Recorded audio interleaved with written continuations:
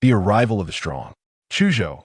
Today being a Sunday, the streets are bustling with activity that on the Grand Bridge by the shores of Tianqing Lake in Chuzhou. A sudden gale swept through, forcing many pedestrians to shield their faces, unable to keep their eyes open against. The wind boomed, a sound akin to thunder reverberated across the bridge, creating a sensation of distortion upon its surface. That a blue luminescent silhouette began to materialize from the realm of illusion into reality. In the blink of an eye, a young man appeared upon the bridge. The man murmured to himself, "Earth, I, Li Xian, have returned." As he raised his head, the fierce winds on the bridge vanished without a trace. Simultaneously, an overwhelming aura of authority emanated from the young in an instant. The entire city of Chuzhou was enveloped in a terrifying presence. Within several ancient mansions, elderly men, meditating in silence, opened their eyes simultaneously, their faces reflecting a look of dread. In that fleeting moment, they felt a pressure that resonated deep within their souls. That force, even from dozens of miles away, made them tremble uncontrollably. How could a forbidden powerhouse descend upon the humble Chuzhou? Li Xian gazed at the throngs of people and the familiar bridge, a sense of disorientation washing over him. He had truly succeeded.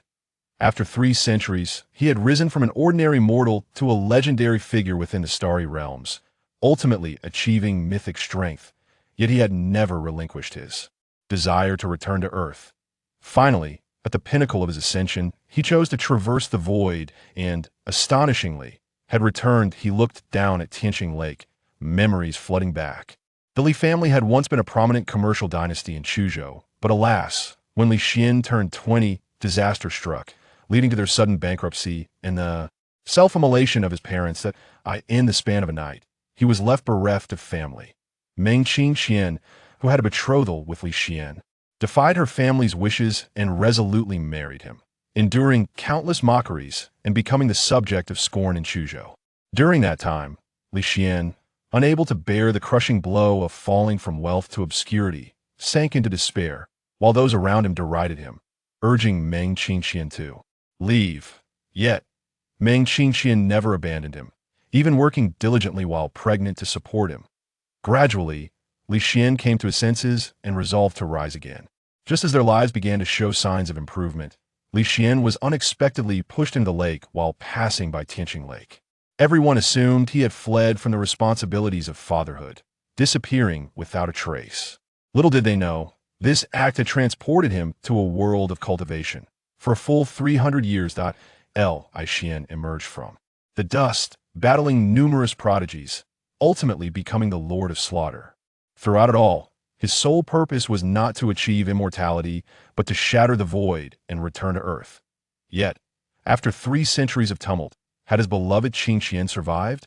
"Old man, what year is it?" Li Xian asked, his voice trembling.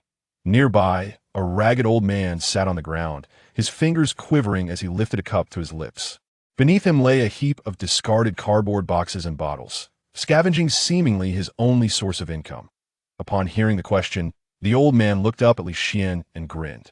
"Young man, it's the year 2022. At this revelation, Li Xian's body jolted, his face lighting up with joy. 2022? That means only 5 years have passed since I vanished from Earth. Qingxian must still be alive, and our child should be 5 years old by now." In a moment that would have left even the mightiest of beings unfazed, his heart surged with fervor. "Old fool, are you blind?" A voice filled with disdain interrupted nearby. A woman, while crossing the bridge, accidentally brushed against the old man, leaving a smudge of dust on her red high heels. "I am sorry. It was unintentional," the elderly man said, his face a mask of fear as he gazed up at the woman. These elegantly dressed elites were not someone of his ilk. A mere scavenger could confront, even if he had not moved at all, and it was her foot that inadvertently touched his clothing. "Unintentional, my foot. You've upset my girlfriend, old man. Do you wish to die?" The young man beside her, sporting a buzz cut, glared darkly and raised his foot to stomp on the old man's leg. "Ugh!" The elderly man gasped in pain, pleading for mercy. Passers-by halted, frowning in disapproval. This old man appeared to be nearing 70. Bullying a helpless scavenger was indeed excessive. "What are you staring at?" I am a young master of the Feng family. The young man barked, causing those nearby to shrink back and hastily depart, fearful of attracting trouble. The Feng family's Langui group was a renowned enterprise in Chuzhou, and his mother, Jiangnan, was known as a woman of immense influence, treating her son as her prize jewel. There was no one in Chuzhou whom Feng Yu could not intimidate at that moment. However, someone stepped forward at Li Xian. Awakening from his reverie, glared at the unfolding scene, fury igniting within him. The Feng family of Chuzhou lingered in his memory. When the Li family faced bankruptcy, the Feng family had gleefully kicked them. While they were down, even Zhonglan had insulted Li Xian to his face, calling him a dog of a ruined family, subjecting him and his kin to merciless humiliation. Kneel and apologize to the old man at once, or I shall annihilate your Feng family. Li Xian's voice rang out coldly. Gasp! The onlookers widened their eyes in disbelief. Who is this youth? To boldly declare the destruction of the Feng family. In all of Chuzhou, no one dared to utter such words. Feng Ye's expression stiffened slightly before his face contorted with rage. Who the hell are you, you foolish brat? Do you seek death? Upon encountering the elder, Feng Yu had already raised his fist, ready to strike. Li Xian, however, wore an expression of indifference. Suddenly, a tremendous force struck Feng Yu as he took a step forward, sending his imposing figure of nearly 6 feet flying, crashing onto the hood of a nearby Qian. The engine had crumpled with a deafening roar. Feng Yu felt as if his entire body had disintegrated, experiencing an unparalleled agony. His mother was Zhonglan. No one had ever dared to injure him, and yet, here was a youth who had the audacity to strike him. How had he been sent flying? The onlookers gazed in horror, as though witnessing a ghost. Only the woman beside them, oblivious to the events that had transpired, continued to shout questions. Who dares to strike young Master Feng? Li Xian did not respond to her inquiries, but instead knelt down, expressing concern for the elderly man. Are you all right, sir? As he spoke, his hand grazed the old man's knee, the very spot Feng Yu had trampled, and instantly, the pain vanished. Who was Li Xian? In the vast realm of the 3,000 cultivation worlds, none were unaware of the name Li Qi Di. This title, meaning Red Emperor, signified his ascent from a mortal body, slaying countless foes to become the sovereign of slaughter. After healing the old man, Li Xian's gaze turned coldly towards the woman. With a swift motion, he struck her. The force of the blow spun her around, leaving a crimson handprint upon her face. This old man bears you no grievance. He was merely resting here. You not only failed to apologize for your earlier actions, but also insulted him. This slap serves to teach you a lesson on respect. Li Xian and Appo's voice was frigid. In his eyes, this woman was no more than an insect. Striking her, or even extinguishing her life, was merely a fleeting thought. As for the Feng family, once a formidable clan in Li Xian and Appo's eyes, they now seemed no different from ants. In the prime of the Li family, they had merely been equivalent to the Feng family, but that was in the past. Today, the Feng family held no significance in Li Xian's perspective. The illustrious Red Emperor looked down upon the masses, standing atop the world, equal to the 7 great forbidden zones. Returning to Earth was akin to a 100-tiered powerhouse descending into a novice area. Bullying the weak and trampling the elderly, this slap was for the old man. Another slap followed suit. The woman, still reeling from the first strike, now bore a matching mark on the other side of her face. She was utterly horrified, convinced she had encountered a madman. From atop the hood, Feng Yu, filled with venomous rage, glared at Li Xian. You dare strike me? You will pay dearly for this. I shall make you aware of my family's power. He brandished his phone, ready to make a call. Li Xian did not intervene, but instead gazed into the distance. Power? You will soon witness the true power of this city. Feng Yu's calls could summon numerous ruthless enforcers and even underworld figures. Yet, the genuine rulers of this world were not these ordinary forces. They were the cultivators, the true masters of existence. As Feng Yu dialed several numbers, the malice in his expression deepened. In no more than 20 minutes, you will taste despair. Dare to strike me? I will make you suffer. No one in Chuzhou can challenge Feng Yu. His voice dripped with bitterness, having never faced such humiliation before. Li Xian remained focused on the horizon, a smile curling at the corners of his mouth. They have arrived. Suddenly, a figure approached with an overwhelming aura, appearing at the bridge's edge. It was an elderly man clad in simple garments, stepping toward Li Xian. Many paused, recognizing the elder's familiar face, resembling Huang Jiangtai, the former richest man in Chuzhou. Huang Jiangtai had once been a household name, commanding the Huang family with an iron fist before vanishing from the public eye for a decade. Now succeeded by his son Huang Benshu. Li Xian, however, was not surprised by Huang's appearance. Upon his return, he had inadvertently revealed his aura, sensed by all the powerful beings in Chuzhou. When a forbidden powerhouse descends, any cultivator would dare not ignore the summons. Huang Jiantai approached Li Xian, halting 10 meters away. Upon sensing the familiar aura emanating from Li Xian, a look of reverence crossed his face. In the next moment, he bent at a 90-degree angle, bowing deeply. Junior Huang Jiangtai pays his respects to the elder. His voice was respectful and full of vigor. A prominent forbidden powerhouse, Huang Jiatai and Apos, deference was entirely appropriate. This scene left Feng Yu in a state of disbelief. The head of the Huang family, once the wealthiest, now bowed to this young man. As a scion of the Feng family, he was privy to secrets unknown to ordinary folk. Huang Jiangtai was undoubtedly one of the rulers of Chuzhou, and yet he was now paying homage to this youth, an unfathomable reality for Feng Yu. Today, he realized he had ventured into dangerous territory. Li Xian, however, offered no response, his gaze still fixed ahead. Noticing Li Xian and Apos' silence, Huang Jiangtai remained bent, afraid to straighten his posture. Moments later, several more figures appeared. Gu family head Gu Moyan pays his respects to the elder. Wang family head Wang Shou pays his respects to the elder. Wuying sect's Wan Jun pays his respects to the elder. One after another, figures emerged, each bowing deeply to Li Xian, their voices resounding like thunder.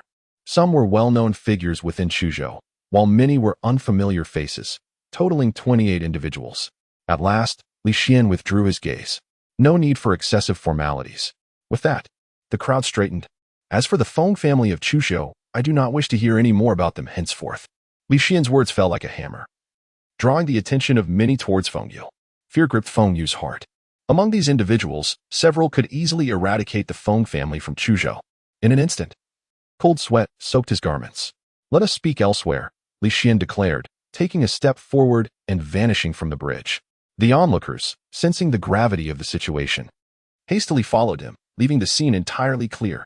In a secluded grove within the park, the 28 powerful figures of Chuzhou gazed at Li Xian with reverence. Awaiting the commands of the forbidden powerhouse, Li Xian and Apos' indifferent gaze swept over the assembly. In the vast realms, such individuals were akin to ants, unworthy of his attention. Yet, on Earth, where spiritual energy was scarce, they were indeed considered strong. Your arrival in Chuzhou is a great honor for us cultivators, and we stand ready to serve you. Elder, Huang Jiangtai said respectfully. As the first to appear at the bridge, he was also the most powerful among them, having reached the master level. We are willing to offer our services to you, Elder, the others echoed in unison. Such a forbidden powerhouse was typically only spoken of in legends. To encounter one today was beyond their wildest dreams. Li Xian nodded. As I return to Chuzhou, I indeed require someone to assist me. Pointing directly at Huang Jiangtai, he continued, you shall be the one. The rest may disperse. Upon hearing this, envy flickered in the eyes of the remaining individuals. To follow a forbidden powerhouse and serve him was a tremendous fortune. Yet, they dared not express any resentment, as this opportunity had fallen solely to Huang Jiangtai.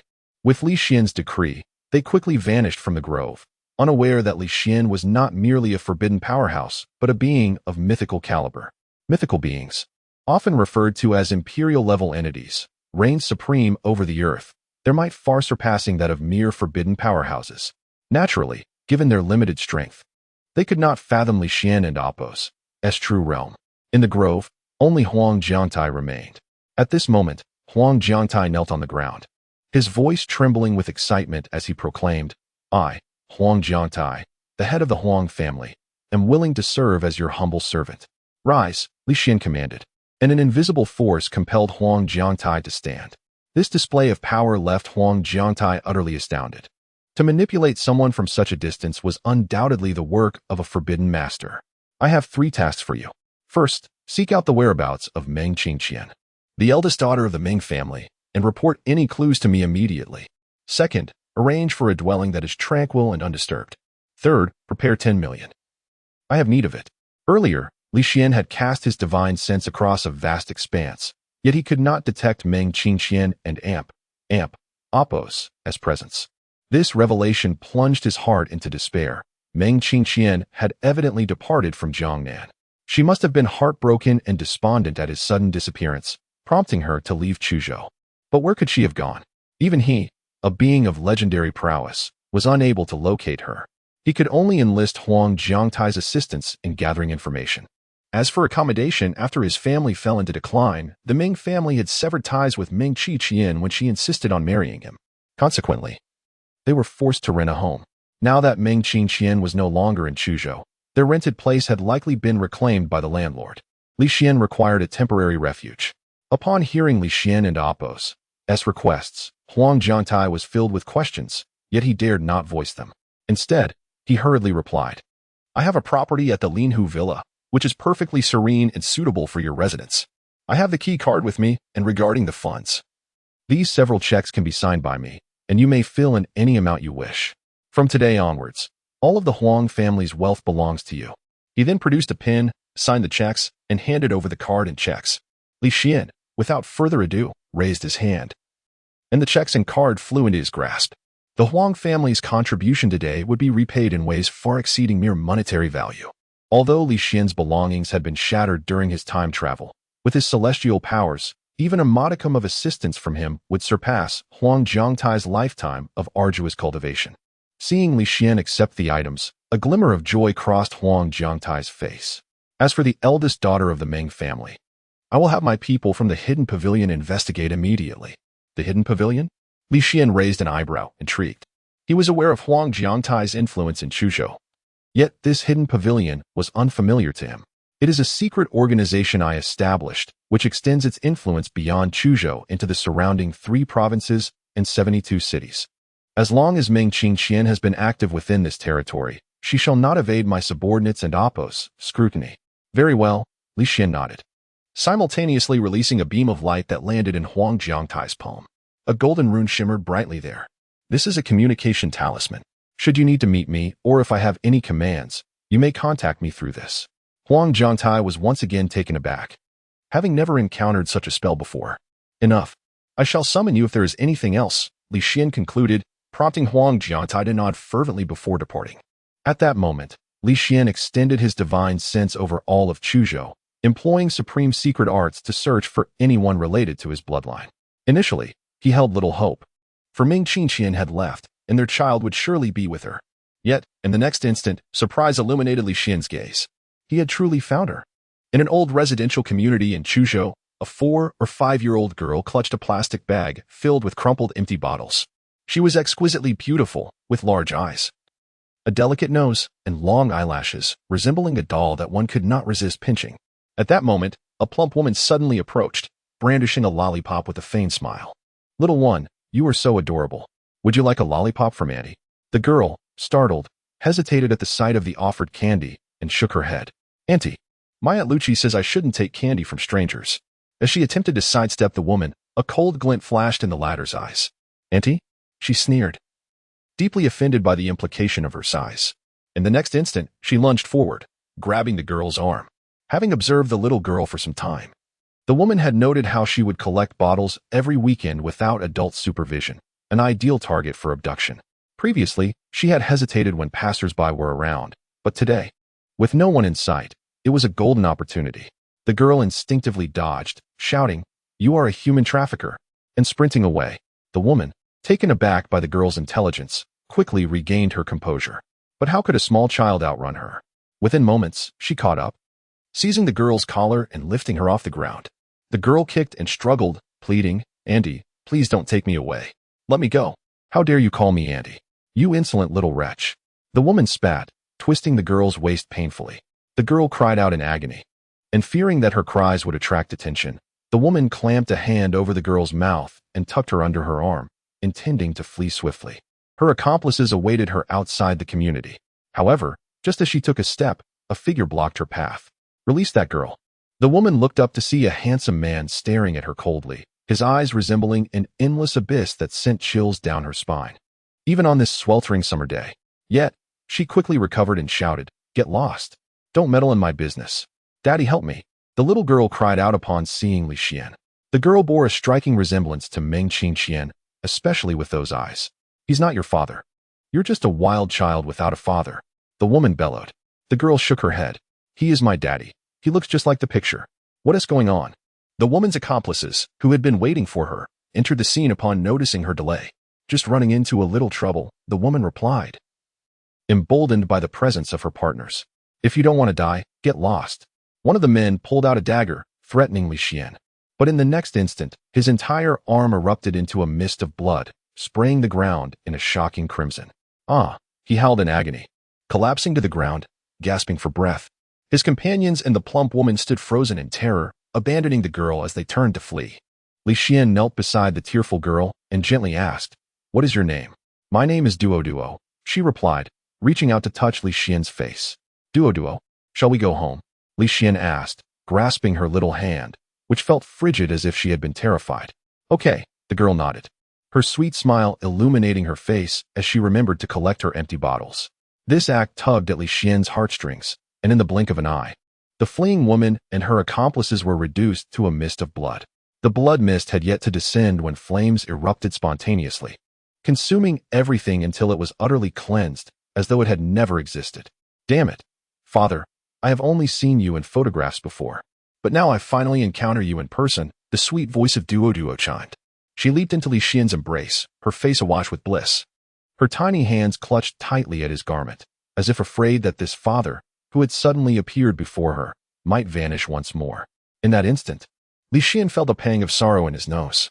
After traversing the starry realms for 3 centuries, the cold-hearted Li Chidi found himself shedding tears for the first time. He gently caressed Duo and Appo's hair and spoke softly, "Duo, shall we return home? From now on, your father will always be by your side." "Really?" Duo looked up, her large, sparkling eyes shimmering like stars, brimming with joy. "Of course, father would never deceive you." Li Xian couldn't help but pinch her round, collagen-rich little face. Duo sniffled, "Father is bullying Duo." She pouted, feigning anger, yet the laughter in her eyes was impossible to conceal. "By the way, where is your mother, Duo?" Li Xian's voice trembled as he posed the question. His wife was not in this city, leaving only a daughter behind. "Mother? I have only seen her in pictures."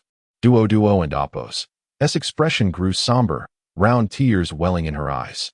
Li Xian and Appo's heart ached. It seemed Duo had no memory of Meng Qingqian. She must have departed before Duo turned 3, for a 4-year-old child would surely retain some recollection. "Don and Appo's," cried Duo. "From now on, your father will be here," Li Xian said, wiping away her tears. "All right, father." In the next moment, Duo broke into a smile. "Father, let and Appo's go home." Her chubby little hand grasped Li Xian's finger tightly, leading him forward. "Aunt Luchi said that kindergarten will start in a few days, so I will collect some empty bottles to sell and raise some tuition money. Aunt Luchi isn't my mother. I can't always rely on her money." Li Xian recalled that Luchi was Meng Qingqian's close friend. It was no wonder Duo, without her mother to care for her, appeared neat and tidy. This was the reason. The thought of his daughter, at such a tender age, needing to scavenge for bottles to earn her school fees made Li Xian's heart ache anew. "Rest assured, now that your father is back, I will take care of you. You will become the happiest little princess in the world," Li Xian assured her, gently patting Duo's head. Upon returning home, they opened the creaky iron door to find the house clean and orderly. On a table lay a photograph of Li Xian and Meng Qingqian. In the image, Meng Qingqian's long hair flowed, while Li Xian appeared somewhat haggard. This was during the time of his family's bankruptcy, a period of deep despair. "Father, sit down. I'll pour you some water," Duo declared, bustling about like a little adult after Li Xian entered the room. After pouring the water, she placed her fairy tale book on the coffee table. "Father, let and Appo's read the storybook together," she said, cautiously opening it, eager to share her favorite with him. Reflecting on other children her age, who had plush toys, dolls, and countless playthings, Duo possessed only a tattered fairy tale book. At that moment, a knock echoed from outside. Aunt Luchi had returned. Duo immediately bounced to the door, and indeed, upon opening it, a vibrant figure stood before her. "Duo, did you disobey Auntie and go picking bottles again?" Luchi's words trailed off as she spotted Li Xian standing behind Duo, leaving her momentarily stunned. Li Xian, you are back?" Luchi's brows furrowed slightly, her eyes reflecting surprise and a hint of displeasure. "Aunt Luchi, father is back. On the way. A fat woman tried to take me away, but father scared her off." Duo excitedly recounted the day's events while holding Luchi's hand. Luchi, however, regarded Li Xian with a cold gaze. Where have you been for 5 years? Did you run out of food and thus return? Li Xian was aware that Lucci likely harbored many misconceptions about him, yet he found himself at a loss for words, as his own experiences were too extraordinary to explain. I encountered some unforeseen circumstances and only just regained the ability to return today. Though Lucci's demeanor remained frosty, the sight of Duoduo's pitiful expression softened her heart. After you disappeared, Qingqian soon gave birth to Duoduo. When Duoduo was 2, she asked me to help care for her, mentioning someone had invited her out, and since then, she vanished without a trace. For the past 3 years, I have taken care of Duoduo. Now that you are back, regardless of where you have been these 5 years, I hope you will take on the responsibilities of a man and treat Duoduo well. Rest assured, Duoduo is my daughter, and I will certainly care for her. Li Xian affirmed. And you? Thank you for looking after Duoduo. Humph. Lucci scoffed, clearly ungrateful. Once inside, she adeptly made her way to the kitchen, donning an apron to begin cooking. Duoduo, how about Annie makes you some fish today? Sure. Duoduo clapped her hands. I love Aunt Lucci and Appos, as fish the most. Soon, enticing aromas wafted from the kitchen, while Duoduo licked her fingers in anticipation, nearly drooling. Though Lucci's family was not affluent, both parents were laid-off workers, and she had a younger brother to support. She dedicated most of her earnings to her family. Adding to her burdens, she also had to pay Duoduo and Appos as tuition and prepare meals, making her life quite frugal. Once the fish was served, Duoduo eagerly filled her bowl with rice, even remembering to serve Lucci and Li Xian each a bowl, displaying a level of thoughtfulness that tugged at the heartstrings. After receiving Lucci's nod, she quickly grabbed her chopsticks and began to eat. What are you waiting for? You should eat too. Although Lucci held reservations about Li Xian, her inherent kindness shone through. All right. Li Xian placed a piece of fish in his mouth, and an unfamiliar sensation flooded his heart. This was the taste of home. After dinner, Lucci washed the dishes and prepared to leave. Having lived with Duoduo for the past 3 years, she decided to move back to her own home now that Li Xian had returned, as it was rather inappropriate for a man and woman to share a space alone. Li Xian noticed that throughout their interactions, Lucci seemed somewhat distracted. She had something on her mind. As he escorted Lucci downstairs, he suddenly said, Lucci, if you encounter any difficulties, feel free to tell me. Upon hearing this, Lucci's body jolted slightly, and after a brief pause, she walked away without looking back. As Li Xian turned to head back inside, he overheard an elderly couple nearby discussing quietly. What a good girl. She has worn the same clothes for 2 years, yet she frequently buys clothes for that little girl. Indeed, it's a pity that such a beautiful girl has to marry that scoundrel He Jinxiao. What a waste. I've heard that He Jinxiao is quite the womanizer and even enjoys beating women. Last time, that actress was said to have been hung up and beaten by him. Excuse me, may I ask what is going on with Lucci? Li Xian suddenly interjected, startling the couple. Who are you? The elderly couple regarded Li Xian with caution. I am Duoduo's father. I just returned. Could you tell me about Lucci? So you are that irresponsible father?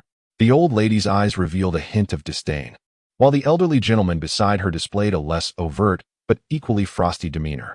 He remarked, Lucci has caught the eye of He Jinxiao from the He family, who is intent on marrying her by threatening her family. Tomorrow, she is set to become engaged to him.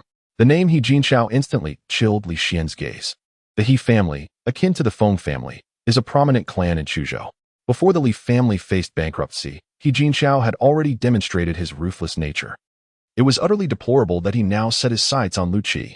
The elderly couple, observing Li Xian and Appos' expression, instinctively recoiled, murmuring, this young man seems rather unhinged. Could he be mentally unstable? Remove your filthy hands, Li Xian declared upon returning home, where his daughter Duoduo rushed into his embrace. Duoduo after lunch.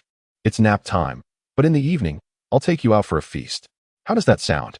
Yes, Duoduo nodded obediently, her tiny hand caressing Li Xian and Appos' face, before pouting, Daddy, your beard is scratchy. With a hearty laugh, Li Xian twirled his daughter around before gently placing her on the sofa.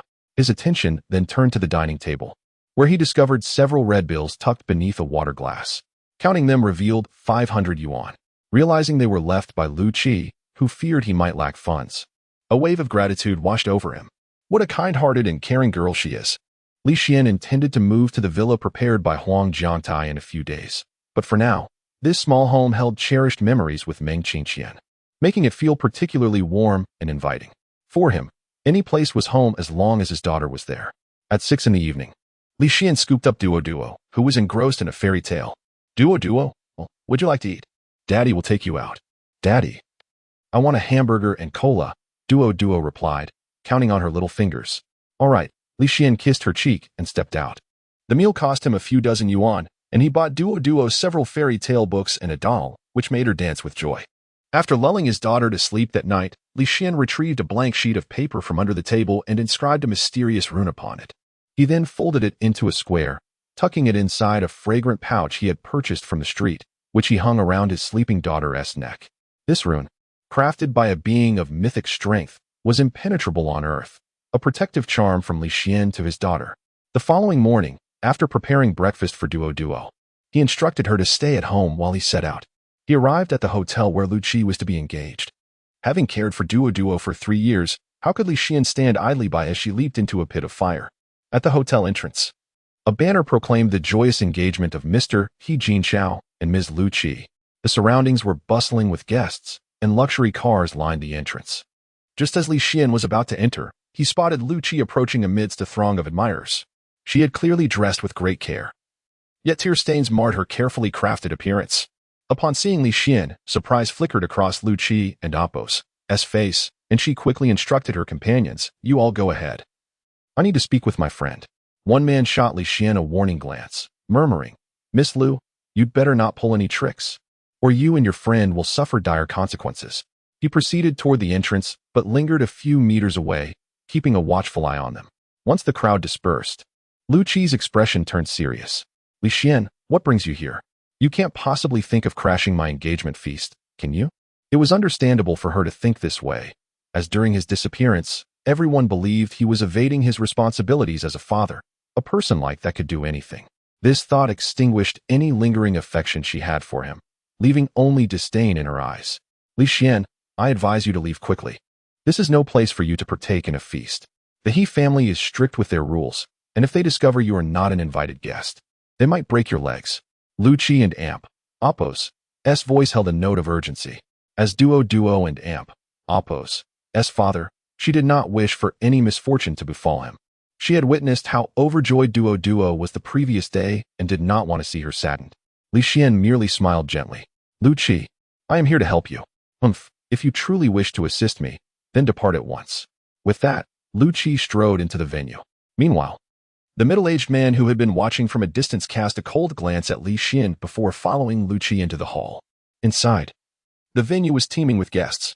A massive LED screen displayed the names of He Jinchao and Lu Qi. However, the elder members of the He family were conspicuously absent.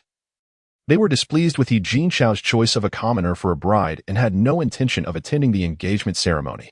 As for Lu Qi's family, He Jinchao had no desire to invite them, fearing they would tarnish his reputation. As Lu Qi made her entrance, countless gazes were drawn to her. She was the center of attention, possessing a beauty that was nothing short of breathtaking. No wonder He Jinchao would go to great lengths to claim her. How fortunate is the young master of the He family to have captured such a beauty. Who could resist her? Murmured onlookers. Indeed.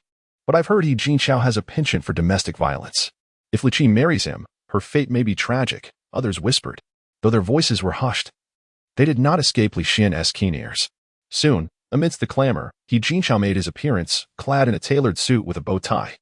Flanked by several bodyguards, he strode forward with an air of arrogance. Upon seeing He Jinchao, Lu Qi and Appo's face paled, and her body trembled slightly. In her eyes, he was a demon. "Lu Qi, you look stunning today, but I must say I don't appreciate the tear stains on your face," He Jinchao remarked, his tone brooking no argument. He had gone to great lengths to secure her, yet had refrained from touching her, believing that the most delectable treats should be savored last. Lu Qi instinctively took a step back, her voice trembling with desperation. "Mr. He, can't you just let me go?" A mocking glint flashed in He Jinchao and Appo's eyes as he chillingly warned, "Today is our engagement banquet. I suggest you don't create any trouble. If you embarrass me, I cannot guarantee your parents will be unharmed by tomorrow." At his words, Lu Qi and Appo's body shook violently, her lips pressed tightly together as tears brimmed in her eyes. She understood that He Jinchao's threats were not mere words. He was capable of carrying them out. In that moment, despair washed over her. For a woman like her, beauty had become a curse. Throughout her life, she had rejected countless suitors drawn to her looks, only to find herself ensnared by a more formidable predator. Standing before a man of He Jinchao's stature, she felt as insignificant as an ant. She loathed her beauty, despising the very visage that had brought her such torment.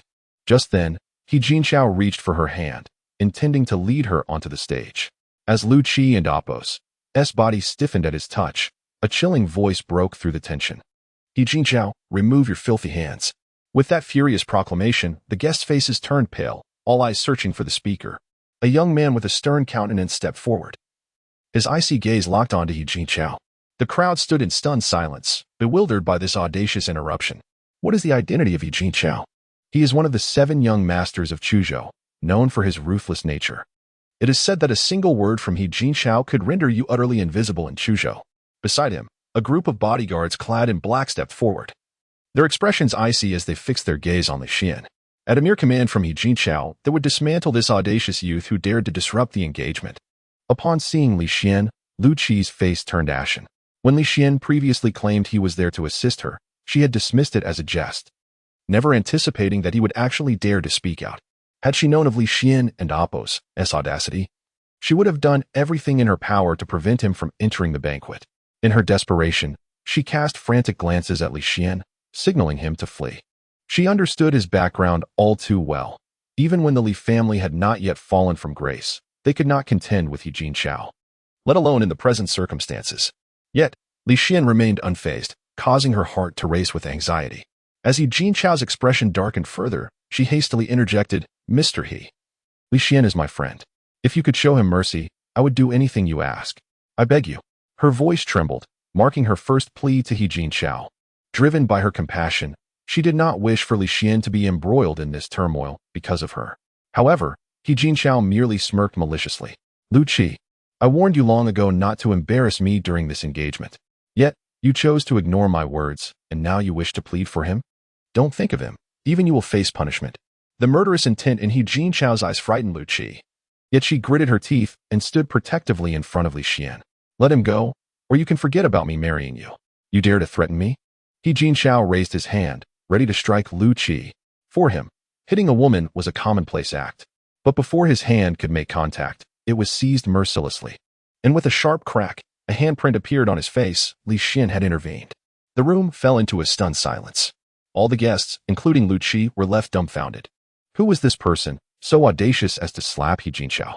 Given He Jinchao's temperament, it seemed certain that he would not let this go unpunished. After a moment of shock, He Jinchao's expression twisted into one of fury. You dare strike me? I will kill you. At that moment, He Jinchao's bodyguards surged toward Li Xian, particularly a middle-aged man who had been monitoring Lu Qi, leading the charge with remarkable speed. Yet, before they could reach Li Xian, they were flung backward by an invisible wave of force. The middle-aged man, in particular, suffered the worst. Blood trickling from the corner of his mouth. Silence enveloped the room, a dead silence. Everyone stared in disbelief. What was happening? How could they be sent flying without even making contact, as if in a movie? Surely this was not an illusion. In the next instant, Li Xian had He Jinchao's throat in a vice grip, lifting him effortlessly off the ground. He Jinchao felt an overwhelming dread wash over him, his body paralyzed by an unfathomable power. When their eyes met, Li Xian and Apos' gaze was akin to that of the Grim Reaper, filled with lethal intent. Gradually, as oxygen deprivation set in, He Jinchao's face turned a shade of blue, his eyes pleading for mercy. Fear gripped him. He did not wish to die. How could someone be so deranged, disregarding his status as the young master of the He family? He was in grave danger. You and Jinchao are good friends. Why don't you help him? Someone suggested. Get lost. Did you not see this kid knows martial arts? What if he kills me? Murmurs of concern rippled through the crowd. Observant individuals noted He Jinchao's deteriorating condition and frowned. If this continued, He Jinchao might truly be asphyxiated. Yet who among them would dare intervene? Lu Qi, snapping out of her stupor, whispered urgently to Li Xian, Li Xian, let He Jinchao go. If you kill him, it will ruin you. She feared the He family and Apos' ruthless retribution. Even Duo might not be spared. The thought of the He family and Apos' vengeance made her tremble. Yet, Li Xian merely smiled at her.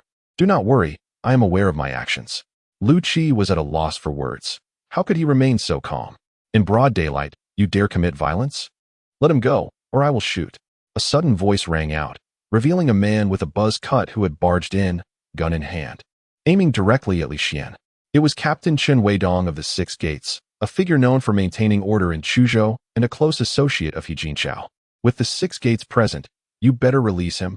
Lu Qi's voice trembled with desperation. To an ordinary person, the Six Gates exuded an aura of authority. Very well. Li Xian released his grip. He Jinchao collapsed to the floor, clutching his throat and gasping. Chen Weidong exhaled a sigh of relief. The sight of He Jinchao being lifted effortlessly by Li Xian suggested the latter was indeed skilled in combat. He had feared Li Xian might disregard everything and kill He Jinchao, but thankfully, that was not the case. Just as this thought crossed his mind, Li Xian suddenly stomped down hard on He Jinchao and Amp, Oppos, as calf. The sound of breaking bone echoed through the air as He Jinchao let out a scream that resembled the wail of a slaughtered pig. Li Xian was not afraid of He Jinchao. He merely found it too easy for him to die without suffering, as He Jinchao held in agony. The crowd stood in stunned silence. Chen Weidong's eyes glinted with cold fury. This youth had dared to break He Jinchao's leg right before him, an act of sheer provocation. In the next instant, Li Xian stomped down on He Jinchao's chest. With a sickening crunch, his ribs shattered. The air was filled with He Jinchao's piercing screams. You've asked for death. In a flash, Chen Weidong pulled the trigger, aiming to eliminate this audacious young man. The gunshot rang out, sending many guests screaming in terror. While Lu Qi shut her eyes in fear, only Li Xian remained unfazed. As the bullet hurtled toward him, he effortlessly caught it in his hand. Of course, the bullet's speed was too rapid for most to perceive Li Xian's action. Yet, one person saw it clearly, Chen Weidong. In that moment, a chill ran down his spine as he realized the gravity of the situation. To catch a bullet with bare hands? This individual was a practitioner. Chen Weidong was stunned. He was well aware of the existence of practitioners, the true rulers of this city. Despite his title as captain, should he be slain by a practitioner, no one would dare speak against it. At this moment, Li Xian turned to Lu Qi, who had her eyes shut tight, and smiled. Let's go. Hearing his voice, Lu Qi finally opened her eyes. Where's the bullet? She stammered, still in disbelief. She had expected to find Li Xian sprawled in a pool of blood. Yet he appeared entirely unscathed. The bullet missed. With that, Li Xian grasped Lu Qi's wrist and led her toward the exit. As they reached the doorway, Lu Qi remained anxious that Chen Weidong might intervene, only to find him trembling uncontrollably. However, there was no time to ponder, as Li Xian had already pulled him out of the hall. Once Li Xian and the others had completely vanished, Chen Weidong felt a slight resurgence of strength within his body. Trembling, he holstered his pistol and was about to check on He Jinchao's injuries when a piercing scream echoed from the hall. He turned to see He Jinchao and his bodyguards, who had been lying on the ground, suddenly explode into a mist of blood. Flames then erupted, consuming the blood mist entirely. The sight left Chen Weidong utterly paralyzed, as though he had been struck dumb. In the next moment, flames ignited on his own body. After exiting the hotel, Lu Qi wore a troubled expression. At that moment, Li Xian and Oppos' voice broke through her thoughts. What's wrong? Are you still thinking about the hotel? Lu Qi nodded. You injured He Jinchao. Given his vengeful nature, how could he possibly let this slide? Moreover, He Jinchao and Oppos' father, He Hong, dotes on him excessively. You should take duo and leave Chuzhou. The farther the better. Hearing this, Li Xian couldn't help but chuckle. Rest assured, the He family will soon vanish from Chuzhou. Lu Qi's face fell momentarily, followed by a wry smile. At this point, you still find time for jokes? The He family is one of the 7 prominent families of Chuzhou. Li Xian merely smiled in response. What are these 7 families but empty accolades? They are inconsequential in the presence of true cultivators. He had already sent a message to Huang Jiangtai, and with Huang Jiangtai's influence, the He family's disappearance was but a trivial matter. Seeing Li Xian's unwavering demeanor, Lu Qi could only sigh heavily. Li Xian, even if you do not wish to leave Chuzhou, you cannot remain here any longer. You must find a place where the He family cannot locate you. With that, she gazed at Li Xian with steadfast determination, clearly unwilling to relent until he agreed. Very well. This time, Li Xian did not refuse. I had initially planned to move to the villa in a few days, but since you insist, let us move today. What? Lu Qi was momentarily taken aback by Li Xian's audacity. You can't be serious. How could someone without even enough money for a meal possibly reside in a villa? Just then, a taxi approached, and Lu Qi hurriedly waved it down. Li Xian, I cannot discuss this further. I need to return home immediately. With He Jinxiao injured, I fear for my parents' safety. I cannot leave them to face the wrath of the He family alone. With that, she opened the taxi door and climbed in. Wait, Li Xian suddenly called out. He then leaned over to the taxi driver, requesting paper and pen, and scribbled down an address. This is the address of my new home. He handed the note to Lu Qi just as the taxi drove away. On the way, Lu Qi stared at the address written on the paper, utterly speechless. She had thought Li Xian was joking, yet he seemed entirely serious. The lakeside villa, she mused. It was the most prestigious villa district in Chuzhou, with properties costing over 100 million yuan. Given Li Xian's current status, how could he afford such a place? It appeared he was still clinging to the fantasies of his former life as the heir of the Li family, but those were mere illusions. Lu Qi tucked the note into her pocket, her mind racing with worries about her family's plight.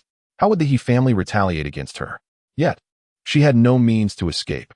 Her brother was gravely ill and had already been moved to the He family's private hospital. How could Lu Qi abandon her brother's fate to flee alone? After what felt like an eternity, Lu Qi returned home, her heart pounding with dread. She had expected the He family to come knocking, but upon entering, she let out a sigh of relief. Her mother was in the kitchen, her eyes slightly swollen, clearly having cried recently. Meanwhile, her father sat on the sofa, sighing heavily, surrounded by a sea of cigarette butts, the air thick with smoke. Since He Jinxiao had taken an interest in their family, laughter had long fled the Lu household. Upon seeing his daughter return, her father quickly extinguished his cigarette and stood up. Daughter, has the engagement banquet with He Jinxiao concluded? Lu Qi's father, Lu Youguang, asked with a trembling voice. He was aware that their family had put their daughter in peril. Had they not been a burden, Lu Qi would not have been at the mercy of He Jinxiao. Lu Qi shook her head. It did not go as planned. Did that devil He Jinxiao suddenly develop a conscience and let you go? Her mother joined in. Lu Qi shook her head again. What exactly happened? Both parents pressed her for answers. It's complicated. I'll explain later. Lu Qi dared not divulge the events of the banquet, fearing it would frighten her parents. Let us just take it one day at a time. Her parents, seeing their daughter's reluctance to speak, did not press further. They knew how much she had endured for the sake of their family. Time continued to tick by. And after 2 agonizing hours, the He family still did not come to demand retribution. When her parents decided to head to the hospital to deliver food to her brother, Lu Qi intended to accompany them when her phone suddenly rang. Upon seeing the caller ID, her heart raced. It was Bai Gu, her close friend and the daughter of the Bai family. Lu Qi and Bai Gu had been college roommates and had developed a deep bond.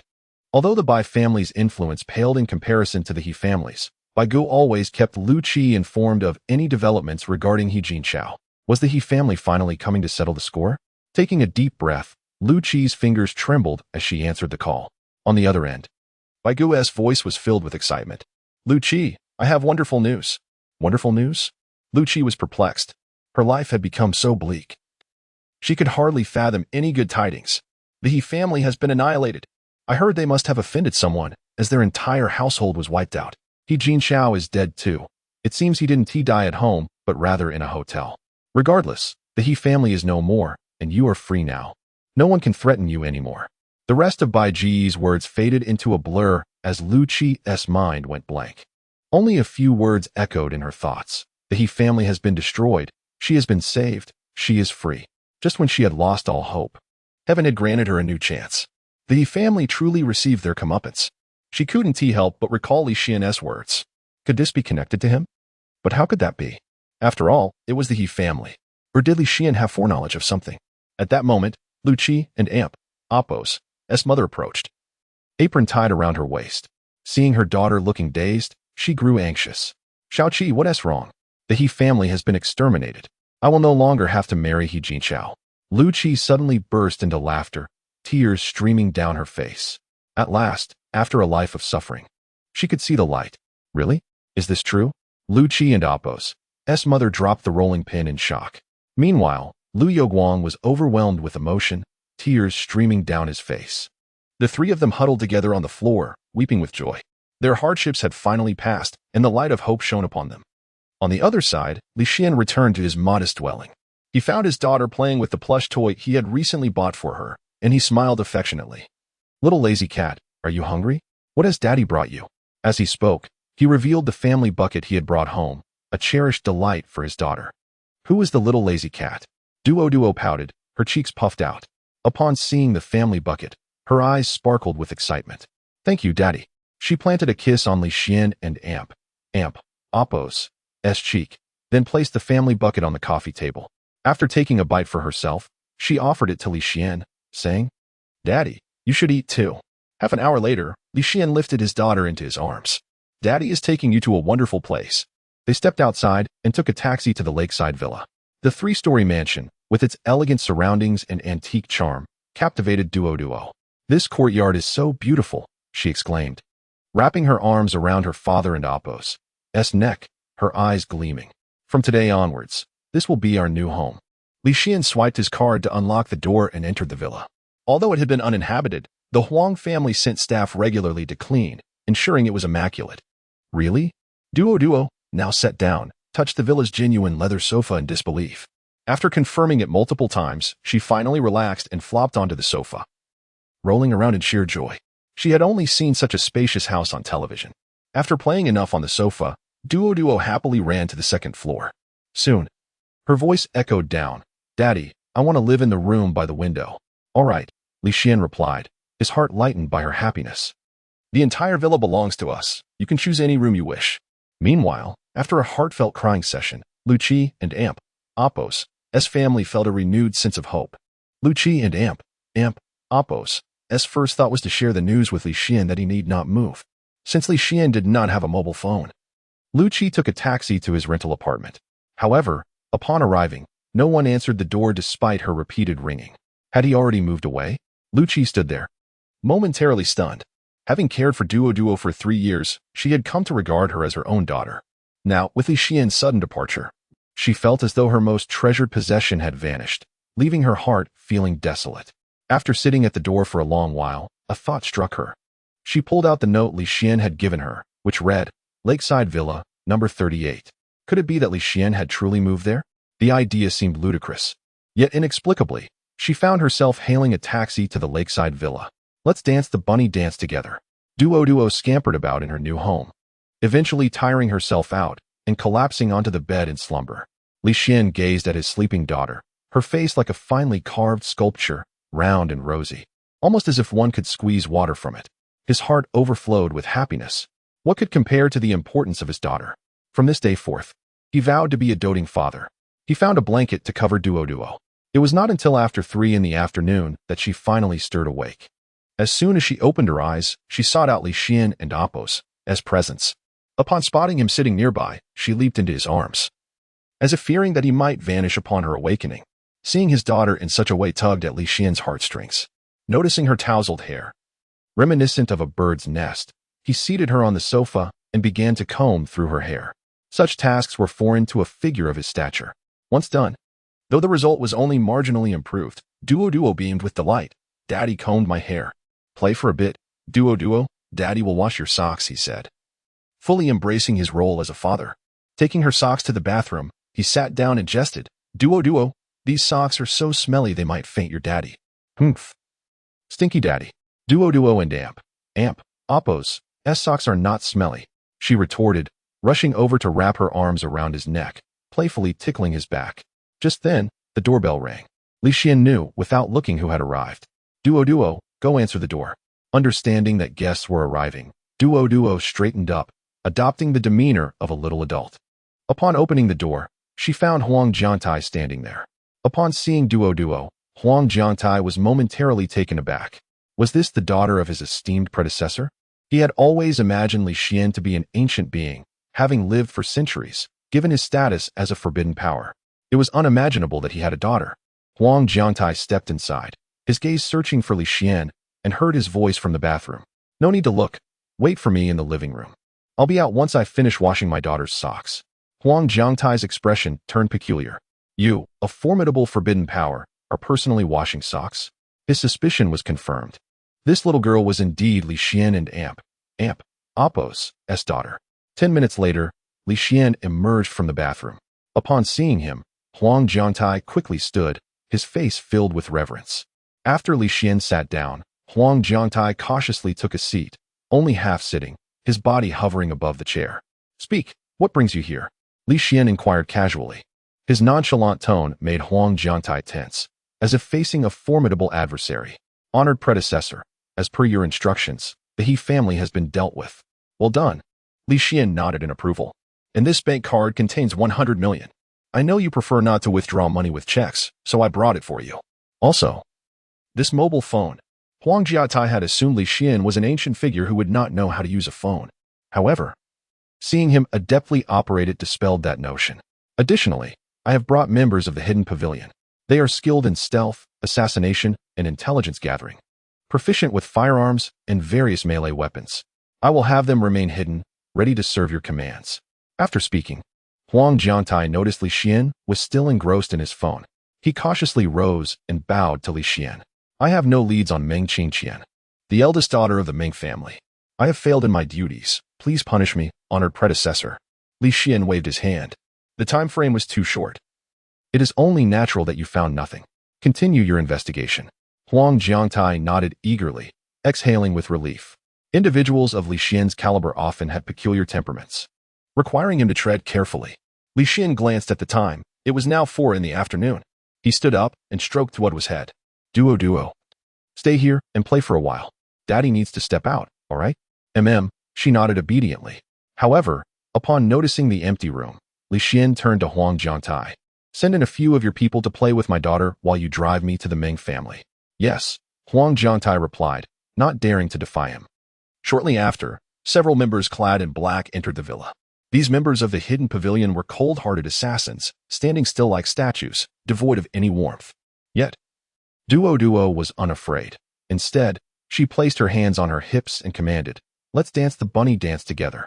20 minutes later, Li Xian stood before the grand entrance of the Meng family estate, his gaze profound. In the heyday of the Li family, a union was formed with the Meng family, and Miss Meng Qingqian fell deeply in love with Li Xian at first sight. However, when the Li family subsequently fell into decline, the Meng family sought to annul the engagement. Undeterred, Meng Qingqian insisted on marrying Li Xian, ultimately severing ties with her parents and being cast out of her home. The moment Meng Qingqian departed from the Ming family with her suitcase, it was Li Xian who stood at this very spot to receive her. Reflecting upon his past, he recognized his own selfishness. Had Meng Qingqian not chosen to marry him, she would not have endured such suffering. As the gates of the Ming family mansion swung open, a car emerged. As it passed by Li Xian, it suddenly screeched to a halt. The window rolled down, revealing a defiant face, Meng Qingyang. Meng Qingqian and Apos, S younger brother, and Li Xian and Apos, S nominal brother-in-law. His gaze fixed on Li Xian, shifting from shock to surprise, and finally transforming into fierce anger. You scoundrel! He exclaimed, leaping from the car and swinging his fist towards Li Xian's cheek. Years ago, when Meng Qingqian resolutely married Li Xian, Meng Qingyang had repeatedly sought to confront him. Had it not been for Meng Qingqian's protection, it was likely that Li Xian would have met a dire fate at Meng Qingyang's hands. The punch came with force. Propelled by the strength of a seasoned athlete, Meng Qingyang was a member of the university sports team and well-versed in brawling. Yet, before his fist could connect, an unseen force struck him, sending him crashing against the car door, which caved in upon impact. Li Xian did not spare Meng Qingyang a glance, instead striding toward the Meng family estate. Halt! Who permits you to enter the Meng residence? Meng Qingyang, still bewildered, hurried after him. His shouts soon captured the attention of the Meng family members. Within the sprawling courtyard, Li Xian found himself encircled by bodyguards and Meng family personnel. What is all this commotion? A deep voice resonated. A stern-faced middle-aged man emerged, and the crowd instinctively parted to clear a path. This was Meng Haosen, the head of the Meng family and Meng Qingqian's father. As Meng Haosen appeared, the atmosphere thickened with tension. Father, it's that scoundrel Li Xian, Meng Qingyang shouted. The mere mention of Li Xian's name sent ripples of shock through the gathering. 5 years had passed. Yet Li Xian's name remained a taboo within the Meng family. No one was permitted to speak it. Li Xian, how dare you return? I assumed you had perished out there. Yet here you are, seeking your own demise by returning to the Meng family? Meng Haosen's voice was frigid, laced with barely contained fury. His daughter, possessing unparalleled beauty, had attracted suitors from every prominent family. Yet she had become a source of ridicule for the Ming family due to this man. I have come to inquire about Qiqian, Li Xian replied, his indifference towards the Ming family apparent. Although they were her kin, they were nothing but opportunists in his eyes. We have no knowledge of Meng Qingqian's whereabouts. She has chosen her own path and has been cast out from the Meng family. She is no longer associated with us. You should leave at once, or I shall break your legs, Meng Haosen declared coldly, having long regarded his daughter as deceased since her departure. Are you truly unaware of Meng Qingqian's fate? Should you deceive me, there will be consequences, Li Xian warned icily. Are you threatening me? Meng Haosen's anger surged. After Meng Qingqian was expelled, the family had lost all contact with her, leaving them ignorant of her whereabouts. Then I shall take my leave, Li Xian stated, turning to exit. Do you think the Ming family is a place you can enter and exit at will? If it weren't for that wretched sister of mine protecting you, I would have dealt with you long ago. Meng Qingyang snarled, blocking Li Xian and Appo's path. A glimmer of coldness flickered in Li Xian and Appo's eyes. Although Qin Xian had been cast out, she had always cherished her younger brother, yet he had subjected her to humiliation after her departure. If not for your connection to Qin Xian, your words alone would warrant your demise 80 times over. However, I shall spare your life, but your legs will serve as a fitting punishment, Li Xian asserted. Meng Qingyang let out a mocking laugh. Who do you think you're scaring? Break my legs? You must be delusional. He scoffed, unable to fathom that the once timid man who had cowered behind his sister could possess such strength. Li Xian merely cast a dispassionate glance at Meng Qingyang. Just as Meng Qingyang prepared to hurl more insults, an unexpected sound pierced the air. 2 crisp cracks echoed as his knees exploded, his legs vanishing into thin air. The scene stunned the Meng family members. Li Xian had made no visible effort, and yet Meng Qingyang's legs were gone. What sorcery was this? For Qingqian's sake, I shall spare you this time. Should you dare to offend again, I shall eradicate the entire Meng lineage, he warned, leaving the courtyard in an eerie silence. Meng Haosen felt a chill grip his heart. Had Li Xian uttered such threats before demonstrating his power, they would have laughed it off. Yet, witnessing his prowess, it was evident that he had become a formidable practitioner, an entity that could not be trifled with. As a century-old family, the Ming clan was well aware of the existence of such beings, the true rulers of this world. Yet, it was incomprehensible that the once ridiculed Li Xian had returned after 5 years, now transformed into an unimaginable powerhouse. The Ming family would do well to heed this warning, Li Xian said, turning to depart, leaving the Ming family members in a state of disbelief, as if they were caught in a dream. After leaving the Ming family estate, Huang Jiangtai awaited respectfully at the entrance. Li Xian entered the car, which Huang Jiangtai drove back to the Linzheng villa. Meanwhile, at the villa and Appo's entrance, Lu Qi stepped out of a taxi. Though she doubted that Li Xian resided there, she had no idea where else to seek him, and with a hopeful heart, she approached the villa and Appo's entrance. The Linzheng villa, the most luxurious in Chuzhou, was guarded by security personnel standing at attention. The residents were the elite of Chuzhou, necessitating stringent security measures. Clutching a slip of paper, Lu Qi hesitated before the imposing gates, her last shred of hope waning upon seeing the grandeur of the estate. How could Li Xian possibly live in such opulence? She wondered, feeling somewhat foolish for having ventured here. Suddenly, a voice startled her. Looking up, she saw a young woman in uniform, her gaze icy. The nameplate on her chest read, Linhu Villa Manager. Lu Qi, already feeling guilty, stammered in response to the woman's inquiry. I apologize. I am looking for a friend who lives here. She handed over the slip of paper. The manager glanced at it briefly before asking, What is your friend's name? His name is Li Xian, Lu Qi replied hurriedly. The manager furrowed her brow. This villa belongs to the Huang family of Chuzhou. When did it become a Li residence? Young lady, even if you wish to mingle with the wealthy at Linhu Villa, you need not concoct such a flimsy excuse.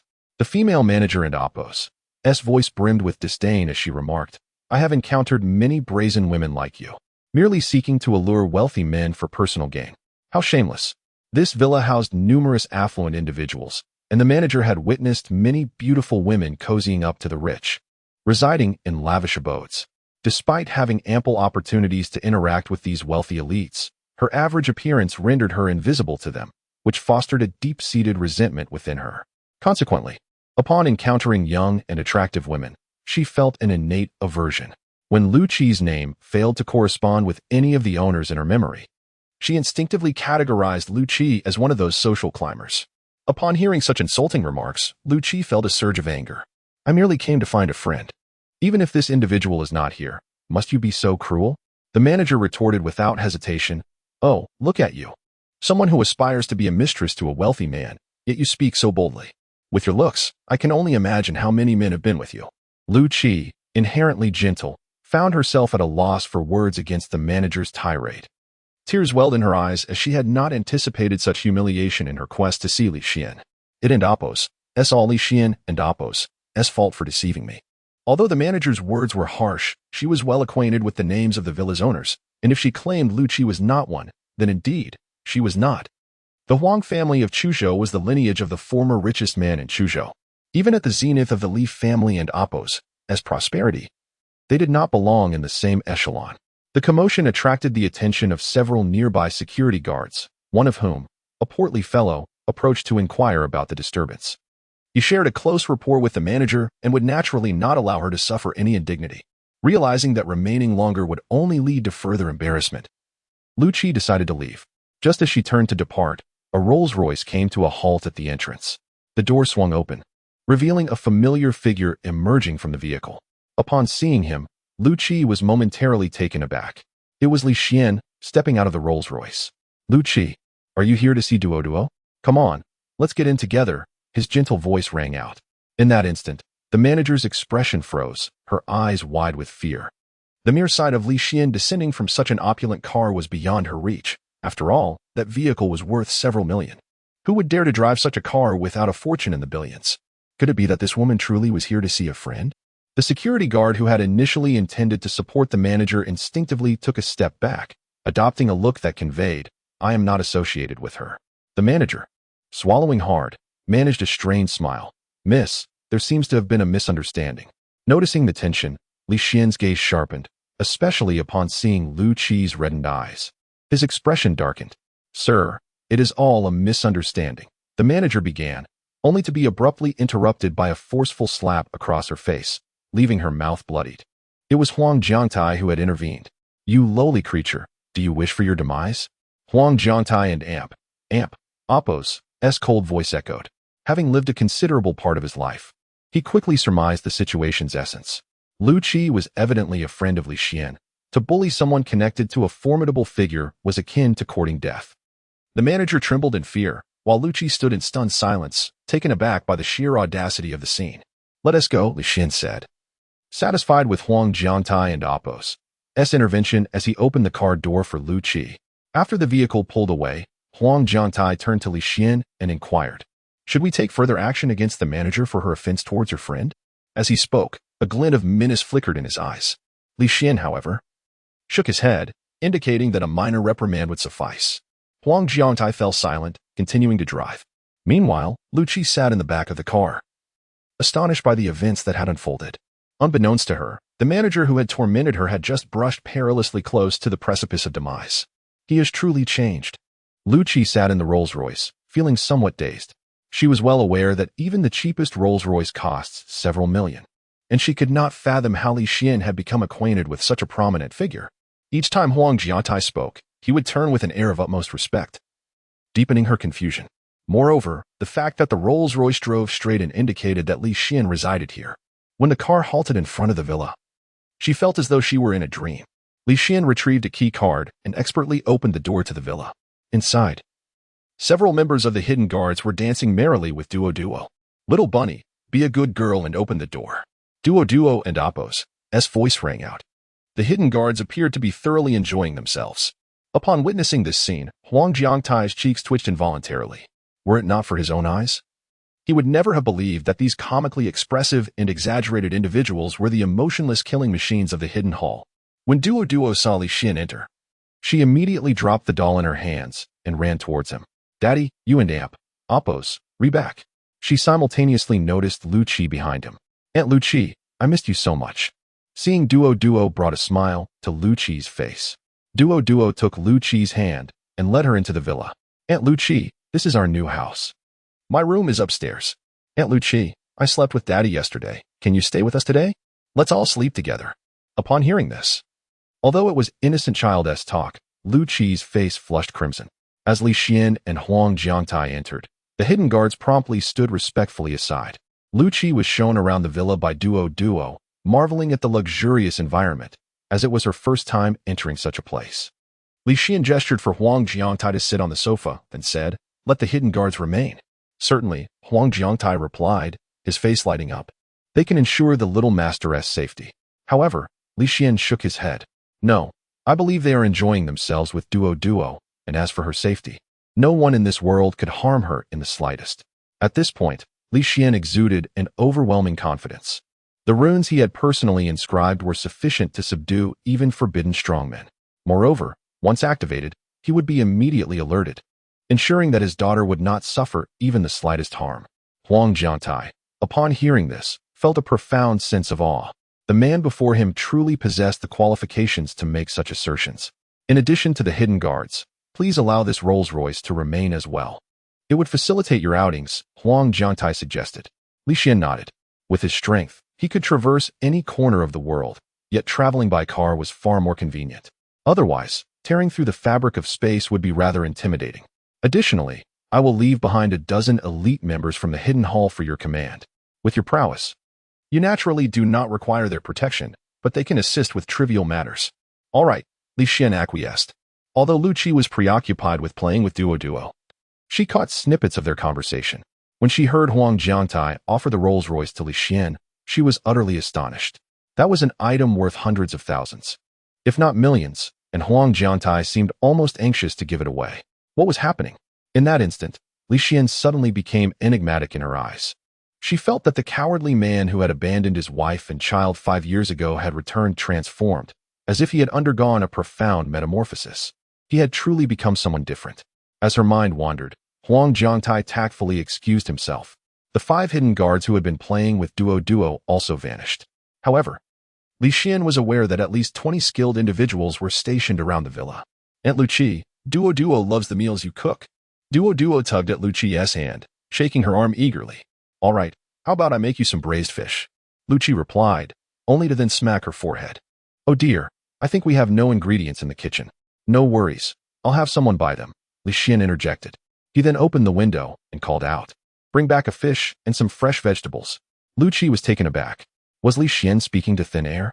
What astonished her further was that 10 minutes later, the doorbell rang. A man dressed in black appeared at the door, carrying a fish and a large bag of vegetables. After placing them down, he respectfully retreated. Lu Qi was left in shock. What on earth was Li Xian and Appo's true identity? This was simply terrifying. Had she not known him for so long and been aware of his past, she might have suspected he was the young master of some hidden aristocratic family. Lu Qi proceeded to cook, while Duo eagerly assisted her in washing and preparing the vegetables, busier than Lu Qi herself. Watching this scene, Li Xian could not help but smile. By the way, Lu Qi, I heard your brother has been hospitalized. What illness does he have? Li Xian inquired as the dishes were served. Upon mentioning her brother and Appo's illness, a hint of sorrow appeared in Lu Qi and Appo's eyes. My brother has a bone tumor, which is to say, bone cancer. He can no longer walk. Upon hearing this, Li Xian understood immediately. For ordinary people, cancer was an incurable affliction, but to him, it was inconsequential. Let us visit your brother in the hospital together sometime. Lu Qi nodded at Li Xian's words, offering no further comment. After dinner, Lu Qi took her leave. Li Xian then summoned the hidden guards to play with Duo while he departed the villa area, arriving at a pharmacy. Ordinary people cannot escape the cycle of life and death, yet only cultivators can attain longevity. Li Xian intended to concoct some elixirs for his daughter, as the daughter of the Crimson Emperor should naturally live for millennia. Since he was set on refining elixirs, he would require medicinal herbs. Even as a mythic-level powerhouse, he could not conjure materials from thin air. Upon his return, all his belongings had been shattered during the passage through time and space, leaving him somewhat impoverished. Otherwise, as a dignified immortal emperor, he could have easily supplied his daughter with an immortal herb, enabling her to become a forbidden powerhouse instantly. The pharmacy was located on a bustling street, with traffic flowing past. In Li Xian's perception, he sensed the presence of the items he sought within. He needed a ginseng root and a sanyang fruit. The ginseng had to be a wild specimen aged at least 100 years. Fortunately, this store had just what he needed. The pharmacy, known as Ginseng King Hall, was an old brand in Chuzhou, established nearly 200 years ago, with an antique storefront filled with numerous customers. After all, in Chuzhou, Ginseng King Hall was synonymous with quality. Upon entering, Li Xian noticed many people waiting in line to collect their medicine. On the other side, an elderly Chinese medicine practitioner was consulting patients. Most individuals would consult him before heading to the side to queue for their medicine. Observing the satisfied expressions of those who had been treated, it was evident that the elderly doctor was quite skilled. As Li Xian entered, he did not rush to purchase medicine, but instead began to examine the shop's decor. Suddenly, he noticed an inconspicuous ancient coin embedded in the cylindrical column at the entrance, 2/3 of which was lodged within. Although the column was made of wood, it was of superior quality, remarkably sturdy. For someone to have embedded a coin within, they must have possessed significant skill. Moreover, Li Xian detected a trace of killing intent lingering on the coin, likely left by a practitioner, causing him to furrow his brow. Had Ginseng King Hall incurred the enmity of some rival? However, this was of little concern to Li Xian. He was disinterested in provoking trouble and instead made his way directly to the counter. "Please line up over there to collect your medicine." A young man clad in a lab coat spoke in a routine manner, his demeanor shaped by the countless guests he attended to daily, resulting in a somewhat unfriendly attitude. "I wish to purchase ginseng," Li Xian stated plainly. Ginseng, being a high-end medicinal herb, is displayed in a designated area. Upon hearing the mention of ginseng, the attendant's expression swiftly transformed. "What year do you desire?" he inquired.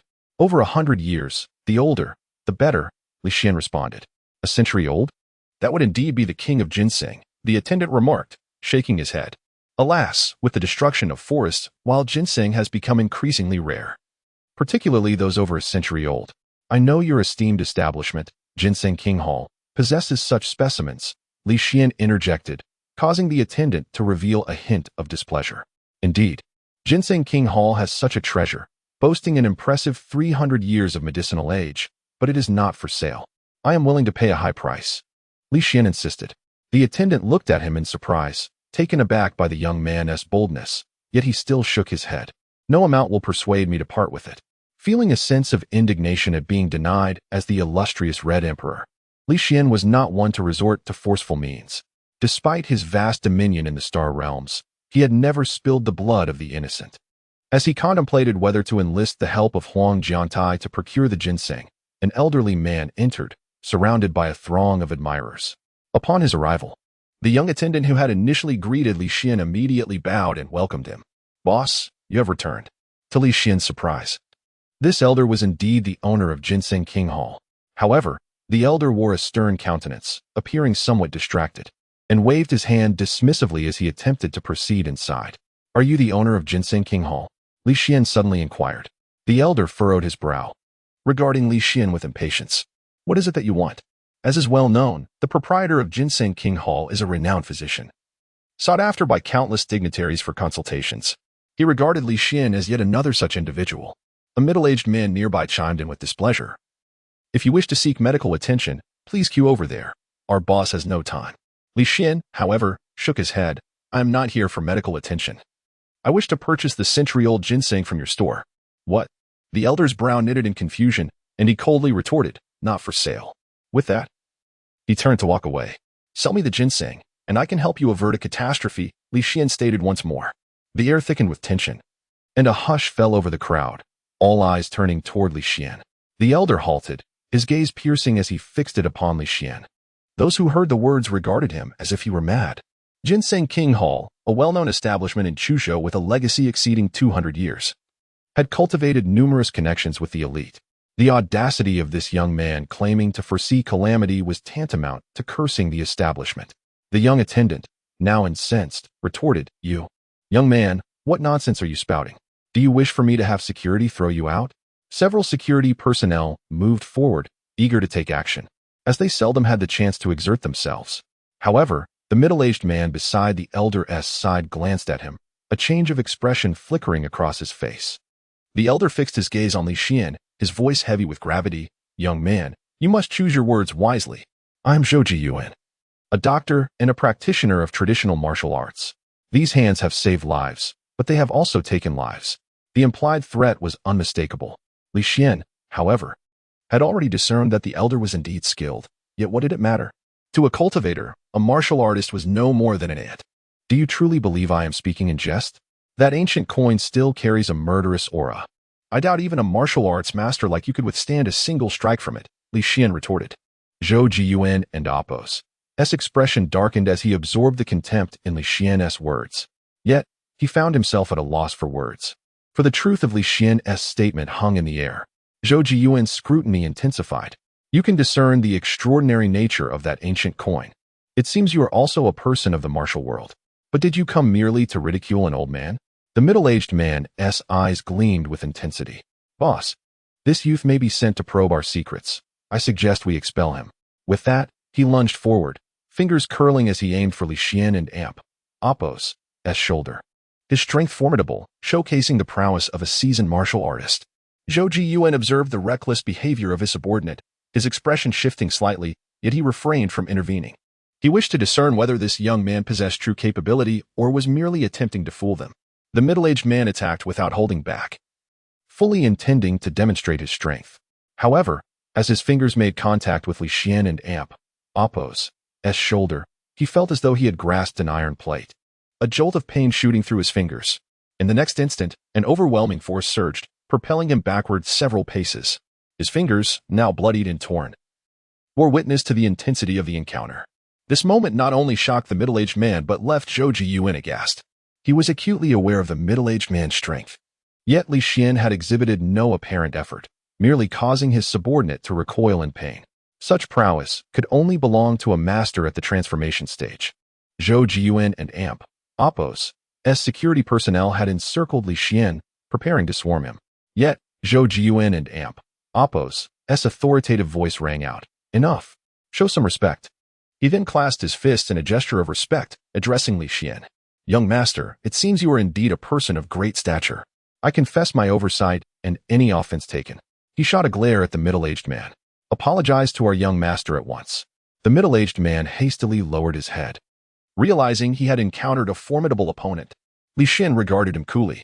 Do not presume that mere martial skill grants you the right to act recklessly.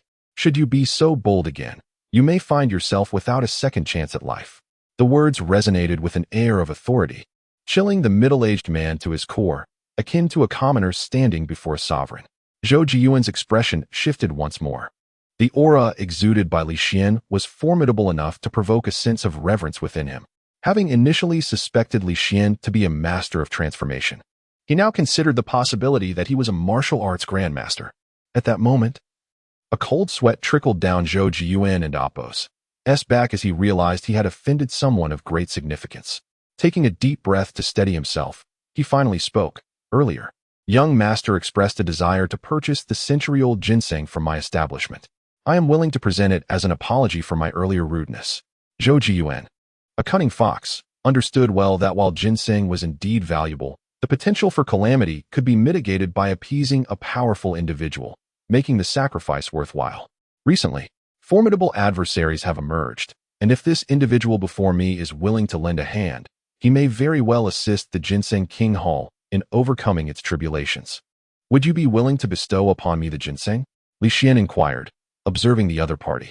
He hadn't anticipated such audacity from this elder, especially considering the current scarcity of spiritual energy on Earth. A century-old wild ginseng is already a rarity, let alone one aged 300 years.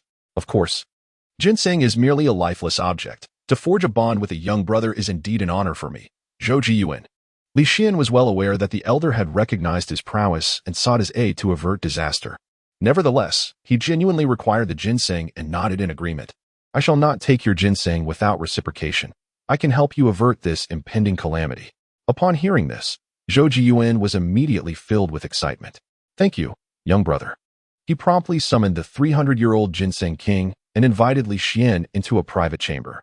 To speak candidly, our enemies at the Ginseng King Hall include a formidable figure of the transformation realm. A decade ago, I had some grievances with him. I wounded him. And little did I know that over the past 10 years, he is trained under a renowned master, rapidly advancing in martial prowess. Now, upon his return, he is far beyond my capability to contend with. He intends to confront me in the coming days, and that coin serves as his declaration of war. I was planning to seek assistance from the Huang family, specifically their current patriarch, Huang Benqiu.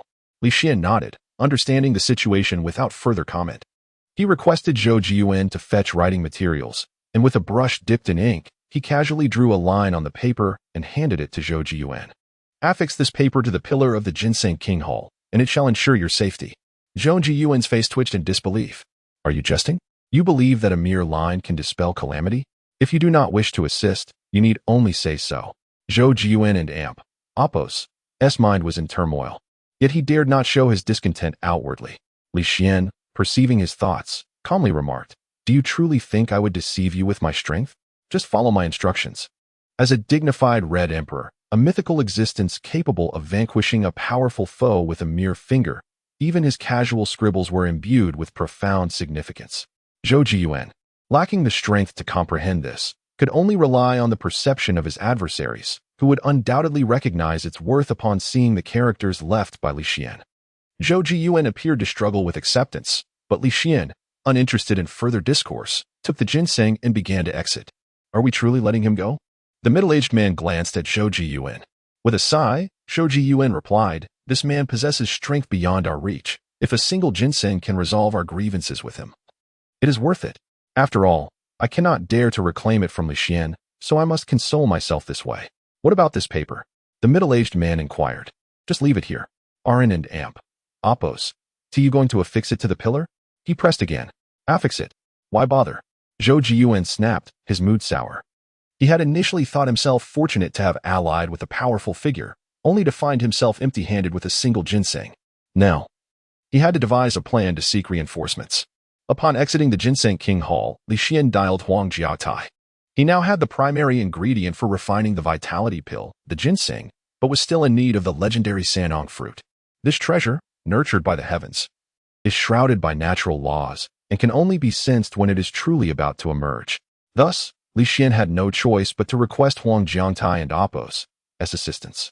"Rest assured, I will dispatch someone from the hidden pavilion to search for it immediately," Huang Jiaotai replied promptly, treating Li Xian's matters with utmost gravity. After hanging up, Li Xian returned to the lakeside villa, unaware that in a corner of the street, a figure stood frozen in disbelief, her face a mask of shock and incredulity. Li Xian is alive. He has returned to Chuzhou. It wasn't until Li Xian's silhouette vanished from her sight that the woman regained her composure. She vividly recalled how her lover had told her that 5 years ago, he had pushed Li Xian into the Tianqing Lake. While others believed the Li family and Apos' waste had fled, she alone knew that Li Xian was no more. Yet now, she had witnessed something impossible. The very man who was supposed to have perished 5 years ago was back in her line of sight. Taking a deep breath, she spent a long while calming her racing heart before dialing a number on her phone. On the other end, a languid voice responded, "Shaoli, have you run out of money again? I just deposited 300,000. The man's voice carried a hint of irritation. Although Guoli was beautiful, her extravagant spending was notorious. "Xinu, it's not about money. I just saw Li Xian on the street." Guoli's voice trembled with urgency. "Impossible." The voice on the other end rose several decibels, clearly agitated. 5 years ago, I personally pushed him into the lake, and after an hour, he never resurfaced. He had no chance of survival. It's true, absolutely certain. He looks almost unchanged from 5 years ago, unless there exists someone who resembles him perfectly. Guoli asserted with conviction. They were university classmates, and she had previously pursued Li Xian, but he had never regarded her with much favor. Eventually, she had attached herself to another wealthy heir in Chuzhou, Wei Xinyu, who had drunkenly revealed the incident of pushing Li Xian into the Tianqing Lake. After a prolonged silence, the voice finally spoke again. "Are you absolutely sure?" Guoli nodded. "Of course, I wouldn't mistake him. Come back immediately right now." The call ended abruptly, and Guoli hurriedly departed. Upon reaching the lakeside villa, Li Xian had just arrived at the entrance when he heard the sweet laughter of his daughter from within. As he opened the door, Duo rushed over and leaped into his arms. Looking at his adorable daughter, Li Xian couldn't help but lift her high. "While Daddy was away, did you cause any trouble in the house?" he asked. Duo shook her head. "I behaved well. I played games with the uncles." "Oh, what games did you play?" "We played 3 little rabbits, dug for carrots, and the eagle caught the chicken." And Duo excitedly listed off a dozen games she had learned at kindergarten, all the playful activities she shared with her friends. Li Xian glanced at the shadow guards, noticing their sweat-soaked brows. It was quite a feat for these cold-blooded killers, typically accustomed to combat, to engage in childish play. "Thank you for your hard work," Li Xian said to them. They hurriedly shook their heads. "It is our duty to serve our elder." Li Xian smiled slightly and set Duo down on the sofa, gently combing her tousled hair.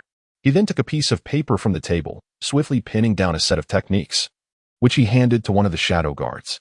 "From now on, practice according to this." The guard received it with skepticism.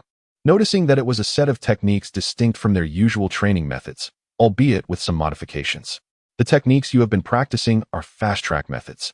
Although they yield significant power, they also inflict considerable harm on your bodies. Following my revised version will help you avoid this issue, Li Xian explained calmly. Thank you, Elder.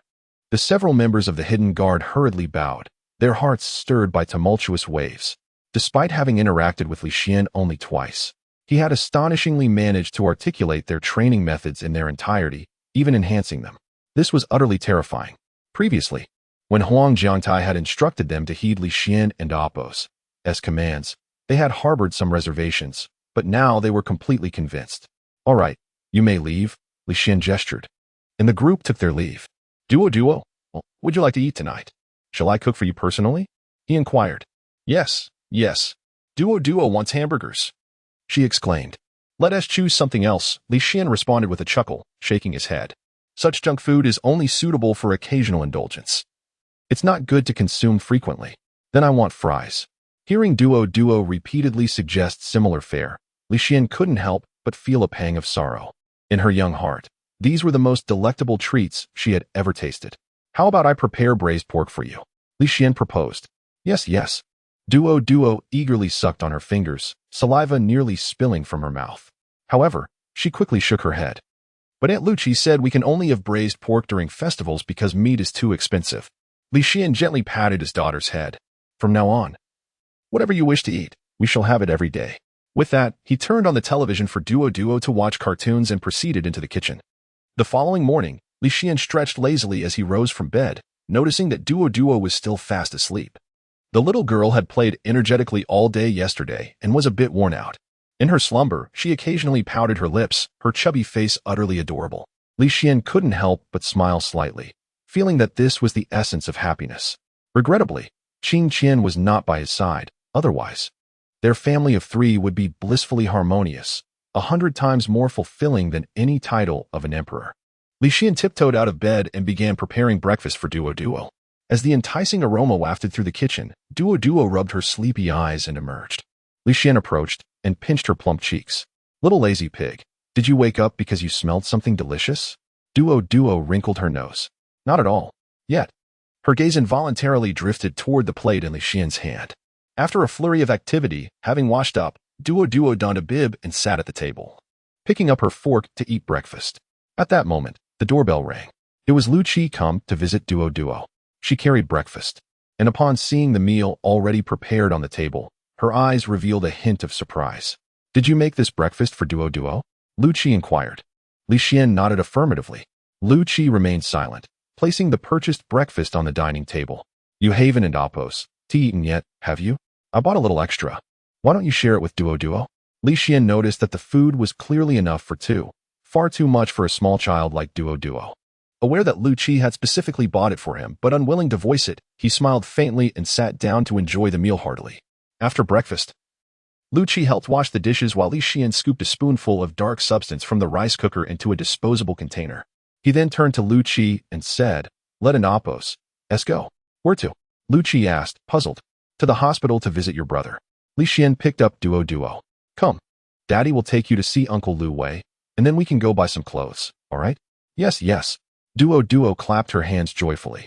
Meanwhile, Lu Qi, standing behind, felt a tremor in her heart as she gazed at Li Xian and Apos' tall figure, her emotions complex. After 5 years apart, Li Xian seemed entirely different from the impression he had left on her before, calm, confident, and generous, making it impossible for her to associate him with the previously disheartened scion. 3 days later, they arrived at the hospital to apologize. The Tongha private hospital was funded by the He family, boasting several senior doctors who frequently treated the dignitaries of Chuzhou. At that moment, the entrance of the hospital was a cacophony, surrounded by numerous onlookers. Among the crowd was a woman, Zhang Meiwan, cradling an injured boy, tears streaming down her face. This was Lu Qi's mother. Zhang Meijuan's heart ached deeply. Her son was suffering from bone cancer and endured daily torment. Yet, he had just been unceremoniously thrown out by the staff of Tongha Hospital. Such behavior was inhumane. Furthermore, they had kicked Lu Wei as they cast him aside. How could they be so heartless towards a child so afflicted by illness? Lu Youguang clenched his fists. His cheeks flushed as he confronted the hospital staff. Opposite him stood an arrogant young man, hands in his pockets, exuding a domineering presence. Accompanied by several hospital leaders and security guards wielding batons menacingly. "We clearly paid the medical fees. On what grounds do you throw my son out?" Lu Yoguang shouted furiously. If it weren't and Oppos, for the weight of an entire family on his shoulders, he would have relished the thought of eliminating these individuals. "The fees you paid went to the He family, which has now been eradicated. Tonga Hospital has been acquired by my Tian family. Your payment to the He family has nothing to do with us. Throwing you out is leniency if you don't leave. I'll make sure your sickly son meets his end. Do you believe me?" The young man boasted arrogantly. Lu Yoguang trembled with rage. Having paid the hospital, they now reneged on their obligations simply because the ownership had changed. Was this not an egregious affront? Did the impoverished have no recourse? The bystanders gazed on with indifference. After all, the other party was Tian Xiaojun, a prominent figure in the Tian family. Who would dare to provoke him? Tian Xiaojun relished watching Lu Yoguang endure humiliation. He stepped forward, seizing Lu Yoguang by the collar and cursing, "Old fool, get lost, or I'll..." Before he could finish, a young man in casual attire grasped his wrist. "You dare to bully them when they and Amp, Oppos, Re already in such dire straits. Don and Amp, Oppos, do you think that is excessive?" Tian Xiaojun sneered. "Who the hell are you to meddle?" In the next moment, Li Xian tightened his grip. Tian Xiaojun winced in pain, releasing Lu Yoguang and Amp, Oppos, collar. However, Li Xian did not relent. Instead, he exerted more pressure. With a sharp crack, Tian Xiaojun let out a piercing scream, clutching his wrist, his eyes wide with terror. His wrist had been broken, revealing stark white bone. Lu Qi was looking after Duo, and since Lu Qi's family was akin to Li Xian's own, he could not allow anyone to bully them. The crowd stood in stunned silence for a few seconds before one middle-aged doctor pointed at Li Xian, shouting, "You dare to strike young Master Tian? You're finished." But in the next instant, a resounding slap echoed as the man was sent flying. Li Xian approached the fallen Lu Wei. "Xiao Wei, are you all right?" "Who are you?" Zhang Meiwan looked at Li Xian with confusion. "He's Duo and Oppos, father." At that moment, Lu Qi approached with Duo in her arms. When Li Xian was about to take action, he had entrusted Duo to Lu Qi for safekeeping, wanting to keep her away from the bloody scene. "Ah, it's you." Zhang Meiwan recognized him, knowing that her daughter had been looking after Duo. She was aware of Li Xian and Oppos' recent return, as Lu Qi had shared the news with her family. As far as she knew, Duo and Oppos' father had previously been a good-for-nothing, and she was surprised he dared to strike Tian Xiaojun. This brought her a sense of satisfaction. However, her expression quickly paled again. Li Xian had once been a wealthy heir, yet now he was not much better off than the Lu family. Striking Tian Xiaojun was undoubtedly a grave mistake. For Tian Xiaojun was the eldest son of the Tian family, which was rumored to possess billions. As expected, a group of security guards soon surrounded them. The leader of the guards bellowed, "Kid, you've caused trouble." Yet, intimidated by Li Xian's earlier display of strength, they did not dare to rush in. Lu Yoguang sighed heavily and urged Li Xian, "Young man, you should leave quickly. If you delay, you may not be able to." He continued, "You are standing up for our Lu family, and we cannot let you bear the consequences." Li Xian merely smiled slightly, assuring Lu uncle, "Rest assured, since I've intervened, I possess the means to resolve this situation." With that, he lifted Lu Wei and strode toward the Rolls-Royce parked a short distance away. The leader of the guards shouted, "Stop him! Don't let him escape." Instantly, several guards brandished their rubber batons, ready to act. However, in the next moment, Li Xian cast a chilling glance their way, and they felt as if they had plunged into an abyss, their limbs rendered immobile. Only after Li Xian had placed Lu Wei in the car did they snap back to reality. Those nearby noticed that the guards had been so frightened that they had wet their pants. Once Li Xian secured Lu Wei, his gaze turned to the trembling Tian Xiaojun, who was clutching his wrist and sweating profusely. Li Xian coldly declared, "Return all the remaining medical expenses for the Lu family and the hospital, and provide 3 million as compensation, to be delivered within 3 days. Otherwise, I will take your life." With a flick of his finger, a radiant light surged into Tian Xiaojun's body. He then turned and entered the vehicle. Lu Qi, holding Duo, took the passenger seat, while Lu Yoguang and the others settled in the back. The car drove directly to Lu Qi's home. After placing Lu Wei on the bed, Li Xian's fingers brushed over the swollen area of his legs. At this sight, Lu Yoguang could not help but ask, "Li Xian, what are you doing?" Without lifting his head, Li Xian replied, "I am helping Xiao Wei remove the tumor from his leg." The room fell into stunned silence as the Liu family stared at him, dumbfounded. It took them half a minute to regain their senses, all wearing strange expressions as they looked at Li Xian. Suddenly, Lu Qi chuckled. Li Xian, you have quite the sense of humor. You frightened my parents. Upon hearing Lu Qi and Apos' words, Lu Youguang and his wife finally realized it was indeed a jest. After all, it was common knowledge that cancer was incurable. Moreover, who could possibly claim to eliminate a tumor simply by touching a knee? That would be more than a miraculous doctor. It would be divine. However, Li Xian turned to Lu Youguang and the others, his expression earnest. I am not joking. I am genuinely helping Xiao Wei remove the tumor. The tumor in his body has already been eradicated, and he can now walk. Then, as if remembering something, Li Xian produced a dark substance he had prepared before leaving. Placing it on the table, Xiao Wei has been bedridden for years, his body weakened. I specifically concocted this tonic to replenish his vital energy. He should take 1 pill of this black paste daily, and in 10 days, his body will be fully restored. There is enough of this tonic for you as well. Uncle Lu and Auntie. The Lu family stood in shock, astonished that Li Xian was serious. How could one claim to remove a tumor simply by touching a knee? And how could a dark paste restore vitality in just a few days? It seemed utterly implausible. At that moment, Li Xian stood up, declaring, All right, Xiao Wei. You can now get up and move around. Lu Qi, let us go. I will take Duo and you to the mall to buy clothes. You have cared for Duo for so many years, and I wish to compensate you properly. Lu Qi had initially hesitated to accompany Li Xian, but upon seeing Duo's pitiful expression, she softened and nodded in agreement. Still, she emphasized, I am only accompanying Duo to shop. You need not buy me clothes. As they exited the Lu residence, Lu Qi remarked, Li Xian, please refrain from such jokes in the future. My brother's illness has already caused enough distress for the family. I know you meant to lighten the mood, but it only deepens my parents' sorrow. I was not joking, Li Xian replied, opening the car door and taking a seat inside. After a moment of hesitation, Lu Qi followed suit. Outside, Lu Youguang and his wife watched the departing vehicle, their expressions complex. Dear, don't be upset. Li Xian means no harm. He likely just wanted to inject some humor. He has been our ally, or we would have been bullied by that scoundrel Tian Xiaojun. Zhang Meiwan reassured him. Lu Youguang sighed. I am well aware he harbors no ill intent, but using our son as a subject for jokes is unsettling. Moreover, Tian Xiaojun is not to be trifled with. He can strike and walk away, but the Lu family will bear the consequences. Hearing this, Zhang Meijuan's expression darkened. Just then, a sudden scream pierced the air within the house. Had their son accidentally fallen from the bed? The couple rushed into the room, only to be left in stunned silence at the sight before them. Lu Wei, who had long been unable to move his legs, was now standing and carefully taking steps. Had a miracle occurred? The couple felt as though they were trapped in a dream.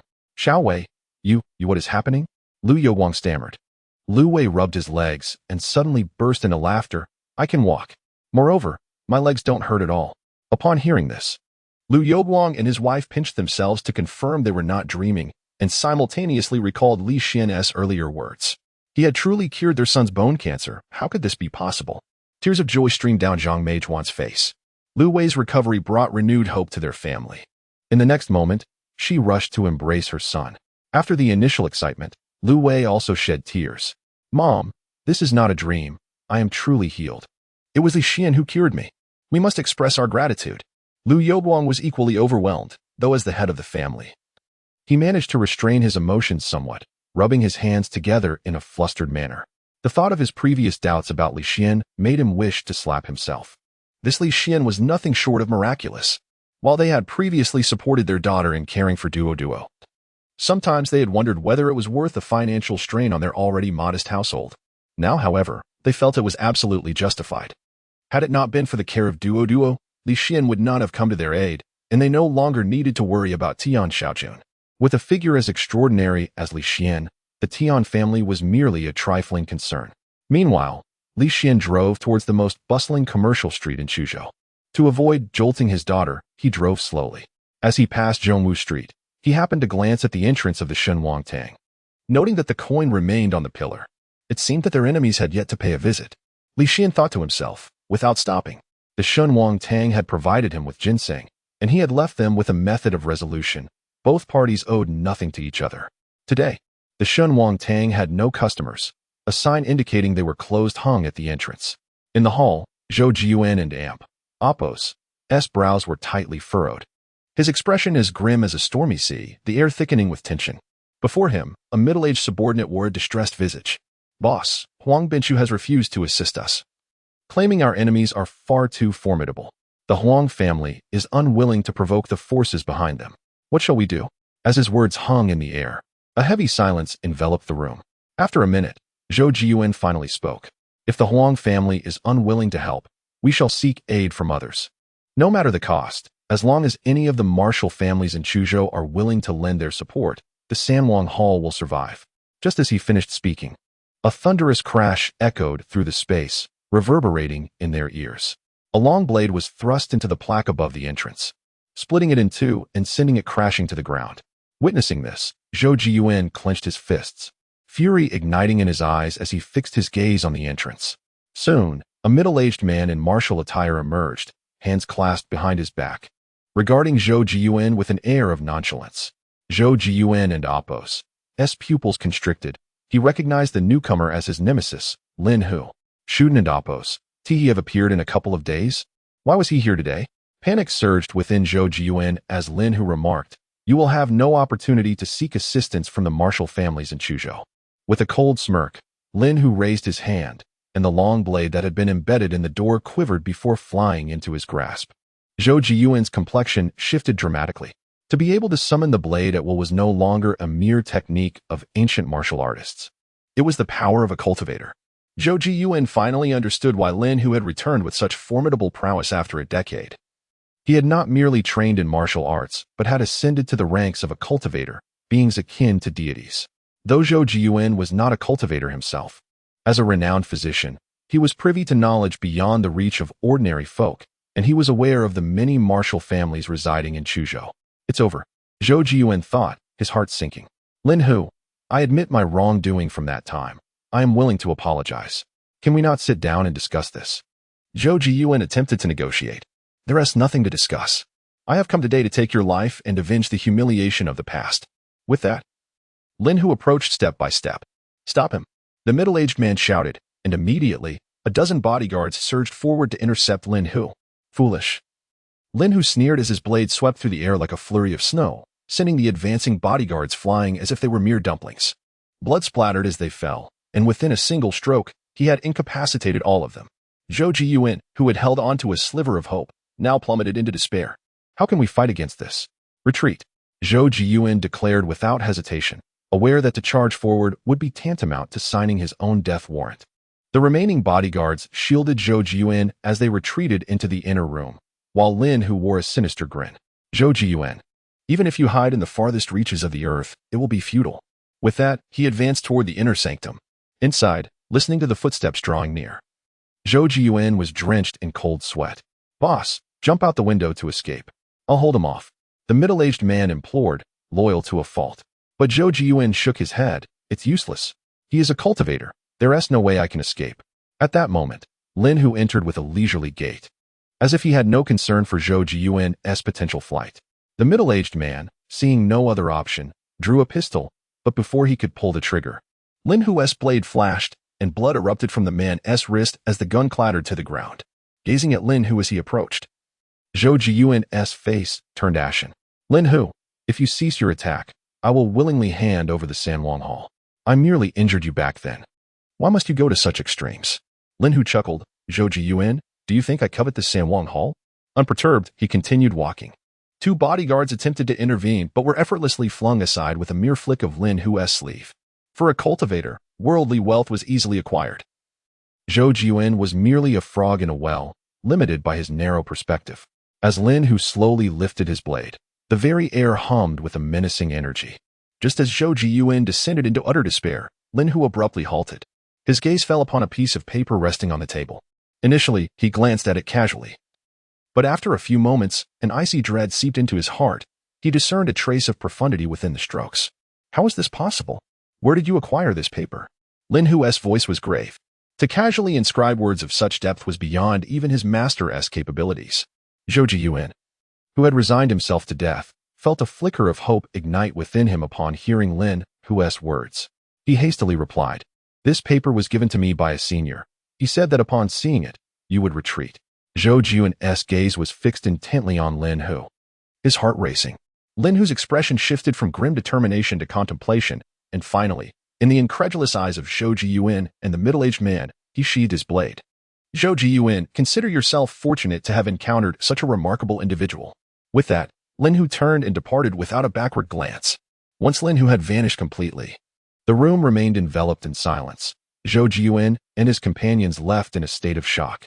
He has truly left, all because of a mere scribble on a piece of paper. Zhou Jiyuan and Appo's mind raced back to the image of that young man, calm and proud. Lin Hu was a cultivator, with a backing that even the Huang family dared not provoke. Yet, a simple stroke inscribed by that young man had driven Lin Hu away. In that moment, Zhou Jiyuan comprehended the true terror of that youth. The young man had not lied. This paper could indeed save the Sanwang Hall. How foolish he had been to regard him as a charlatan. Thank goodness Lin Hu had seen this paper. Had it been carelessly discarded, Zhou Jiyuan would have already lost his head. Grateful to have survived, Zhou Jiyuan took several deep breaths, trembling as he cradled the paper. He resolved to frame it and hang it in the Sanwang Hall, for it was their talisman of survival. Meanwhile, the middle-aged man looked on in astonishment, remarking, "Boss, this paper is truly powerful. That young man is indeed extraordinary." 10 minutes later, Zhou Jiyuan and his subordinates sat in the hall, all the injured bodyguards having received treatment. Fortunately, Lin Hu had only sought vengeance against Zhou Jiyuan and had not engaged in indiscriminate slaughter. Everyone had survived, albeit injured.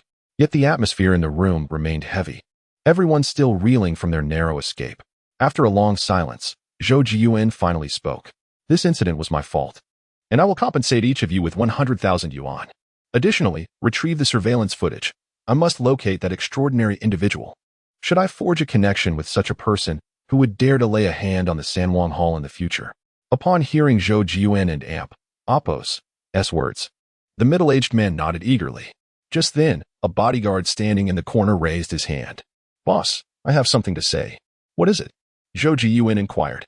On ordinary days, he was quite stern with his subordinates. However, today, several bodyguards risked their lives to protect him, which fostered a sense of camaraderie. His tone softened as a result. Zhou Jiyuan's demeanor left the bodyguards somewhat astonished. He remarked, "I was standing at the entrance, and I spotted a Rolls-Royce passing by. The driver seemed to be that remarkable person who came the other day, heading towards the commercial street." "Really?" Zhou Jiyuan sprang to his feet. Meanwhile, Li Xian parked the car by the roadside and, accompanied by Duo and Lu Qi, entered the mall. Haiwa Mall is one of the most renowned shopping centers in Chuzhou, filled with numerous luxury boutiques. Dressed in casual attire, Li Xian, with his unique ethereal aura, attracted the gazes of many young women along the way. Lu Qi, already possessing a charming demeanor, appeared to complement Li Xian perfectly, with Duo in her arms. Onlookers might have easily mistaken them for a family of three. Upon entering the mall, Li Xian first purchased several outfits for Duo, each rather expensive, before leading Lu Qi to the entrance of the Gucci store. Although Lu Qi had never shopped at this particular boutique, her frequent mall visits had made her well aware of the exorbitant prices of the garments within. She had never considered asking Li Xian to buy her clothes, and thus she promptly declined, saying, "Li Xian, let us explore elsewhere." To her surprise, Li Xian insisted, pulling her directly into the store. Caught off guard, Lu Qi stumbled inside, without a moment to react. Just as they entered, a clear voice rang out from outside. "Lu Qi, are you here shopping too?" A girl in a white dress waved at Lu Qi, her face lighting up with delight. Behind her trailed a group of companions, clearly out together. What a coincidence. By Gu. Lu Qi adjusted her tousled hair. "Lu Qi, I just saw someone holding your hand. Who is it? Your boyfriend?" Bai Gu inquired, her eyes sparkling with mischief as she leaned in. As Li Xian met her gaze, her expression gradually stiffened. "It's you scoundrel." Bai Ji's countenance darkened. Once upon a time, she, Lu Qi, and Meng Qingqian were the best of friends. Bai Gu had wholeheartedly opposed Meng Qingqian's marriage to Li Xian. After Li Xian's disappearance, she had come to regard him as a coward evading responsibility. Unlike Lu Qi, who had a kind heart, Bai Gu was known for her fiery temperament. She immediately adopted a frosty demeanor, stating, "I heard from Lu Qi that you returned, but I hadn't seen you until now. How can a grown man rely on a woman to take care of his child and even buy him clothes? Have you no shame?" Her voice rang out sharply, drawing the attention of both the store staff and her companions outside. Though Bai Gu's remarks were brief, they conveyed a wealth of information. To rely on others to raise his child and expect a woman to buy him clothing was indeed shameless. It was rare to find a man who would stoop so low. Meanwhile, Bai Gu's companions regarded Li Xian with a mix of curiosity and disdain. Having heard tales of Lu Qi and her connections, with that comment, they quickly deduced Li Xian and Apos' identity, the once prominent heir of the Li family, who had fallen into despair after his family's bankruptcy 5 years ago, a man who chose to flee rather than shoulder his responsibilities while his wife was pregnant. No one had expected him to return to Chuzhou. Whispers began to circulate among the crowd. It's not that I'm buying clothes for Li Xian. He is taking me shopping, Lu Qi defended. Now that he drives a luxury car and lives in a villa, he certainly doesn't need me to buy him clothes. However, Bai Gu remained unconvinced. Knowing her friend's kind nature meant she often thought of others first. The image of Li Xian as an incompetent man had become ingrained in their minds, making it hard to alter their prejudices. She frowned and retorted, Lu Qi, you needn't defend this scoundrel. I know exactly what he is. The onlookers murmured in disbelief at how shameless a grown man could be, prompting disdain for Li Xian. Lu Qi's kindness only served to highlight how others would shun such a worthless individual. Li Xian frowned. Although Bai Gu was a friend of Qin Xian, her audacity was pushing his limits. Bai Gu, she merely has some misconceptions about you. Please don't take offense. I apologize on her behalf, Lu Qi hastily interjected, her gaze pleading as she looked at Li Xian. Over the past couple of days, she had come to understand that Li Xian was no ordinary man and that he could be ruthless. Bai Gu was not someone who could provoke him lightly. Initially poised to retaliate, Li Xian, upon seeing Lu Qi and Apos' expression, merely snorted coldly. He turned to Lu Qi and said, the clothes in this store are quite appealing. Choose a few items, and I will cover the cost. Lu Qi shook her head. The clothes here are too expensive, and you needn't buy me anything. Duo calls me Annie, and I am more than willing to take care of her. Nearby, Bai Gu scoffed. What are you pretending for? Each item here costs at least 10,000. Do you really think you can afford it? Lu Qi gasped at her words, quickly clutching Li Xian and Apos' sleeve. Anxious that he might lash out, the surrounding crowd observed with amusement. Interpreting Li Xian's insistence on buying clothes for Lu Qi as a result of being cornered by Bai Gu, they questioned whether Li Xian could truly afford the prices at the Gucci store. After a moment's contemplation, Li Xian retrieved a card from his pocket. I have 100 million in this card. That should suffice, right? The exclamation of 100 million elicited incredulous reactions from those nearby. What did 100 million represent? Even among the wealthy, it was unlikely anyone carried such a sum in cash. This man must be boasting. Skeptical glances were cast his way. Those who mingled with Bai Gu hailed from respectable families. They were not easily deceived. A casually dressed young man, adorned in trendy attire, noted, 100 million? You must mean Zimbabwean currency.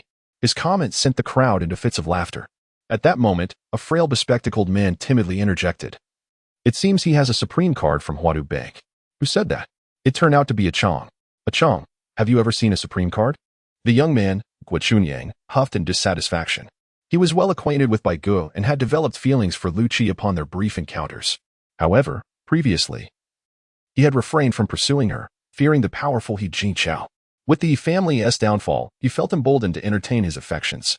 Now, witnessing this young man attempting to buy clothes for his goddess left him feeling quite displeased. A Chong hesitated. The last time I visited the Huang family with my father. The head of the Huang family, Huang Benchu, had such a card.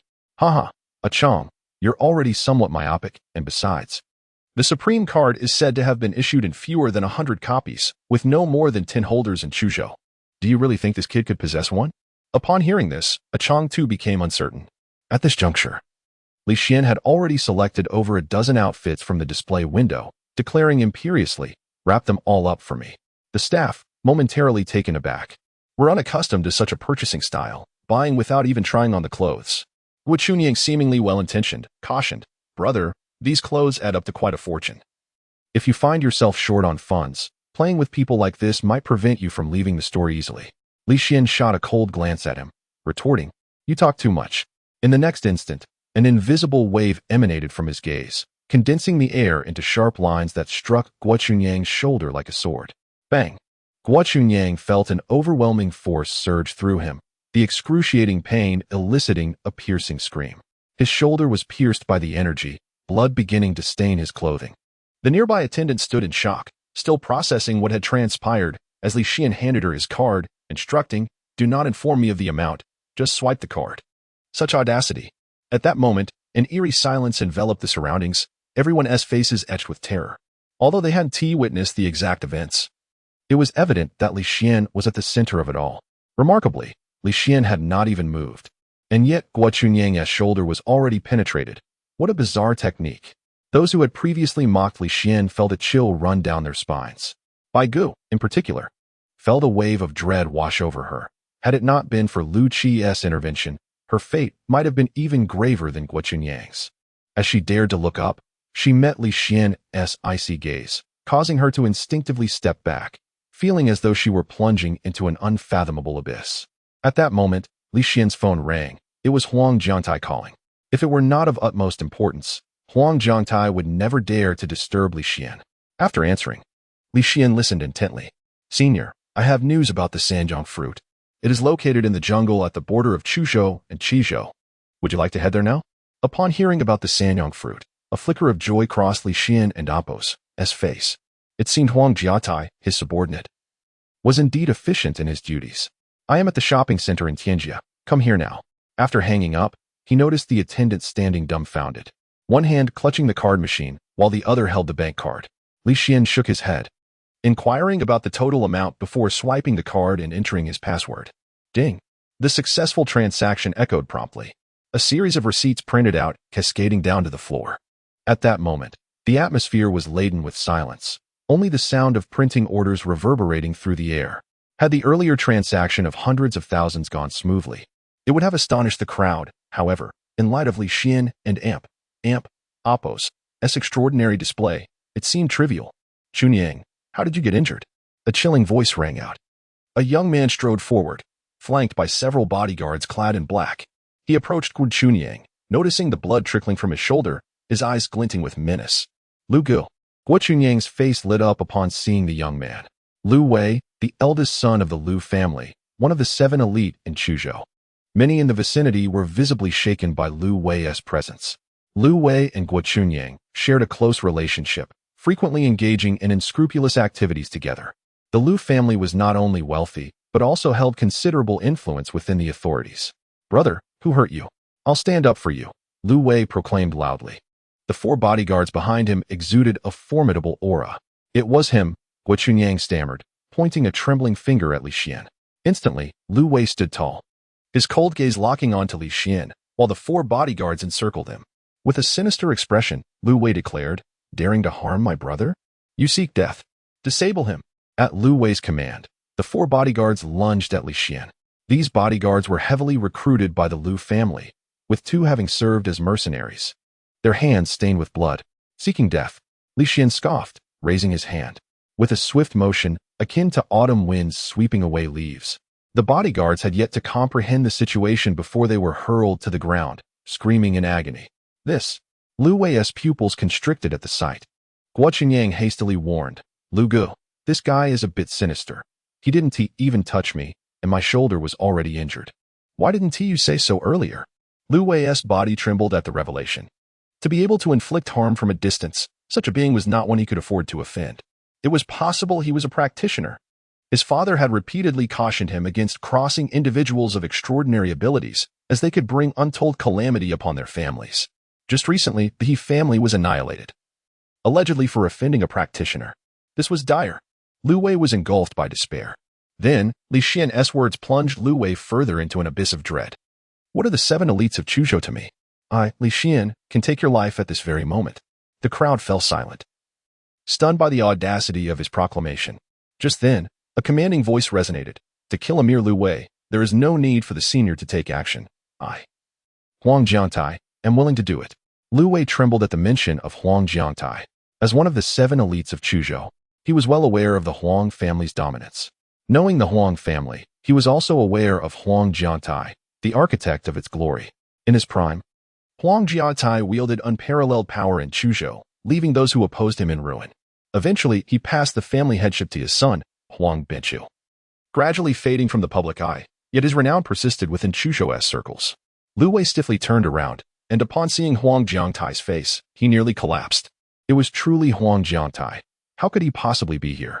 He forced a smile that was more grotesque than tears. Grandfather Huang, what brings you here? Lu Wei lowered himself, but Huang Jiangtai showed no appreciation for the gesture. What are you to address me as grandfather? With that, he struck Lu Wei, sending him flying. Lu Wei, nearly 6 feet tall, soared through the air for 5 or 6 meters, leaving everyone astounded. Huang Jiangtai paid Lu Wei no heed and directly approached Li Xian. Senior, the location has been confirmed. We can depart at any time. Li Xian nodded, turning to his daughter. Duo, I need to step out for a bit.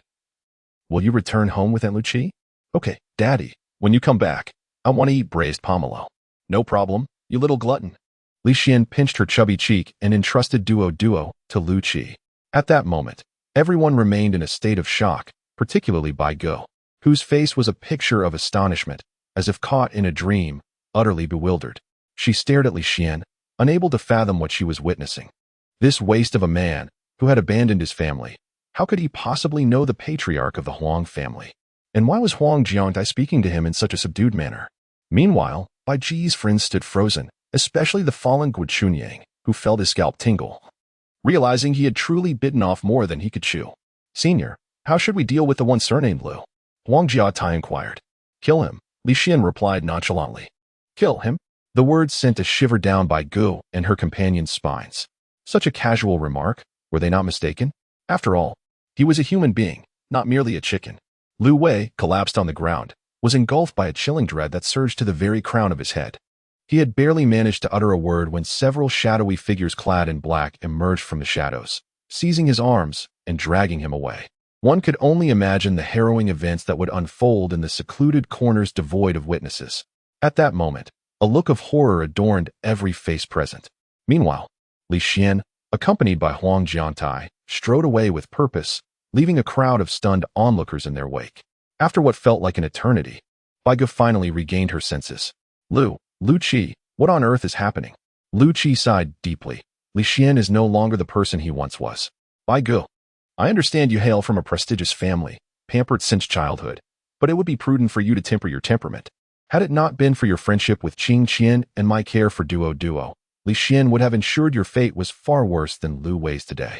The weight of Lu Qi's words struck Bai Ge like a thunderclap, causing her to sway slightly. A profound sense of dread enveloped her, as if she had narrowly escaped an encounter with death. Unbeknownst to her, she had brushed perilously close to the abyss.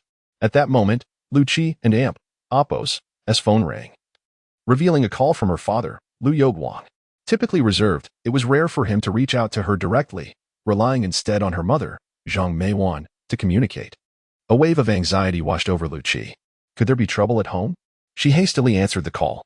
A moment of silence ensued on the other end, heightening Lu Qi's unease. Dad, what is wrong? Is Xiaowei in trouble? Please, tell me. My daughter, I have good news to share. Your brother's illness has been cured. Lu Yoguang and Appo's voice trembled with barely suppressed excitement. Lu Qi and Appo's eyes widened in disbelief. Dad, what are you saying? What happened? Is Xiaowei, has he passed away? As those words escaped her lips, the phone nearly slipped from her grasp. No, your brother is truly well. After Li Xian treated him, he can walk again. It's nothing short of a miracle. Stunned, Lu Qi stood frozen, clutching the phone, as if trapped in a surreal dream. Her brother, afflicted with bone cancer, had inexplicably recovered. Cradling Duo in her arms, Lu Qi hurriedly departed, neglecting to bid farewell to Bai Ge and the others, intent on uncovering the truth for herself. Meanwhile, Zhou Jiyuan and his subordinates spotted a Rolls-Royce parked outside the mall. Boss, that's the Rolls-Royce, a bodyguard pointed out. Zhou Jiyuan's excitement surged as he instructed his subordinates, quick, check if my attire is appropriate. I must make a good impression on this esteemed individual. Boss, your outfit is quite tidy, the bodyguard began, but his words faltered. Li Xian, accompanied by Huang Jiangtai, approached and entered the vehicle. As the Rolls-Royce roared to life, a convoy of 7 or 8 black sedans followed closely behind, all filled with members of the shadowy elite. Is that Huang Jiangtai, the patriarch of the Huang family? Zhou Jiyuan rubbed his eyes, doubting his vision. Huang Jiangtai was a legendary figure in Chuzhou, while Zhou Jiyuan couldn't even aspire to connect with Huang Benchu, the current head of the family. Boss, I think I just saw Huang Laozu acting as a chauffeur for that esteemed individual, a bodyguard whispered. Zhou Jiyuan nodded, fully aware of the implications. The fact that Huang Jiantai was personally driving this esteemed figure spoke volumes of their power. He resolved to forge a connection with this remarkable individual. Cross this line, and you will die. Huang Jiantai drove the Rolls-Royce, while Li Xian reclined in the back, eyes closed in contemplation. Behind them, 8 black sedans maintained a disciplined formation, exuding an air of foreboding. The convoy exited Chuzhou, heading towards Qingzhou, where the elusive San Yonghua was rumored to be hidden in the mountains between the two cities. Huang Jiatai, having received word of its existence, had yet to see it for himself. Senior, the San Yonghua was discovered by a group of adventurous hikers. They were attacked by wild beasts during their excursion and later shared their photographs online, sparking considerable interest, he explained. As fate would have it, just as I sought the San Yonghua, news emerged online. Li Xian nodded. Once we locate the San Yonghua, I shall refine a pill. I'll ensure you receive one, which will aid you in entering the innate realm. Huang Jiantai trembled with excitement upon hearing this. He had remained at the pinnacle of the master level for many years, secluding himself in pursuit of a breakthrough, yet hope had eluded him. As he aged, he had nearly abandoned the idea, but now Li Xian's words ignited a flicker of hope. The innate realm, a coveted goal for countless cultivators. Drive well? Li Xian stated calmly. Huang Jiantai quickly regained his focus and nodded. After half an hour of travel, they approached the outskirts of Chuzhou, only for their speed to suddenly diminish. Li Xian opened his eyes and looked ahead, where a roadblock had been established, halting all vehicles. A group of individuals clad in black, adorned with tiger insignia, intercepted the approaching cars. The Tiger Guard, an arm of the Chuzhou governor's office, was responsible for enforcing such road closures, making their involvement unusual. What is going on up ahead? Huang Jiatai inquired, lowering his window to question a driver who had just returned from scouting. They say there is a military exercise in the mountains, and no vehicles are allowed through. The driver appeared disgruntled. Is there any way to deter? Huang Jiantai pressed further. The driver shook his head. No use. All other routes are blocked.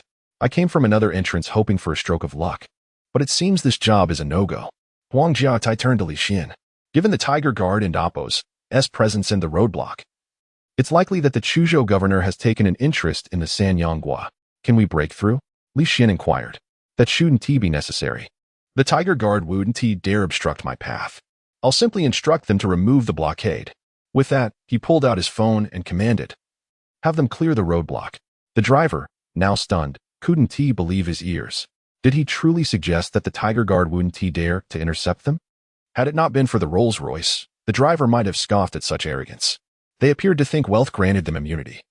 Yet the Tiger Guard was an extension of the governor's authority. They would soon find themselves in dire straits. The driver slammed his car door shut, rolling down the window, eager to witness the unfolding drama. At that moment, a captain of the shadowy elite approached the blocking force, coldly stating, clear the roadblock. The Tiger Guard's personnel bristled with indignation. Do you have any idea what you're saying? This is an order from the governor's office. The captain of the shadowy elite wasted no time, revealing a black gold insignia. I'll give you 3 minutes to contact your superior. If the road is not cleared in 3 minutes, we will carve our own path. With that, he pocketed the insignia. The Tiger Guard, taken aback by the captain's brazen demeanor, felt a surge of resentment but complied, hastily dialing their superior. Upon relaying the situation regarding the insignia, their expression shifted dramatically.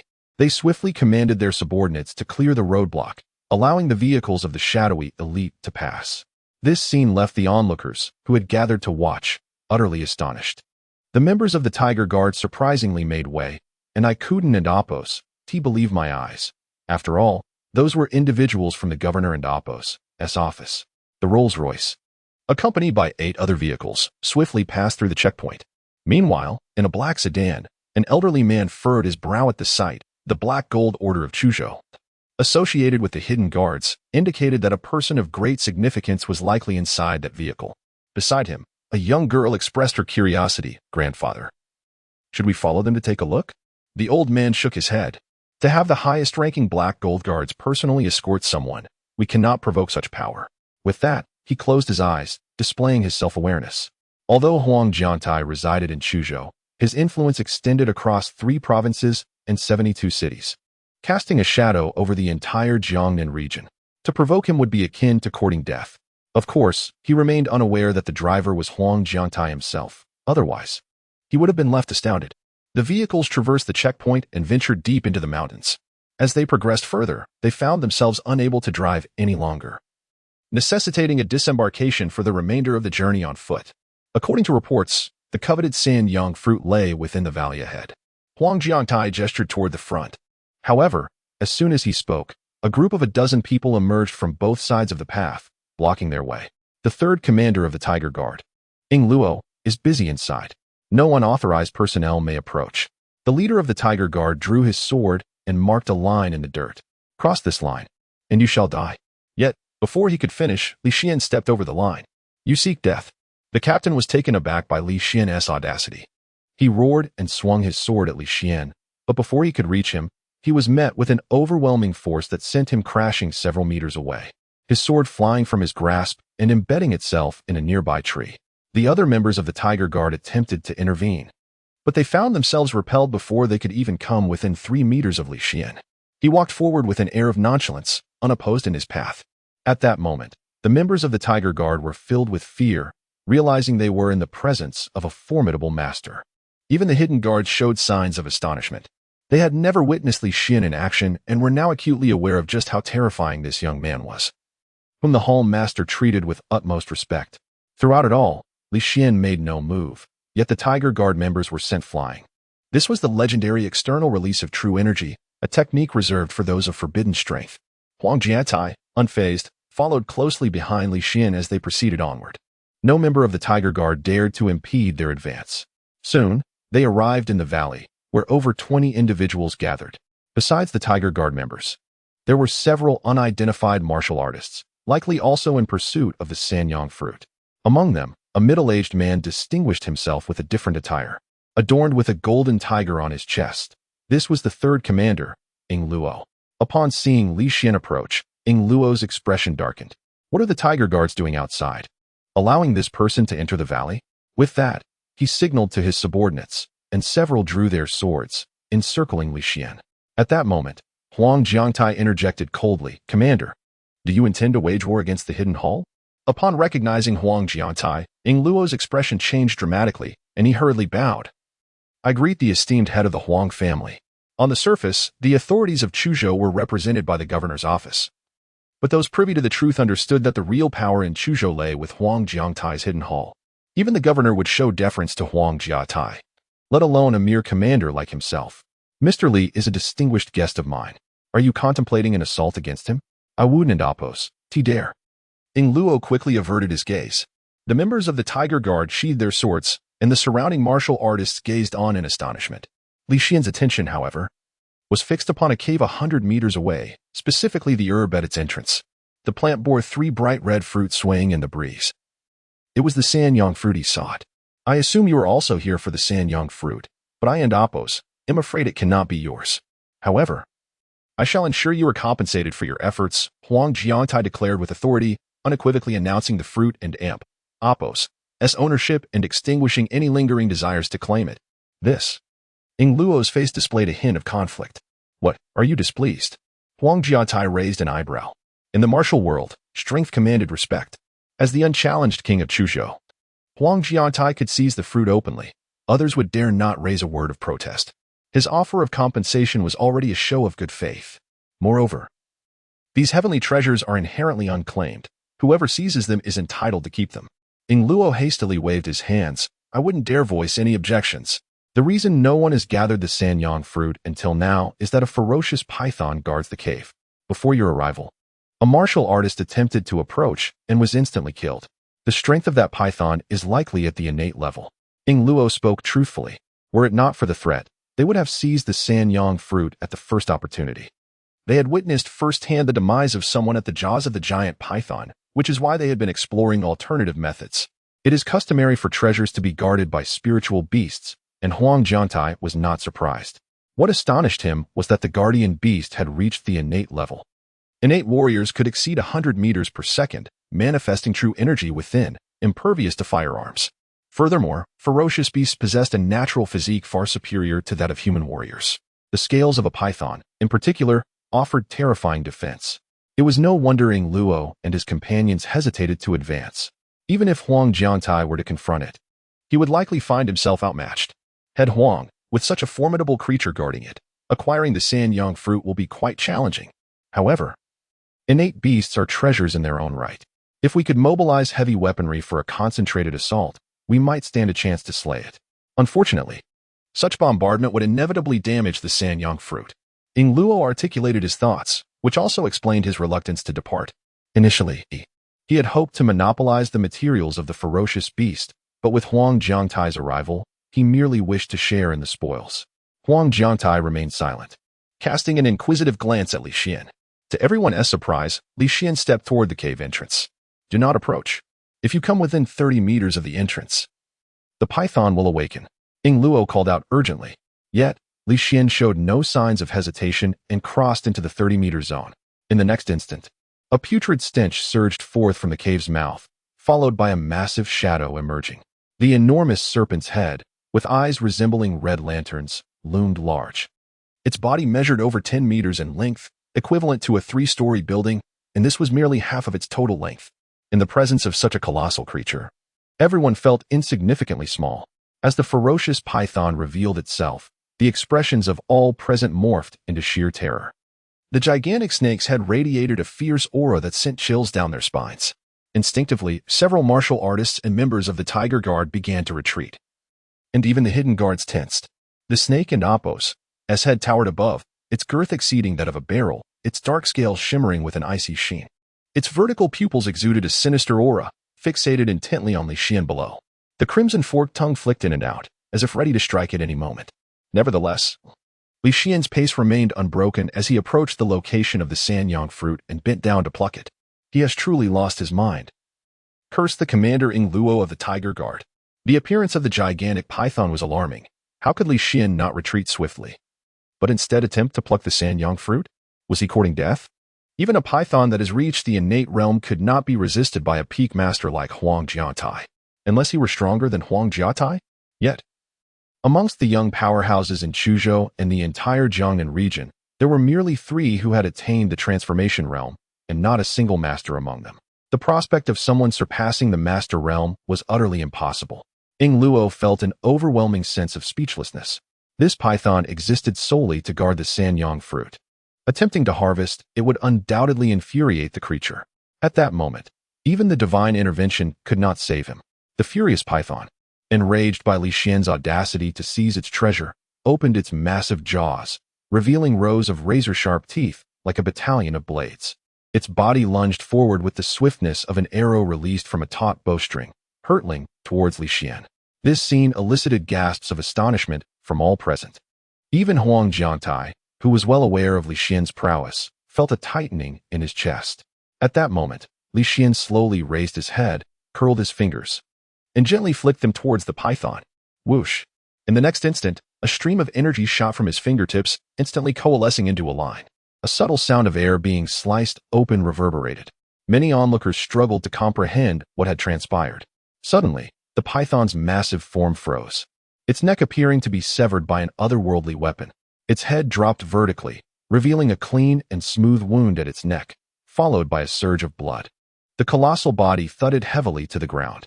Although the head was decapitated, it continued to thrash about, blood splattering everywhere. Li Xian uprooted the Sanyang grass and enveloped the fruit in a soft yellow glow emanating from his palm. With a simple flip of his hand, the fruit vanished into thin air, despite the fact that his storage ring had been shattered upon his return. The technique of sleeve universe was as effortless for Li Xian as breathing.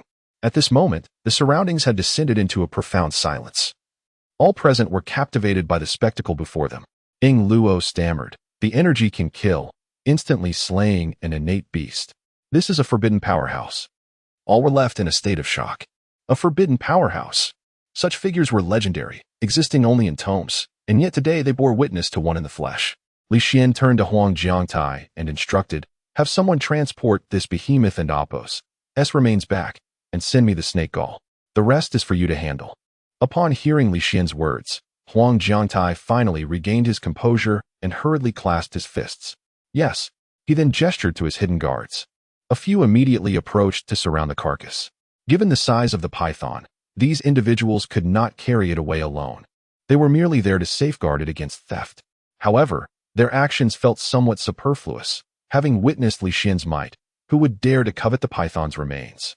Li Xian, indifferent to the unfolding events, took a step forward, and in an instant, his entire being transformed into a fleeting shadow, as if traversing space itself, vanishing without a trace. I shall wait for you in the vehicle, Li Xian's voice echoed throughout the valley. This scene left all in awe, grappling with disbelief. What kind of sorcery was this? Even a forbidden powerhouse could not achieve such feats. Could it be that he possessed a realm beyond that of a forbidden powerhouse? Even the hidden guards were left dumbfounded. Meanwhile, Commander Ing Luo's complexion paled. Recalling his previous attempt to confront Li Xian, he could hardly fathom his own recklessness. Had Huang Jiantai not intervened with a reprimand, he might have already met a grim fate. Only Huang Jiantai wore a faint smile. Clinging to Li Xian was undoubtedly the wisest decision of his life. The python's corpse was merely the beginning. Greater fortunes awaited. You all must contact someone to transport the remains back immediately, Huang Jiantai instructed before hastily making his way out of the valley. Until Huang Jiantai departed, Ing Luo remained rooted in place. At that moment, the captain, who had been injured by Li Xian, rushed in, seeking forgiveness from Ing Luo. Commander, that individual was likely a forbidden powerhouse. We could not stop him, allowing him to breach our defenses. Before he could finish, Ing Luo interrupted with a wave of his hand, gesturing towards the decapitated python.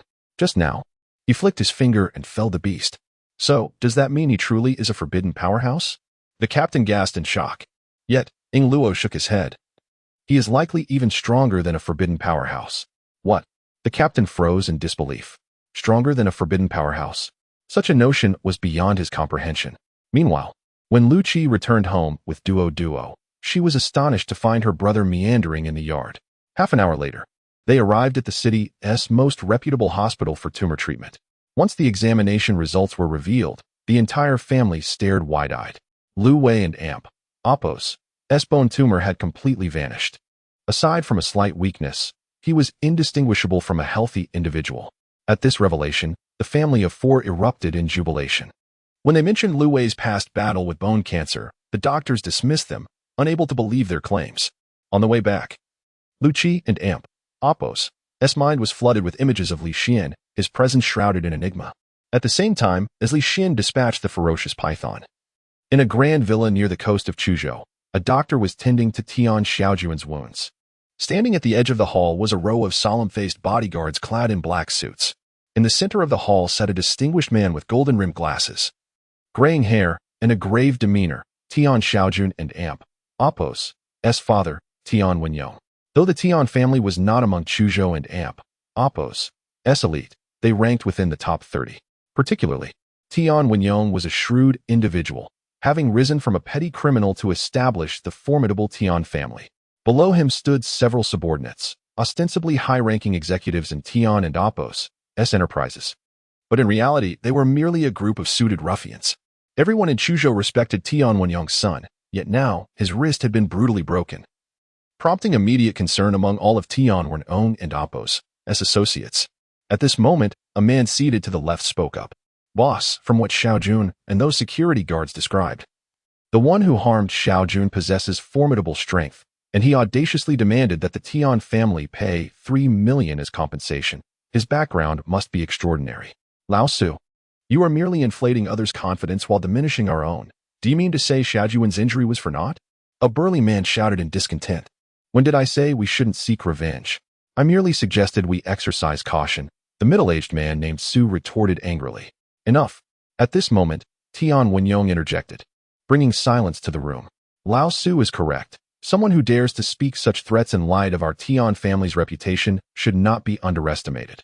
However, we cannot let my son's grievance go unavenged, and it is absurd to have the Tian family apologize.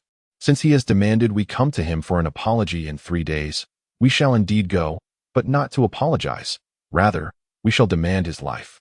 After finishing, Tian Wenyong rose to his feet. You all take care of Xiaojun. I have matters to attend to. Ning Laowu from the Silver Shark Gang owes me a personal favor. I had hoped to avoid utilizing this connection, but now I must. Upon hearing the name Ning Laowu, even Lao Su, who had been worried moments ago, relaxed visibly. The leader of the Silver Shark Gang was rumored to be no ordinary martial artist, but rather a half-cultivator.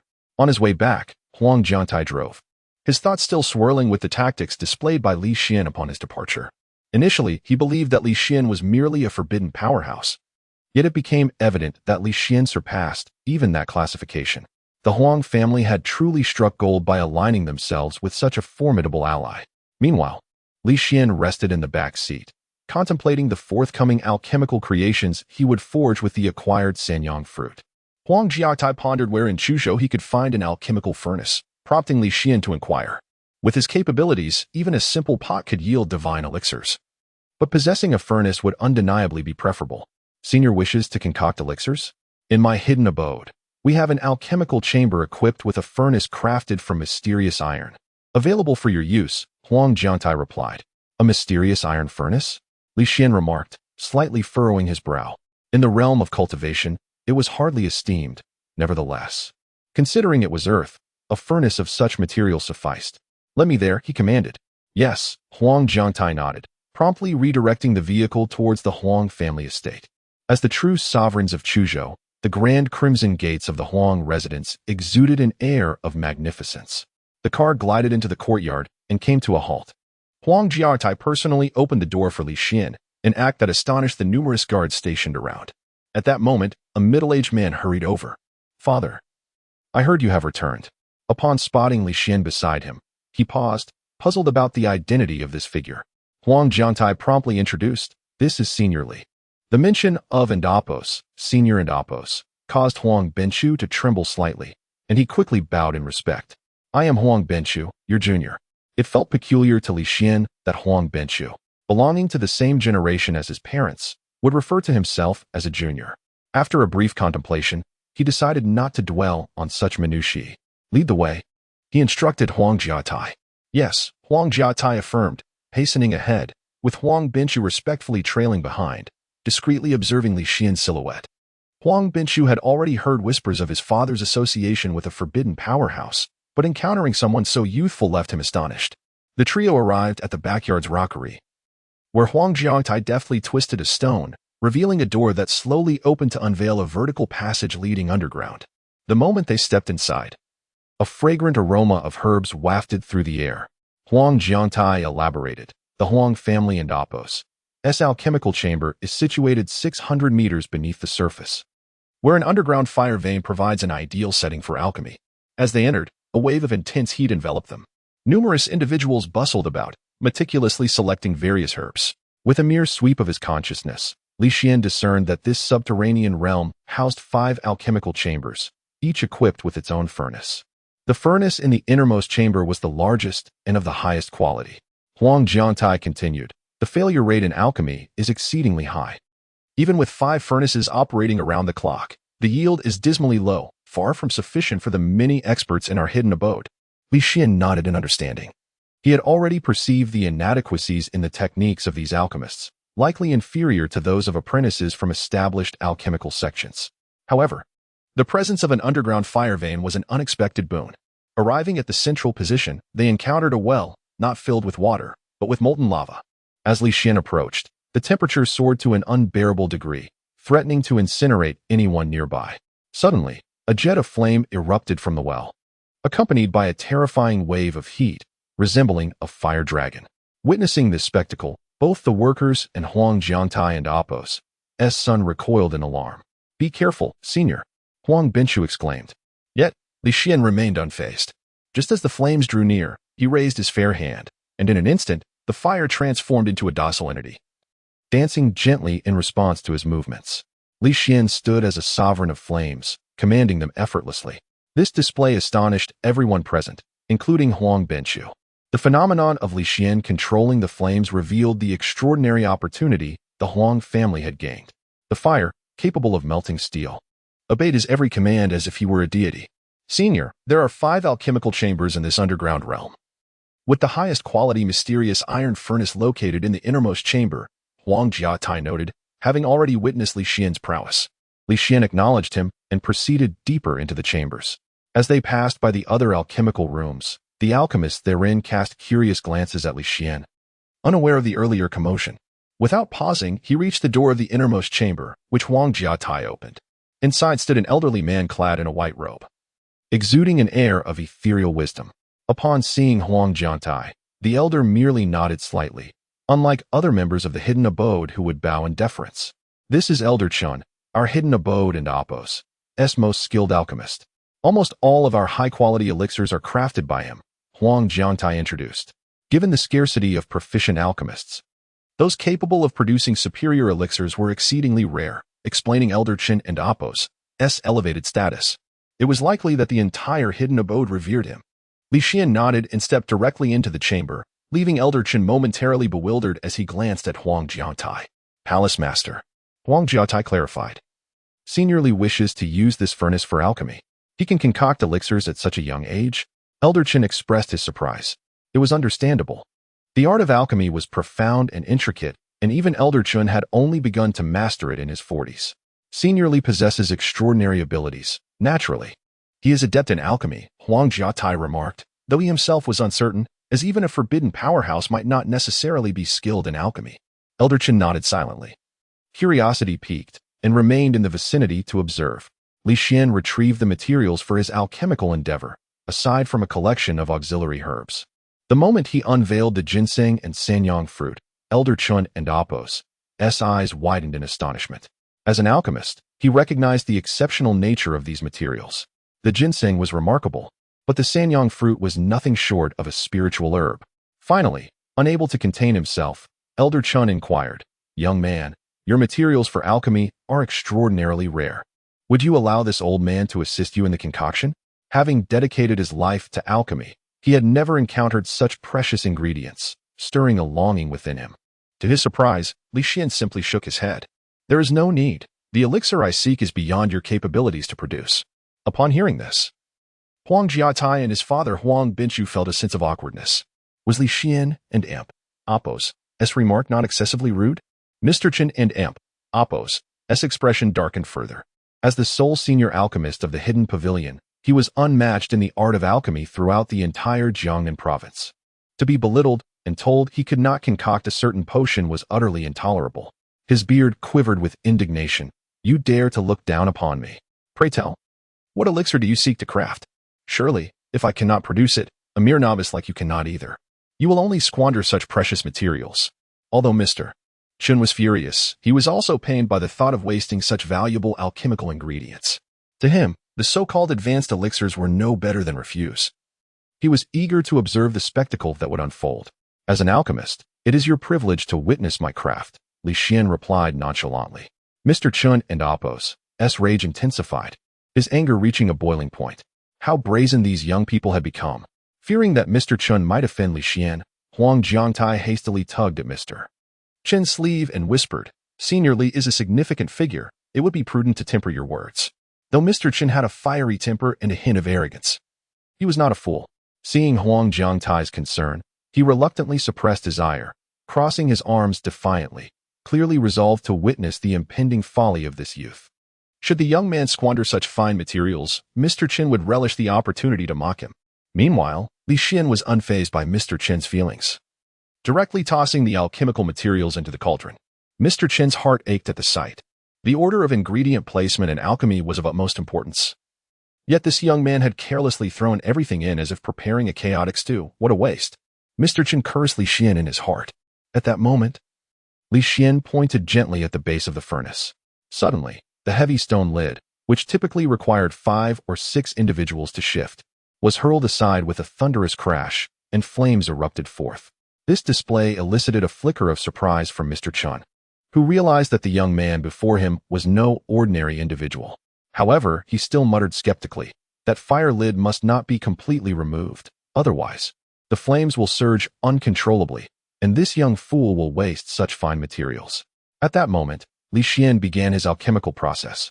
The fierce flames danced in accordance with his gestures.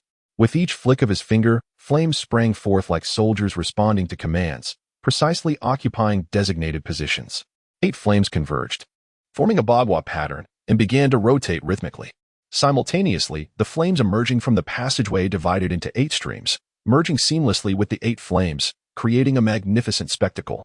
The temperature in the room soared as the cauldron glowed a fiery red, and the ingredients within began to melt under the intense heat. Mr. Qin's expression was complex. Such a technique was unheard of. Yet, he retained a shred of doubt. It was said that formidable practitioners possessed remarkable abilities, but that did not necessarily imply mastery of alchemy. Li Xian formed seals with his fingers, beginning to chant incantations, a faint glow emanating from his fingertips. Suddenly, he pointed at the cauldron, causing all the ingredients within to levitate. The flames surged higher, enveloping the room in a crimson hue. As the flames continued to blaze, the ingredients visibly melted into a viscous liquid, slowly blending together. At this moment, Li Xian declared loudly, "All flames, heed my command, condense the elixir." The instant his voice fell, the flames erupted violently. The fire from the passageway coiled like a dragon, enveloping the entire cauldron. Simultaneously, the elixir within rapidly took shape. And above the cauldron, the manifestations of a true dragon, phoenix, tortoise, and vermilion bird appeared. This sight left Huang Jiangtai, his father, and Mr. Qin utterly astonished. Was this the manifestation of a completed elixir? Mr. Qin's eyes widened in disbelief, filled with astonishment. The appearance of such phenomena before the alchemical process had even concluded. Was this truly a legendary divine elixir? Moreover, the alchemical technique employed was utterly unprecedented, expanding Mr. Qin's understanding. His heart trembled violently. At that moment, he was completely convinced. To witness such a method of alchemy was a privilege beyond measure. As the flames roared higher, the elixir finally neared completion, and a fragrant aroma wafted through the air, promising a transcendental experience. Li Xian stood before the cauldron, patiently awaiting the culmination of his efforts. At this stage, no further actions were required of him.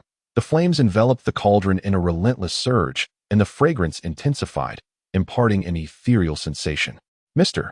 Qin and Amp, Appo's voice quivered with excitement. To experience such a sensation from mere inhalation, should this elixir succeed, it would be earth-shattering. The resurrection of a grandmaster alchemist could not compare. Truly, Mr. Xuan was overwhelmed. How fortunate he was to witness such miraculous alchemical mastery.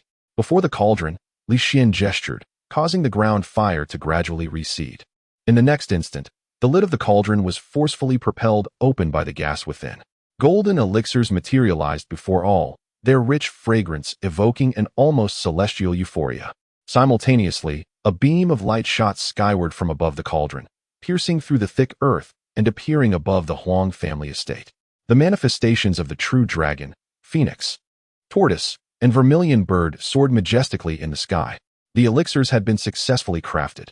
At this moment, not only those in the underground world bore witness. Even the entire city of Chuzhou perceived the extraordinary phenomena. Across Jiangnan, all powerful individuals sensed the occurrence. On a mountaintop, a humble elder gazed toward Chuzhou, his eyes filled with shock. This is the manifestation of a completed elixir. A divine elixir has emerged, he exclaimed incredulously. In another location, a Taoist clad in a robe attempted to divine the event but coughed up blood in shock, his expression one of horror. The alchemist cannot be predicted, unless he exists outside this realm of fate. Simultaneously, various reclusive old masters were stirred from their slumber. In the underground world of the Huang family, Li Xian raised his hand, and 5 elixirs floated into the air before him, each adorned with innate Tao patterns. Indeed, these were divine elixirs. Mr. Qin was nearly breathless with excitement. Even Huang Jiatai and his father stared wide-eyed at the elixirs in Li Xian's grasp. Divine elixirs were legendary treasures. Consuming even one could yield tremendous benefits for a practitioner. However, despite the allure of the elixirs, the Huang family did not dare entertain any nefarious thoughts. To covet the elixirs of an individual like Li Xian was tantamount to courting death. At that moment, Li Xian pointed, and one elixir flew toward Huang Jiatai. For your diligent assistance these past few days, I bestow this elixir upon you. With its aid, you shall undoubtedly break through to a higher realm. Upon hearing this, Huang Jiatai was overwhelmed with excitement, his hands trembling as he prepared to kneel before Li Xian, only to be held aloft by an unseen force. No need for excessive courtesy. Simply accept it, Li Xian instructed. Thank you, senior. Huang Jiatai solemnly cradled the elixir, inhaling its fragrance, his face radiating an expression of rapture. Even beside him, his son Huang Benshu revealed a look of envy. At this moment, Li Xian gazed at the 4 remaining elixirs in his hand, murmuring to himself, Luchi has taken care of my daughter. She deserves 1 elixir. As for the remaining 3, one is for my daughter Duo. Upon hearing this, Huang Jiatai and the others immediately perked up, curious about who would be fortunate enough to receive the last 2 elixirs. Li Xian continued, the second elixir is reserved for Duo, and the third is also for Duo. Huang Jiangtai and the others, listening nearby, inwardly scoffed. Why say it thrice? Just say you are giving both elixirs to your daughter, it and Amp. Oppos. As if no one else has a daughter.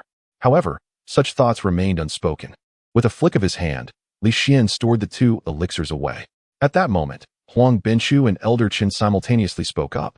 May we have the leftover medicinal residue? Their eyes sparkled with eagerness. Inside the alchemy furnace were remnants of dark substances, the byproducts of the elixir-making process. To Li Xian, these remnants were mere refuse, but to Huang Binshu and others, they were treasures. Do as you wish with them, Li Xian replied, turning away and striding out. He vaguely heard Elder Qin arguing his case within the alchemy chamber. Though you are the young master, you cannot monopolize everything. You must share some with me. Upon leaving the Huang residence, Li Xian returned directly to his villa. Lu Qi had just lulled Duo to sleep, still in disbelief over her brother's hospital checkup half an hour earlier. Upon seeing Li Xian, she instinctively knelt before him. Li Xian, thank you for saving my brother. Yet, she felt an invisible force preventing her knees from bending. At that moment, she was filled with astonishment. Was Li Xian a deity? Li Xian smiled and said, You have cared for Duo for 3 years. I have yet to repay you. Healing Xiaowei and Appo's ailment is but a trivial matter for me. As he spoke, he revealed an elixir in his palm. The moment it appeared, a fragrant aroma permeated the entire room. Lu Qi felt as if she might float away. What is this delightful scent? She exclaimed, her face reflecting sheer ecstasy. Li Xian held out the elixir to her. Take this, it will be beneficial for you. Is this truly for me? Lu Qi hesitated to accept it, sensing the extraordinary nature of the elixir from just a whiff. Perhaps it is better suited for Duo. She quickly waved her hands, unwilling to accept. Duo has enough. Li Xian firmly placed the elixir in her hands. He then approached the peacefully sleeping Duo, who breathed evenly, her long lashes fluttering like a doll. Looking at his slumbering daughter, a smile graced Li Xian and Appo's lips. He placed an elixir in her mouth, which dissolved instantly upon contact, merging into her being. In her hazy state, Duo smacked her lips. So fragrant, she murmured, licking her lips like a little glutton. Li Xian gently placed his hand on her back to assist her in sleeping, refining the elixir's essence within her. Soon, Duo sank back into deep slumber. Meanwhile, Lu Qi clutched the elixir in her hand, utterly captivated, and finally succumbed to temptation, placing it in her mouth. As soon as it touched her tongue, it dissolved, flowing down her throat into her body. In an instant, she couldn't and Appo's helped but let out a soft moan. So comfortable. The sensation was nothing short of divine. However, when she regained her composure, she found Li Xian watching her with an odd expression. Instantly, Lu Qi's cheeks flushed crimson. How could she have made such an embarrassing sound in front of him? Daddy, she stammered, feeling uncomfortable under Li Xian and Appo's gaze, and quickly changed the subject. Li Xian, my parents would like to invite you over this Sunday. Do you have time? As she spoke, her tone carried a hint of anxiety. After all, Li Xian was no longer the same person he had once been. He had gained immense respect, even from figures like Huang Jiangtai, possessing extraordinary abilities, and may not wish to visit the Lu family. Yet, the Lu family genuinely wished to express their gratitude for his healing of Lu Wei. Of course, Li Xian replied without hesitation. I'm unsure of what your uncle and aunt enjoy. I shall bring something along. Upon hearing his words, Lu Qi quickly waved her hand. You have already done enough by healing Xiaowei. You need not bring anything. Li Xian said nothing further but pointed towards the bathroom. Lu Qi, I suggest you take a look in the mirror. Look in the mirror? Lu Qi was puzzled, wondering if there was something on her face. Murmuring to herself, she made her way to the bathroom. However, upon seeing her reflection, she stood frozen in shock. Although Lu Qi had always been beautiful, her skin had never appeared so flawless. The visage in the mirror was so exquisite that she questioned if it was truly her. Her skin was smooth and delicate, akin to a perfectly peeled boiled egg. Could it be due to the elixir?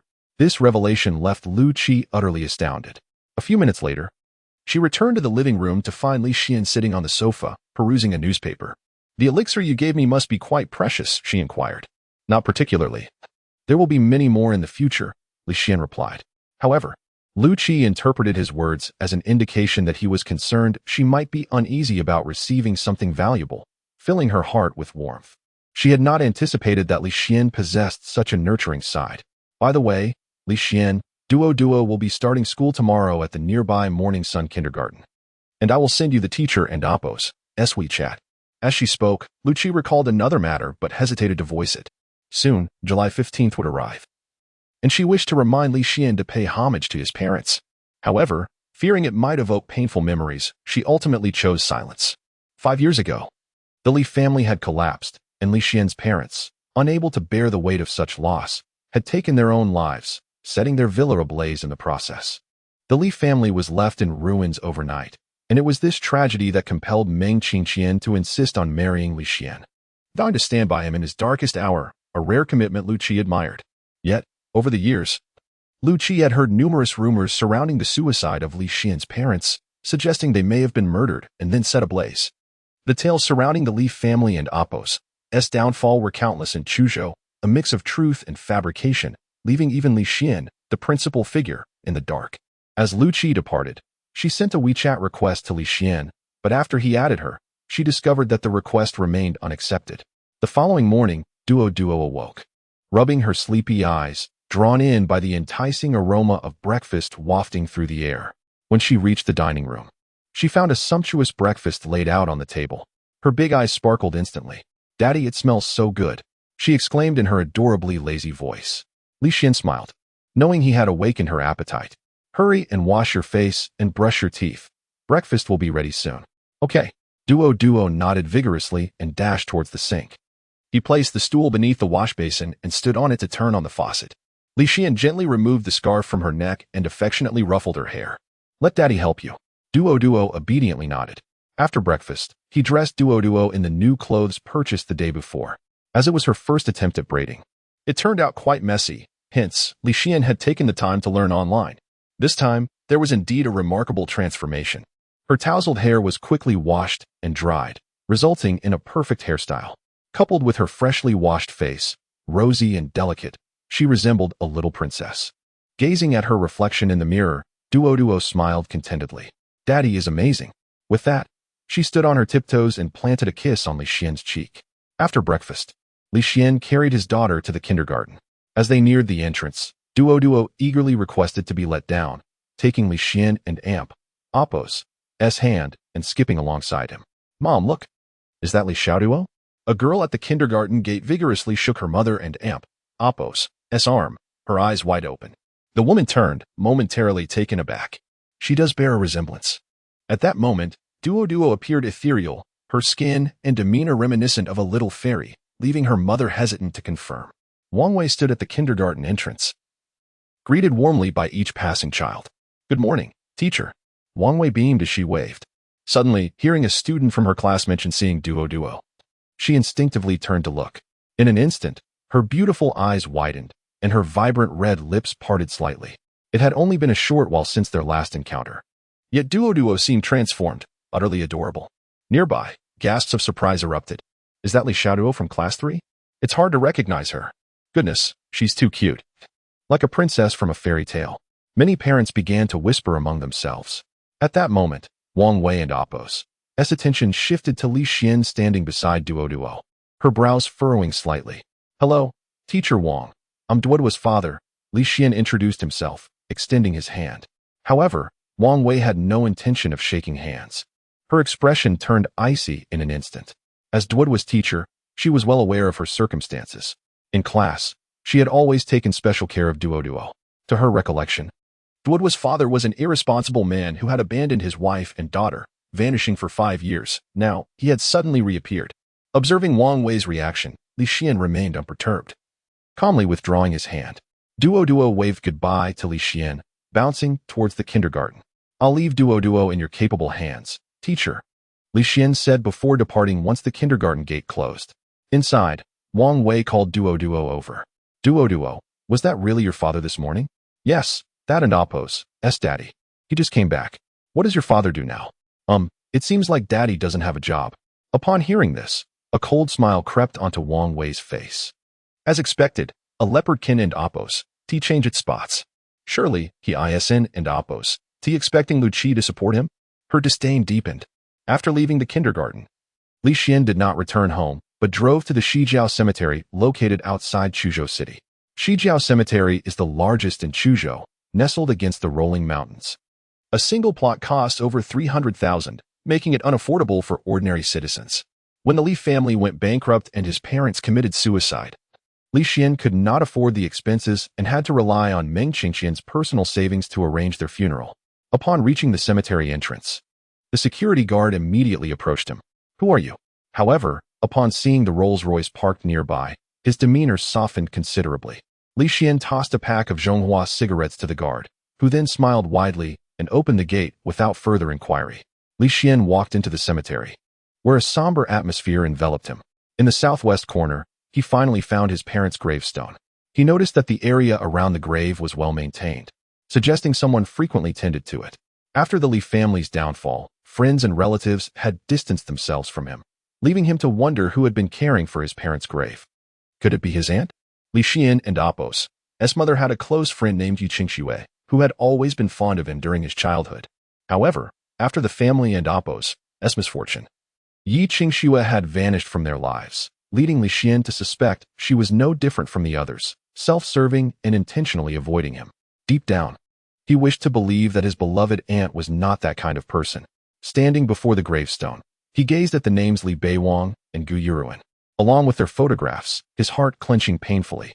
With a sudden thud, he knelt before the stone, tears streaming down his face uncontrollably.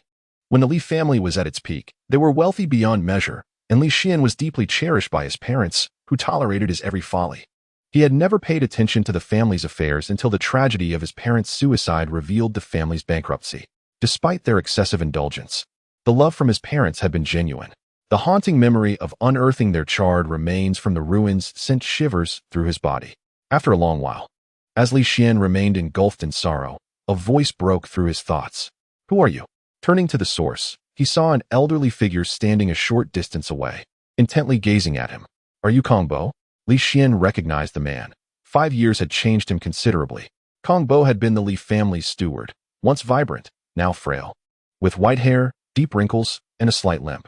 "Is that you, young master?" Kong Bo limped closer, his eyes widening in recognition. "It truly is you. You have returned." "Yes, I have come back." Li Xian immediately understood why the grave was so well kept. Seeing the broom in Kong Bo's hands confirmed that he had been the one to maintain it. "Thank you, Kong Bo," Li Xian said sincerely. "Your father treated me very well. I could do nothing but visit regularly." Kong Bo managed a bittersweet smile, grasping Li Xian and Apos' hands. "It is truly wonderful that you have returned, young master. These past 5 years, I thought you..." Kong Bo's voice trailed off. "You thought I was dead, didn't it, Apos? To you?" Li Xian chuckled softly. "I merely ventured to a remarkable place. Young master, your return is truly a blessing. Please come to my home. I have a few items to give you, things left by Madam. When the Li family fell, I encountered some difficulties and couldn't deliver them to you." "Things left by my mother?" Hearing this, Li Xian nodded eagerly. The two exited the cemetery, and the guard promptly opened the gate, waving goodbye to Li Xian. Kong Bo looked puzzled. "This guard seems quite opportunistic. He always gives me disdainful looks. Yet he is so cordial to you. Perhaps it is because of this Rolls-Royce." Li Xian opened the car door. Kong Bo gasped. "Young master, is this car yours?" "Indeed." "Kong Bo, please get in." Kong Bo trembled with emotion, tears streaming down his face. Young master has truly prospered. They arrived at Kong Bo's home. Kong Bo resided in a dilapidated neighborhood, his modest dwelling spanning a mere 60 square meters, adorned with antiquated furniture. Within, a young man lounged on the sofa, legs crossed, indulging in a cigarette. Upon spotting Li Xian, he inquired, "Dad, who is this?" "This is the young master of the Li family," Kong Bo replied. At this revelation, the youth sprang to his feet. "A member of the Li family? Dad, how could you be so forgetful? You barely survived after 3 months in the hospital. How dare you provoke someone from the Li family?" The young man's urgency was palpable. Kong Bo shot a stern glance at his son and admonished, "Mind your words. Speak carelessly again, and I won't hesitate to discipline you." He then turned to Li Xian and added, "My son has a tendency to speak out of turn. Please disregard him. Allow me to fetch you some tea." Li Xian, discerning an underlying tension in Kong Yang's words, asked gravely, "Kong Bo, what exactly transpired? Was there more to the Li family's downfall?" With his keen perception, he noted the multiple injuries etched upon Kong Bo's body, suggesting a connection to the incident mentioned by Kong Yang. At the mention of Li Xian's inquiry, Kong Bo's demeanor shifted immediately. "Young master, do not overthink. There is nothing amiss, he hastily denied. The memories of the events at the Li family villa sent shivers through his soul. Had he not been astute back then, he might have perished alongside the Li patriarch instead of merely suffering a broken leg. The assailants that night were terrifying, moving like phantoms, endowed with unimaginable abilities. It was imperative that Li Xian remained oblivious to the truth. Otherwise, not only would his quest for vengeance be thwarted, but Li Xian's life would also be at stake. Kong Bo, cease your concealment. Even if you choose to hide the truth, I will uncover it. Li Xian and Appo's voice held an icy edge. Kong Bo shook his head. It is futile. You cannot exact vengeance upon those who are no ordinary men. Indeed. Li Xian replied with unwavering resolve. Rest assured, even the imperial family of Longhua will pay a price. At this, Kong Yang could not suppress a derisive laugh. Taken aback by Li Xian and Appo's audacity, sensing Li Xian and Appo's determination, Kong Bo finally exhaled deeply. In truth, your parents did not perish in flames. They were murdered. The moment those words escaped his lips, Li Xian trembled, an overwhelming aura of murderous intent enveloping him, chilling the very air in the room. Speak. Who was responsible for my parents' demise? In that instant, the atmosphere around Li Xian was so fearsome that both Kong Bo and his son quaked. Yet, Li Xian soon reigned in his ferocity, leaving Kong Yang bewildered. What just transpired? Why has it suddenly grown so cold? Kong Bo began to recount. On the night the Li family faced calamity, I had gone to discuss some financial matters with the patriarch. Upon reaching the doorway of his study on the 3rd floor, I heard his pleas for mercy. The door was ajar, and through the gap, I glimpsed a figure of chilling indifference. He did not merely knock the patriarch to the ground, he killed him outright. The matriarch, in her fury, charged at him but met a cruel fate as he snapped her neck. I was terrified, retreating into a storage room on the 3rd floor, trembling in fear. Through the window, I witnessed the dark-clad assailants depart, astonishingly leaping from the 3rd floor. One man conjured flames from thin air, igniting the entire villa. In a panic, I jumped from the 3rd floor and landed in the bushes, which is how I broke my leg. Do you recall the appearance of that individual? Li Xian's voice was frigid, his eyes ablaze with unquenchable wrath. The thought of his parents being murdered ignited a fierce desire for vengeance within him. Kong Bo shook his head. In that chaos, I couldn't discern much, but I vaguely overheard someone refer to one of them as Wang Lang. Thank you, Kong Bo. Li Xian responded, his voice steady. Kong Bo, limping, retrieved a jewelry box from within. This was entrusted to me by the matriarch a day prior to the incident, with instructions to give it to you after some time. At that moment, I had no inkling of the tragedy to come. After jumping, I spent 3 months in the hospital fighting for my life, and upon my release, you had already vanished. Li Xian opened the box to find an array of jewelry and a bank card, the password written on the back, his birthday. This was left for me by my mother. She anticipated the danger to our family and prepared this as a means of survival. Li Xian and Appo's fists clenched in determination. Clearly, his parents had foreseen the threat, but felt powerless to flee or report it. What kind of force could instill such fear that they awaited their demise with resignation? The ability to conjure flames undoubtedly pointed to a practitioner of the arcane. Regardless of the organization, he would ensure they paid a dire price. For the murder of my parents, not even the heavens can save them, he vowed. Kong Bo, I shall return to assist you with your leg injury. With that, Li Xian departed the Kong residence, his heart heavy with the weight of vengeance. After leaving, Kong Yang remarked, Dad, does the young master have a screw loose? He talks about treating your leg, which has been broken for years. Silence, Kong Bo interjected coldly. The young master speaks from a place of goodwill. Though the Li family has fallen, he remains my young master, and you must show him respect. Should I hear you speak ill of him again, beware my wrath. Upon exiting the Kong residence, Li Xian made his way to the Huang household, where Huang Jiangtai rushed out to greet him. The moment he beheld Li Xian's fierce countenance, a tremor coursed through him. What has transpired to incite such fury? Mobilize all your resources, including the 27 other sects that welcome me at the Tianqing Bridge, and locate a practitioner named Wang Lang. Dig 3 feet into the ground if necessary. The one who finds him first shall receive my assistance in breaking through to the innate realm, Li Xian commanded, each word deliberate and forceful. Huang Jiangtai felt his scalp prickle at the gravity of the request. Breaking through to the innate realm was no trivial matter. He was already the unchallenged king of Chu Prefecture, a true ruler. To offer such a reward would surely incite a frenzy among the practitioners of Chu Prefecture. The practitioner known as Wang Lang was doomed. Even if he hid in a mousehole, he would be unearthed. Soon, Huang Jiangtai gathered the 27 practitioners and, after confirming none bore the name Wang Lang, announced Li Xian's decree. Instantly, the atmosphere grew electric with excitement, especially when Huang Jiangtai revealed a divine-grade elixir gifted to him by Li Xian. The practitioners descended into a frenzy. Prominent figures emerged, such as Gu Mo Yin, head of the Gu family, and Wang Shou, head of the Wang family, along with Wan Jun of the Wuing sect. The entire Chu prefecture buzzed with trepidation, and even the greater Jiangnan region turned its gaze toward the happenings in Chu prefecture, speculating on the monumental events that could stir such a response from so many sections. Huang Jiangtai's hidden palace even liaised with the Six Gates to retrieve every record of men named Wang in the city, delving deep into their ancestral lineages. After fulfilling his orders, Li Xian suppressed his murderous intent and proceeded to the kindergarten to pick up his daughter. At the entrance, Wang Wei handed Duo over to Li Xian.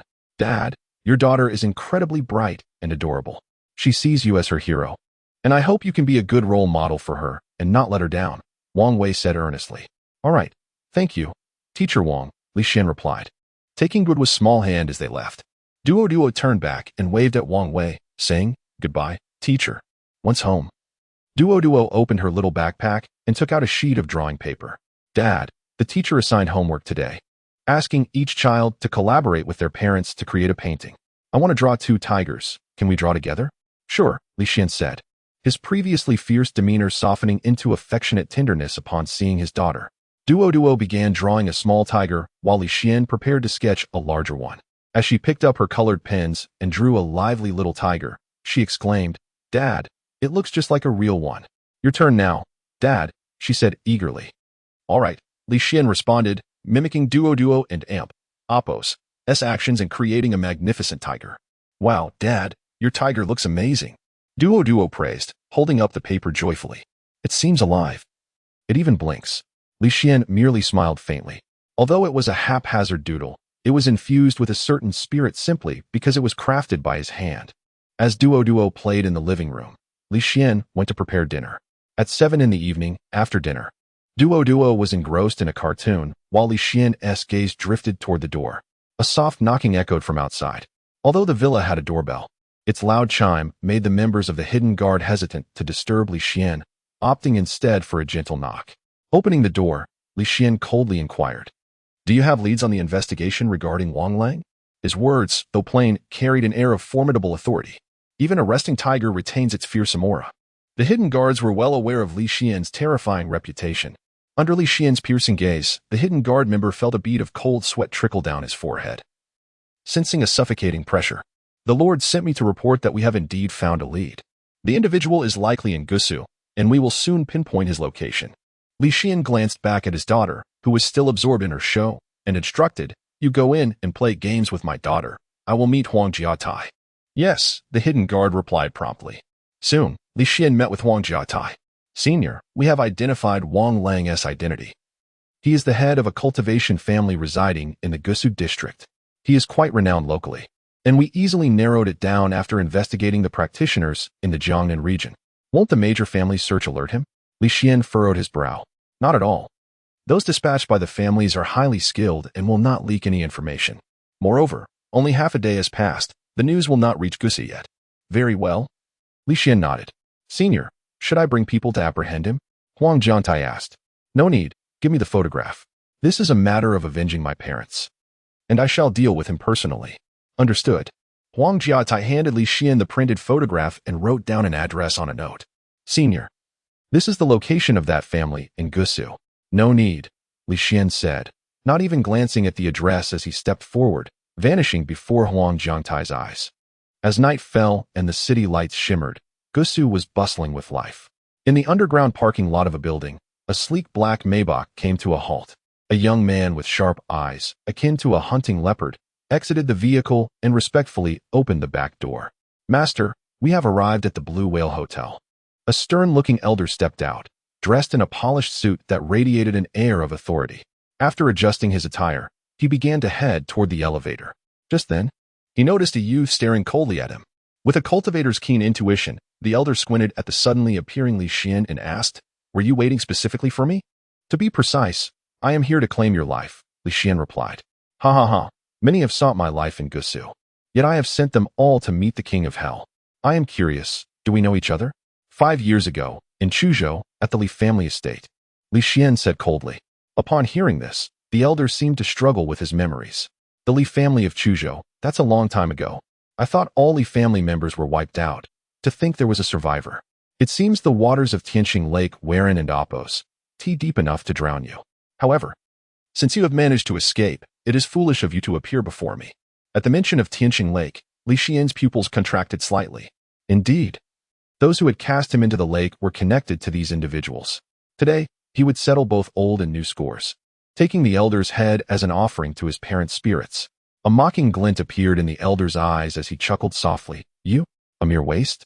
5 years ago. Your parents knelt before me, pleading for mercy, yet I coldly snapped their necks. I spared you because you were not worth my effort. Li Xian's eyes surged with a chilling light, a palpable aura of violence and slaughter enveloping him. The haunting images of the Li family villa engulfed in flames, and his parents' charred bodies resurfaced in his mind, igniting a deep pain within his heart. With his fury rising, an icy killing intent surged from the basement, akin to the depths of winter. The elder's expression shifted noticeably. This was true energy? The unique power of a cultivator emanating from this so-called waste? No wonder he was taken aback. But the elder quickly regained his composure. How surprising, after 5 years. You have become a cultivator. But even if you are, what can you achieve in just 5 years? Even if you trained without rest. How much power could you really amass? To come here and cause me trouble with such little strength is quite foolish. Who accompanied you the day the Li family fell? And how did the Li family offend you to deserve such ruthless retribution? Li Xian's voice turned frigid, like a demon emerging from the depths of hell. The elder laughed heartily. This young man still wished to uncover the truth from 5 years ago? Did he think he could seek vengeance against the mastermind behind it all? Clearly, he had yet to grasp the vast difference in their strengths. Shaking his head, the elder's eyes revealed a hint of pity. Besides myself, there were several of my brothers and disciples who attacked the Li family. To be honest, even if I had not intervened, others would have. The fate of the Li family was sealed. Their annihilation was inevitable. Hearing this, Li Xian and Appos' murderous intent intensified, an icy aura radiating from him. It was evident that the downfall of the Li family had been orchestrated by someone. Wang Lang was merely a tool in the hands of the true mastermind. Yet, how could a commercial family have offended such a formidable figure? Who could command the head of a cultivation family? Countless questions filled his mind. Speak. Who is the true orchestrator behind this? Li Xian asked coldly. Wang Lang, however, merely sneered disdainfully. Kid, sharing this much with you is out of pity for you as a dying man. If you wish to know more, go to hell and ask the King of Hell instead. Upon finishing his words, he commanded the driver beside him, take him down for me. A useless waste. Even after 5 years of cultivation, remains a waste. The driver, clenching his fists, approached Li Xian with a sinister grin. He was not merely a driver, but also Wang Lang and Appos' trusted confidant and a cultivator himself. However, before he could make a move, an invisible force struck him, sending him crashing through the air. Before his body could hit the ground, he erupted into a cloud of blood mist. The driver, who had already attained the transformation realm, was dead. At that moment, a look of horror appeared in Wang Lang's eyes. He had not even seen Li Xian make a move, yet his driver lay lifeless. He had never encountered such a terrifying individual. Could it be a taboo strongman? How could that be? Taboo strongmen existed only in legends. How could this waste from the Li family possibly be one? Yet, Li Xian did not grant him any time for contemplation. He raised his hand, and a vortex appeared in his palm. In the next moment, Wang Lang's body was drawn towards Li Xian, his neck gripped tightly. In that instant, Wang Lang felt engulfed by a terrifying power as the true energy within him vanished without a trace, rendering him utterly immobile. The true energy that had entered his body was overwhelmingly domineering, destroying his vitality and inflicting a pain that penetrated his very soul. It truly was a taboo strongman. Despair rose in Wang Lang's heart. Tell me, who instructed you to go after the Li family? Li Xian's voice echoed like a chilling whisper from the depths of hell, cold and piercing, akin to that of a celestial emperor, imbued with immense authority. Yet, to Wang Lang's surprise, he began to laugh. If I tell you, will you let me go? Clearly not. Therefore, you shall gain no useful information from me. You are not a taboo strongman. You do not possess terrifying power. Yet you will never know who annihilated your Li family. Ha. Wang Lang, aware of his impending doom, displayed a frenzied expression. Do you think that by remaining silent, I will be unable to discover the truth? As he spoke, a faint ethereal glow shimmered at Li Xian's fingertips, reaching directly for Wang Lang's head. In that moment, terror filled Wang Lang's eyes. Soul-searching technique. He had witnessed someone employing such magic before and recognized it immediately. He understood how horrifying the soul-searching technique could be. Those subjected to it endured torment 1,000 times worse than being sliced apart. Years ago, you destroyed my Li family. Today, I shall allow you to experience the taste of your soul being burned. Li Xian's voice dripped with cold malice. How ruthless. But do you think that just because you possess the soul-searching technique, you can unveil the truth of the past? Young man, you will never comprehend the terror of those who sought to eradicate your Li family. They had long sown a forbidden curse within my mind. Anyone who attempts to pry into my memories will be thwarted by this curse. Ha ha ha, you may kill me, but you shall never obtain the secrets you desire. Is that so? Li Xian's palm descended upon Wang Lang's head. Indeed, a blood-red incantation emerged, attempting to counter Li Xian's effort. The power of the incantation was exceedingly strange, preventing anyone from probing Wang Lang and Appo's memories. Do you see? You wish to extract memories? Not a chance. Merely a petty trick, thinking you can stop me. I not only intend to shatter the forbidden curse, but will also use it to locate the one who cast it. As Li Xian spoke, his aura shifted dramatically, and the light emanating from his palm became profoundly mystical. In the midst of Wang Lang's astonished gaze, he suddenly grasped a bolt of azure lightning from the void. Thunder rumbled. The appearance of the lightning enveloped Wang Lang in an atmosphere of utter destruction, causing the blood-red incantation to tremble. With a crack, the thunder erupted. The blood-red incantation was instantly obliterated. Simultaneously, the entire Xuzhou district shuddered under the weight of this terrifying force. A beam of memory light was seized by Li Xian in his palm. After examining the memory, he crushed it with a single motion, obliterating Wang Lang's entire head in the process. Li Xian's gaze turned towards the southern direction of Chuzhou City. Though he was situated in an underground parking lot, his sight pierced through endless space. The one who cast the spell was the one who had directed Wang Lang. He had finally caught sight of you. After speaking, Li Xian stepped forward and vanished from the underground parking lot.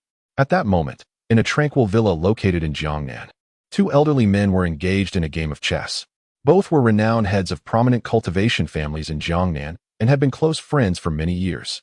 However, one of the elders appeared somewhat distracted. Wang Lao, what troubles you? You've lost this game again. Is something weighing on your mind? Asked the elder clad in traditional Chinese attire.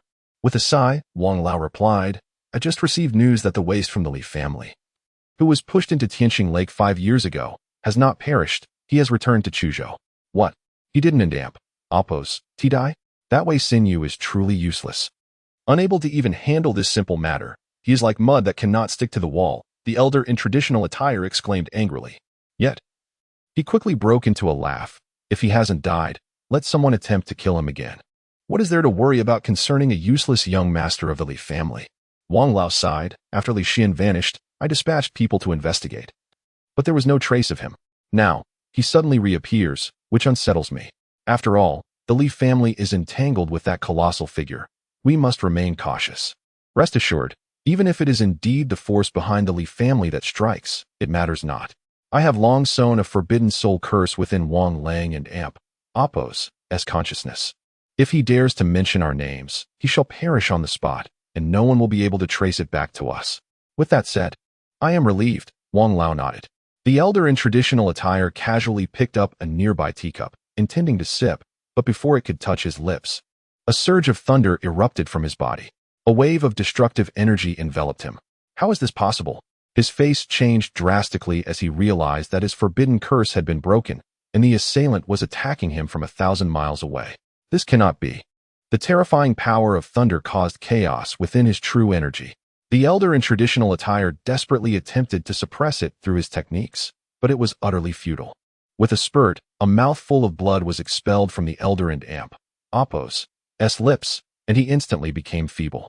In a mere half-minute, he lost 90% of his cultivation.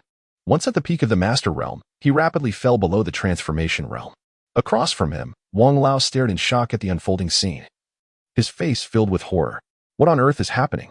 The annihilation of an entire clan? Inside the villa, an eerie silence fell. Though the surroundings were brightly lit, it felt as if they had plunged into endless darkness.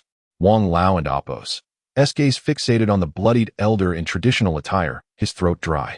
He felt an overwhelming chill enveloping him. What was happening? This scene was far too terrifying. Simultaneously, the void outside the villa began to distort, and a shadow stepped forth. Rapidly solidifying, Li Xian appeared at the entrance of the villa. Given his cultivation level, traveling from Suzhou district to the capital was but a fleeting moment. The instant he shattered the forbidden curse, he had locked onto the caster, the elder in traditional attire. From Wang Lang's memories, Li Xian learned that the elder in traditional attire was the mastermind behind Wang Lang, known as Guozhao. He had instructed Wang Lang to cause the death of Li Xian's parents. How could Li Xian allow him to escape? Not only him, but everyone within the villa was destined to die. At that moment, a chilling aura emanated from Li Xian, as if he had emerged from the depths of hell, instilling fear in all who beheld him. Wang Lang gazed at Li Xian, now standing at the entrance, his eyes filled with dread. Outside the villa, numerous bodyguards stood vigil, yet they exhibited no reaction whatsoever. This indicated that they had been dealt with by an unseen force. To neutralize over a dozen bodyguards without raising an alarm suggested an extraordinarily formidable adversary. At this moment, Guozhao lay there, breathless and utterly weakened. He turned to Elder Wang and said, "This individual is likely connected to those who severely injured me. The ability to inflict harm from such a great distance is terrifying. You must hold this person off while I activate the formation within the villa. We must eliminate him before we make our escape." Elder Wang nodded, his fingers curling into claws as he gathered his vital energy.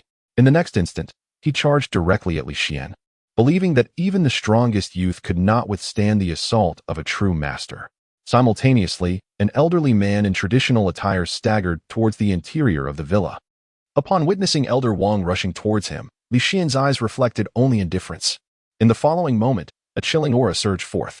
Elder Wang was sent sprawling against the wall. Pinned by an overwhelming force that rendered him immobile, his face pressed against the surface as the sound of cracking bones echoed. How could this be? Shock filled Elder Wang and Appo's gaze. As a master, he could not even withstand the pressure emanating from his opponent.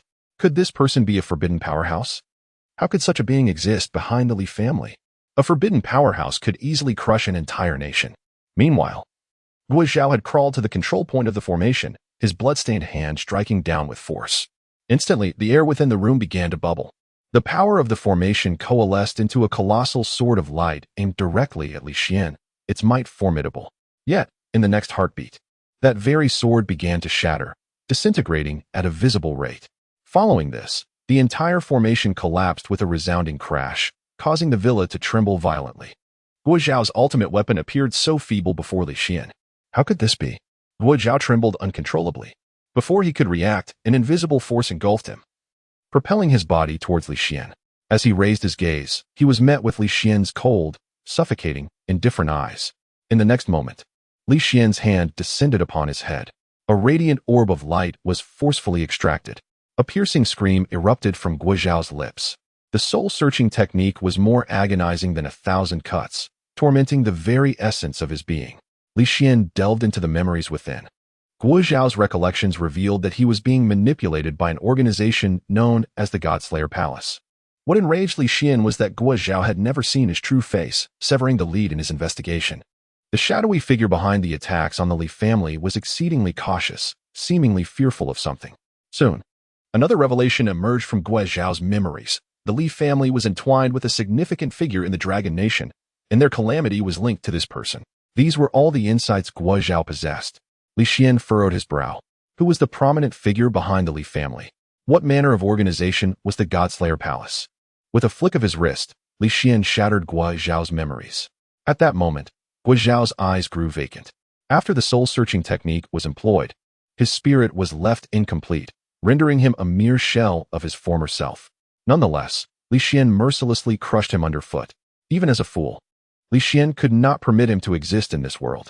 On the other side, Elder Wang gazed in terror at the unfolding events. Li Xian and Appo's abilities resembled those of a deity. Who are you? Why do you seek to kill us? In what way have we wronged you? Elder Wang's voice trembled with fear. In response, Li Xian erupted in maniacal laughter, his demeanor bordering on madness. Once he ceased, his eyes bore a ruthless glare directed at Elder Wang, as if he had emerged from the depths of hell. What a pertinent question. In what manner have you offended me? Wang Zhenhua, do you recall the great fire that consumed the Li family in Chuzhou 5 years ago? Do you remember the charred couple within? Do you remember the young master of the Li family cast into the Tianqing Lake 5 years ago? Li Xian's words were laced with icy disdain. The Li family had never wronged these individuals, yet they had suffered devastation at their hands. Their anguish of fire that could not be quenched. In that moment, Wang Jinhua understood. He certainly remembered. For he and Guo Zhao had orchestrated all actions against the Li family from behind the scenes. To them, the Li family was but an insignificant ant. Yet, he had not anticipated that someone would rise to avenge those ants. The so-called waste of the Li family had returned, transformed into an individual of unimaginable power. Wang Jinhua and Appo's mind reeled. He had initially thought that the great figure behind the Li family had intervened, never suspecting it was Li Xian himself. With a resigned sigh, he remarked, "I never imagined you not only survived but attained such transcendent prowess. You may as well kill me." He recognized his fate was sealed and thus faced it with equanimity. However, Li Xian coldly responded, "Do you think your death absolves your family? I intend for your entire clan to pay the price for your actions." "What do you mean?" A look of confusion crossed Wang Jinhua's face. Li Xian did not answer, but suddenly raised his hand. A drop of blood flew from Wang Jinhua's forehead, while another dripped from Guo Zhao's lifeless body.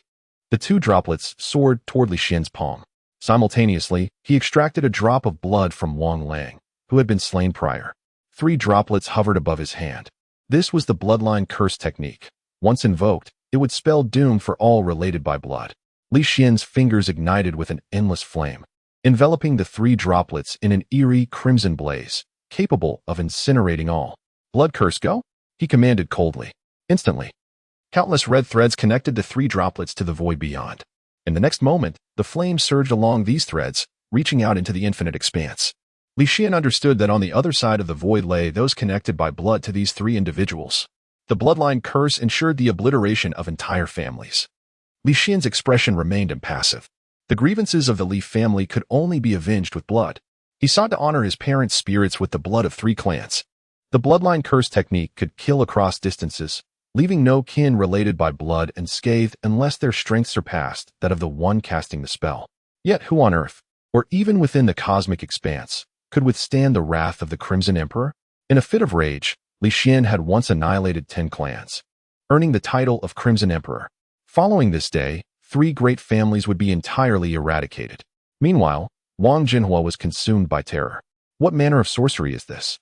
At that moment, in the grand hall of the Wang family in Gusu district, Wang Lang's corpse lay before them. The faces of the Wang family members were etched with grave concern. Their patriarch had been murdered, and the most horrifying detail was that his skull had been crushed. Each member felt as if a heavy stone weighed upon their hearts, gripped by trepidation.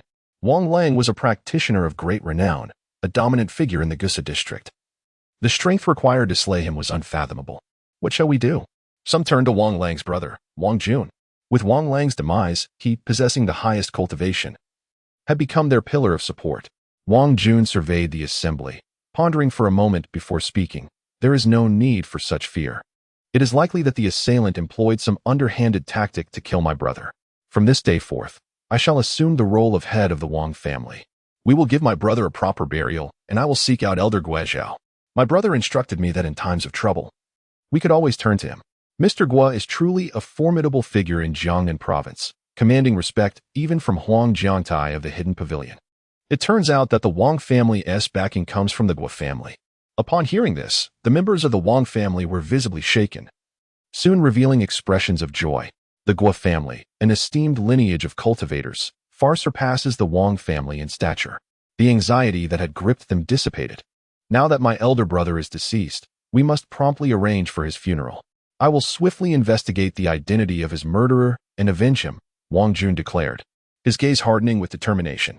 The loss of his brother weighed heavily on his heart, yet a flicker of elation surged within him. At last, the Wang family would have their turn to take the helm. Yet, an unsettling feeling lingered in his heart, as if danger loomed on the horizon. What is this? In the next moment, amidst the horrified gazes of those present, flames unexpectedly erupted beneath Wang Jun's feet. The flames were a bizarre crimson, rapidly engulfing his entire body, leaving him shrouded in fire. His expression contorted. He opened his mouth to scream, but no sound emerged. The onlookers from the Wang family, witnessing this surreal scene, felt their scalps prickle with terror and instinctively recoiled, desperate to distance themselves from Wang Jun. However, they soon realized that flames had ignited upon each of them. Strangely, The flames emitted no warmth. In the blink of an eye, those enveloped by the fire were reduced to ashes, leaving no trace behind, as though they had evaporated from existence. In the grand hall, only a handful of women unrelated to Wang Lang remained, their faces pale with fear, resembling ghosts. This macabre event did not occur solely within the Wang family estate. Flames simultaneously erupted among all members of the Wang lineage. In bars, nightclubs, saunas, and hotels, the scions of the Wang family were reduced to nothingness. A total of 325 lives were extinguished. Next is the Guo family, Li Xian murmured. The scene shifted to a tea house in Jiangnan district, where Guo Tianming, the eldest son of the Guo family, was enjoying tea with business associates. Around him were women clad in alluring kipeos, with one strumming a pipa, the air thick with mist. "Boss Guo, I have come to Jiangnan to conduct business, and I hope you will look after me," said a corpulent man, pushing a contract toward Guo Tianming. The contract offered 30% equity in his newly established company. The Guo family held a position of extraordinary influence in the Jiangnan region, rarely needing to engage in business themselves. The protection fees from various companies filled their coffers abundantly. Guo Tianming discreetly reviewed the contract, nodding in satisfaction. "Indeed, Mr. Liu is a man of stature. I enjoy dealing with those like you. May our collaboration be fruitful. My Guo family may lack certain abilities, but those who dare to oppose us in Jiangnan have generally met their demise." He laughed, his words causing Mr. Liu smiled to falter slightly. He understood the Guo family's power, which was why he was willing to relinquish such a substantial stake. Yet, as Guo Tianming continued to smile, he sensed something amiss. The gazes of those around him were peculiarly unsettling, as if they were witnessing a specter. His feet suddenly felt immobilized. What was happening? As he glanced down, he saw flames creeping up his thigh, swiftly enveloping his entire being, consuming him in a heartbeat. Mr. Liu, startled, dropped his teacup, which shattered upon impact, and fled the tea house, screaming, "There's a ghost." The women in kipeos were equally terrified, their faces drained of color. As chaos erupted in the tea house, all 532 members of the Guo family were likewise annihilated. Within the confines of the room, Li Xian remained impassive. Despite the mass slaughter, his composure remained unruffled. As the esteemed Li Chidi, with countless corpses at his feet, the death of a few individuals was of little consequence. Meanwhile, Wang Jinhua gazed fearfully at the unfolding scene, his expression pleading. With each life Li Xian extinguished, the gruesome tableau presented itself before him. He watched helplessly as the bloodlines of the Wang and Guo families were incinerated, realizing that his own Wang family could not escape this fate. Regret filled his heart. Why had he provoked such a terrifying entity capable of annihilating kin from afar with but a drop of blood? This method was unprecedented, akin to that of a demon emerging from the depths of hell. "Now it is your turn, Wang family. You must pay attention," Li Xian said with a smile that chilled Wang Jinhua to the bone. The scene shifted once more to the Wang family study, where Wang Mingyuan was making a phone call. "Hello, Wei Xinyu. This is Wang Mingyuan. 5 years ago, I had you dispose of that waste, Li Xian, by throwing him into the lake, and now he has resurfaced in Chuzhou. The old man is furious. You must handle this matter promptly. If you fail to eliminate him this time, I will ruin you." Wang Mingyuan threatened with a malevolent glint in his eyes. On the other end, Wei Xinyu nodded eagerly. "Rest assured, Boss Wang. That boy was merely fortunate last time. This time, I will ensure he is killed and reduced to ashes. He will not have the chance to resurrect." "Good. Do not disappoint me," Wang Mingyuan replied, satisfied. "By the way, Wei Xinyu, I have some new talents in my entertainment company whose physiques are quite impressive. How about I arrange for you?" Upon hearing this, Wang Mingyuan burst into laughter, exclaiming, "You understand me well. I want all 5 at once." Yet, before he could hang up, his expression turned to stone. He glanced out the window to witness an unforgettable sight. His younger brother, just returned, being engulfed by a torrent of crimson flames, reduced to ashes within moments. The eerie flames flickered ominously in the dark night. What is happening? Before Wang Mingyuan could react, the blood-red flames enveloped him. The fire blazed fiercely. Yet his phone remained unscathed, clattering to the ground. "Hello? Boss Wang, what's wrong? Speak to me." Wei Xinyu's voice sounded confused on the other end. In a state of terror, the Wang family faced utter annihilation, with 502 lives extinguished. As the horrific images faded, Li Xian turned his gaze toward the lifeless Wang Jinhua. Yesterday and Appo's actions yield today and Appo's consequences. The Wang, Guo, and now the Wang families are just the beginning. All who participated in the annihilation of the Li family shall pay the price. With that, Li Xian severed Wang Jinhua and Amp, Appo's head, alongside that of Guozhao, wrapping them in nearby curtains to carry away. He intended to offer these heads as a tribute to his parents. Yet, this was merely the beginning. In Chuzhou, at the western suburb cemetery, Li Xian placed the two heads before the graves. With a thud, he knelt. Father, mother, I vow to bring the heads of all involved to your resting place. After bowing 4 times, he rose and departed. Upon returning home, he found Duo fast asleep, while the members of the hidden guard vigilantly stood watch nearby. Thank you for your hard work, Li Xian remarked. The hidden guard members humbly replied, then quietly withdrew upon realizing Li Xian had returned. A night of silence ensued. The next day, the entirety of Jiangnan was shaken. The 3 prominent cultivation families, numbering in the thousands, had inexplicably been reduced to ashes by fire. This bizarre fate instilled a deep-seated fear among the once mighty cultivation families, leaving them trembling in trepidation. Especially the Wang and Guo families, which were indeed prominent dynasties, have been utterly vanquished. At this moment, the grand residence of the Wang family is under strict lockdown. Encircled entirely by personnel from the Special Operations Unit, a young man clad in a black uniform strides into the Wang household, accompanied by a contingent of subordinates. What could possibly have transpired? Please recount the details for me. The young man possesses sharp brows and bright eyes, exuding an aura of martial prowess, particularly accentuated by the black cloak draped over his shoulders, resembling a battle robe. Jiang Patian, the division leader of the Special Operations Unit, though still youthful, has proven his exceptional capabilities to attain such a position. The Special Operations Unit operates independently of local jurisdictions, specifically addressing incidents involving supernatural abilities. Jiang Patian, having been temporarily reassigned from the capital due to recent events in Jiangnan, remains unfazed. Dealing with practitioners of the mystic arts is an everyday occurrence for him. Those practitioners wield flames to obliterate evidence, which is hardly extraordinary. 5 years prior, during the cataclysmic fire that engulfed the Li family in Chuzhou, while others speculated it was a double suicide, he alone comprehended that the Li family had crossed paths with a practitioner. However, upon his arrival, he noticed an unusual expression among his team members, tinged with a hint of terror. Captain, this incident is rather complex. The surveillance footage will elucidate the situation, one of the team members remarked. The monitoring room of the Wang family was already crowded with agents, all displaying peculiar expressions. Show me, Jiang Patian commanded, pulling a chair to sit. The footage displayed the eerie tranquility of the Wang family courtyard from the previous night, occasionally disrupted by the fleeting shadow of a mosquito crossing the camera and Amp, Appo's view. Fast forward, Jiang Patian said, a touch of impatience in his tone. Suddenly, his pupils dilated, and he sat up straight in astonishment.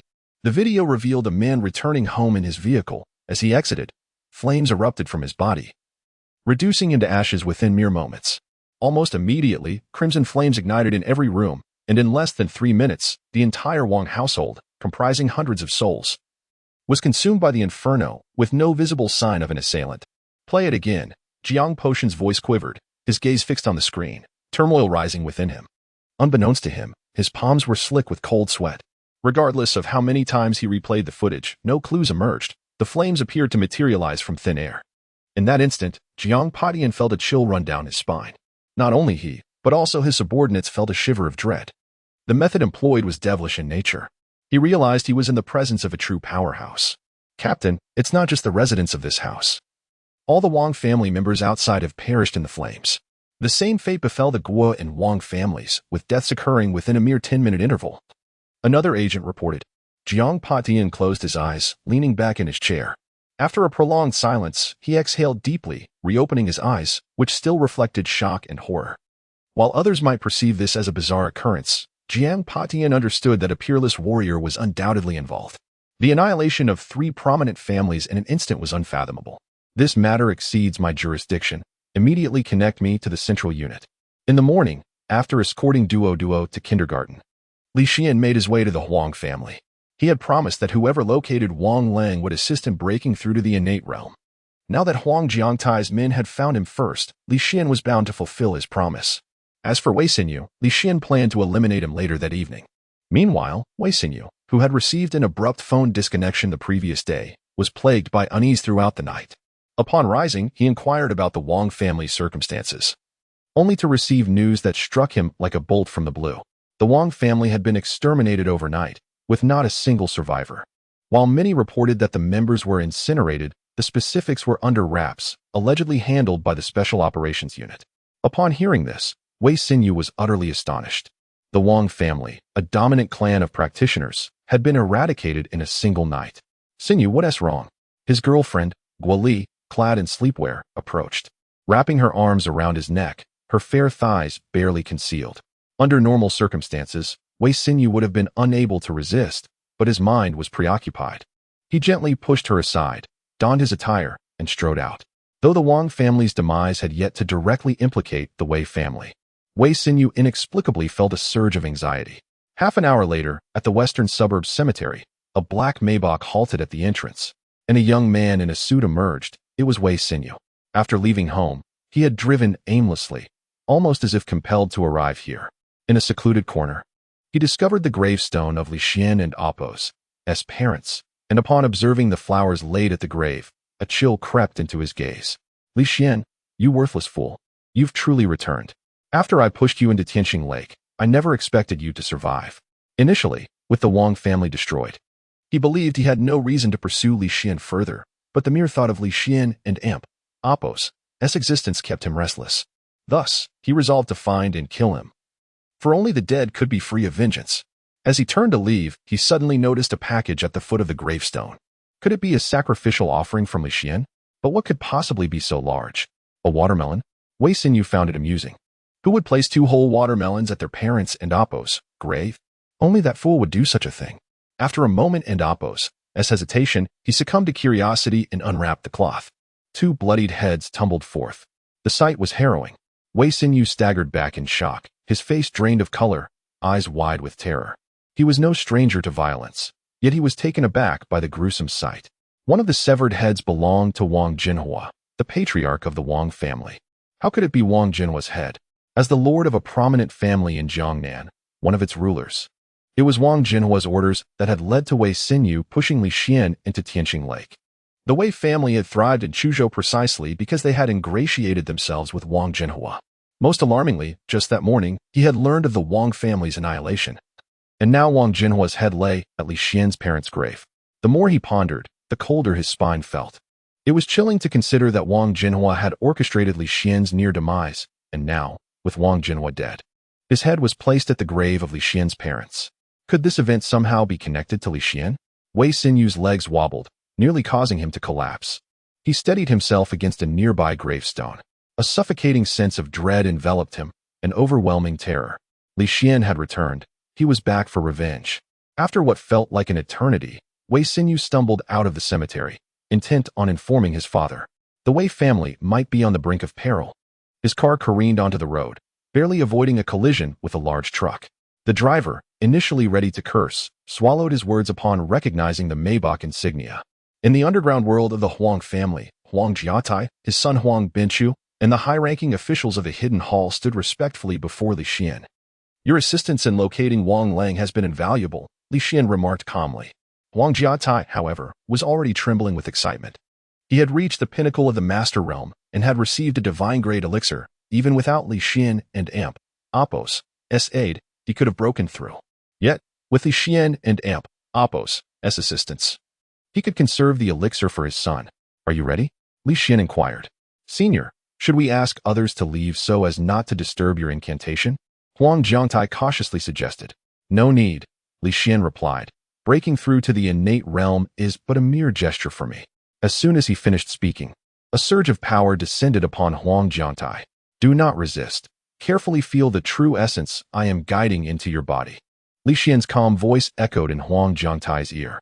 At that moment, Huang Binchu and the others sensed a shift in the atmosphere around them.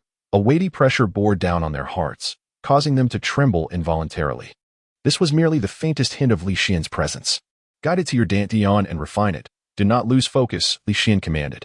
Following his instruction, Huang Jiangtai began to circulate his energy. He discovered a terrifying force swirling within his dantian, igniting his true energy like oil on fire. At that moment, Li Xian gently placed his palm on Huang Jiangtai's forehead and then withdrew it. A phrase flashed in Huang Jiangtai's mind. The immortal blesses my crown, granting me longevity. In the next instant, his true energy surged forth like a flood breaking through a dam, accompanied by a thunderous roar. A tremendous force erupted within his dantian, and Huang Jiangtai felt as if a door had opened within him. He had reached the innate realm. At that moment, the aura surrounding Huang Jiangtai transformed entirely. The onlookers gazed at him in disbelief, their eyes wide with astonishment. In an instant, Huang Jiangtai had broken through to the innate realm. Especially for Huang Binchu and the others, a tide of awe washed over them as they marveled at the divine capability to effortlessly create an innate being. The Huang family was indeed fortunate to have such a powerful ally. Senior, I shall never forget your immense kindness, Huang Jiangtai proclaimed, kneeling before Li Xian, fully acknowledging his debt. There is no need for such formality. Your service to me is merely your due reward. If you continue to perform well, achieving the status of a forbidden powerhouse will be a trivial matter, Li Xian stated, turning to leave the Huang residence. With midday approaching, he needed to pick up his daughter from school. The Huang family members exhaled deeply only after Li Xian and Apos' figure had vanished. The more they learned about him, the more they felt an overwhelming fear. Congratulations, home master. Congratulations, Dad, Huang Binchu chimed in. Huang Jiangtai laughed heartily, shaking off the restraint he had felt in Li Xian and Apos' presence, finally allowing his joy to surface. With my breakthrough to the innate realm, our Huang family will undoubtedly be the foremost family in Jiangnan. Although we previously had hidden strength, many still aspired to contest my position. Once they learn of my breakthrough, it will surely terrify them. Immediately spread the news of my achievement and organize a celebration banquet. I intend to make a significant impact. Understood, Huang Binchu nodded eagerly. I will take care of it at once. With that, he hurried off. In the kindergarten, just before class ended, Wang Wei announced, "Children, please hand in yesterday and Apos' homework. Once done, you may leave." "Okay, teacher." The children eagerly retrieved their papers from their small backpacks and rushed them to the podium. One little boy, in his haste, tripped and fell, bursting into tears as he wiped his nose. Wang Wei shook her head. Kindergarten teachers often found themselves playing the role of caretakers. After soothing the sobbing child, the dismissal bell rang. At the school entrance, Duo ran joyfully out, throwing her arms wide as she leaped into Li Xian and Apos' embrace. He lifted her up and greeted Wang Wei, who remained cool and distant. However, Li Xian's punctuality in picking up their daughter slightly improved her impression of him, though only marginally. Once all the children were sent off, Wang Wei returned to her office. Her friend, who had promised to pick her up, had yet to arrive. Bored, she began flipping through the children's artwork. Despite the odd shapes, the pieces were brimming with childlike wonder.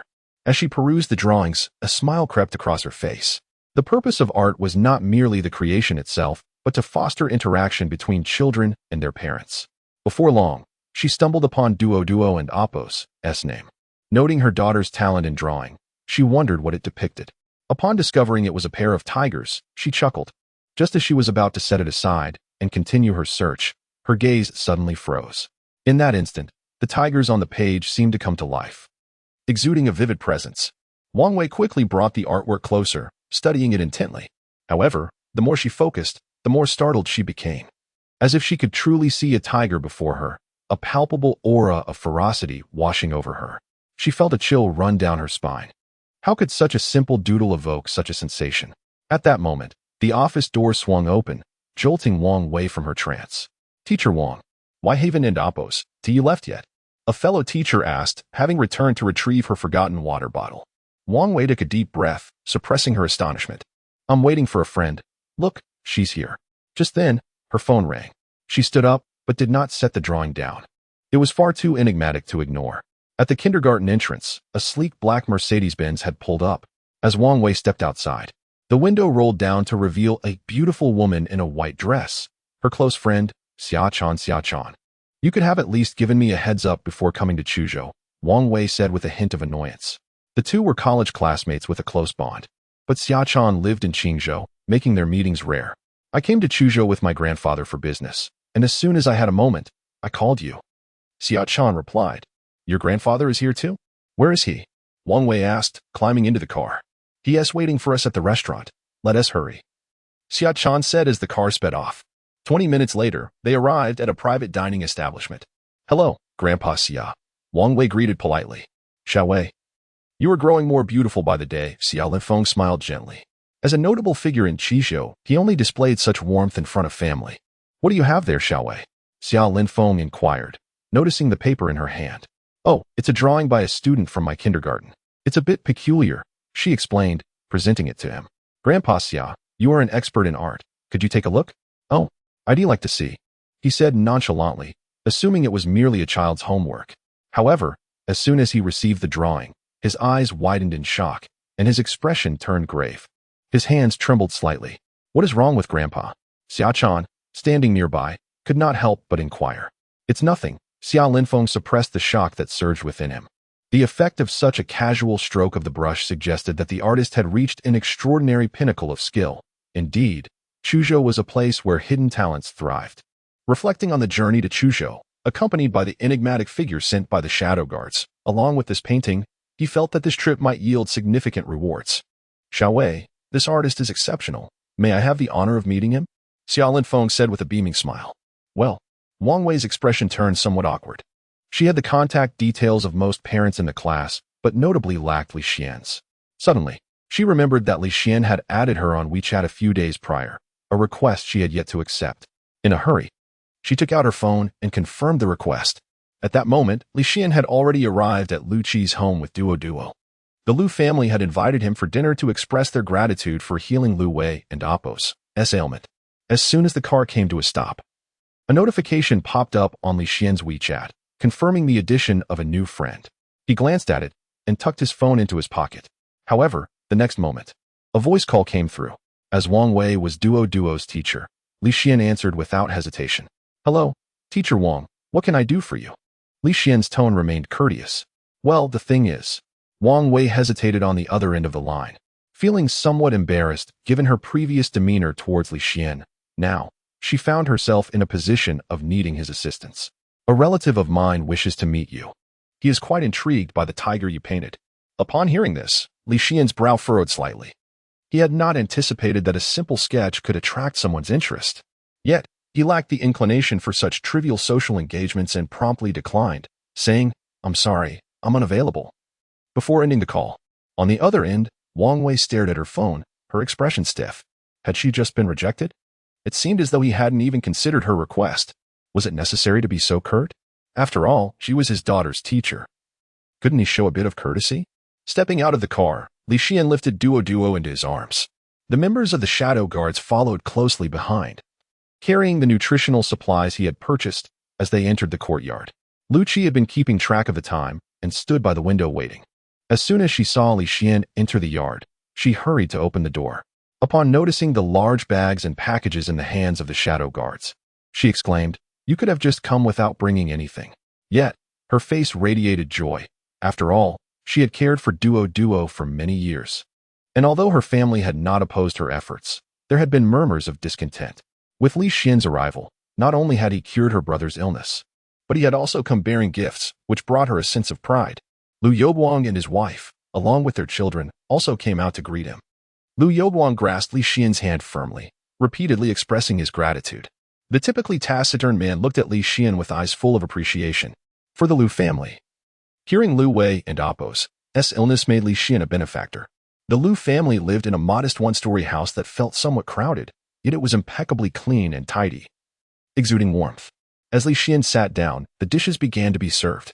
It was undoubtedly the most lavish feast the Lu family had enjoyed in years. During the meal, Lu Youguang poured a glass of liquor for himself and Li Xian, while Duo nestled against Lu Qi. Li Xian, your kindness is beyond words, Lu Youguang said. Downing his glass of liquor in one go, his face flushed. Uncle Lu, I should thank you for taking care of Duo, Li Xian replied, raising his own glass. Just then, a sudden glint flashed in Li Xian's eyes. In the next moment, the roar of engines filled the air. Lu Wei curiously leaned against the window, but his face quickly paled.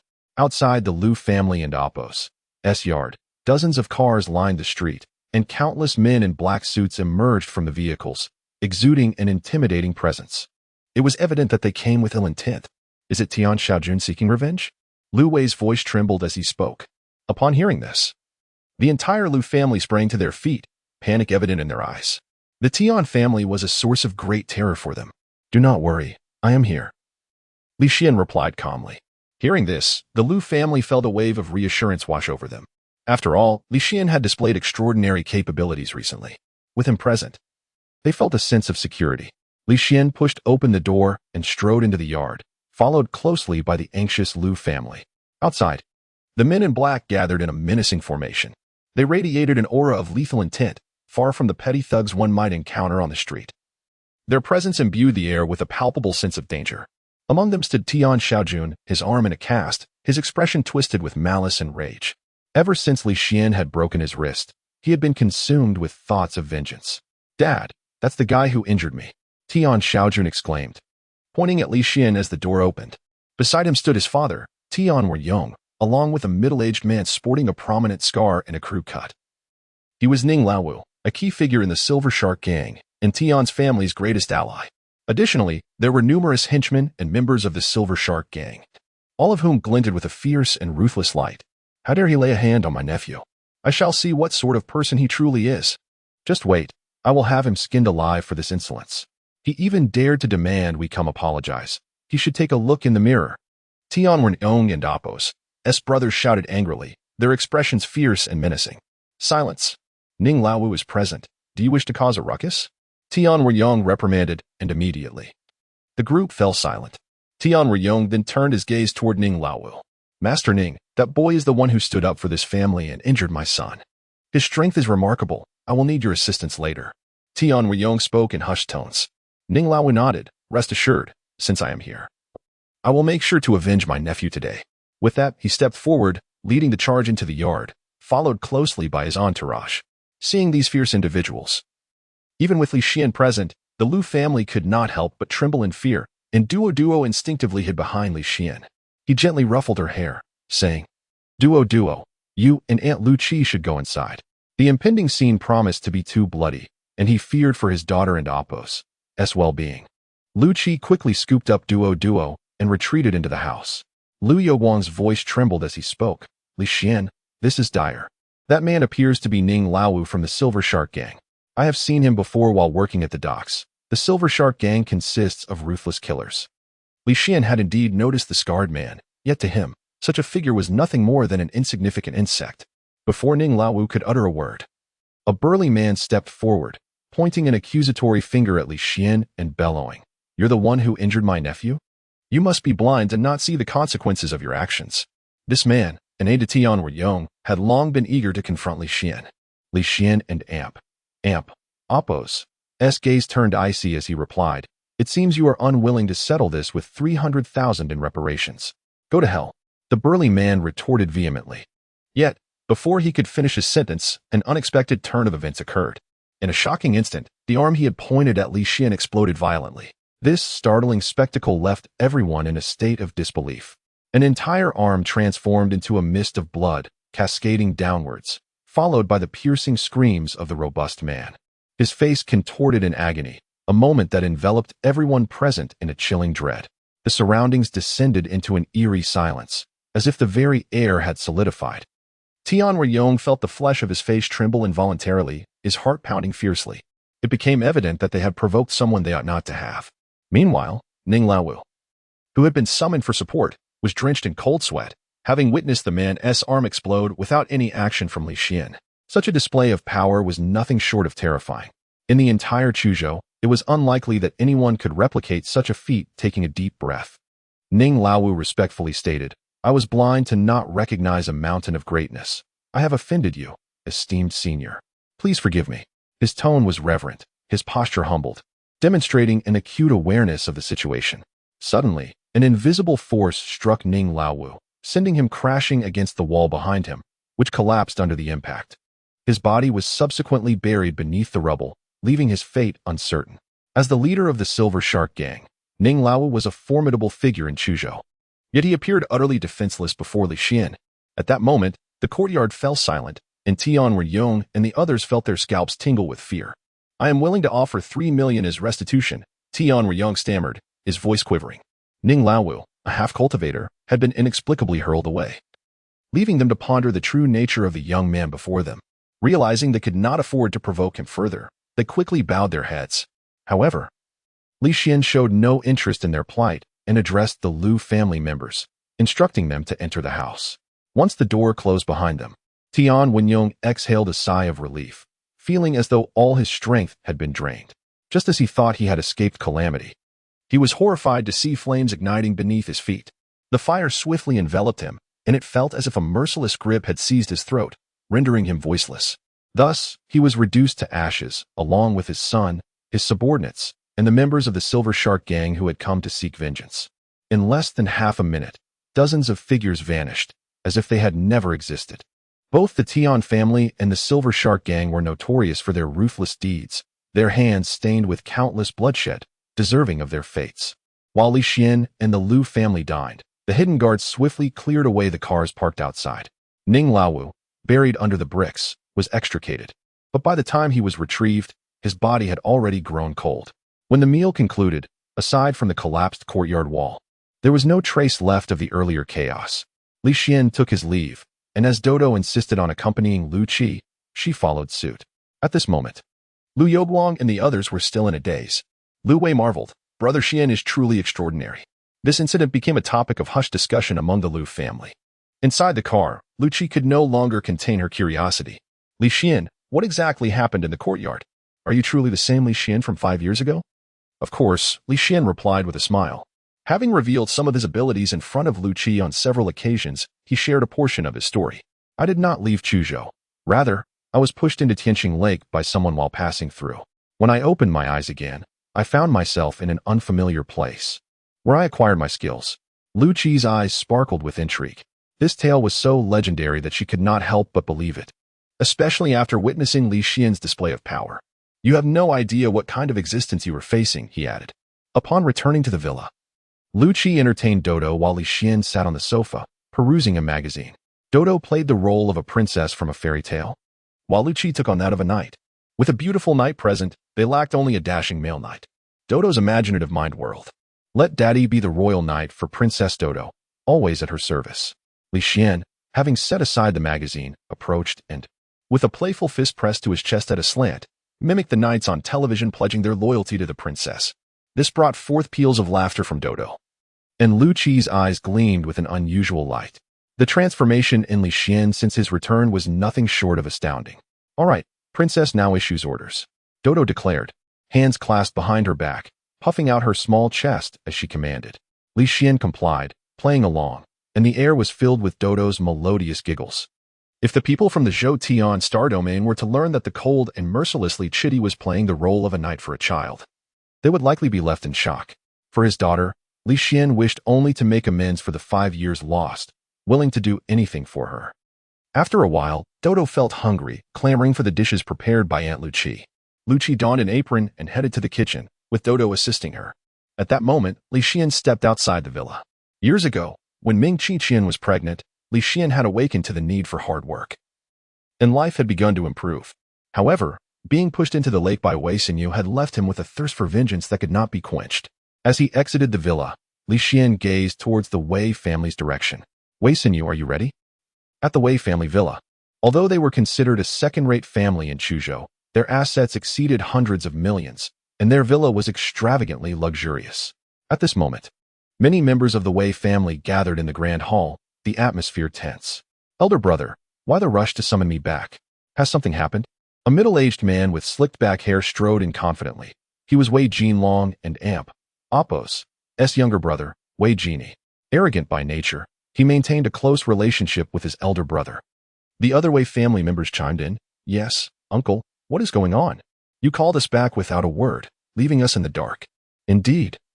Our Wei family has weathered many storms in Chuzhou over the years. We have overcome countless obstacles. Whatever the issue is, please enlighten us, head of the family." After a lengthy pause, Wei Jinlong sighed and turned to his son. "Xinyu, why Don and Appos? Do you explain it to everyone?" Wei Xinyu nodded. "Do you all remember that useless Li family member, Li Xian? Wasn't he drowned after you pushed him into the lake? It's been years. His bones must have been devoured by fish by now," Wei Jini scoffed. "He and Appos is alive and has returned." "So what? He and Appos is just a useless person. Did the Wang family send you to kill him again?" "The Wang family is a powerful ally. We must do as they say. What's there to worry about?" Wei Jini dismissed the notion with a wave. At this moment, Wei Jinlong interjected. But the Wang family was exterminated last night, and their patriarch, Wang Jinhua and Appo's head, was placed before the grave of Li Beiwang and his wife. What? Even Wei Jini and Appo's face twisted in horror upon hearing this. The Wang family annihilated. Their patriarch's head displayed at the grave of Li Beiwang, and Li Xian returning at this juncture spoke volumes. Xinyu, are you suggesting that the useless Li Xian? Wei Jini fixed a penetrating gaze on his nephew. Wei Xinyu shook his head, expressing his uncertainty. I do not know, but this matter is undoubtedly connected to the Li family. With the Wang family annihilated, what fate awaits the Wei family? Perhaps we should flee, Wei Jini suggested. Upon hearing this, the others from the Wei family nodded in agreement. Despite the Wei family's long-standing influence and numerous assets in Chuzhou, their lives took precedence. Wei Jinlong acknowledged this sentiment. This is precisely why I summoned you all back. We must begin liquidating our assets immediately, convert everything we can into cash. By tomorrow night, we must depart from Chuzhou. Just as Wei Jinlong was assigning tasks to his family, a chilling voice resonated from the entrance.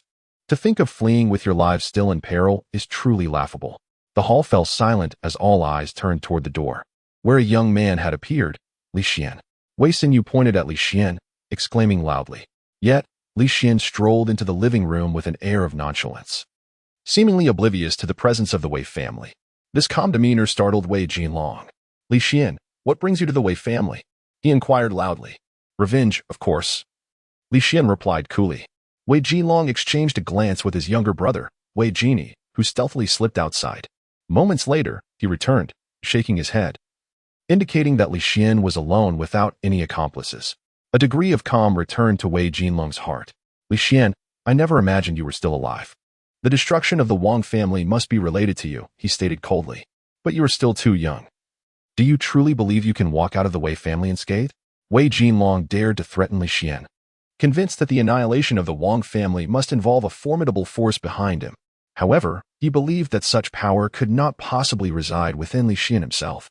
Having encountered numerous practitioners, Wei Jinlong understood that 5 years was insufficient to cultivate a true warrior. The threshold for becoming a practitioner was exceedingly high. Merely sensing qi could take anywhere from 3 years to over a decade, and once sensed, achieving success required unwavering dedication over many years. In response to Wei Jinlong's words, Li Xian could not help but smirk derisively. It seems you remain unaware of the existence you face. As he spoke, his garments began to flutter gently. Deservedly so, Li Xian declared. Suddenly, his attire billowed, and a faint aura emanated from him. In that instant, Wei Jinlong felt an intensifying unease, as though something dreadful was about to unfold. He shouted at his brother, seize him. Wei Jini, being a martial artist, immediately lunged toward Li Xian like an arrow. Yet, before his hand could make contact, his arm exploded, and his entire body disintegrated into a mist of blood, consumed by flames that erupted from nowhere, leaving nothing but ash. The sight sent waves of terror through everyone present, and Wei Jinlong's face turned ashen. He understood that the Wei family was doomed. Previously, he had received news of the Wang family and Appo's obliteration, with reports of their members being burned to ash in the streets. It became clear that there was no hidden power behind Li Xian. He was the power itself. With a heavy sigh, Wei Jinlong felt as though he had aged decades. He had never anticipated that the once ineffectual member of the Li family would rise to such formidable heights. But I must ask, was the Wang family extinguished by your hand? Wei Jinlong inquired. Li Xian chuckled. The Wang family is but a trivial matter. Not only them, but all those connected to the Li family and Appo's massacre shall meet the same fate. As his words echoed, flames ignited around the Wei family members one by one. Under the searing heat, they appeared as if grasped by a demon, unable to utter a sound, their faces contorted in agony. Wei Jinlong could do nothing but watch helplessly as his kin turned to ash. At last, it was the turn of him and his son, Wei Xinyu, paralyzed by fear, cowered in a corner, trembling and pleading, "Don't kill me, please." Meanwhile, Wei Jinlong closed his eyes. In the next moment, flames erupted around both father and son. Li Xian had already turned and exited the Wei family hall. 2 hours later, in a secluded courtyard in the capital, a middle-aged man was deep in meditation, absorbing torrents of terrifying spiritual energy. The fallen leaves around him danced, forming a dragon-like shape. Suddenly, he opened his eyes, and the leaves exploded outward, shooting in all directions like darts, embedding themselves into walls with the force of bullets. A satisfied smile graced his face. I and Appo's VE finally reached the 8th level of my Black Dragon technique. Even those old geezers are no match for me now, huh? Just then, hurried footsteps approached, and the man's expression reverted to one of indifference. An elderly figure approached, bowing in respect. "Greetings, Second Master." The man replied coolly. "Did I not instruct you to investigate the annihilation of the Wang, Guo, and Wang families? Why have you returned so soon? Do you have any leads?" "Not exactly a lead, but my subordinate has just reported that the Wei family in Chuzhou has also been wiped out, disappearing as if they never existed," the elder explained. "The Wei family?" The middle-aged man furrowed his brow. "What family is that? I have no recollection of such a clan." The elder quickly clarified, "Second Master, you may not recall this minor family, but I overheard Wang Jinhua mention that he had commanded a wealthy second generation named Wei Xinyu to throw that Li family waste into Tianqing Lake. The annihilated Wei family is the very family of Wei Xinyu." "What?" The middle-aged man and Apos' expression shifted dramatically. "Are you suggesting this incident is related to the Li family?" The elder nodded. "Second Master, do you think it could be linked to the power behind the Li family?" At this, the middle-aged man and Apos' face grew serious. "Continue your covert investigation into the affairs of Chuzhou. Report any developments to me immediately." "Understood," the elder replied as he withdrew. Meanwhile, upon returning to his villa, Li Xian found Huang Jiangtai waiting for him. Initially hesitant to enter, Huang Jiangtai ultimately accepted the invitation from Lu Qi, who would not allow the former tycoon of Chuzhou to stand outside. Huang Jiangtai sat gingerly on the edge of the sofa.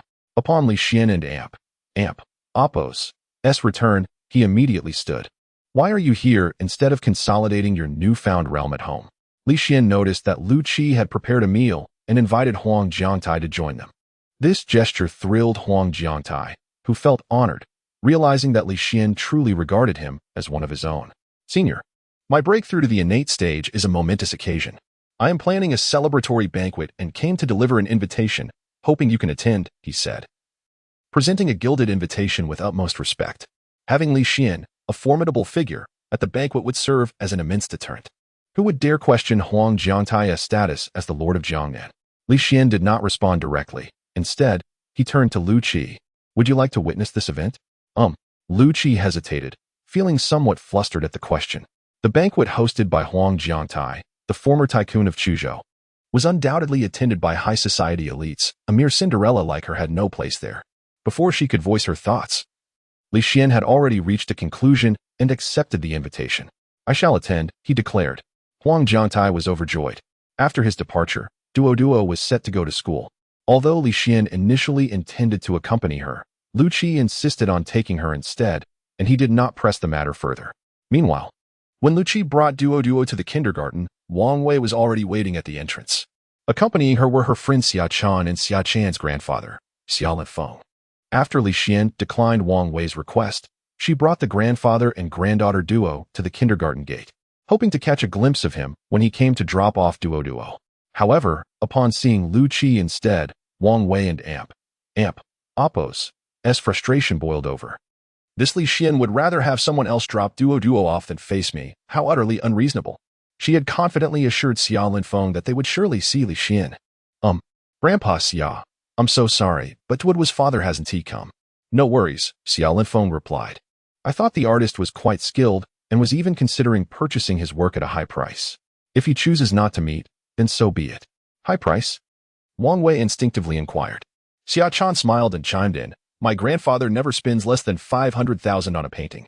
If Li Xian's work is truly exceptional, then even 1 or 2 million wouldn't be surprising."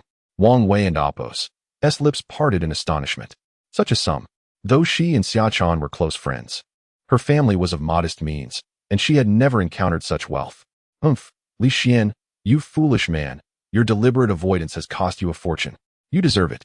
Wang Wei fumed. The Huang family banquet marked Huang Jiangtai's breakthrough into the innate realm, celebrated with a grand gathering at the Huang estate. It was said that the entire elite circle of Chuzhou was invited, and even the local taxi drivers were discussing the event. To the common folk, it was merely a celebration of Huang Jiangtai's 60th birthday, but only those from the Cultivation families understood the true significance of the occasion. On the evening of July 5th, Li Xian reclined in a chair on the balcony, gazing out at the vast river shimmering with light. Across the riverbank, the lights had begun to twinkle brilliantly. Lu Qi, impeccably dressed in a fitted white shirt that accentuated her figure, had clearly made an effort to look presentable. Duo was in front of the mirror, admiring the new hairstyle Lu Qi had fashioned for her. Li Xian was engrossed in a swordsmanship novel by the esteemed author Zhuge Liu. Having previously been captivated by films from Hong Kong, he now found himself marveling at the author's creativity and imagination, noting striking parallels with the world of cultivation. Perhaps the author had once encountered legends of the cultivation realm. This thought amused Li Xian. "It's time to leave," Lu Qi gently reminded him. From her vantage point, she could see Li Xian and Apos' profile illuminated by the setting sun, casting a golden hue. "All right," Li Xian replied, closing his book and taking Duo and Apos' hand as they stepped out. At precisely 7:03 p.m., Li Xian's Rolls-Royce came to a halt at the southern entrance of the Huang estate. He chose to drive himself rather than let his bodyguards handle the vehicle. The parking lot was already filled with luxury cars, and the guests arriving for the banquet were resplendently attired, with handsome men and beautiful women, including numerous popular stars that made Lu Qi's eyes sparkle. Had she not been holding Duo and Apos' hand, she would have rushed forward for autographs. For Lu Qi, these stars were figures of great repute. She was unaware that, in the eyes of the wealthy, celebrities were merely playthings. The Huang family's stature in Chuzhou was akin to that of an emperor, with everyone eager to curry favor. Every guest entering the estate was required to present their invitation, leading to a long queue reminiscent of waiting for tickets at a tourist site. Just as Lu Qi was about to join the throng, several figures hurriedly approached. "Senior, you've arrived. My father is waiting for you at the main entrance." "We didn't expect you to come here," Huang Binshu exclaimed, appearing somewhat breathless. Despite his cultivation level rendering him unexhausted by the run, his display of fatigue was intended solely for Li Xian's benefit, demonstrating his eagerness. The main entrance of the Huang estate was rarely opened, reserved for esteemed guests. Upon learning of Li Xian's arrival, it had been unlocked early. "Let us head to the main entrance," Li Xian replied, lifting Duo as he entered the car, drawing curious glances from onlookers. At the main entrance of the Huang estate stood a grand, vintage vermilion gate, towering at 7 meters, an imposing sight. The usually closed doors were now wide open, with Huang Jiatai and the Huang family as senior members waiting to greet them. As the car stopped, Huang Jiatai personally opened the door for Li Xian and warmly escorted him into the estate, only closing the gates once they disappeared from view. Meanwhile, a black sedan slowly passed by on the street in front of the estate, containing Xia Linfeng, Xia Chan, and Wang Wei. Xia Linfeng gazed toward the main entrance, murmuring, "The Huang family's gates are rarely opened. Today's occasion must involve a significant figure. Grandpa, is your status not worthy of entering through the main gate?" Xia Chan asked, unable to suppress her indignation, for her family was also a prominent one in Chizhou. Xia Linfeng shook his head. 3 years ago, when the head of the Bai family from Qingzhou visited, the Huang family did not open their main gate for him, but rather used the southern entrance. "Do you think I am of sufficient stature to enter through the main gate?" Hearing this, Xia Chan could only stick out her tongue. The Bai family was the undeniable ruler of Qingzhou, and while her family held high status, it paled in comparison. Wang Wei remained quiet, feeling content to accompany her friend and grandfather, though she understood little of the elite circles. In her eyes, the Xia family was already quite formidable. Yet it seemed there were many families even more powerful. As the car arrived at the southern entrance, Xia Linfeng and the others disembarked and obediently queued to enter the Huang estate. On the other side, Lu Qi trailed closely behind Li Xian, her heart racing as if she were a Cinderella entering a palace. The Huang estate was extravagantly luxurious, surpassing her wildest imagination. She glanced at Li Xian, who remained calm and composed, soothing her anxious heart somewhat. Duo, meanwhile, was bouncing around, captivated not by the opulent architecture but by the koi pond in the courtyard, nearly running off to feed the fish if not for Lu Qi's restraint. While the banquet had yet to commence, many guests waited in the outer hall, though several prominent figures were already present in the inner hall. Huang Jiantai made his entrance at the doorway of the hall. Suddenly, everyone stood up in unison. They had met the head of the Huang family. The crowd began to speak, declaring that from this day forth, Huang Jiantai would truly be the king of Jiangnan. Huang Jiatai, however, hastily stepped back, allowing Li Xian to step forward, and respectfully gestured for him to enter. He spoke, "Predecessor, please come in." Huang Binshu's woman introduced him. "This is Li Xian, our most esteemed guest from the Huang family." With these words, Li Xian's status was immediately elevated in the minds of all present. Simultaneously, the leaders of the Cultivation factions in Chuzhou bowed to Li Xian, greeting him with, "Greetings, predecessor." Witnessing this scene, people from various places were even more astonished, secretly speculating about the identity of this young man who commanded such universal respect from the forces of Chuzhou. Li Xian's gaze swept over the faces of the crowd. Noting that the average age was over 60, it was evident that achieving success in cultivation in this realm, where spiritual energy was scarce, was indeed a formidable challenge. There were, of course, some younger faces, the younger generation from various families. Lu Qi, standing beside Li Xian, felt her previously relaxed demeanor tense once again. The imposing aura of those present was overwhelming. Each one was a significant figure to someone like her, an ordinary citizen. Meanwhile, Duo blinked her eyes excitedly, calling out uncle and aunt to the esteemed guests, bringing smiles to their faces. After spending some time in the inner hall, the banquet was about to commence, and everyone moved to the outer hall. Li Xian instructed Huang Jiangtai to step aside, and only then did Huang Jiangtai leave to attend to other guests. The entrance to the outer hall was adorned with a long red carpet, leading into a space filled with elegantly dressed high society individuals. The grand hall was lavishly decorated, with enormous chandeliers casting beautiful reflections of light. "Daddy, why are you here?" A surprised voice emerged from the crowd. Wang Wei stood not far away, staring in disbelief at Li Xian. In her mind, Li Xian was merely a wayward son, unworthy of attending such a prestigious banquet. Duo, spotting Wang Wei, sweetly exclaimed, "Teacher Wan, I came at the invitation of a friend," Li Xian casually replied, offering Wang Wei a slight smile before taking a seat in a secluded area. Lu Qi exchanged a few words with Wang Wei before leading Duo to the dessert table. The guests primarily attended the banquet for socializing and networking, showing little interest in the food. When they saw a little girl eagerly stuffing pastries into her mouth, they couldn't help but smile, thinking, "Whose child is this? Quite adorable." Duo felt as if she had entered a fairy tale castle filled with delightful treats. It was nothing short of paradise for her. "Aunt Lu Qi, I want to eat that." "Yes, my favorite cream cake." "All right," Lu Qi said as she handed a piece to Duo. Eagerly, Duo popped it into her mouth, her cheeks puffing out as she exclaimed, "It's so delicious. I'm so happy." As Duo searched for more treats around the hall, she sprinted towards the drink station. Lu Qi hurried to catch up to her, but the crowd was too dense. At that moment, Duo reached for a drink on a high shelf.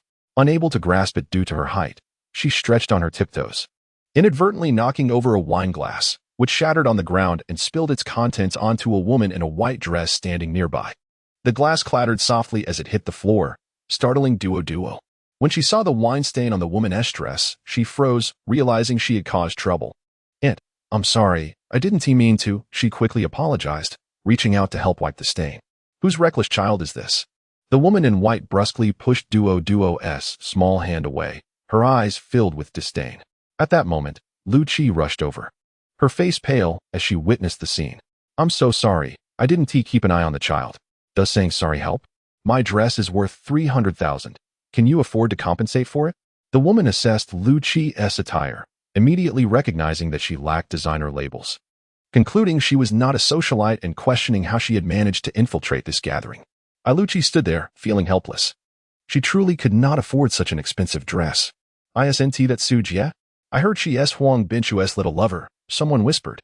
"Yes, she was just a third-tier actress, but after getting involved with Huang Binchu, she's now on the rise. Rumor has it she's the lead in a new production by Huabei Entertainment, and she might soon become A-list." Su Jie, despite her innocent on-screen persona, had a notoriously bad temper off-screen, and those who crossed her often found themselves in dire straits. Many nearby were murmuring about the situation, aware that Su Jie's affair with Huang Binchu was hardly a secret. Hearing the whispers, Su Jie felt neither shame nor regret. Instead, she proudly raised her chin. Meanwhile, Wang Wei noticed the commotion and wore an anxious expression. Having previously established a good rapport with Lu Qi, she felt compelled to intervene. "Xia Wei, do you know her?" Xia Lifeng inquired. "Yes." Wang Wei seized the opportunity. "Grandpa Xia, could you help her?" "Since you know her, let us go check it out," Xia Lifeng suggested. Just as they were about to step forward, a young figure appeared beside Lu Qi. Upon seeing Li Xian, Lu Qi's face lit up with joy, and her heart calmed significantly. Li Xian pulled out a tissue from his pocket and helped Duo clean the wine stain from her clothes before raising his gaze to Su Jie. "What did you just say? I didn't quite catch that." Before Su Jie could respond, a flustered voice interjected, "Predecessor. I apologize for the distress caused to the young miss. It is my fault." Huang Jiangtai hurriedly approached, bowing his head in apology to Li Xian. The hall fell silent in an instant at this scene. Soon after, Huang Binshu and several prominent figures from Jiangnan arrived, their piercing gazes fixating on Su Jie. Her complexion drained of color, and her breath quickened, knowing she had landed in hot water. Although she was Huang Binshu's lover, he was a man of many women. And she was merely a plaything, easily replaceable. Dare to offend the young miss? Break her hand and throw her into the streets, Huang Binshu commanded coldly, his eyes glinting with menace. As his words echoed, several figures in black attire stepped forward. With a thud, Su Jie collapsed to the ground, about to plead for mercy when a member of the hidden guard covered her mouth and dragged her away. On such an occasion, her cries would not be allowed to disrupt the mood of the influential guests. Li Xian observed the unfolding events with a detached gaze. He bent down to pick up his daughter and strode out of the hall without looking back. "Dad," Li Xian Huang Binshu instinctively called out. In the next moment, a resounding slap echoed through the air. He was abruptly slapped across the face by Huang Jiangtai. "Is this the guest you invited? Please cooperate with the investigation." Li Xian exited the Huang residence, with Lu Qi hastily following behind. "Do not envy those glamorous stars," Li Xian remarked calmly as he entered his car and started the engine. These so-called celebrities, who command fortunes in the millions or even billions based solely on their looks, inevitably sacrifice much in return. Ultimately, they are merely playthings for the powerful. As the car departed from the Huang family home, Li Xian added, "You shall likely never see Su Jie on screen again after today." Lu Qi gazed out the window, lost in thought. Meanwhile, within the grand hall of the Huang family, silence enveloped the room. Many speculated about the identity of the young man. Huang Binshu had clearly punished his lover and extended a gesture of respect. Yet the young man had turned away without a second thought, disregarding Huang Binshu and Appo's feelings entirely. Strangely, rather than inciting anger, Huang Jiangtai publicly slapped his son, indicating that the young man's background was indeed formidable. Those who had previously encountered Li Xian in the inner hall were equally perplexed. On the other side, Wang Wei stared in disbelief at the unfolding events, struggling to comprehend the swift changes. "Grandfather, who is that young man?" Xia Chan inquired softly, unable to grasp the situation. If he were merely a down-and-out scion of a wealthy family, how could he elicit such treatment from the Huang family? Xia Linfeng sighed. "This Li Xian is remarkable. Huang Jiangtai is a person of high status, yet he shows him such deference. The one whom the Huang family welcomed through the main entrance could very well be him." Upon hearing this, Xia Chan's mouth fell slightly open, clearly astonished by the revelation. What kind of individual could warrant such a grand reception from the Huang family? Wang Wei, confused by the conversation, gleaned one thing: Li Xian might be a person of considerable importance. The presence of the elite in the room and the expulsion of Su Jie made that abundantly clear. The man she had previously regarded with disdain, deeming him irresponsible, turned out to be quite formidable. At that moment, Xia Linfeng added, "Xiao Wei, do you think they're in Appo's? Is any way I could meet this Li Xian? To be honest, I and Appo's am becoming increasingly intrigued by him." "Well," Wang Wei scratched her head, "how about we visit his home for a home visit?" As night fell, Li Xian dropped Lu Qi off at her residence before returning to his villa. Though Duo had indulged at the banquet, she still complained of hunger upon returning home. It dawned on Li Xian that the nourishing pills he had administered to Duo had drastically increased her body's nutritional demands. Thus, he took it upon himself to prepare dinner for her. After finishing her meal, Duo clutched her round belly and fell asleep. Li Xian stood before the villa's expansive floor-to-ceiling window, gazing at the nightscape. He felt considerable anger regarding the events at the banquet. Had he been merely the downtrodden Li Xian instead of the formidable Li Chidi, not only would Duo have been bullied, but he himself would have faced humiliation. If not for the favors bestowed upon him by the Huang family, both Su Jie and Huang Binshu would have met dire fates. As Li Xian pondered these matters, a voice call interrupted his thoughts. Wang Wei was calling. "What is it?" he asked, his tone indifferent upon answering. Wang Wei's voice sounded a bit hesitant. "Mr. Duo's father, I wonder if you have time tomorrow? I would like to conduct a home visit for Duo. Would that be acceptable?" "A home visit?" Li Xian furrowed his brow slightly. He was baffled by the sudden request for a home visit. "Can I refuse?" he directly inquired. Given his performance at the banquet, he found it odd that Duo's teacher, who had previously been dismissive towards him, suddenly wanted to visit. After all, There were many gold diggers in the world. Wang Wei, sensing his reluctance, grew anxious. Mr. Li Xian, this home visit is something all the children in the class will be participating in. If you cannot make it tomorrow, we can reschedule, but it cannot be refused. Very well, Li Xian replied, uncertain of the truth behind her words. However, since she wished to come, he thought it was acceptable. Please send the address to my WeChat, and we will schedule it for tomorrow morning. It happens to be Saturday. All right. After hanging up, Li Xian dismissed the matter from his mind. Duo was already sound asleep, and Li Xian quietly left the house. With no useful leads on Meng Qingqian and Oppo's disappearance, he resolved to investigate further. Perhaps he would find something. Meng Qingqian had gone missing after meeting someone. Who could that person have been? Lu Qi had no idea, but it could relate to her work. The company where Meng Qingqian had been employed might hold valuable information. Just as he stepped out of the villa, his footsteps halted abruptly as he coldly declared, "Come out." In an instant, several figures appeared around him, encircling Li Xian, clad in black and armed. Their faces bore stern expressions, particularly one young man dressed in a cloak, exuding an air of authority. "I didn't expect you to sense us from such a distance," the young man remarked, scrutinizing Li Xian. "Who are you?" Li Xian inquired, his brow furrowing slightly. "I am Jiang Patian, the division leader of the Special Operations Group." The young man introduced himself. "We wish to discuss a matter with you." Li Xian maintained an expression of indifference. "What business do you have with me?" Jiang Potion's gaze intensified as he continued, "It pertains to the massacre of the Wei family. We would like to talk with you about it." Upon hearing this, Li Xian countered, "What does the Wei family have to do with me?" Jiang Patian appeared somewhat disappointed. "Will he mention that 5 years ago, Wei Xinyu pushed you into a lake?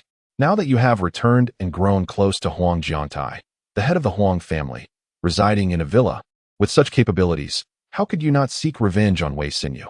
"So what?" Li Xian asked nonchalantly. "I would like to request your cooperation with our Special Operations Group in the investigation." Jiang Patian did not believe Li Xian had annihilated the Wei family. But according to Guoli, before the massacre, Wei Xinyu had been in a daze, repeatedly murmuring Li Xian's name, which led him to follow the trail to Li Xian. Hearing this, Li Xian shook his head, displaying impatience. "I Don and Oppos. Have the time for this, and regardless of your organization and Oppos, as authority, it would be best not to provoke me." With that, he turned to leave. The Special Operations Group holds the authority to act first and report later, superseding all institutions in Longhua. If you refuse to cooperate, I have the right to apprehend you. Jiang Patian signaled to his members, who advanced towards Li Xian, hands outstretched to seize his shoulder and detain him. He is not human. A cold glimmer flickered in Li Xian's eyes. Where were these so-called special operations teams when the Li family was annihilated? Now they emerged to investigate supernatural events? As several members of the special operations team rushed forward, Li Xian did not even spare them a glance. He simply took a step forward. In the next moment, those figures felt as though they had been struck by a speeding train, each of them flying backward and crashing to the ground dozens of meters away, spitting blood uncontrollably. Jiang Patian and Oppos' face changed dramatically at this sight. He had merely speculated that the destruction of the prominent families might have some connection to Li Xian, yet he never anticipated that Li Xian was a master. Without hesitation, he swung his fist at Li Xian, the sound of sonic booms echoing in the air, exuding an imposing aura. However, when he was just a meter away from Li Xian, an invisible force seemed to block his path, preventing him from advancing even a single step despite his utmost effort. The internal energy was released. It was the innate realm. His heart surged with tumultuous waves.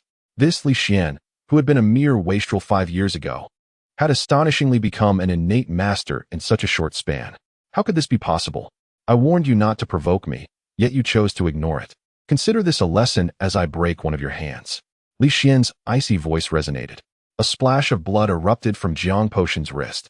In the next instant, Jiang Patian flew through the air like a kite with its string cut, landing heavily and discovering that his entire wrist was shattered. This was terrifying. It seemed that the annihilation of the Wei and Wang families was not merely related to him. It was highly likely that Li Xian was behind it. Meanwhile, Li Xian had already hastened away, disappearing into the night. For the special operations team, today was merely a minor lesson. Should they dare to disturb him again, Li Xian would not hesitate to make their entire organization vanish from existence. At the base of a towering building, the words Zhengguang Decoration Engineering Company Limited flickered incessantly. This was the company where Meng Qingqian had worked 5 years ago. Time had seemingly left this place unchanged. It was now 10:00 and Oppos, clock at night.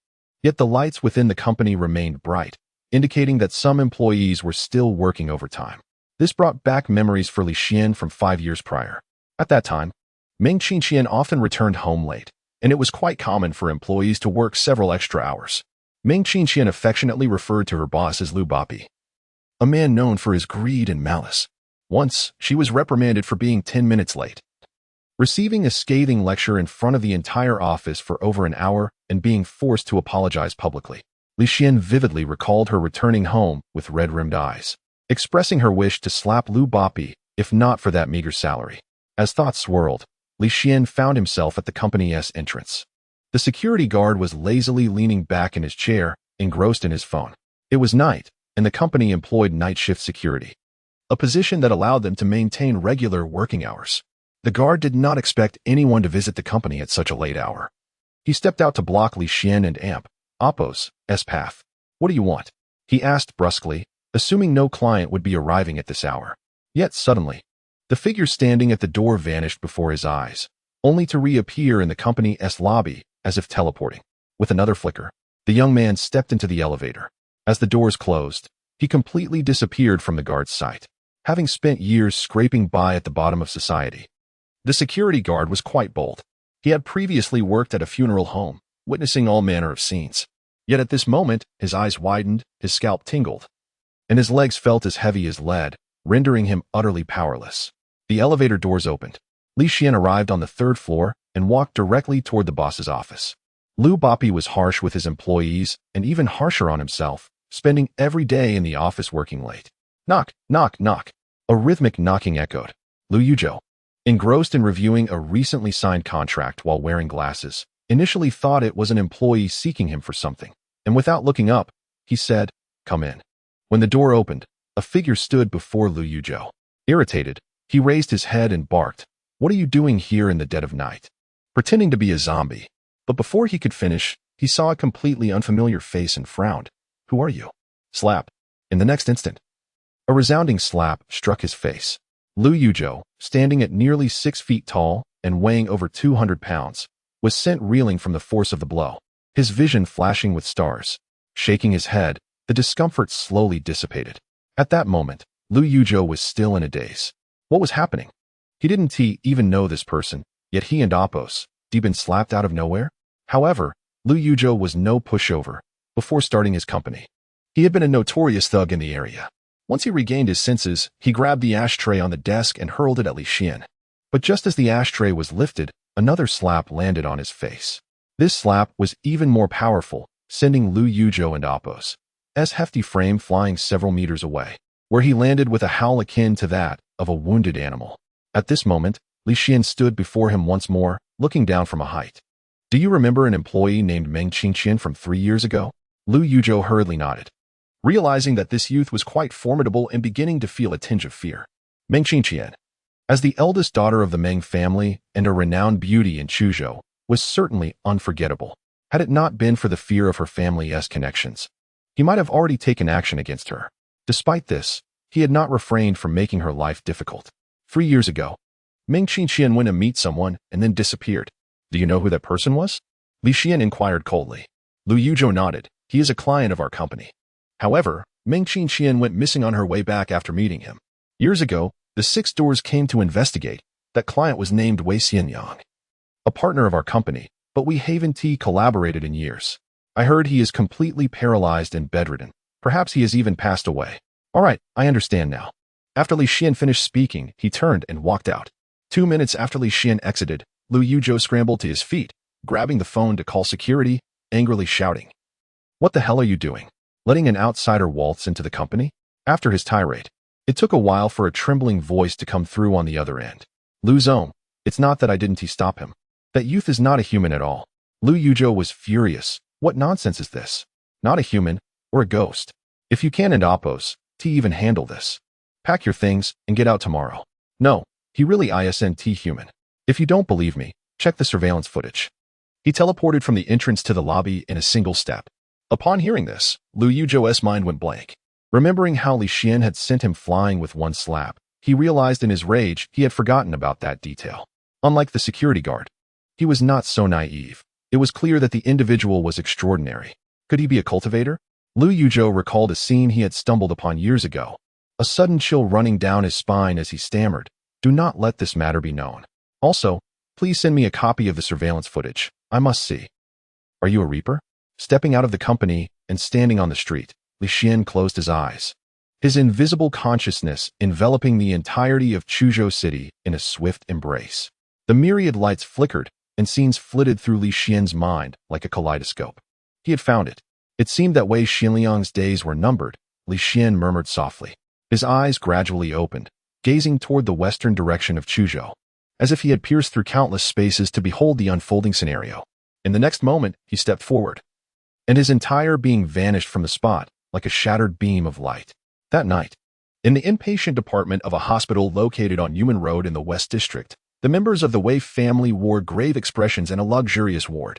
An elderly man lay on the bed, wearing an oxygen mask, his breaths faint. The heart monitor beside him displayed a continuous stream of fluctuating data. Wei Xianliang, who had risen from humble beginnings to amass a fortune of billions, was indeed a legendary figure. Yet, at the age of 50, he had become paralyzed from the waist down, and 2 years later, his entire body succumbed to paralysis. Now he was nearing the end of his life. Beside him, his devoted wife, Hu Feng, had red-rimmed eyes. Accompanying them were their son and daughter, along with several nieces and nephews. The Wei family's rise had been relatively swift, unlike other families entangled in schemes and rivalries.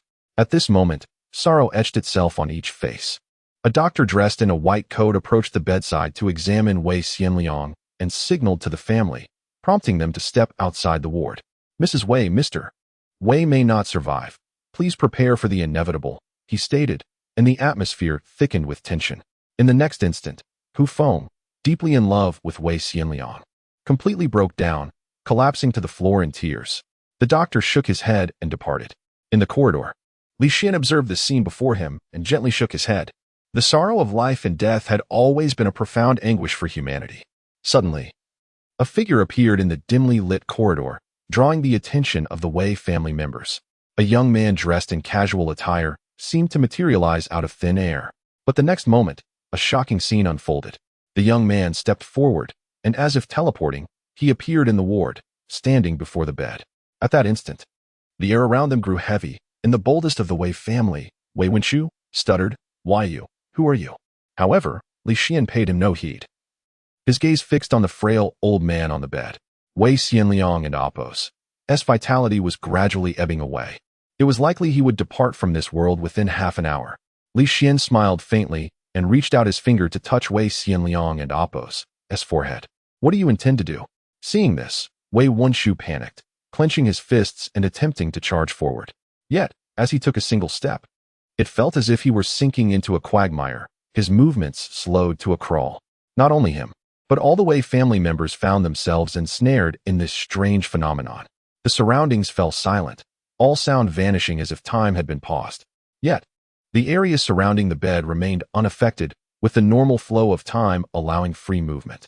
Though the Wei family members were seasoned businesspeople familiar with the world, they felt a chill creeping into their hearts, their scalps tingling. The elderly man on the bed opened his weary eyes, gazing at the suddenly appeared young man. Perhaps due to a moment of clarity, he remained surprisingly alert despite his bedridden state. Noticing the unusual demeanor of his relatives, a flicker of calmness crossed his eyes. "Are you the Grim Reaper?" he asked. In Wei Xianliang's view, only a being of such extraordinary power could appear at the brink of death. Li Xian smiled slightly, his finger resting on Wei Xianliang's forehead. A surge of vital energy flowed in, and Wei Xianliang immediately felt his mind sharpen.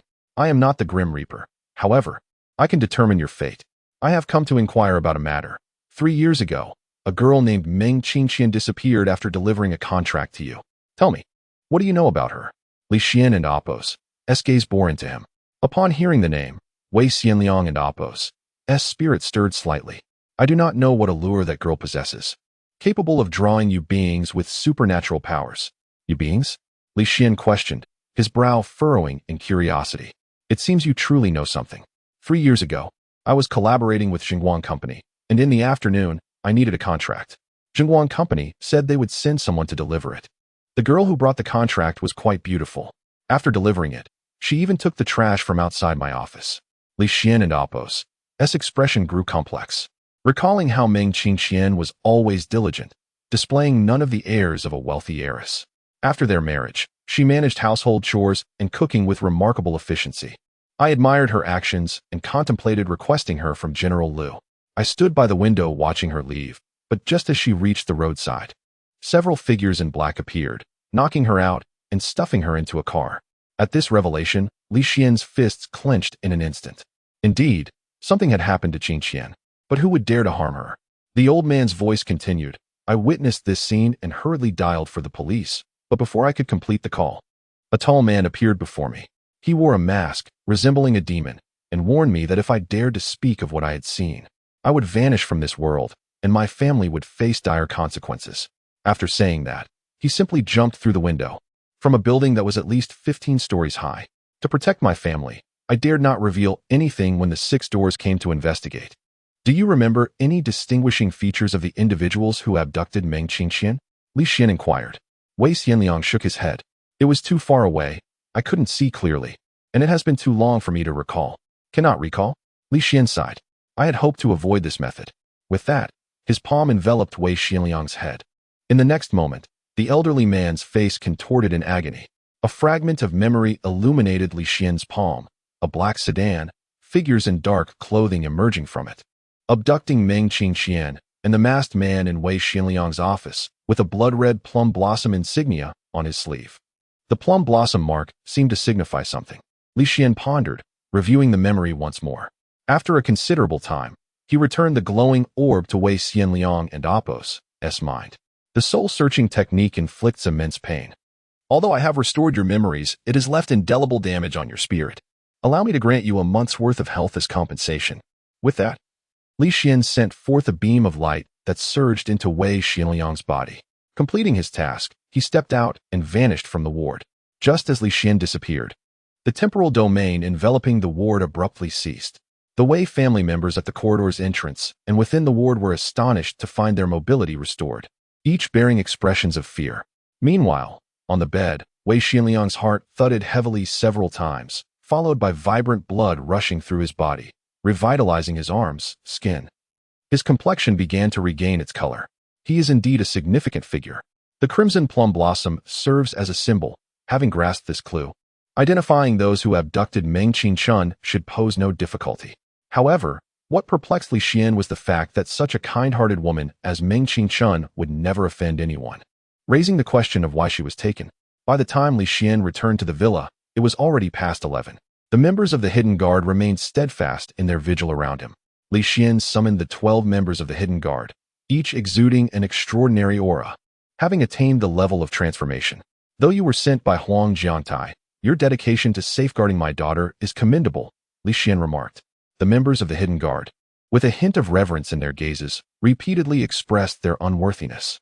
With a faint smile, Li Xian waved his hand, and 12 rays of brilliance surged forth, entering the bodies of the 12 individuals.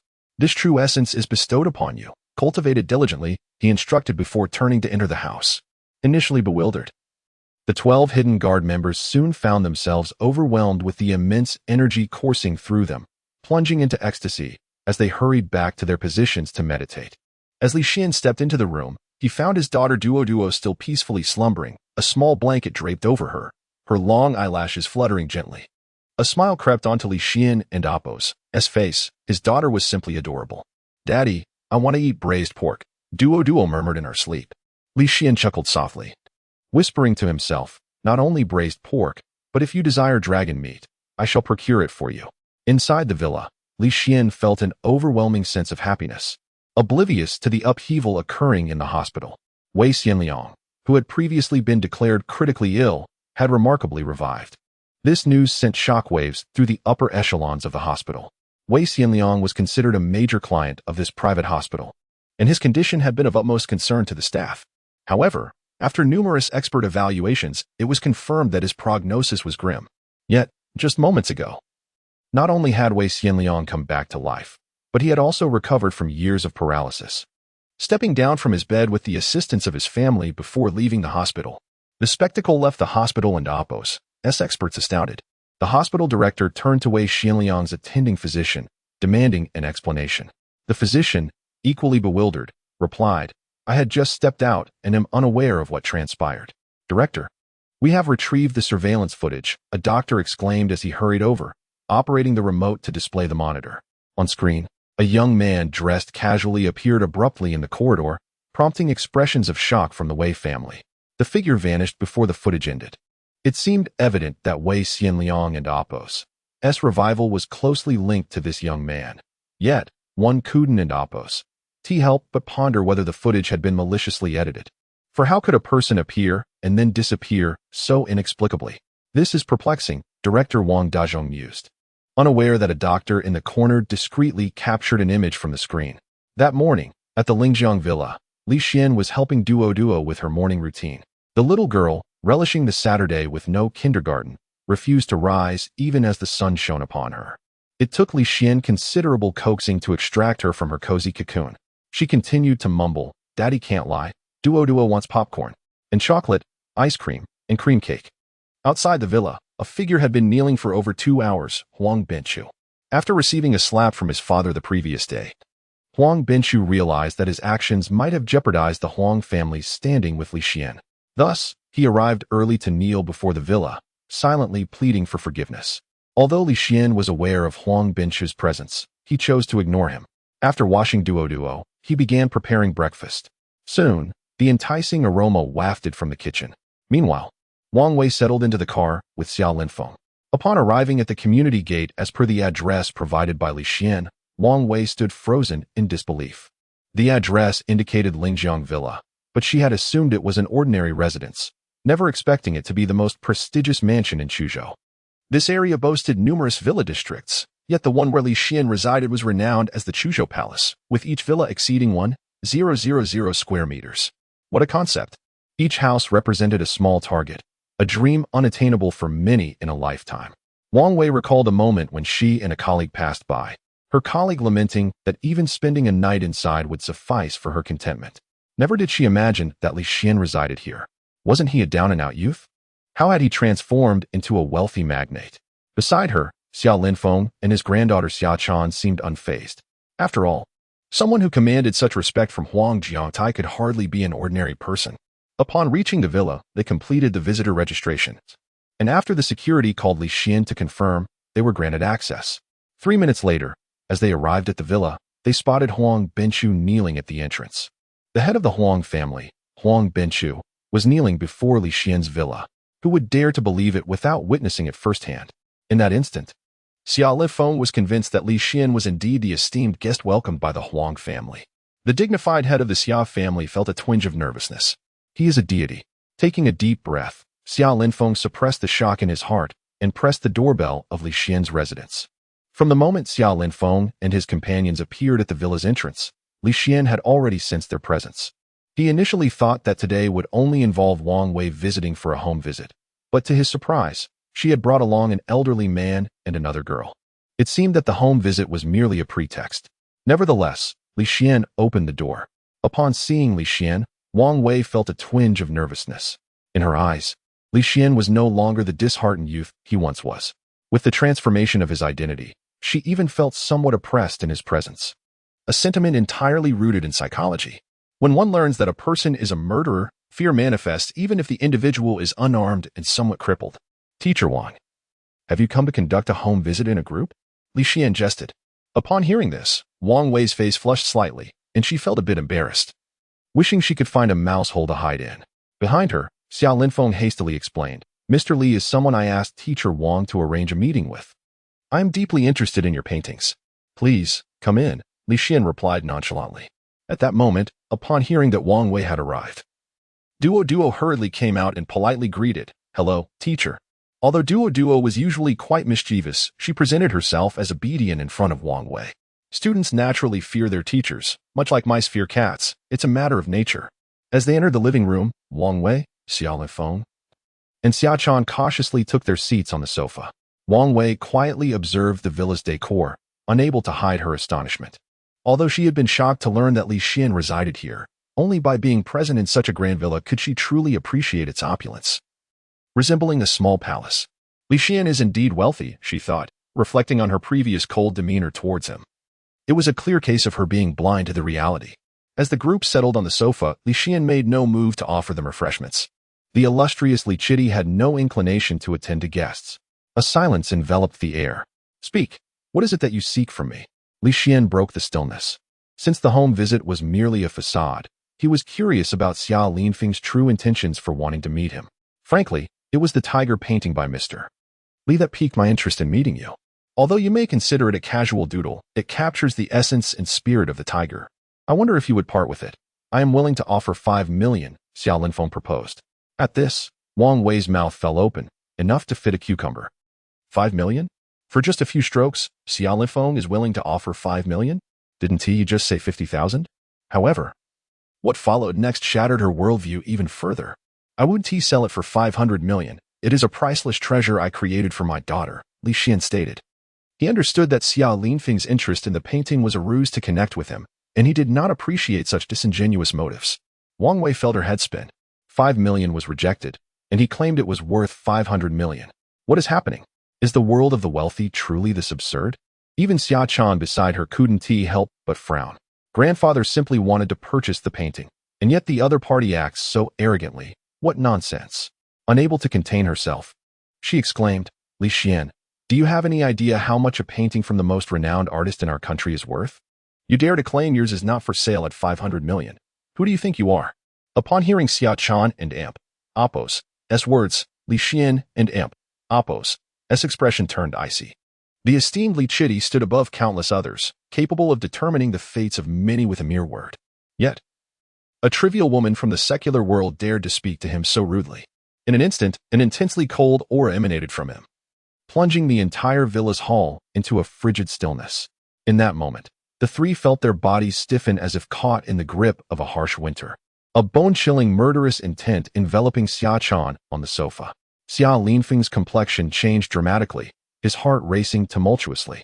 He swiftly knelt on the ground, his voice trembling. Mr. Li, please quell your anger. My granddaughter lacks discipline. I plead for your mercy. Mercy? Wang Wei, though equally astounded, found it hard to believe what she was hearing. Could Li Xian truly kill? But the next moment, she witnessed Xia Chan and Appo's lips bleed slightly, her body shaking, her face turning an ashen pallor devoid of life. At that moment, Wang Wei felt a jolt of fear. In response to Xia Linfeng's plea, Li Xian remained unmoved, his gaze devoid of any emotional resonance. Daddy, what is wrong with this grandfather?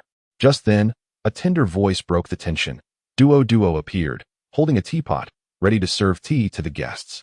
Observing Xia Linfeng trembling, she curiously inquired. In that instant, the chilling aura receded like a tide. The murderous intent that had enveloped Xia Chan vanished without a trace. Li Xian turned around, smiling as he accepted the teapot from his daughter and placed it on the table. Only his daughter could dispel his murderous intent. As the terrifying presence dissipated, Xia Linfeng sighed in relief. In a short span, his back had become drenched in cold sweat, while Xia Chan collapsed, overwhelmed by fear, feeling as though she had brushed against death. Looking at Li Xian now filled her with dread. He was not human. He was a deity. You may rise. Ensure you educate your granddaughter properly. Today, for the sake of my daughter, I shall spare her, Li Xian said coldly. Trembling, Xia Linfeng stood up, taking several deep breaths of fresh air. He had intended to plead with Li Xian, but dared not speak further and hurriedly left with his granddaughter. Wang Wei also bore a look of lingering fear. Once they departed, Duo curiously asked, Daddy, why did Teacher Wang leave so quickly? They didn't even get to drink the tea I made. Teacher Wang had matters to attend to. They will have to enjoy your tea another time, Li Xian chuckled. Meanwhile, once outside the villa, Xia Linfeng and his companions hurried into their car, urging the driver to depart swiftly. On the road, Xia Chan finally processed the events and called out, Grandfather. Tears streamed down her face. Having grown up, she had never endured such humiliation. Sighing, Xia Linfeng replied, Chaner. Today's incident should serve as a lesson. Though our Xia family has some influence in Chuzhou, we have not yet reached the point of acting recklessly. You have been spoiled since childhood, leading you to speak without restraint. After that, Xia Linfeng glanced back at the villa. He had initially hoped to leverage Li Xian's connections with Huang Jiangtai to resolve a family issue, but to his surprise, Li Xian was a formidable individual in his own right. If he could take action, the crisis facing their family would be easily resolved. Unfortunately, his temperament was peculiar. And with his granddaughter having offended him, it appeared that alternative solutions would need to be considered. After Xiao Linfeng and his companions left, Li Xian stepped outside. Casting a cold gaze at Huang Benchu, who knelt before him. "Rise," he commanded. Huang Benchu's face lit up with joy as he hurriedly stood up. "Thank you, Mr. Li, for your magnanimity." Li Xian snorted dismissively. "If it weren't for your father, Huang Jiangtai, having done much for me, you would have lost your life last night. Now, I grant you a chance to redeem yourself. Investigate an organization marked by a blood-red plum blossom." Huang Benchu responded eagerly. "I will get right on it." Li Xian nodded. After Huang Benchu departed, Li Xian returned to the house and found Duo idly playing with her doll. It was Saturday, and Duo had no school. Remembering his promise to treat Kong Bo and Appo's leg injury, Li Xian suggested, Duo, how about we visit an uncle and Appo's house for some fun?" Upon hearing the mention of play, Duo immediately perked up, her eyes sparkling with excitement. Sure. Thus, the father and daughter set out.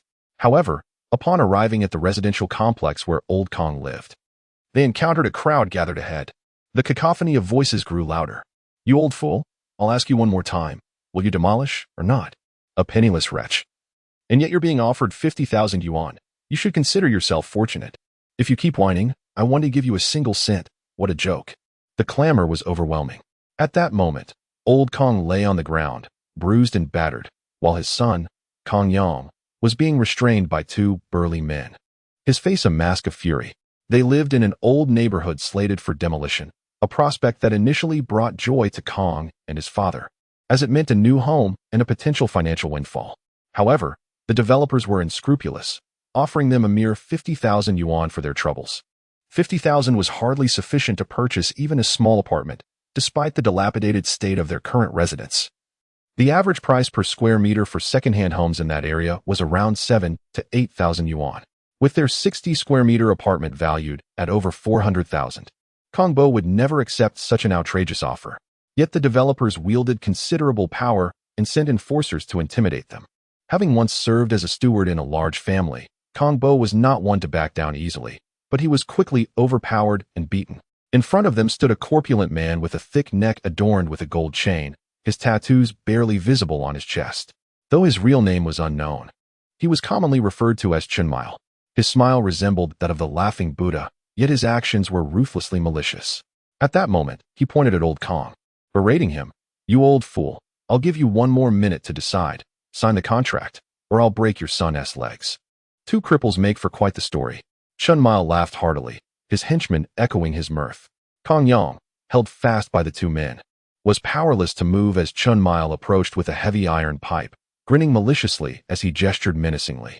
Seeing this, Kong Bo and Appo's face turned crimson with anger. "Chunmile, you scoundrel! We common folk struggle enough. Do you take pleasure in tormenting us? Don't you fear retribution for your ill-gotten gains?" His words dripped with rage. Wishing he could tear a piece of flesh from Chunmile and Appo's body. Undeterred, Chunmile spat at Kong Bo. "You old fool, dare to curse me? I'll break your son's legs just for your enjoyment." He raised the iron pipe threateningly, and at that moment, Kong Bo and Appo's heart raced with dread. If struck, his son and Appo's legs would surely shatter. His son hadn't even married yet. Losing a leg would ruin his future. Just as Kong Bo attempted to rise, one of the thugs pressed him back to the ground, rendering him powerless. "No, don't harm my son. I'll sign, just don't hurt him." In that moment, Kong Bo resigned to fate. Though proud, his pride was futile against the harshness of reality. With no power or influence, how could he contend with such adversaries? Upon hearing Kong Bo's capitulation, Chunmile sneered. "Finally, you understand. Why suffer when 50,000 is more than enough? You could buy several coffins with that, ha ha ha." He reveled in his triumph, knowing full well his actions served as a warning to others. He had learned that Old Kong was the most obstinate among the residents. Once he subdued Kong Bo, the others would surely comply. As for any consequences, he felt no fear, confident in the protection of his connections. Kong Yang, now released, collapsed in despair, feeling utterly drained. This was their family's only asset, and signing the contract would leave them homeless. Yet what choice did they have? For powerless individuals like them, who would advocate for their cause. At that moment, Kong Yang and Appo's mind flickered to Li Xian, but he quickly shook his head. although his father mentioned that Li Xian drove a Rolls-Royce. Would he really confront such a bully over an old steward? Moreover, having connections did not guarantee safety. Sign the contract quickly, Chenmile demanded. Tossing a document in front of Kong Bo trembling, Kong Bo reached for the contract, but before he could even open it, a chilling voice rang out. This contract cannot be signed. Everyone turned to see a young man holding a child appearing in the distance. Kong Bo's face turned ashen. How did the young master arrive? Chenmile is no trifling character. What if he provokes him? The consequences would be dire. Chenmile's face twisted into a cold smirk as he addressed Li Xian. So, it was you who said this contract should not be signed? However, Li Xian ignored him and approached Kong Bo, helping him to his feet. With a swift motion, he snatched the contract from Kong Bo's hand and, before everyone's astonished eyes, tore it in half and discarded it on the ground. This scene left not only Chenmile dumbfounded, but also Kong Bo, Kong Yang, and the onlookers wide-eyed in disbelief. What was this young man doing? Did he not realize that tearing up the contract would provoke Chenmile? Who was Chenmile? Even stray dogs would avoid him. This audacious young man dared to destroy his contract. Surely he did not know the meaning of danger. Kong Bo's face turned pale with fear as he hurriedly spoke. Mr. Chun, this is just my nephew. He doesn't understand. Please, give me another contract, and I'll sign it immediately. He was terrified for Li Xian's safety. While he knew his young master drove a luxury car and likely held some social standing, Chenmile was not an ordinary man. Wealth alone could not shield one from his wrath. Chenmile erupted in fury. Sign your mother's ass. He glared venomously at Li Xian. This young man had audaciously torn the contract in front of him. If he didn't teach him a lesson, he would no longer be Chenmile. You little brat, I don't care who you are. Get down on your knees right now, or I'll ruin you today. Despite his girth, Chenmile was no fool. His brutality had earned him a position of esteem. Li Xian regarded him coldly, then commanded those around him. Take care of him. The crowd gasped in astonishment. Was this young man speaking to the air? To act so brazenly in front of so many. If Li Xian were to kill someone, it would be utterly shocking. Yet Li Xian had no intention of sparing Chenmile. This was a task best suited for the hidden guardians. Stop pretending to be formidable, Chenmile sneered, laughter escaping him. The onlookers shook their heads in disbelief, thinking this young man was merely spouting nonsense. However, in the next moment, several figures emerged, positioning themselves protectively in front of Li Xian. The individuals before me were clad in black, their expressions stoic, exuding an aura that dwarfed the insignificant minions trailing behind Chenmile. Their mere presence rendered the surroundings silent. A glimmer of joy flickered in Kong Yang's eyes. It appeared that this young master of the Li family had come prepared. Indeed, one who can afford a Rolls-Royce is no ordinary person. At this moment, Chenmile also revealed a hint of trepidation. In the underworld, one must possess a discerning eye. These figures bore an ominous demeanor and were evidently well-trained, suggesting they were not mere commoners. It was highly probable that their hands had been stained with blood. Chenmile's cheek twitched as he turned to Li Xian. Little brother, it seems we have inadvertently stirred the hornet's nest today. With that, he signaled his subordinates to retreat. Did I grant you permission to leave? Li Xian replied coolly. Upon hearing this, Chenmile's form stiffened, his countenance darkening. Chenmile was a person of some repute in Chuzhou, especially with the powerful Wang Tianyuan of Tianyuan Entertainment backing him. Having already lowered himself, he had expected a semblance of respect, yet the other party was unyielding. Fury ignited within Chenmile as he threatened, Friend, it would be wise to cease this, as provoking me will yield unfavorable outcomes for all.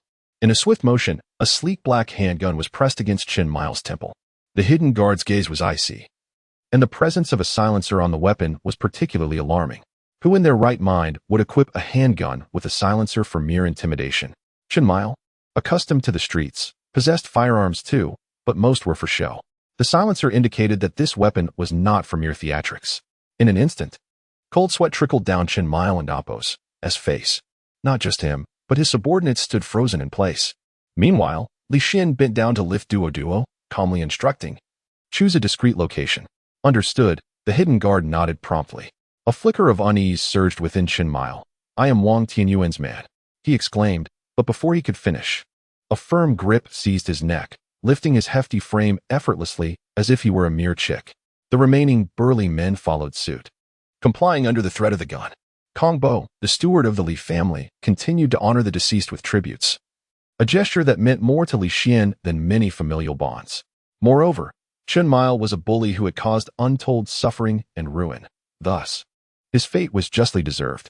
The hidden guards would know how to deal with him, as Li Xian's final words had signified his stance. Li Xian and Duo arrived at Kong Bo and Appo's residence, and soon after, members of the hidden guard reappeared downstairs, lurking in the shadows. Li Xian surmised that Chen Mile had likely vanished without a trace. The surrounding neighbors remained gathered, still abuzz with the unfolding drama. One elderly lady marveled. Chen Mile was such a ferocious man. Who would have thought he could not contend with old Kong? He is known for his stubbornness and once served as a steward for a prominent family. It seems he truly has some background. Indeed. He referred to that young man as young master, suggesting he was once the son of the former household. Quite impressive. Another chimed in. This incident quickly became the talk of the community. Inside, Kong Yang had shed his previous indifference towards Li Xian, serving tea and offering Duo an array of sweets. Kong Bo expressed profound gratitude toward Li Xian, though concern lingered in his eyes. After all, Chen Mile and Appo's backing was the formidable Wang Tianyuan of Tianyuan Entertainment.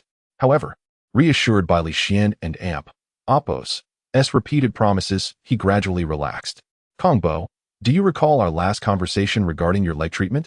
Kong Bo and Appo's face registered surprise.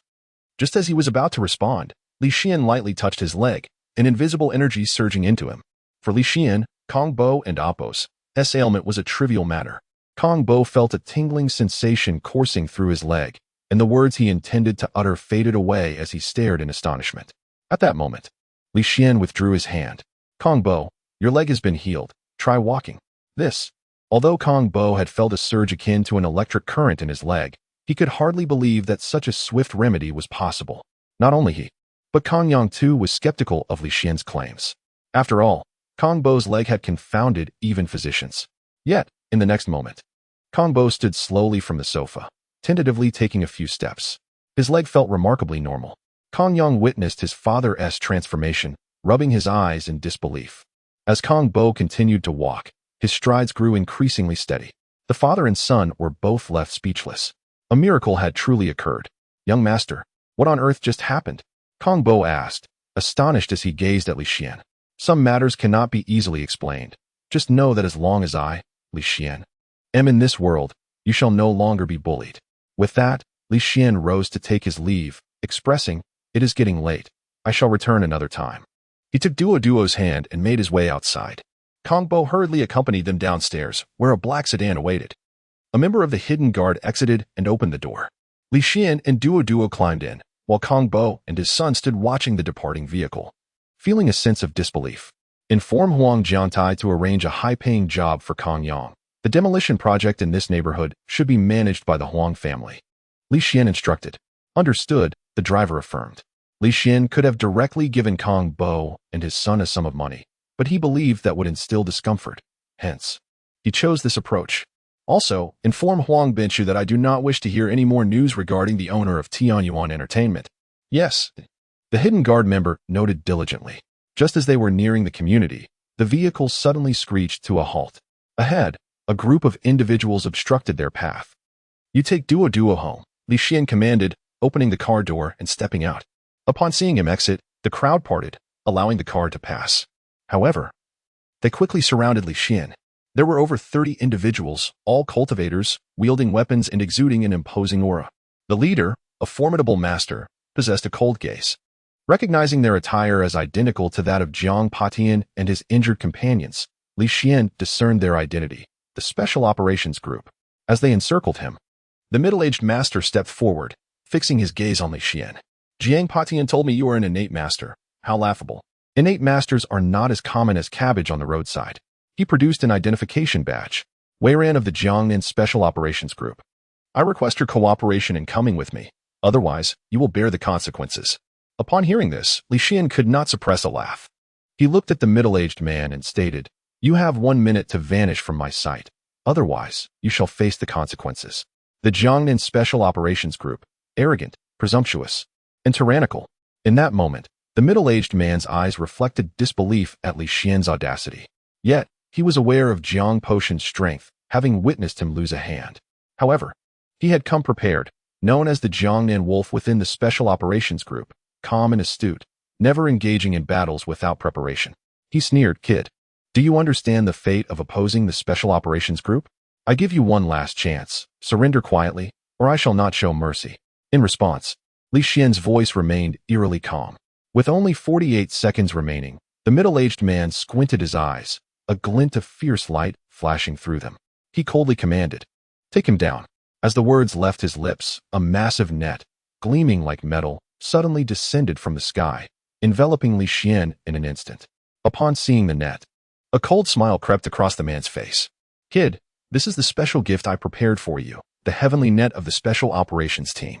Under this net, no one can harness their inner energy," the middle-aged man said with pride, directing his subordinates, "Seize him." Several members of the Special Operations Team immediately extended their hands toward Li Xian, attempting to grasp him. Under the heavenly net, cultivators were rendered incapable of using their inner energy, making them no stronger than an ordinary person. In their eyes, Li Xian was already a fish in a barrel, with no chance of escape. "Kid, the Special Operations Team is an organization specifically tasked with dealing with cultivators in Dragon Nation. You cannot resist us." The middle-aged man relished this feeling of control. "Is that so?" At that moment, a voice laced with sarcasm echoed.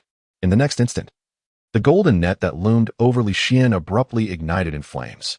Beneath the fire, a hole quickly burned through the net, which then spread rapidly from that point.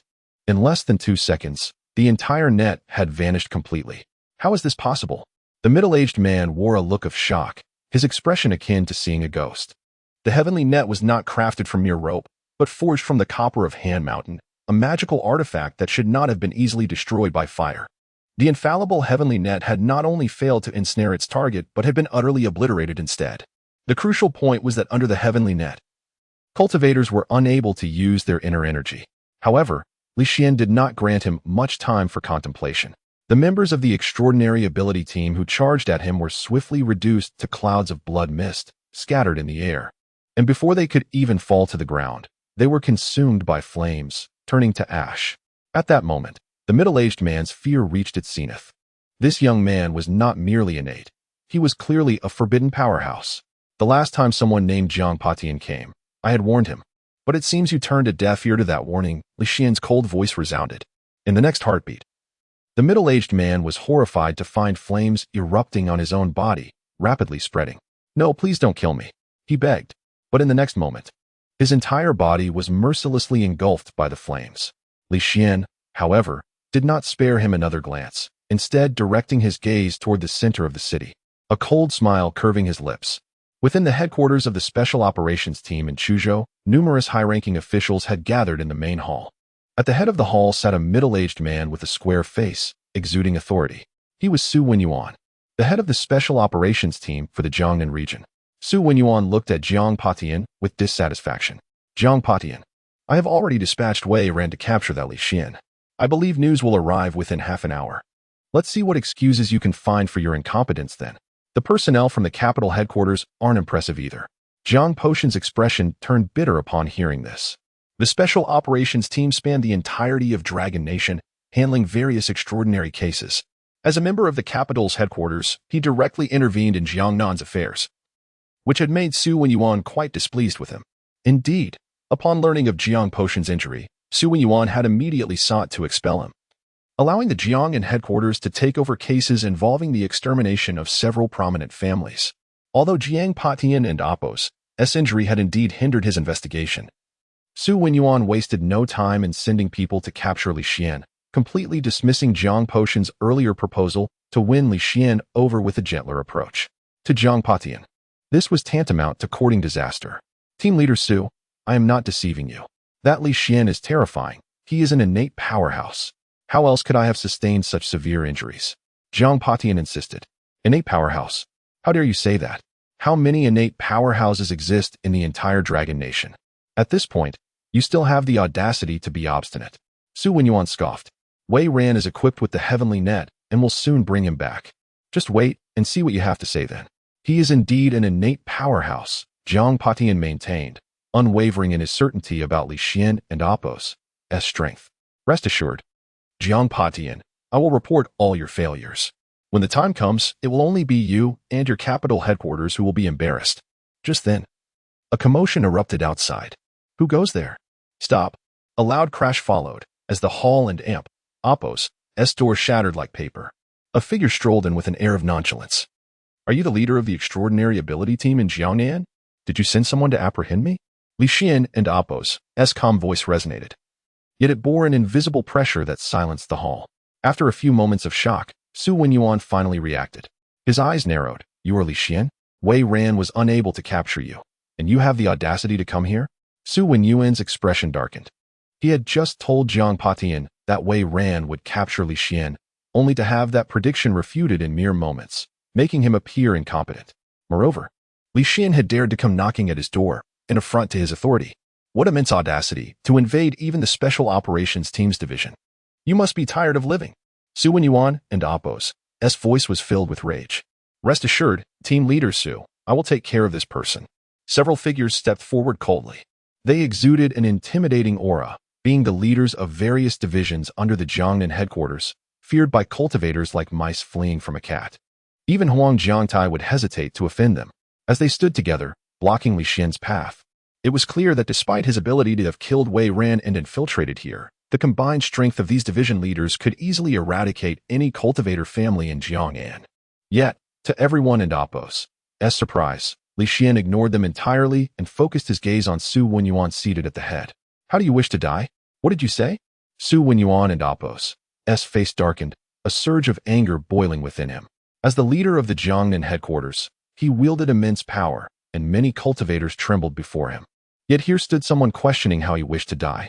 To be disrespectful to the team leader was tantamount to courting death. One of the division leaders could no longer contain himself and lunged at Li Xian like a ferocious tiger, exuding an overwhelming aura.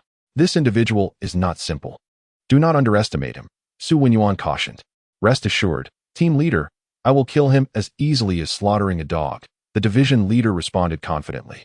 He was the head of the Chuzhou division, and with Li Xian posing a danger within his jurisdiction, he had no choice but to eliminate him to avoid incurring Su Wenyuan and Oppo's wrath.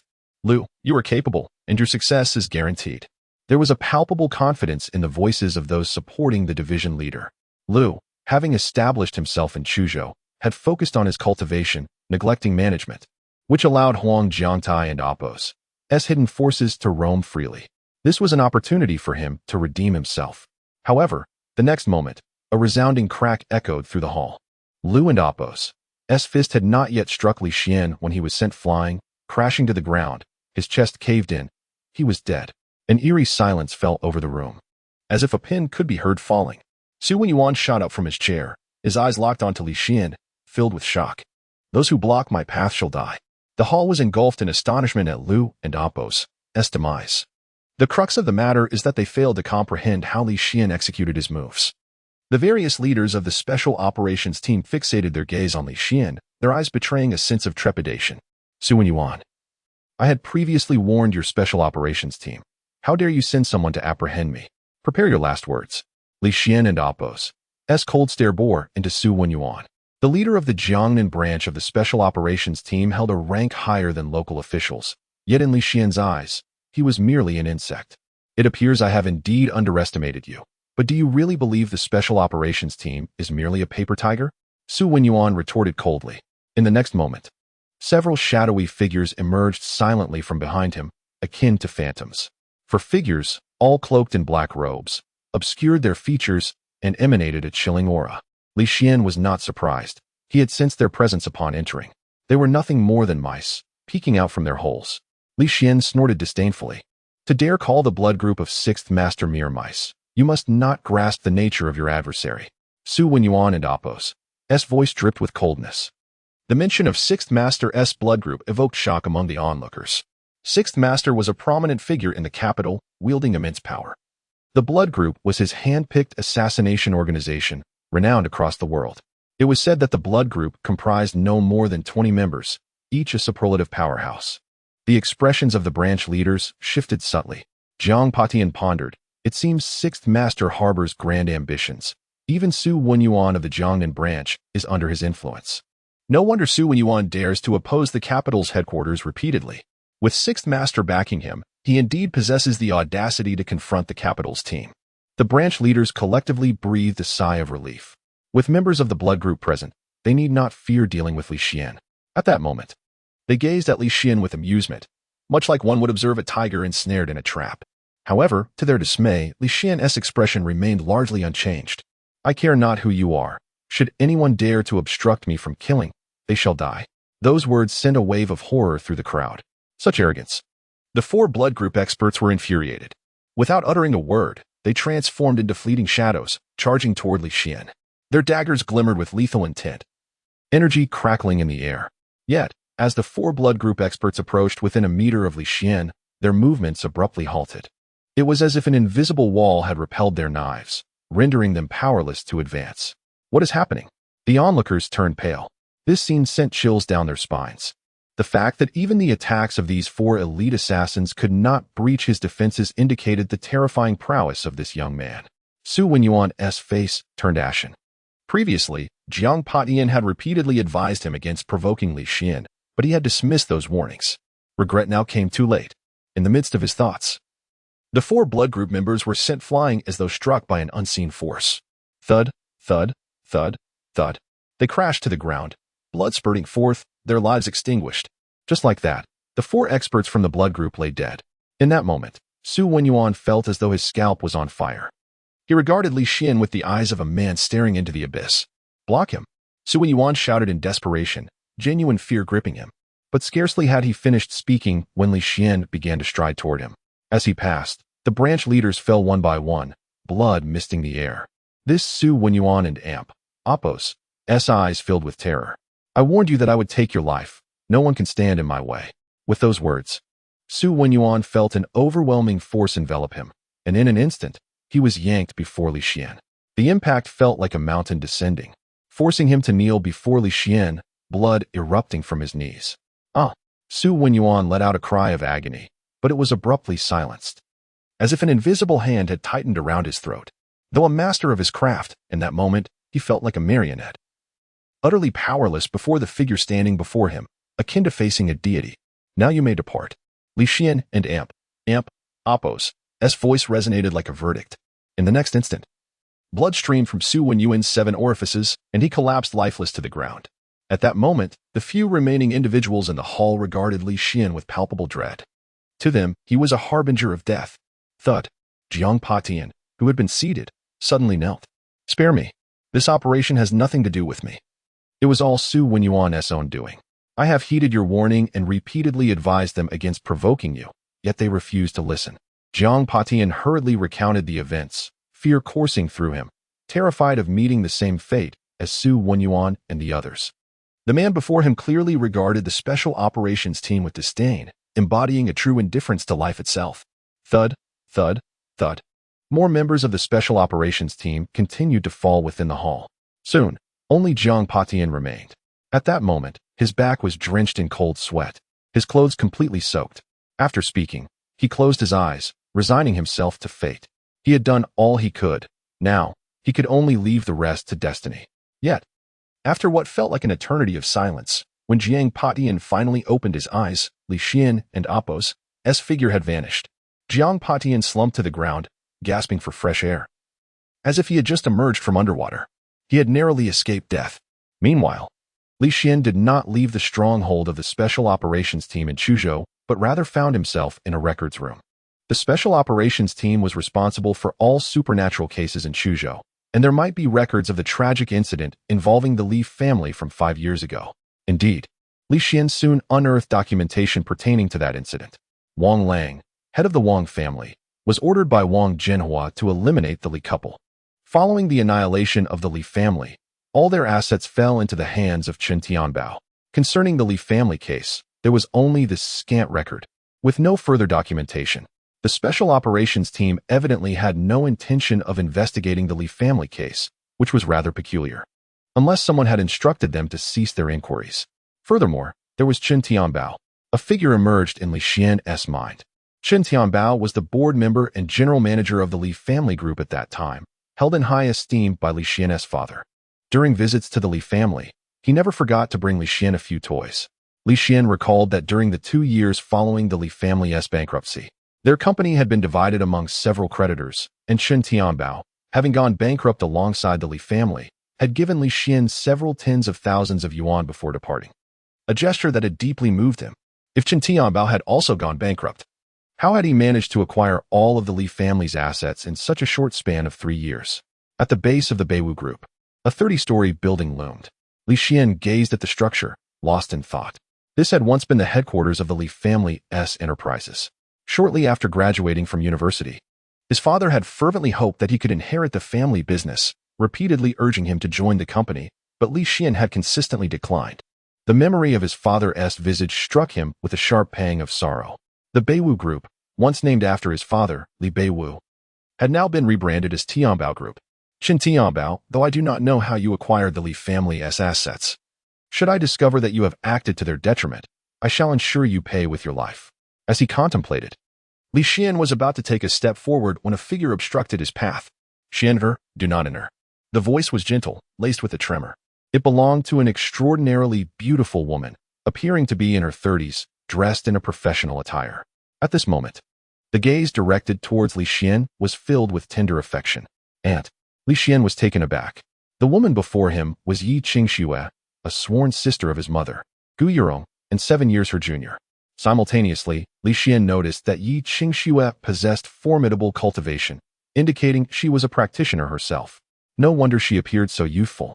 Until the age of 8, Li Xian was under her care, as his mother was preoccupied with business affairs and had little time to spare. In Li Xian's memories, Yi Qingxue was often cold towards others, revealing her gentle side only in his presence. However, she suddenly became busy, and from elementary school through university, he had scarcely seen her. After the death of his parents, Li Xian attempted to reach out to Yi Qingxue, but could not locate her. She remained absent even when he was cast into Tianqing Lake. Let us converse elsewhere, Yi Qingxue said, taking Li Xian's hand and leading him to a nearby CAF. Her unique aura attracted the attention of those around them. These years, Aunt has been in a secluded place, having just returned recently. I heard about your parents. Yi Qingxue's eyes revealed a hint of sorrow. I initially believed you had also met with misfortune. I am truly overjoyed to see you alive. Li Xian could roughly guess where Yi Qingxue had been. Her cultivation was impressive, and given the training environment on Earth, it was evident she had undergone rigorous practice to attain such prowess at her age. It was not uncommon for practitioners to seclude themselves for years to cultivate. Xianer, I heard you were missing for 3 years. What exactly transpired? Yi Qingxue inquired with concern. I was pushed into Tianqing Lake, he replied. What? Who did such a thing? Tell Aunt. A trace of murderous intent emanated from Yi Qingxue, chilling the air around them. I have avenged myself. However, I discovered that the Li family and Oppo's assets were all absorbed by Chen Tianbao, and I suspect his involvement in the Li family and Oppo's downfall. Yi Qingxue nodded. I too have investigated Chen Tianbao. I have been back for a month, delving into the truth behind the Li family's demise. The reason I was at the Tianbao Group building today was to verify certain matters. Here is the information I gathered on Chen Tianbao. She handed Li Xian a file. Upon opening it, Li Xian furrowed his brow, a layer of frost enveloping his countenance. Years ago, Beiwu Group had accrued substantial debts, leading to its swift collapse. But those debts were orchestrated by Chen Tianbao. His father was entirely unaware of their existence. After the Li family was exterminated, Chen Tianbao manipulated others to divide Beiwu Group amongst themselves. That Chen Tianbao deserves death, Li Xian said coldly.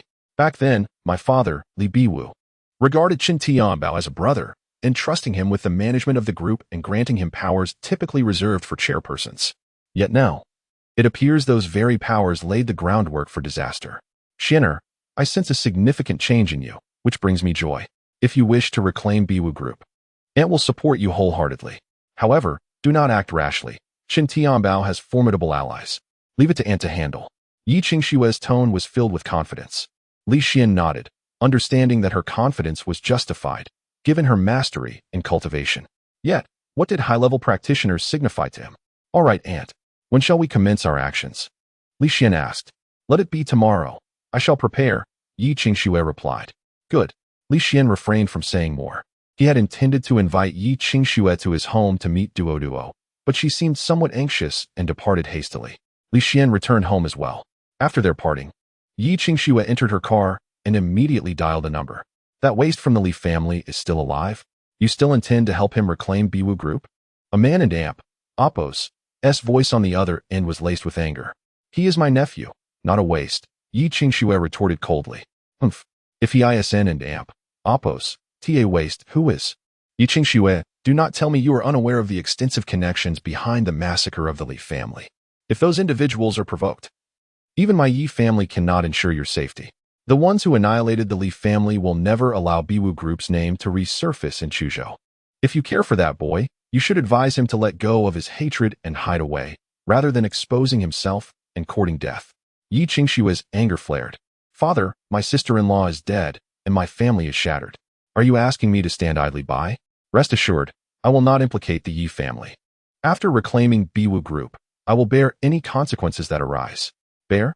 Can you truly shoulder that? A furious roar erupted from the other end. I will immediately head to Chuzhou and bring you back. You are absolutely forbidden from intervening. Yi Longru and Amp. Oppos. Voice was filled with rage. Impossible. Yi Qingxue hung up resolutely. Back at the villa, Duo was joyfully dancing the bunny dance with 2 members of the Hidden Guard. After several playful sessions, they had mastered this challenging dance. Li Xian couldn't help but chuckle at the sight. Upon noticing Li Xian's return, the Hidden Guard members wiped their brows in relief and left the villa. Just then, the doorbell rang. Lu Qi appeared at the entrance, carrying groceries. You have arrived, Li Xian welcomed her inside, as Duo rushed over to hug Lu Qi's leg. Aunt Lu Qi, Duo missed you so much. I wanted to cry when you weren't here. Lu Qi playfully pinched Duo's nose. You little rascal, I didn't see you crying. You seem to be having a great time. I did not. Duo protested, unashamed by her exposed fib. Haven't you eaten? Let me prepare something for you, Lu Qi offered. Sure, Li Xian replied, not hesitating. Soon, Lu Qi skillfully washed vegetables and cooked. Duo followed her around like a little tail. The meal was quickly prepared, laid out on the table. Though it was simple home-cooked fare, it was delightful in taste and aroma. During dinner, Lu Qi suddenly spoke up. Li Xian, there's a gathering tomorrow, and I would like you to accompany me. Li Xian looked at Lu Qi, awaiting further explanation. Huafeng has returned. He has been bothering me for years, and I wish to put an end to it. But you know his character, so I would like your assistance. Upon hearing the name Huafeng, Li Xian's brow furrowed. It was no wonder Lu Qi sought his presence. Huafeng had once been Li Xian's close friend, and they often enjoyed each other and Oppos as company. However, when Li Xian became involved with Meng Qingshan, Huafeng, attracted by Lu Qi and Oppos' beauty, began to pursue her fervently.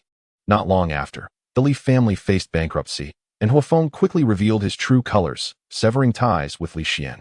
Lu Qi also recognized his character and rejected his advances, but Huafeng continued to harass her until he eventually went abroad. He is still harassing you? Li Xian's expression turned icy. This situation was indeed entangled with his own affairs. Though he resides abroad, he always seeks me out upon his return to the country, managing to discover my whereabouts even after I changed jobs. This time, upon returning to Chuzhou, a gathering was organized in his honor to welcome him back. Somehow, he acquired my phone number and extended an invitation to me. Initially, I was reluctant to attend, yet I felt it imperative to bring closure to our past. When Huafeng was overseas, things were more manageable. Now that he is back, I fear he may become even more unruly. Very well, Li Xian nodded. I shall accompany you tomorrow evening to reunite with my former comrade. The emphasis he placed on the words former comrade was palpable. If it weren't for the bankruptcy of the Li family, it would have been exceedingly difficult to discern the true nature of certain individuals. At that moment, within a lavish hotel in Chuzhou, a strikingly handsome and tall man lounged on a sofa, puffing on a cigar, accompanied by a friend. Woofing. I heard you invited Lu Qi this time? That woman is no ordinary person. She has eluded you for 5 years. A wicked smile crept across Huafeng and Amp, Oppos' lips as he replied. For these 5 years, I have merely been abroad without the time. Tonight, I shall certainly win her over. Meanwhile, in the main hall of the governor's mansion, the news of the death of Su Wenyuan, the head of the special operations team in Jiangnan, reached Governor Lei Keming. Furrowing his brow in concern, present were several high-ranking officials in Chuzhou, all loyal subordinates of Governor Lei. The assailant was identified as a young man named Li Xian, a revelation provided by Jiang Patian. Li Xian? That waste of the Li family? Impossible, Lei Keming exclaimed in disbelief. He was well aware of the circumstances surrounding the Li family. With their methods, it was inconceivable that Li Xian could still be alive. Moreover, how could that waste possibly have killed Su Wenyuan? Could it be a case of mistaken identity? A middle-aged man presented a dossier, stating that due to the urgency, only limited information had been gathered. As Lei Qiming perused the contents, he discovered details about Li Xian. Name: Li Xian. Age: around 24 or 25.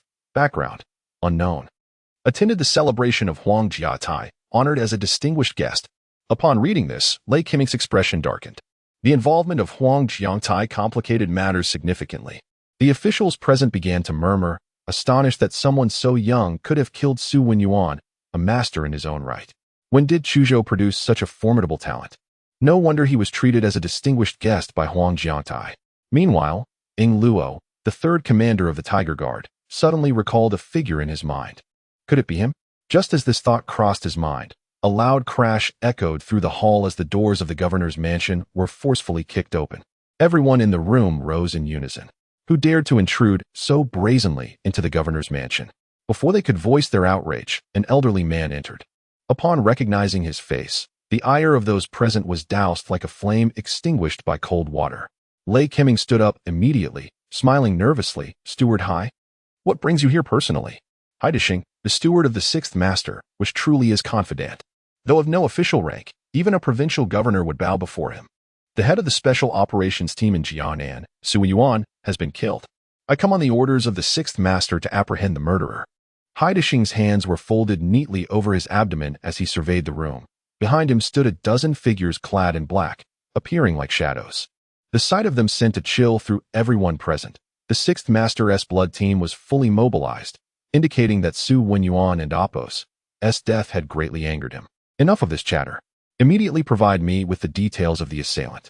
Those who dare to harm the sixth master are courting death, Haidishing stated coldly. The following morning, Li Xian found himself at the foot of Tianbao building. Shortly thereafter, a silver-gray sports car pulled up, and Yi Qingxue stepped out. Dressed in fitted clothing, with jeans and a jacket, she exuded a sharp and capable demeanor, resembling a university student in her late teens. She approached Li Xian with purpose. Xiao Xian, once we enter, stay close behind your aunt. I am here to protect you. At that moment, she appeared almost like a heroine, brimming with confidence. How could a man allow his aunt to protect him? Li Xian chuckled, only to earn an eye roll from Yi Qingxue. You little brat. Have you forgotten that I raised you since you were in diapers? Back then, you loved running around without clothes, and now you speak of being a man? Li Xian felt a bit embarrassed, sheepishly rubbing his nose. All right, let us go in. You'll see that my aunt's skills are not to be underestimated. I shall definitely take Chen Tianbao down today. With that, she took his hand and headed toward the entrance of the building. Chen Tianbao, aware of his precarious position, had employed numerous security personnel to ensure his safety. Tianbao Group boasted the highest number of security personnel in Chuzhou, and gaining entry required navigating multiple layers of scrutiny, often said to be so rigorous that not even a fly could infiltrate. Furthermore, it was rumored that Chen Tianbao had hired the foremost bodyguard company in the Dragon Kingdom, providing him with round-the-clock protection. Over the years, those who sought revenge on Chen Tianbao faced dire consequences. Consequently, his reputation for caution had spread far and wide, dissuading potential troublemakers. As Li Xian and Yi Qingxue reached the entrance, security personnel immediately approached to inquire. Just as Li Xian was about to speak, a loud thud resonated. Yi Qingxue had already made her move. With a swift kick, she sent one of the guards flying against the glass door, producing a resounding crash. The security team was momentarily stunned, exchanging bewildered glances. They could scarcely believe that this seemingly slender and attractive woman would act so decisively and forcefully. Li Xian too was taken aback by his aunt's fierceness. Bring Chen Tianbao out. Yi Qingxue's voice rang out like thunder, reverberating throughout the hall. Soon, more security personnel rushed to the scene. At that moment, a black Maybach pulled up, and a handsome young man stepped out, cigarette in mouth, frowning as he asked, "What is going on?" Upon seeing him, someone reported, "Young master, there's an altercation." They resorted to violence without provocation. The young man was none other than Chen Tianbao and Appos' son, Chen Qihue. His gaze was instantly drawn to Yi Qingxue, captivated by her ethereal charm. Yet upon noticing Li Xian beside her, a flicker of panic crossed his eyes. You're back?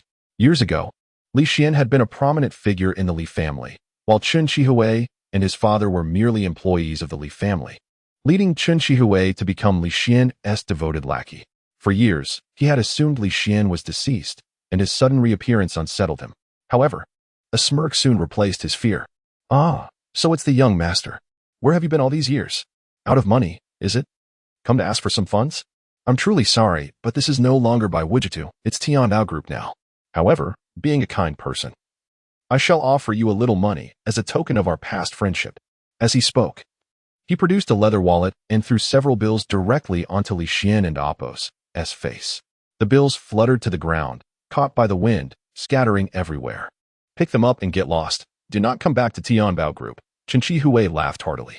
Witnessing this scene, many security personnel joined in the laughter, realizing that this was the infamous wasteful young master of the Li family. The Tianbao Group was formerly known as Baiwuga Group, and as security guards, they had heard countless tales of that so-called wasteful young master. They had expected a significant figure to arrive, but it turned out to be this good-for-nothing. What I desire is not merely this sum of money, Li Xian replied coldly, reflecting on how blind he had been in the past for not having a true friend. It was indeed ironic.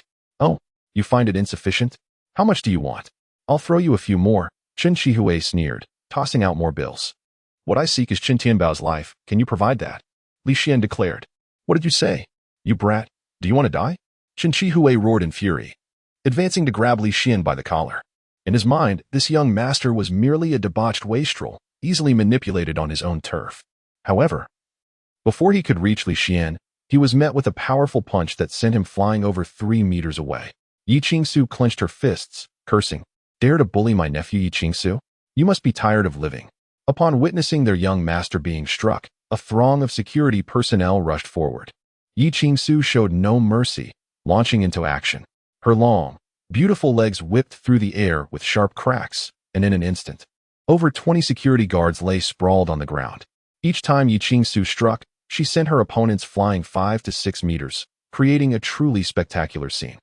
Just as Chen Qihui was about to rise, he was struck on the head by a flying body, crashing to the ground. After a moment, he shook his head and staggered to his feet, only to be horrified to see the 20 or so guards groaning on the ground. Yi Qingsu, meanwhile, stood before him, her fists clenched, clearly eager for more. Chen Qihui swallowed nervously. He had never anticipated that this beautiful woman would be so ruthless. Yi Qingsu beckoned to him. Come here. Young man, I'll play with you. I'm afraid I'll die at your hands. Chen Qihui did not hesitate to dash toward his car. Yet, just as he opened the door, he was seized by his collar and lifted off the ground by Yi Qingsu. Thud, thud, thud. He was slammed against the ground repeatedly. At nearly 6 feet tall and weighing close to 200 pounds, Chen Qihui was reduced to a mere scarecrow, tossed around violently. A scene that was utterly terrifying. Li Xian had not expected his aunt to be so aggressive, seemingly reveling in the thrill of the fight. Moments later, Chen Qihui lay on the ground like a beaten dog, bloodied and battered. Yi Qingsu dusted off her hands and approached Li Xian. Let us go, Xiao Xian. It will lead you through. Don't worry. With me here, no one can stop us. As they entered the building, they heard commotion, with security pouring out in droves. Yi Qingsu struck fiercely, her elegant legs cracking through the air, sending guards flying before they could even approach. She resembled an ancient heroine, decisive and swift. After dispatching the guards, she shot Li Xian a triumphant glance, to which he merely smiled. As the elevator required a fingerprint to operate, they ascended the stairs to the 30th floor, where Qin Tianbao's office awaited. Upon reaching the door, Yi Qingsu furrowed her brow. They were confronted by a thick iron door, the final barrier to Qin Tianbao's office. This alloy door, crafted to the standards of a bank vault, was 20 centimeters thick, requiring both fingerprint and iris verification to gain entry. Yi Qingsu glared at the door in frustration. Even a master-level expert would find it insurmountable. Shall we climb in through the window outside? That would be easier than breaking down the door, she suggested. However, after glancing at Li Xian, she shook her head. No. It can climb up, but you cannot. Killing the traitor Qin Tianbao requires your direct involvement. Li Xian smiled gently. This mere iron door is no challenge for me. What? Yi Qingsu was taken aback, momentarily at a loss. Just then, without hesitation, Li Xian lifted his foot and kicked the iron door with tremendous force. The door shattered into countless pieces, flying inward, accompanied by a cacophony of screams from the corridor where security had gathered. Li Xian, having been influenced by his aunt's ferocity, felt exhilarated by this display of power. Meanwhile, Yi Qingsu stood frozen, her mouth agape in disbelief as she watched Li Xian enter the corridor, where black-clad bodyguards stood ready. These guards exuded a menacing aura, far superior to the previous security guards. Yet, they stared in astonishment, unable to comprehend how the alloy door had been breached. Suddenly, the corridor erupted with alarm bells, and numerous weapons were aimed at Li Xian and Yi Chi-su, in addition to firearms. Powerful crossbows capable of penetrating even more effectively than guns were readied. Instinctively, Yi Chi-su moved to shield Li Xian, but she hesitated, recalling his recent display of strength. In the next moment, the sound of numerous triggers being pulled echoed as bullets and arrows flew towards them. Yi Chi-su brandished a dagger, preparing to defend herself, but then gasped. As the projectiles neared them, they seemed to strike an invisible barrier, halting midair, spinning helplessly in place.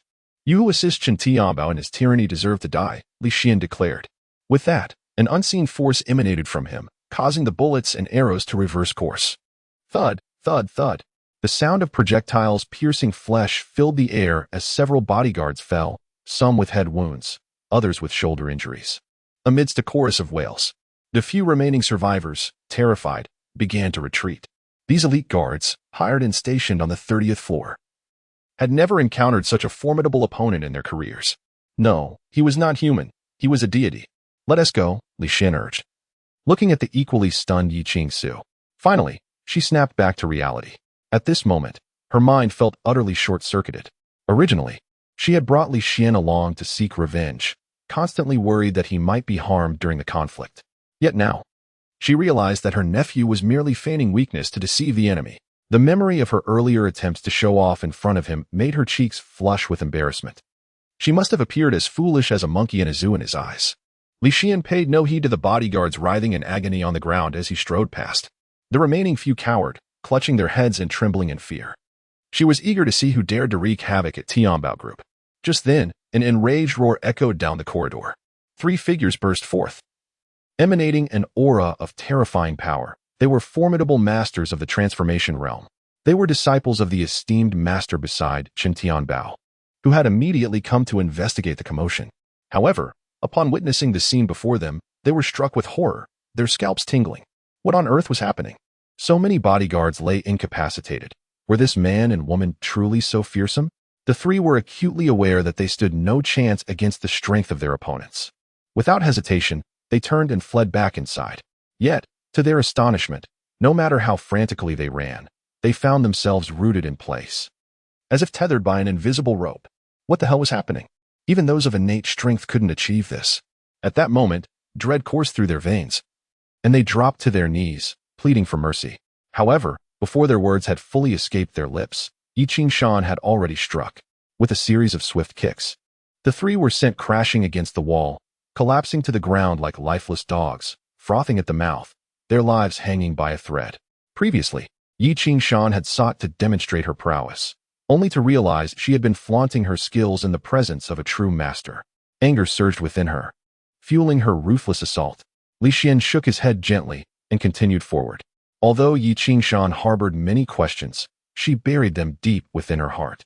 Meanwhile, in the office on the 30th floor, Chen Tianbao lounged in his executive chair, his legs crossed, a cigar dangling from his lips, the spitting image of his deceased son. 2 bodyguards clad in black stood at attention by the wall, their faces expressionless behind dark sunglasses, as still as javelins. An elderly man stood by the floor-to-ceiling window, gazing out at the scenery.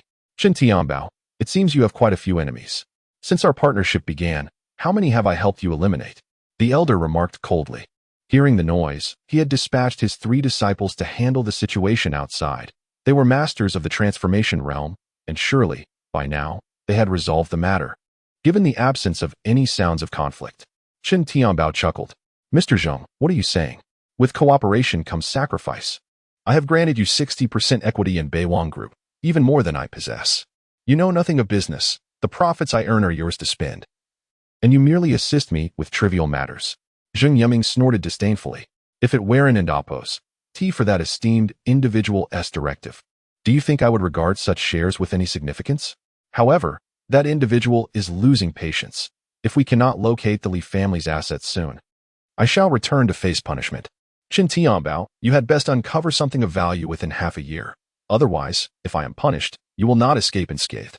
Upon hearing this, Chen Tianbao and Appo's smile froze, and he opened his mouth to respond when suddenly, with a thunderous crash, The wooden door shattered into countless splinters.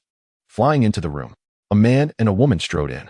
The two bodyguards standing against the wall sprang into action, but before they could even approach, they were sent hurtling backward, sliding down the wall, leaving trails of blood in their wake. The room fell utterly silent. This time, even Chun Tianbao could no longer remain seated. He sprang to his feet, glaring at the intruders in shock and horror. Li Xian, you're not dead? Disappointed, are you? Li Xian replied coldly, tossing a contract onto the table. Sign this, and I'll grant you a swift end. A contract? Chun Tianbao said, flipping through it with confusion, before a mocking smile crept across his face. Are you jesting, my dear nephew? You expect me to unconditionally transfer the shares of Tianbao Group to you? You must be dreaming. I poured my heart and soul into building this company. Why should I simply hand it over? Poured your heart and soul into it. Indeed, you labored tirelessly to plunge Beiwang Group into insurmountable debt, only to seize control after the Li family fell into disarray. Upon hearing this, Chun Tianbao dropped his facade. It seems you have grown considerably wiser. However, what good does that do? If I am not mistaken, your ability to enter here is thanks to the lady Yi Qingshan by your side, the pride of the Yi family. But do you really believe she alone can compel me to comply? With that, Chun Tianbao turned his gaze to the elder by the window. Mr. Zheng, it and Amp. Oppos, it's your turn to take the stage. Zheng Yiming snorted again. Although he was reluctant to clean up Chun Tianbao's mess, he stepped forward, his gaze fixated not on Li Xian but directly on Yi Qingshan. Yi Qingshan, I have heard of you. I advise you to leave. Chun Tianbao is under my protection. You have no right to interfere. You are Zheng Yiming? Yi Qingshan frowned slightly. Knowing your esteemed name, you should leave at once. Chun Tianbao assumed an arrogant demeanor. Who is this Zheng Yiming? Li Xian inquired. Zheng Yiming is a master of the transformation realm from Jiangnan, ranked 180 on the master rankings, 15 places above me. I am ranked 195, Yi Qingshan explained. What is the master rankings? This was the first time Li Xian had heard of such a thing. Yi Qingshan regarded him as though he were an oddity. Despite his formidable strength, he was unaware of the master rankings. She patiently clarified. The master rankings is a list compiled by the mysterious organization, the Tiangong Pavilion, which includes all masters of the transformation realm in Longhua. Those who rank within the top 200 are the elite of the elite in Longhua. Li Xian nodded. Indeed, being among the top 200 masters in Longhua was a testament to one and Oppos' prowess. Upon hearing Yi Qingshan and Oppos' explanation, Zheng Yiming and Oppos' chest swelled with pride. However, he was taken aback when he noticed that Li Xian merely nodded in acknowledgement. At that moment, Chun Tianbao spoke up. Mr. Zheng, apprehend this young man. He is the son of Li Beiwang, and he may possess knowledge of the whereabouts of that item. Understood. In the next instant, Zheng Yiming wasted no time. Lunging toward Li Xian. Initially, he had been wary of Yi Qingshan intervening, but to his surprise, she took 2 steps back, crossing her arms, appearing to watch the spectacle unfold. Did she fear him? As this thought crossed his mind, boom. Zheng Yiming suddenly felt as though a speeding train had collided with him, hurtling him backward, crashing violently against the bulletproof glass. Crack. The glass shattered into a web of fractures, and Zheng Yiming spat blood. Throughout it all, Li Xian had remained motionless.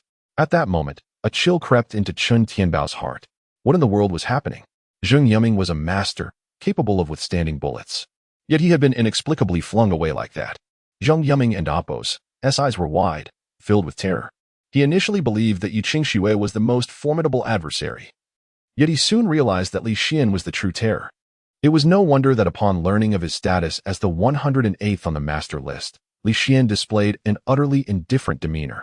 The strength of this individual likely surpassed the first level of innate realm. As Zheng Yiming was struck with astonishment, he suddenly felt an invisible force constricting his throat. And in an instant, he was drawn before Li Xian. Crack! His knees erupted in a spray of blood mist as he knelt, entirely devoid of the power to resist. Despair filled Zheng Yiming and Oppos' heart as he recognized his misjudgment. This was no mere first-level innate realm practitioner. He must be at least at the 5th or 6th level. Standing before him was a formidable opponent of that caliber. Who would dare label the young master of the Li family as worthless now? Li Xian, I know who seeks to annihilate your family. If you spare my life, I will reveal it to you.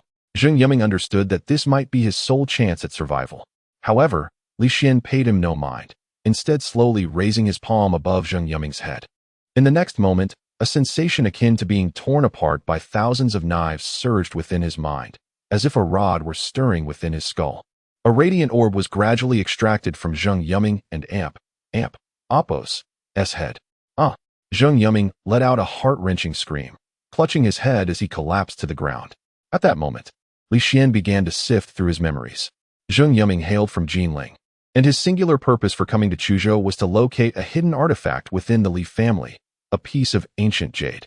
He sought out Qin Tianbao because Chun had usurped the Li family and Apos' assets, making him easier to manipulate. It appeared that the Li family had a complex background, and the organization directing Zheng Yuming was the Cultivator Alliance. In Chuzhou, besides Zheng Yuming, there was another powerful figure from the Cultivator Alliance, controlling everything: Lu Ji. Ranked 163rd on the Dragon Kingdom Master list. After perusing these memories, Li Xian crushed the orb in his hand, obliterating both it and Zheng Yuming's head. The scream of Zheng Yuming was abruptly silenced as his head exploded into a mist of blood, his headless body collapsing to the ground. Witnessing this scene startled even Yi Qingxue. What kind of power is this? On the other side, Chun Tianbao trembled in fear, prostrated on the ground, pleading, Li Xian, please don't kill me. I can give you the Tianbao group. Give it to me? How laughable. The Tianbao group rightfully belongs to my family, Li Xian retorted, stepping closer to Qin Tianbao with a gaze devoid of warmth. Once, my father regarded you as a brother and trusted you implicitly. Yet what did you do?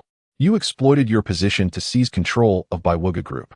All of this was plotted before you even knew the Li family was on the brink of bankruptcy, meaning that even without the Cultivator Alliance and Apos' intervention, you would have brought the Li family to ruin.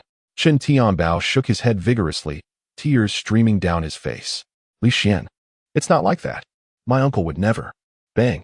In an instant, an invisible hand seized Qin Tianbao's throat, lifting him slowly. You dare address me as uncle? In that moment, Qin Tianbao struggled helplessly, his face turning a shade of purple. Despair surged within him. The youth before him wielded otherworldly powers, and he knew that if this continued, his demise was inevitable. To allow you to die so easily would be too merciful. I shall ensure you wish for death, yet cannot attain it, Li Xian declared. With that, Qin Tianbao dropped to the ground, gasping for fresh air. Yet, in the next moment, bang! His fingers, clutching his throat, exploded, and an entire hand vanished without a trace. Qin Tianbao emitted a piercing scream. Li Xian approached him, palm open, revealing a small, jet-black serpent coiling within his grasp. Its eyes gleamed with a chilling light. This serpent, known as the bone-eating serpent, shall be inserted into your bones. It will gradually consume your marrow, feasting a little each day, until after 365 days, your marrow will be entirely devoured. I assure you, the sensation will be exquisite. With that, the serpent slithered from Li Xian's palm onto Qin Tianbao's leg. At the sight of this, Qin Tianbao shrieked in terror. Li Xian, I beg you, considering the gifts I and Apos' given you, spare my life. Li Xian chuckled. The gifts you bestowed were merely to deceive my father, and each time you left, my father gifted you items worth far more. Yet, despite the kindness of one who treated you sincerely, you repaid him with betrayal. In the next moment, the serpent burrowed into Qin Tianbao and Apos' leg bone. His face contorted in agony, the excruciating pain causing his body to convulse. In that instant, he realized that death was beyond his reach. He finally understood the torment Zheng Yuming had endured. Qin Tianbao, sometimes death is a blessing for some, regrettably. You shall only grasp this happiness a year from now.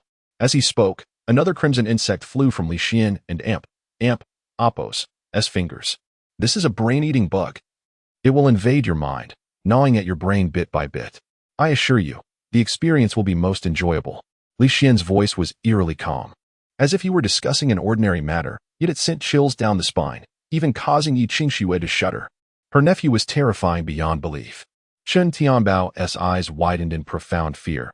He never anticipated that Li Xian would not relent and possessed even more diabolical methods. He was nothing short of a devil. In the next moment, the insect descended, landing on Qin Tianbao's forehead. Its pincers began to gnaw at the flesh and bone, attempting to create a hole to burrow into his skull. Qin Tianbao screamed, desperate to lose consciousness, yet found himself painfully alert. Oh, I forgot to mention, during this year, no matter how much pain you endure, you shall not succumb to unconsciousness, nor will you experience sleep or starve to death. This is your punishment. Li Xian's indifferent voice echoed in Qin Tianbao's ears. Li Xian, you will meet a wretched end. You shall reap what you sow. Qin Tianbao cursed vehemently. I nearly forgot. Your screams create quite the noise, Li Xian replied.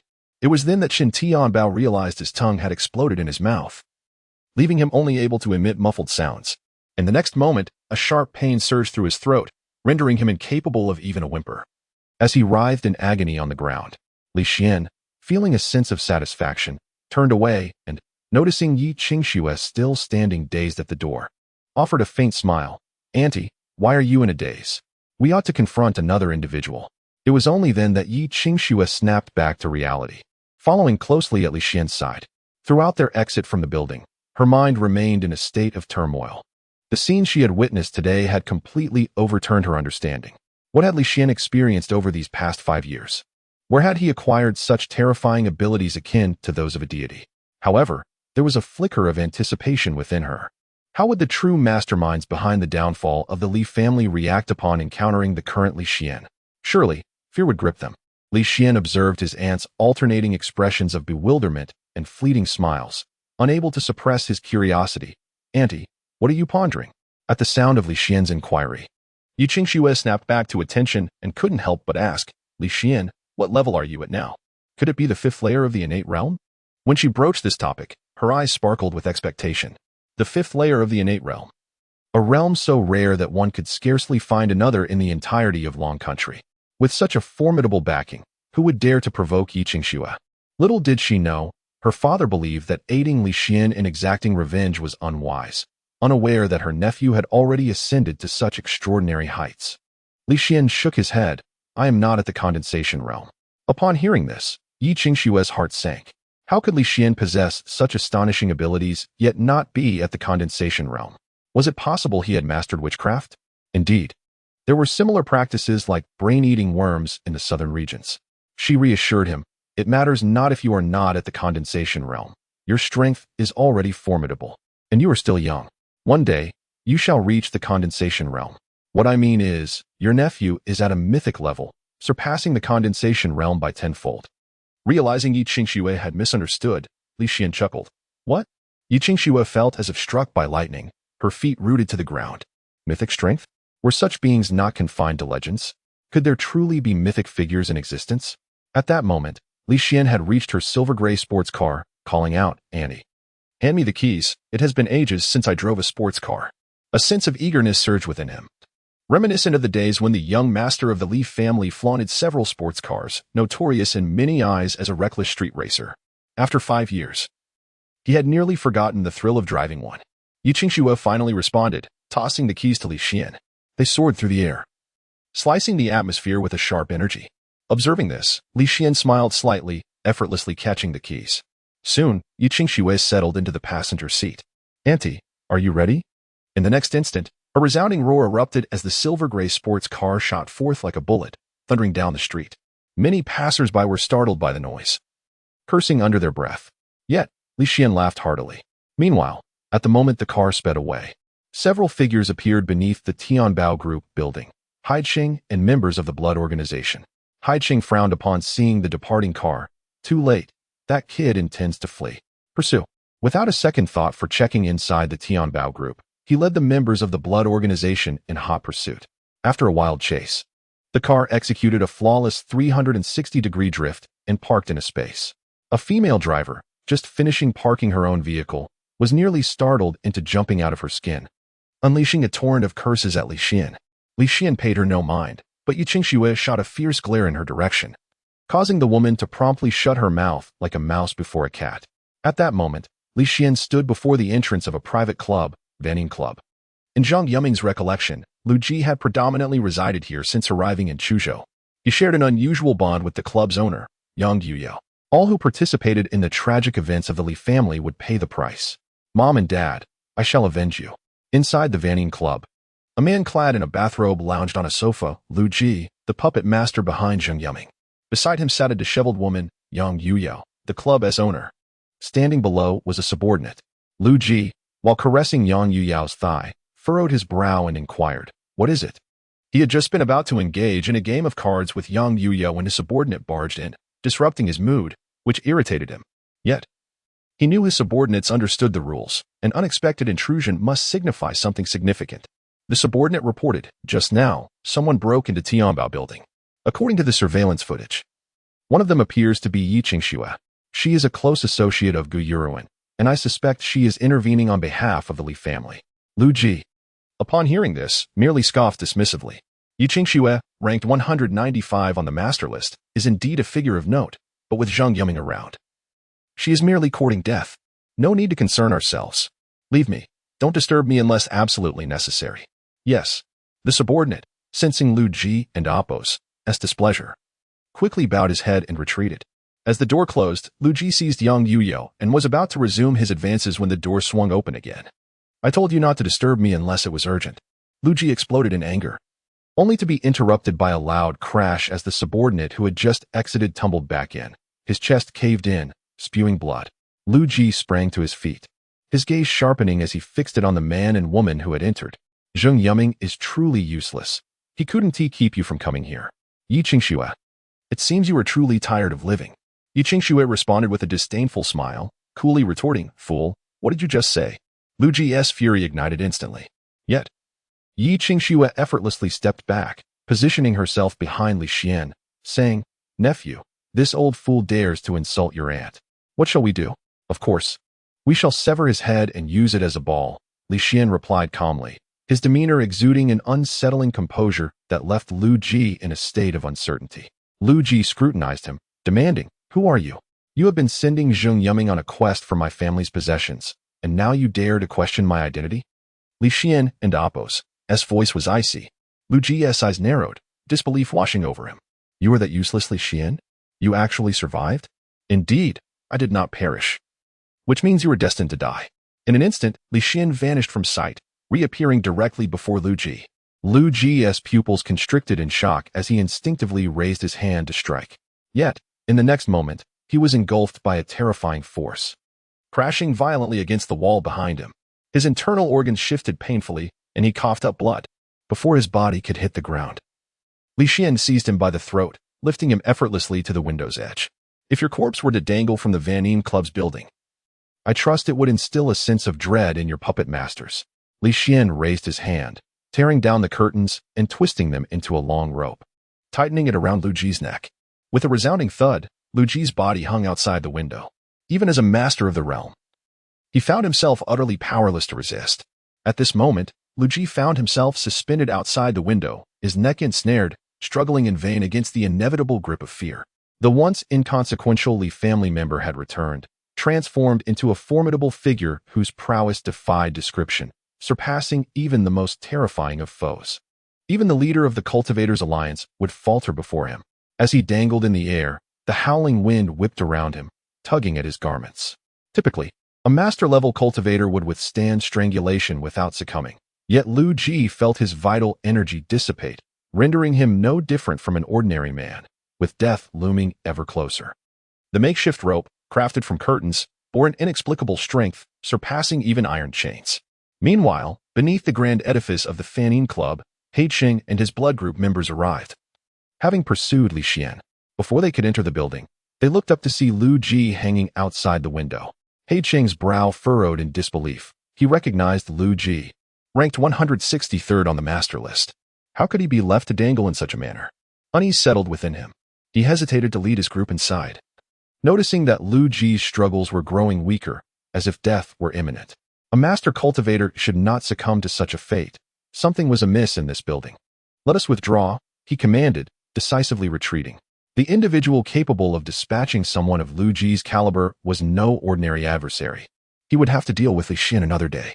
With a swift flick of his wrist, Li Xian sent the curtain rope plunging into the floor like a steel beam, producing a deafening crash. This spectacle left the club and Appo's proprietress, Yang Yujiao, utterly paralyzed with terror. Was this youth a demon? A profound dread enveloped her, causing her to tremble as she knelt, pleading, "Please, spare me." Li Xian paid her no heed and strode toward the exit. At that moment, several of Lu Ji's subordinates rushed in, only to be met with the sight of their leader suspended outside the window and the grim scene within. Their pupils dilated in shock.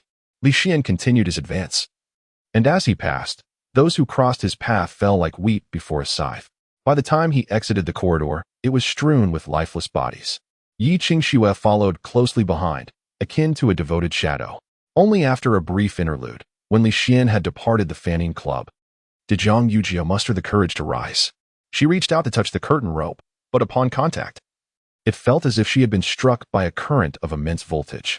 With a violent jolt, she was flung backwards, crashing against the wall and collapsing, unconscious. Who among the mighty could save those marked for death? 20 minutes after Li Xian's exit, a figure appeared within the building. Upon witnessing the carnage and Lu Ji, lifeless and suspended outside, his face turned pale. Soon, he noticed a trembling woman cowering in the corner, Yang Yujiao, the very one who had been cast aside by the force. What had transpired here? The man approached her, demanding answers. She lifted her gaze, her expression vacant and detached, rendered mute by shock. Grasping her arm tightly, he attempted to extract information, but in a moment of desperation, she bit down on his flesh. With a swift motion, he cast her aside, and she crumpled to the floor, emitting an eerie giggle. Clearly, the woman had been driven to madness by the events that had unfolded. The man frowned, his attention drawn to the curtain embedded in the floor as a chill coursed through him. The ability to drive a soft fabric into solid ground indicated an extraordinary strength. It was not just Lu Ji who had met with misfortune, but also Zheng Yuming. Was there a connection to the Li family? He extended a hand to touch the curtain, only to be violently repelled, blood spewing from his mouth, his eyes wide with horror. Taking a deep breath, he struggled to quell the tumult within his chest, trembling as he retrieved his phone and dialed a number. The screen displayed the words, "Protector of the Cultivators Alliance, Shang Yinshin." The call connected. "Shang, something grave has occurred," he reported urgently. "Lu Ji is dead, his body suspended outside a building, and the assailant possesses terrifying strength. I lack the ability to even touch the curtain used for his demise." A long silence ensued on the other end, a reflection of the gravity of the news. After several tense seconds, the voice returned, clearly shaken. "Conduct a discreet investigation immediately, but do not alert the perpetrator. This matter requires the judgment of the alliance leader." 3 seconds of silence followed. In Chuzhou, on the streets, Yi Qingxue drove, eager to visit Duo with Li Xian. Having heard of his adorable daughter, she was filled with joy, stopping along the way to purchase gifts. Li Xian, seated in the passenger seat, rested with closed eyes, now aware of the identities of those responsible for his parents' deaths. One by one, they would face his wrath, and they would understand the true meaning of fear. According to Zheng Yuming and Appos' recollections, the headquarters of the Cultivators and Appos' alliance resided in Jiangnan. "What are your plans next, Li Xian?" Yi Qingxue inquired. 2 tasks lie ahead. First, to restore the North Wu Group's reputation in Chuzhou. Second, to eliminate all those involved in the Li family's massacre in Jiangnan. Upon hearing this, Yi Qingxue nodded. "My aunt looks forward to seeing the North Wu Group rise again. We shall ensure that all those who mocked the Li family are made aware that we have returned." Her eyes glistened with emotion. Li Xian acknowledged her words with a nod. Just then, Yi Qingxue slammed the brakes, halting the car in the middle of the road. A group of men clad in black had emerged, blocking their path. "What is happening?" Li Xian furrowed his brow. "Stay here. I and Appos. I'll be right back," Yi Qingxue instructed, exiting the vehicle. As she approached, the men parted to allow her passage. Li Xian spotted a formidable figure standing nearby. "Father, you truly have come to Chuzhou?" Upon seeing the man, Yi Qingxue's demeanor shifted to one of coldness. Yi Longru scoffed. "Of course I have. Do you have any idea of the trouble you could cause if I had and amp? Appos, come? You must return to the Yi family immediately." "No. I must assist Li Xian in rebuilding the North Wu Group. He lacks knowledge of the business world and requires my support," she firmly replied. "Rebuilding the North Wu Group? Huh." Yi Longru could not suppress his laughter. "As far as I know, Chen Tianbao has seized control of the North Wu Group. Do you truly believe Li Xian can reclaim it from him? Even with your assistance, do you comprehend the caliber of individuals he has offended? The alliance of practitioners in Jiangnan would never permit the North Martial Group's banner to reappear in Chuzhou. Do you understand? It is you who does not comprehend." Yi Qingxue spoke coldly. "Father, although you are the head of the Yi family, you have no idea how formidable Li Xian has become. In just a few days, the North Martial Group will once again stand tall in Chuzhou, and the entire alliance of practitioners will be trampled beneath Li Xian's feet." He. Upon hearing this, Yi Longru shook his head. "Yi Qingxue, I do not know what kind of enchantment that boy Li Xian has cast upon you to make you utter such ignorant words. If that is the case, I shall offer you an opportunity. Return to the Yi family with me now. If that boy truly can restore the North Martial Group in Chuzhou, I will relinquish the position of head of the Yi family to you. You may fully support him. I would not mind even giving the Yi family to him. Hearing Yi Longru and Apos' words, Yi Qingxue and Apos' eyes brightened. Father, are you truly serious?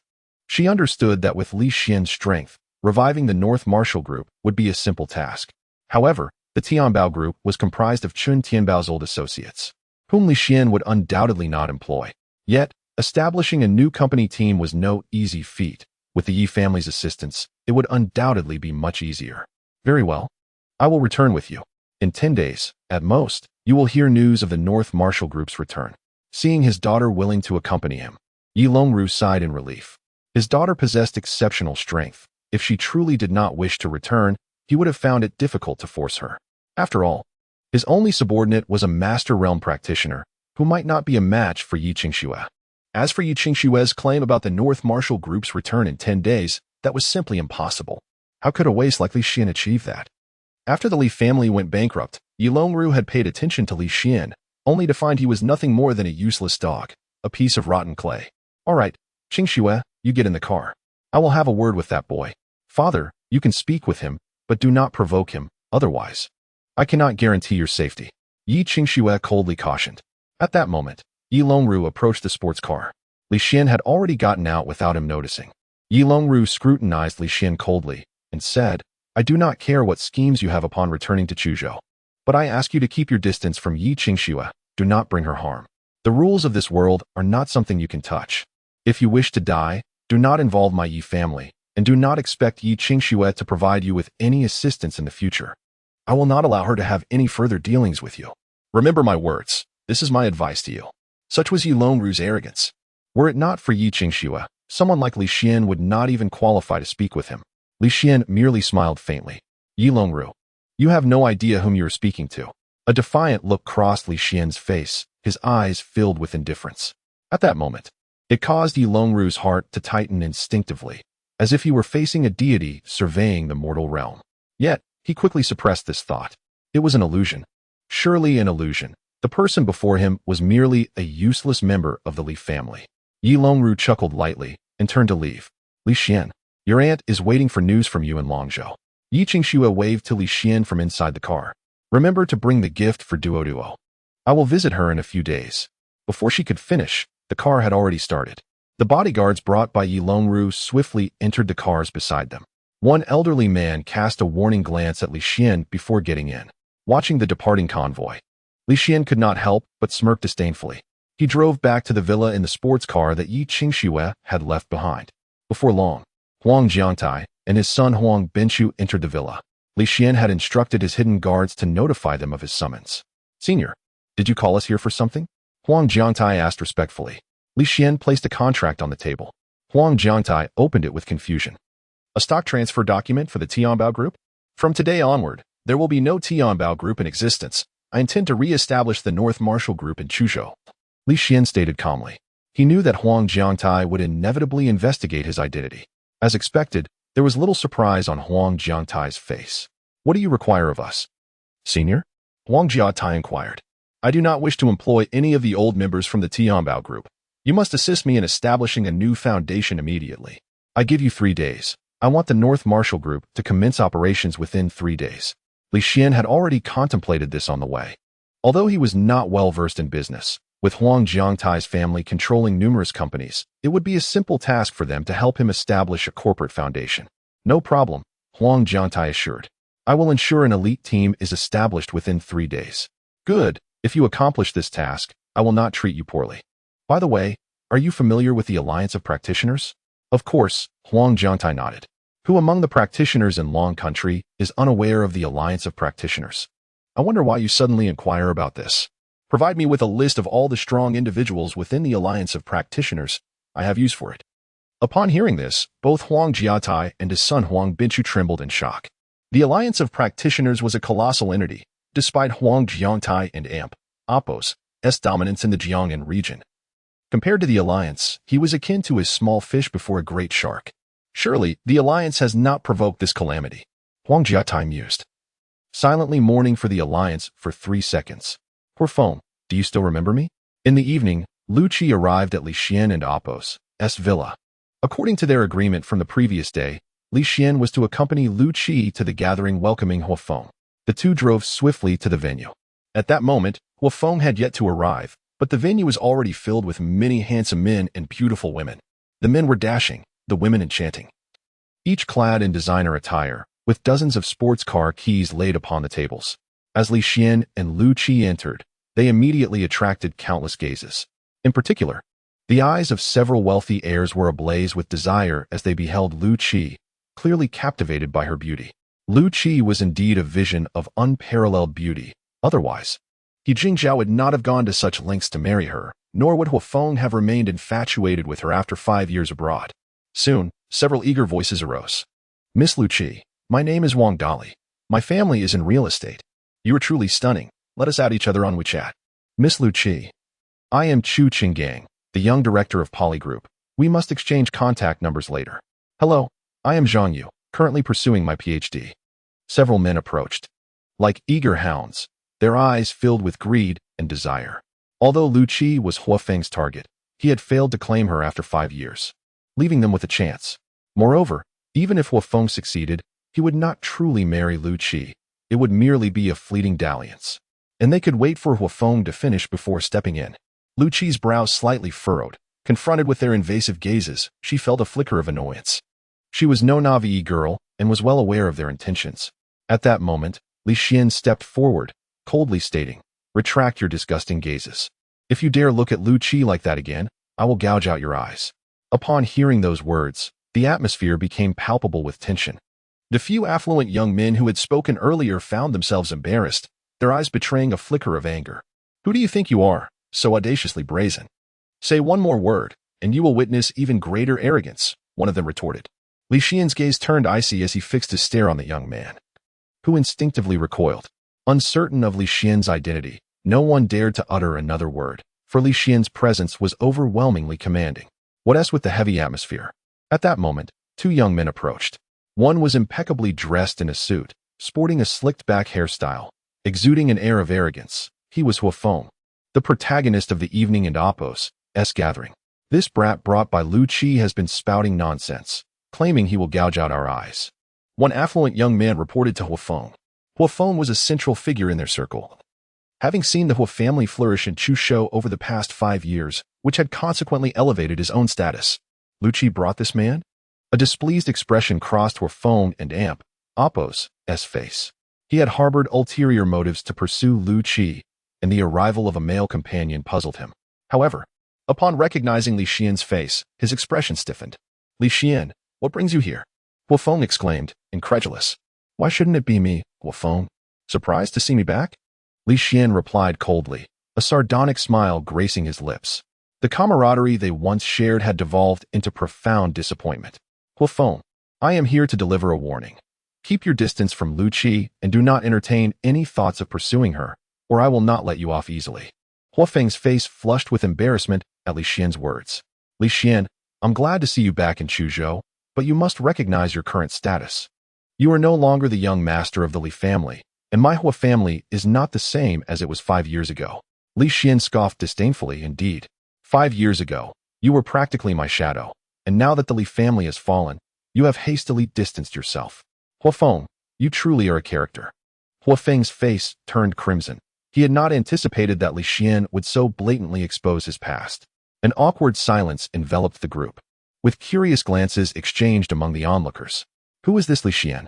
It seems he has some history with Huafeng," whispered a provocatively dressed woman. "He must be the young master of the Li family who went bankrupt 5 years ago. Huafeng once had a good relationship with him, but now he acts like a big shot despite his family's downfall. How deluded can he be?" Huafeng's expression darkened further.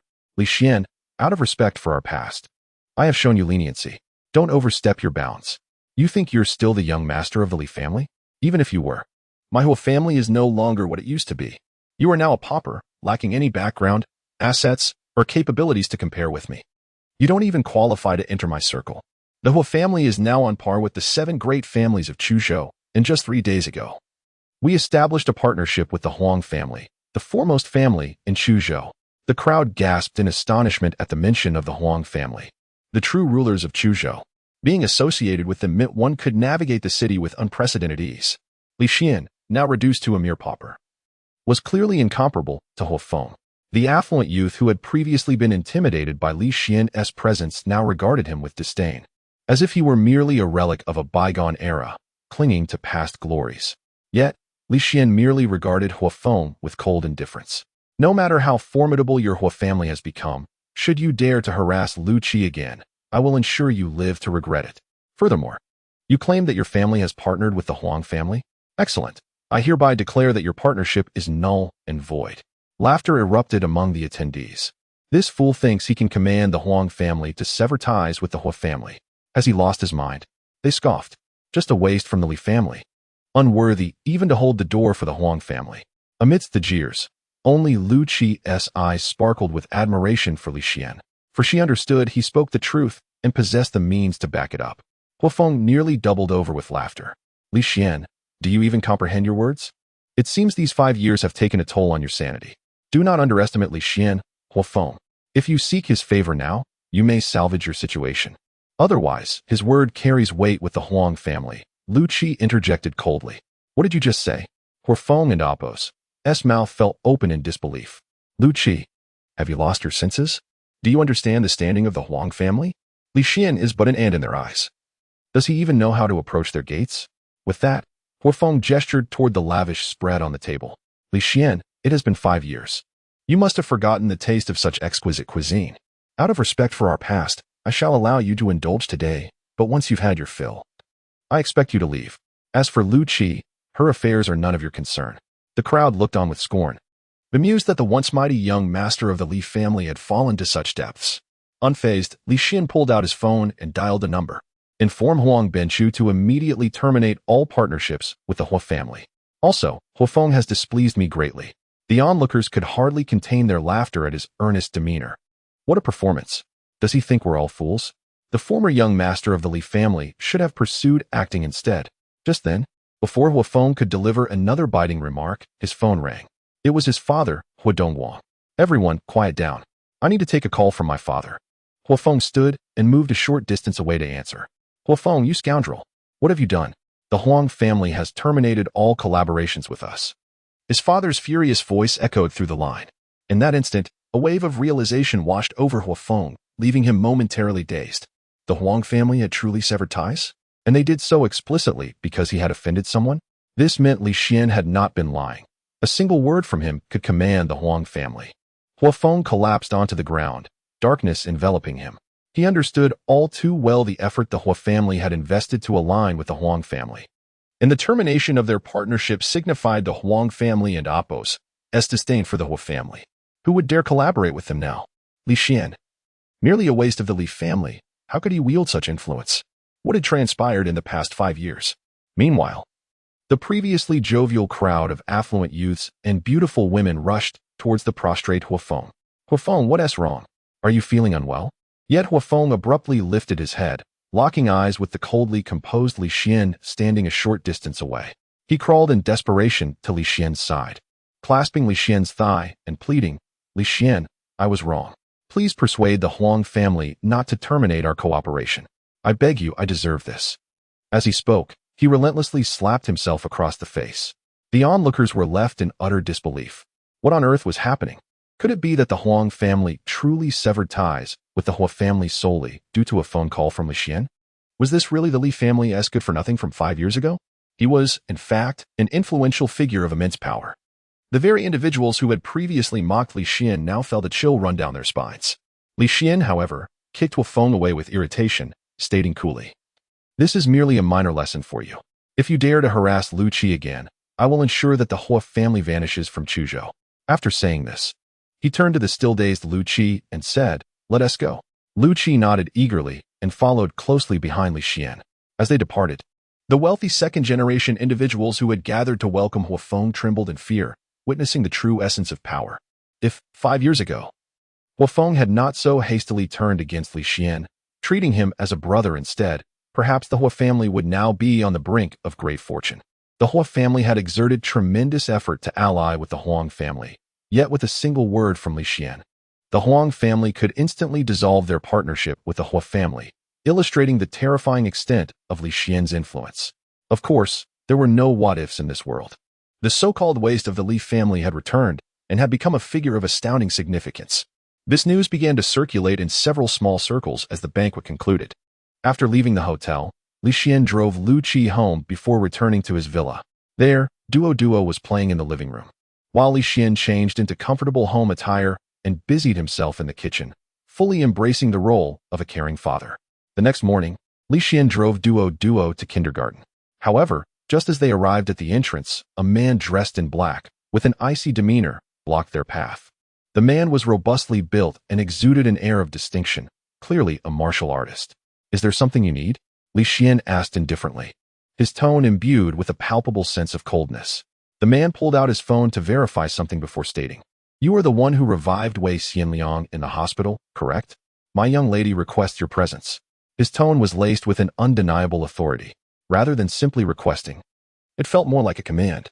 Li Xian noticed a black Maybach parked by the roadside and presumed that the lady he referred to was inside. "I'm not available," Li Xian replied curtly. The fact that Wei Xianliang had miraculously recovered was bound to draw attention from others. They must have received news from the hospital. Nonetheless, Li Xian had no intention of engaging with him. The man seemed taken aback, clearly not anticipating such a blunt refusal, without even inquiring about who his young lady was. At that moment, Li Xian was already walking towards the kindergarten entrance, holding Duo. It was only then that the man regained his composure, a hint of frostiness appearing in his eyes. He once again intercepted Li Xian, hastily declaring, "My young lady is the daughter of the Pei family in Chuzhou. She wishes to see you, and you have no right to refuse." He believed that revealing his young lady's identity would compel Li Xian to submit. However, Li Xian paid him no mind, instead handing Duo over to Wang Wei. Once Wang Wei took Duo's hand and entered the kindergarten, Li Xian turned to face the man, coldly stating, "I said I'm not available. Do you not understand?" The middle-aged man's eyes glinted with a frigid intensity, his tone brimming with menace. "I advise you not to be ungrateful." With that, he reached out toward Li Xian's shoulder, clearly intent on teaching him a lesson. Yet, in the next instant, his body was sent flying, landing with a thud, his chest caved in, blood spewing from his mouth like a dying dog. Witnessing this commotion, over 30 men in black suits rushed out from nearby vehicles, surrounding Li Xian. One man even brandished a gun aimed directly at Li Xian. "Do not disrespect the divine physician," a woman's voice rang out. A woman in high heels approached, her long legs exuding the commanding presence of a high-powered executive. "I have been waiting for you, sir." He entered Lu Yang. A bodyguard spoke up in defense of his companion. "How audacious. The divine physician holds a position of great esteem." Lu Yang's attitude warrants correction. The woman smiled at Li Xian, exuding charm. She scrutinized him, saying, "Greetings. I am paying. The Nanheng Group is my family's enterprise. My subordinate has offended you, and I come here to apologize." "No need. He has already been taught a lesson," Li Xian replied, preparing to leave. Unexpectedly, she stepped forward, blocking his exit. "Please, sir, do not be in haste. Allow me to explain. I know you revived Wei Xianliang, who was on the brink of death. My father is gravely ill, and after exhausting all means to find a renowned physician, only you can save him." It was indeed about Wei Xianliang. To sway Li Xian, Paying continued, "Should you agree to save my father, I am willing to offer 1 million as a reward, and you shall gain the friendship of the Pei family." As she concluded, her gaze was intense, filled with confidence. Many sought to forge connections with the Pei family in Chuzhou, and now she was essentially presenting an opportunity to the young man before her. Yet, Li Xian's response was icy indifference. "I do not care which family's daughter you are. Your presence has put me in a foul mood, so I ask you to step aside immediately. I will not save your father." Upon hearing this, Paying and Appo's eyes flashed with anger. Despite her efforts to lower herself and personally extend an invitation, she had not expected such a rejection. "Are you certain you will not help?" Paying pressed on, unwilling to give up. Meanwhile, Li Xian strode toward his car. "Shall we stop him, miss?" a bodyguard asked, gripping his gun with a sinister tone. However, before he could finish his sentence, his complexion turned ashen. The other bodyguards gasped, as they noticed several figures clad in black silently appearing around them, resembling phantoms. Each of them bore a golden trim on their sleeves, a small detail that signified their elite status, the black gold guards of the hidden hall. "Now, The group of elite guards looked at the Pei family members with icy stares, remaining motionless and silent. Pei inhaled sharply, her legs trembling slightly. She finally comprehended why the young man had been so arrogant. The protection of the most elite black gold guards from the hidden hall was not something her Pei family could provoke. At that moment, a wave of chilling realization washed over Pei Ying, her back drenched in cold sweat. Li Xian returned to the villa. Huang Jiatai called to report on the work progress. In just half a day's time, Huang Jiatai had already established the preliminary structure of a team for Li Xian. He was also in the process of extracting elite talent from various companies within the Huang family. This meant that within a day at most, the company's members would all be in place. Furthermore, the sign for Tianbao Group had been taken down and was undergoing renovation. Huang Jiatai assured that by the time the Beiwang Group opened, Li Xian would witness a completely new company. Li Xian was quite satisfied with this. In such a brief span of time, achieving this feat is no small task. However, Huang Jiatai harbors some concerns. Previously, the Tianbao Group's operations were diverse. And now with the reopening of the Baiwuge Group, he is uncertain about which ventures Li Xian intends to primarily engage in. In the past, my family's business focused predominantly on biomedicine, and we shall continue in that domain, Li Xian stated. Huang Jiatai appeared somewhat troubled. As far as I know, over the past 5 years, Qin Tianbao found the biomedicine sector overly taxing and has nearly ceased investment in pharmaceuticals, redirecting his focus towards real estate and other avenues. Many experts in the medical field have been poached by other companies, making it a challenge to re-establish our biomedicine operations. Leave this matter to me, Li Xian responded. Biomedicine is merely the study of life. Who understands life better than I, the Emperor of Life? If Baiwuge Group is to return, Li Xian cannot simply establish a facade.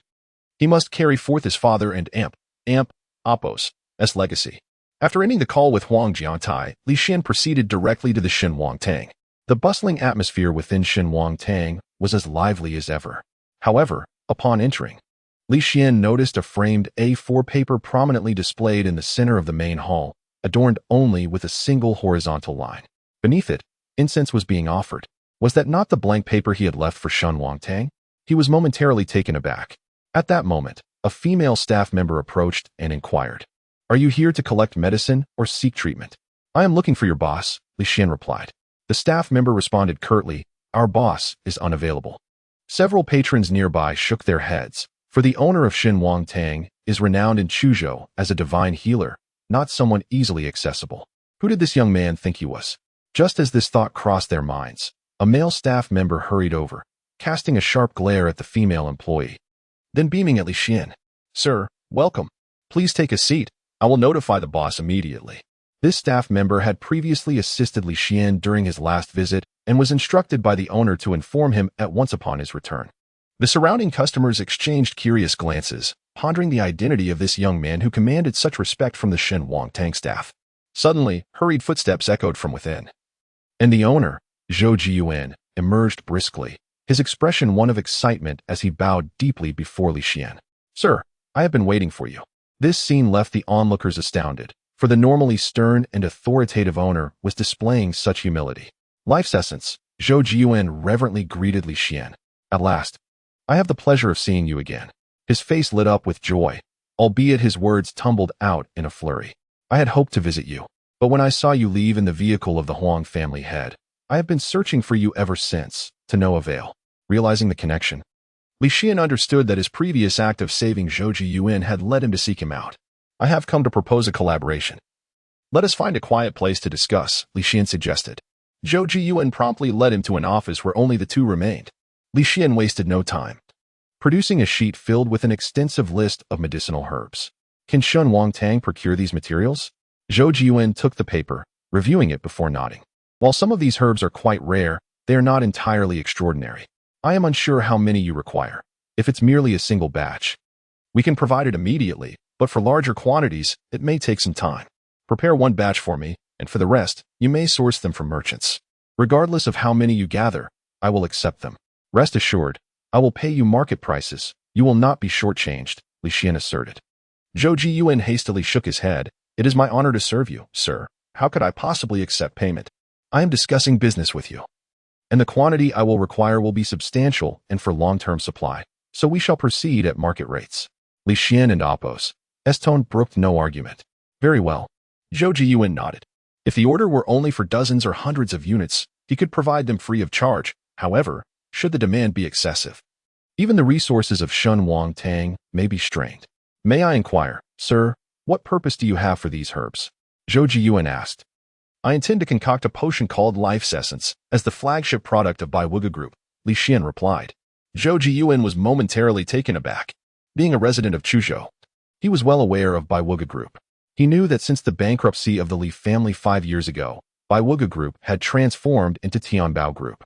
Sensing Zhou Jiyuan's confusion, Li Xian clarified, Tianbao Group no longer exists. In 2 days, Baiwuge Group will reopen. Zhou Jiyuan had some understanding of the history between Tianbao Group and Baiwuge Group, with Tianbao's demise and Baiwuge's resurgence. Could it be that the individual before him was the prodigal young master of the Li family, who had vanished for 5 years? In that instant, everything clicked for Zhou Jiyuan. It seems you have deduced my identity. Please prepare the herbs for me as soon as possible, Li Xian stated, preparing to rise. Wait a moment, Zhou Jiyuan interjected. Sir, I am aware that after Baiwuge Group became Tianbao Group, its biomedicine operations fell into disarray, and many experts have since left for other companies. However, I happen to know a professor specializing in biotechnology who leads a team. If you wish to restart the biomedicine business, perhaps you could recruit this team. Zhou Jiyuan's sudden inspiration struck a chord with Li Xian. He had initially intended to have Huang Jiangtai seek out experts, but Zhou Jiyuan had conveniently provided a solution. Where is this professor currently? Take me to meet him, Li Xian requested directly. With only 2 days remaining until Baiwuge Group's grand opening, it was imperative to finalize preparations swiftly. The professor's name is Song Yulong, and he's an old friend of mine. However, he has a rather peculiar temperament. I will arrange a meeting with him immediately, Zhou Jiyuan replied, pulling out his phone to make the call. A few minutes later, he exclaimed with delight, Sir, he is available this afternoon. We can go at any time. However, as he is a prominent figure in biomedicine, several pharmaceutical companies have been vying for his attention, making it somewhat challenging. He will certainly be willing to join us, Li Xian stated confidently. Given his expertise, Li Xian was sure that once the professor witnessed his life and Oppo's essence, he would not refuse. Please prepare a room for me and ensure 1 batch of herbs is ready, Li Xian instructed. Zhou Jiyuan was uncertain of Li Xian's intentions, yet he complied with Li Xian's instructions. 10 minutes later, a collection of medicinal herbs lay before Li Xian, who then proceeded into a sealed room with them. After approximately 5 or 6 minutes, Li Xian emerged, holding a transparent bottle. Zhou Jiyuan instinctively glanced into the room, noticing remnants of herbs scattered about. Had those herbs transformed into the liquid within Li Xian's bottle? However, whether through ancient alchemical methods or modern pharmaceutical technology, extracting the essence of herbs typically requires tools. How had Li Xian accomplished this with bare hands? Zhou Jiyuan and Oppo's mind was awash with confusion. At that moment, Li Xian calmly stated, Let us go. Take me to meet your old friend. Half an hour later, Li Xian and Zhou Jiyuan arrived before a large building Song Yulong and Oppo's research facility. Upon seeing Zhou Jiyuan, the security guard immediately ushered them respectfully into the lobby. The two took their seats on the lobby's sofa. Mr. Li, several pharmaceutical companies have recently been in contact with Song Yulong. I fear we may have to wait a while to see him, Zhou Jiyuan explained. No matter, Li Xian replied, lifting the tea filled by the attendant, surveying the building. To have his own research team and occupy such a structure, Song Yulong was indeed no ordinary individual. At that moment, several figures entered from the entrance. An elderly man quickly spotted Zhou Jiyuan and made his way toward them. Zhou Jiyuan's brow furrowed slightly. Although the Qin Wang Tang was a venerable establishment in Chuzhou, it still faced competition, with Zhu Hongxing being one of its rivals. Oh, isn't this Zhou boss? What brings you here? Are you perhaps venturing into the biopharmaceutical industry? Has the sale of traditional Chinese medicine stagnated? Zhu Hongxing chuckled heartily. Zhou Jiyuan replied coldly, I am here accompanying someone. Accompanying someone. The man's gaze swept around, finally landing on Li Xian, as Zhou Jiyuan and Oppo's only companion was him. Could it be this young lad? I wonder what you call yourself? To entice Song Yulong and Oppo's team, one must possess assets of at least 1 billion. The man regarded Li Xian with keen interest. Li Xian, initially absorbed in examining the surroundings, did not wish to embroil himself in Zhou Jiyuan's dispute. However, upon receiving an unsolicited approach, he frowned slightly. The amount of assets one possesses is inconsequential. Since I have come to seek Song Yulong, he will undoubtedly choose to join my company. At these words, not only Zhu Hongxing, but everyone accompanying him was left astonished. This lad is exceedingly confident. With numerous companies vying for Song Yulong and Oppo's attention, what made him so certain? His tone suggested this matter was already settled. Zhu Hongxing laughed. Young man, if you are so confident, enlighten me, what gives you the ability to sway Song Yulong? That is classified information, Li Xian replied indifferently, infuriating Zhu Hongxing. This young man was rather arrogant. The Zhu family was a well-known family in Chuzhou, after all. At that moment, a middle-aged man behind Zhu Hongxing could no longer contain himself. His gaze fixed on Li Xian, and he coldly declared, Kid, who do you think you are to speak to my father this way? Do you believe I won't make sure you leave this building? Li Xian cast the man a disdainful glance. This man appeared to be in his 40s yet behaved like a spoiled rich child. It seemed the Zhu family had little discipline. The contempt in Li Xian's gaze only fueled the middle-aged man's irritation. Noticing the gathering attention from security personnel and attendants, the man felt compelled to act to save face. He pointed an accusatory finger at Li Xian, barking, Apologize to my father immediately, kneel and bow your head, or no one will save you. Seeing his ineffectual son resorting to such tactics, Zhu Hongxing initially intended to reprimand him, but chose silence, allowing his son to unleash his fury. Zhou Jiyuan, observing this scene, almost burst into laughter. The Zhu father and son were utterly unaware of the caliber of the individual they faced. With a mere stroke, Li Xian could intimidate practitioners of the arcane arts. Zhu Hongxing had truly ventured into perilous territory. Misinterpreting Zhou Jiyuan's stillness as fear, Zhu Hongxing remarked, So, Zhou boss, my son has a bit of a temper. If this young man apologizes, we can consider this matter settled. The middle-aged man interjected with a huff, Dad, it cannot end there. He must kneel and bow. Before he could finish, Li Xian and Oppo's icy gaze locked onto him. This insignificant being was not worth his time, but since the man insisted on provoking him, his demise would be assured.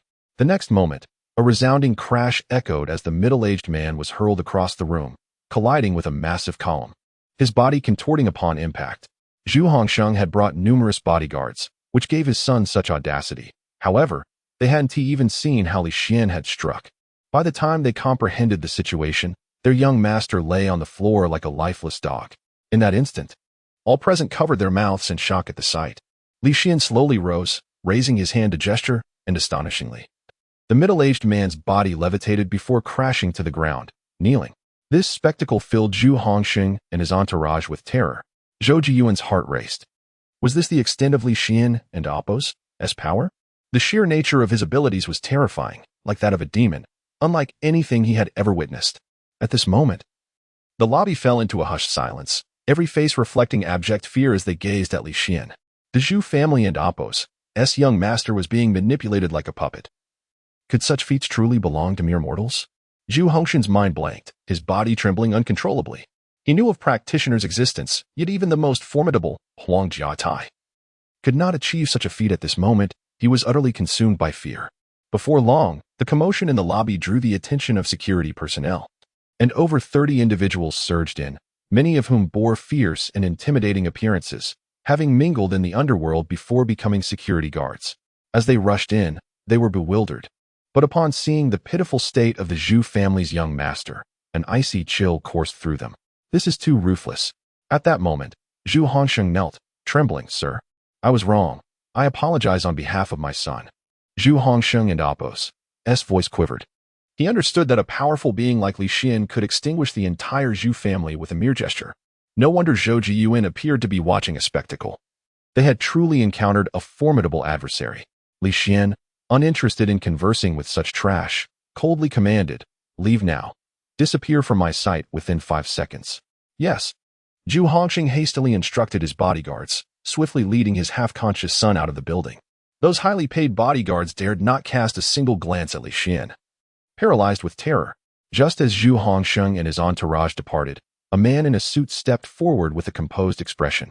What transpired? Is there a disturbance? The individual in question is the security manager of the entire building, who, upon hearing a commotion, hurriedly arrived at the scene. It turned out to be Manager Yang. Upon seeing the other party, Zhou Jiyuan explained, My friend had a minor altercation with Zhu Hongxing, the head of the Zhu family, but it has already been resolved.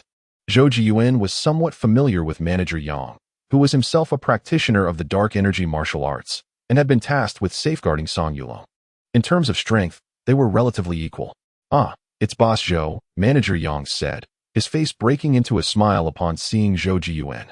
At the same time, his sharp gaze fell upon Li Xian, standing nearby, as he warned, "Considering you were Boss Zhou and Appo's as friend, I shall overlook this matter.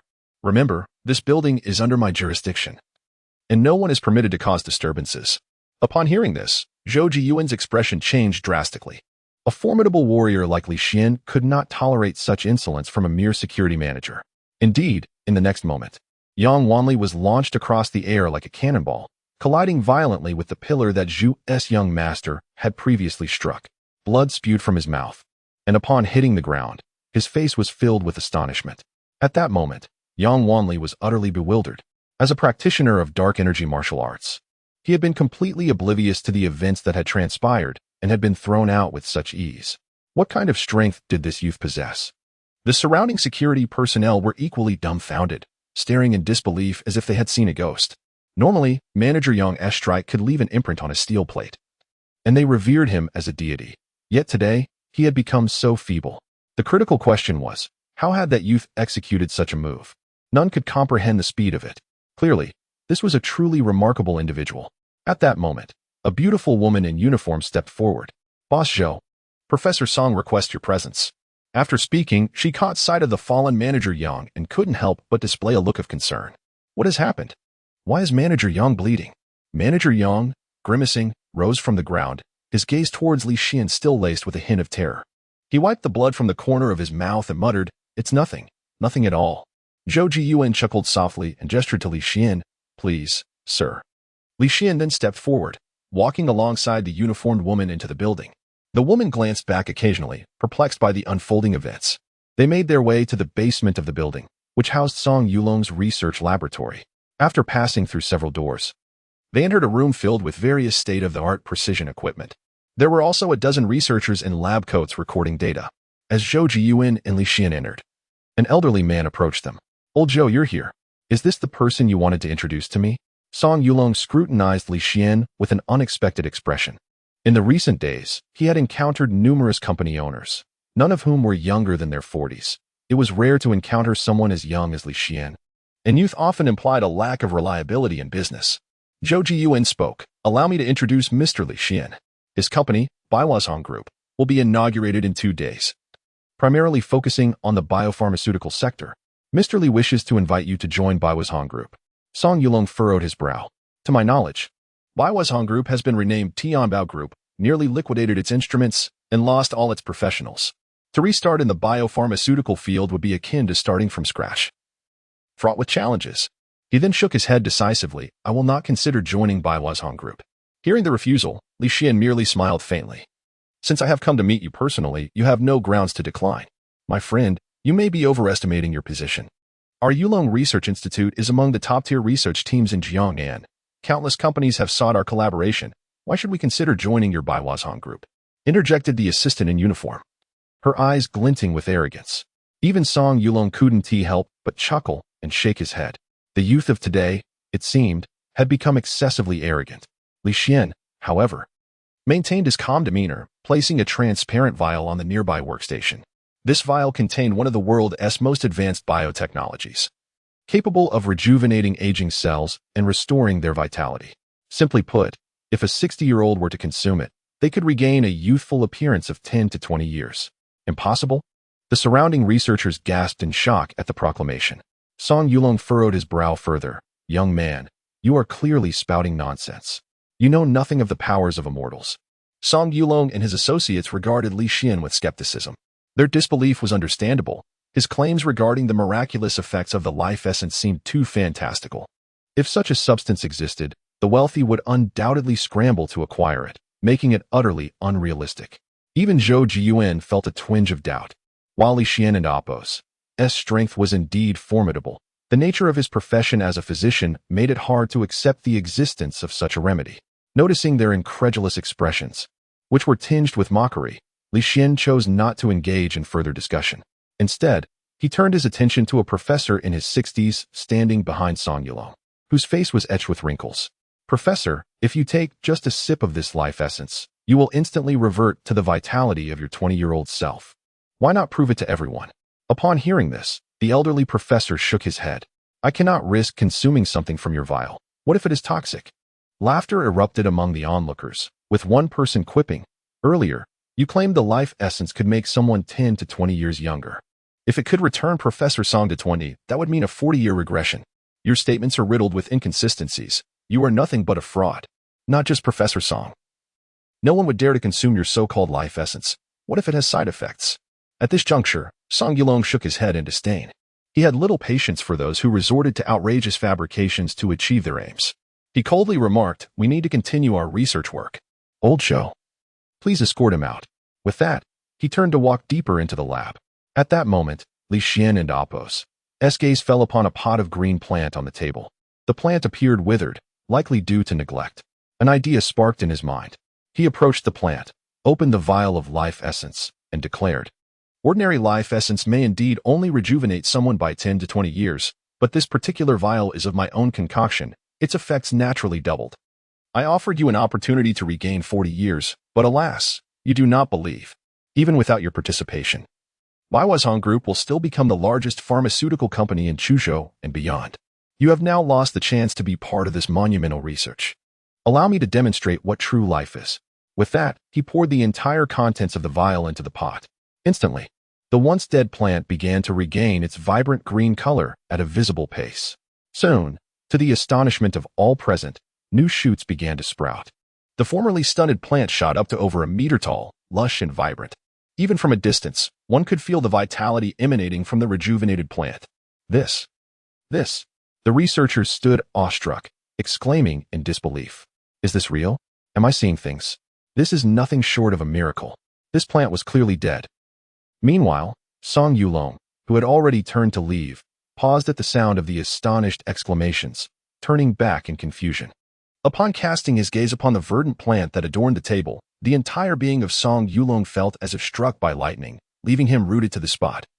His eyes wide with astonishment as they were fixed upon Li Xian. In the midst of it all, Li Xian stood proudly, a cold smirk gracing his features. These mortals remained utterly oblivious to the might possessed by cultivators. Dragon Master, this. Song Yulong's eyes were transfixed on the lush green flora. His body immobilized as he was engulfed by shock and disbelief. As a specialist in biological sciences, he was acutely aware of the miraculous nature of such a scene. The once dead goosefoot plant had resurrected, sprouting an abundance of branches and leaves seemingly from thin air, truly a miracle. Was this the efficacy of the essence of life? Song Yulong trembled slightly. If only he could partake in the research of such wondrous phenomena, it would undoubtedly deepen his understanding of life sciences. Well then, Song Yulong, I shall ask you once more. Are you willing to join the Baiwa Group? Li Xian inquired nonchalantly, his face brimming with confidence. Yes. Song Yulong nodded vigorously, akin to a chick pecking at grains. He understood that such an opportunity, once lost, would never return. Nearby, the elderly man who had previously declined to ingest Li Xian and Apos' essence of life was now utterly dumbfounded. If this essence could indeed rejuvenate a person by 40 years, he had just forfeited a monumental chance. In an instant, a wave of regret washed over him. Very well, report to the Baiwa Group punctually tomorrow. I will ensure that all necessary equipment is prepared for you, Li Xian concluded before departing. Zhou Jiyuan followed closely behind, still in a daze as if caught in a dream. He sensed an aura of mystery enveloping Li Xian. Li Xian retrieved his phone and dialed Huang Jiangtai. The team of Song Yulong in biological sciences has agreed to join the Baiwa Group, and the laboratory research equipment will be expedited. Understood, came Huang Jiangtai's voice. A hint of astonishment evident. He was well aware of Song Yulong and Apos' team and never expected Li Xian to have secured their involvement. However, considering Li Xian and Apos' capabilities, it was not entirely surprising. Regaining his composure, he added, Mr. Li, there have been developments regarding the Blood Plum Hall. I shall have Binshu report to you in person. Upon hearing this, a smile graced Li Xian's face. Huang Binshu's efficiency was commendable. Shortly thereafter, Huang Binshu arrived in a vehicle before Li Xian. Greetings, esteemed elder. Huang Binshu respectfully bowed to Li Xian. Your father mentioned that your investigation has yielded progress. Do enlighten me, Li Xian urged impatiently. Indeed, the organization known as the Blood Plum Hall is shrouded in mystery. I have discovered a person who may possess knowledge about it. He resides in the Gusa district and is referred to as Dragon Master. He is well connected and is aware of matters that elude others. Some have procured information related to the Blood Plum Hall from him. Dragon Master? Li Xian's brow furrowed slightly. Zhou Jiyuan interjected, unable to contain himself. I am familiar with this Dragon Master. He is a renowned figure in the Gusu area, overseeing the White Dragon Society and commanding respect. Is it this Dragon Master? Li Xian inquired, turning to Huang Binshu.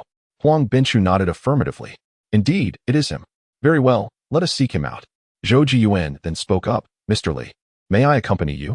Having resolved to align himself with Li Xian, Zhou Jiyuan sought to enhance his presence before him. Certainly, that is agreeable, Li Xian replied nonchalantly. The three soon departed from Chuzhou, heading toward the Gusu district. 2 hours later, the vehicle came to a halt beside a street where a towering building bore the grand inscription of the White Dragon Hall. This was the headquarters of the White Dragon Society. According to Huang Binshu, this entire street was under the society's dominion. Moreover, half of the entertainment industry within the Gusa district was monopolized by them. Let us proceed, Li Xian declared, striding toward the White Dragon Society. Upon reaching the entrance, they were intercepted by several menacing security personnel clad in black attire. One of them coldly inquired, "Who are you? What is your purpose here?" "We seek an audience with Dragon Master," Huang Binshu interjected, clarifying their intent before Li Xian could speak. Upon hearing their request for information from their leader, the guards swiftly made a call to report. After conducting a search of Li Xian and his companions, they permitted them entry. A burly man then guided them, taking the elevator to the 30th floor.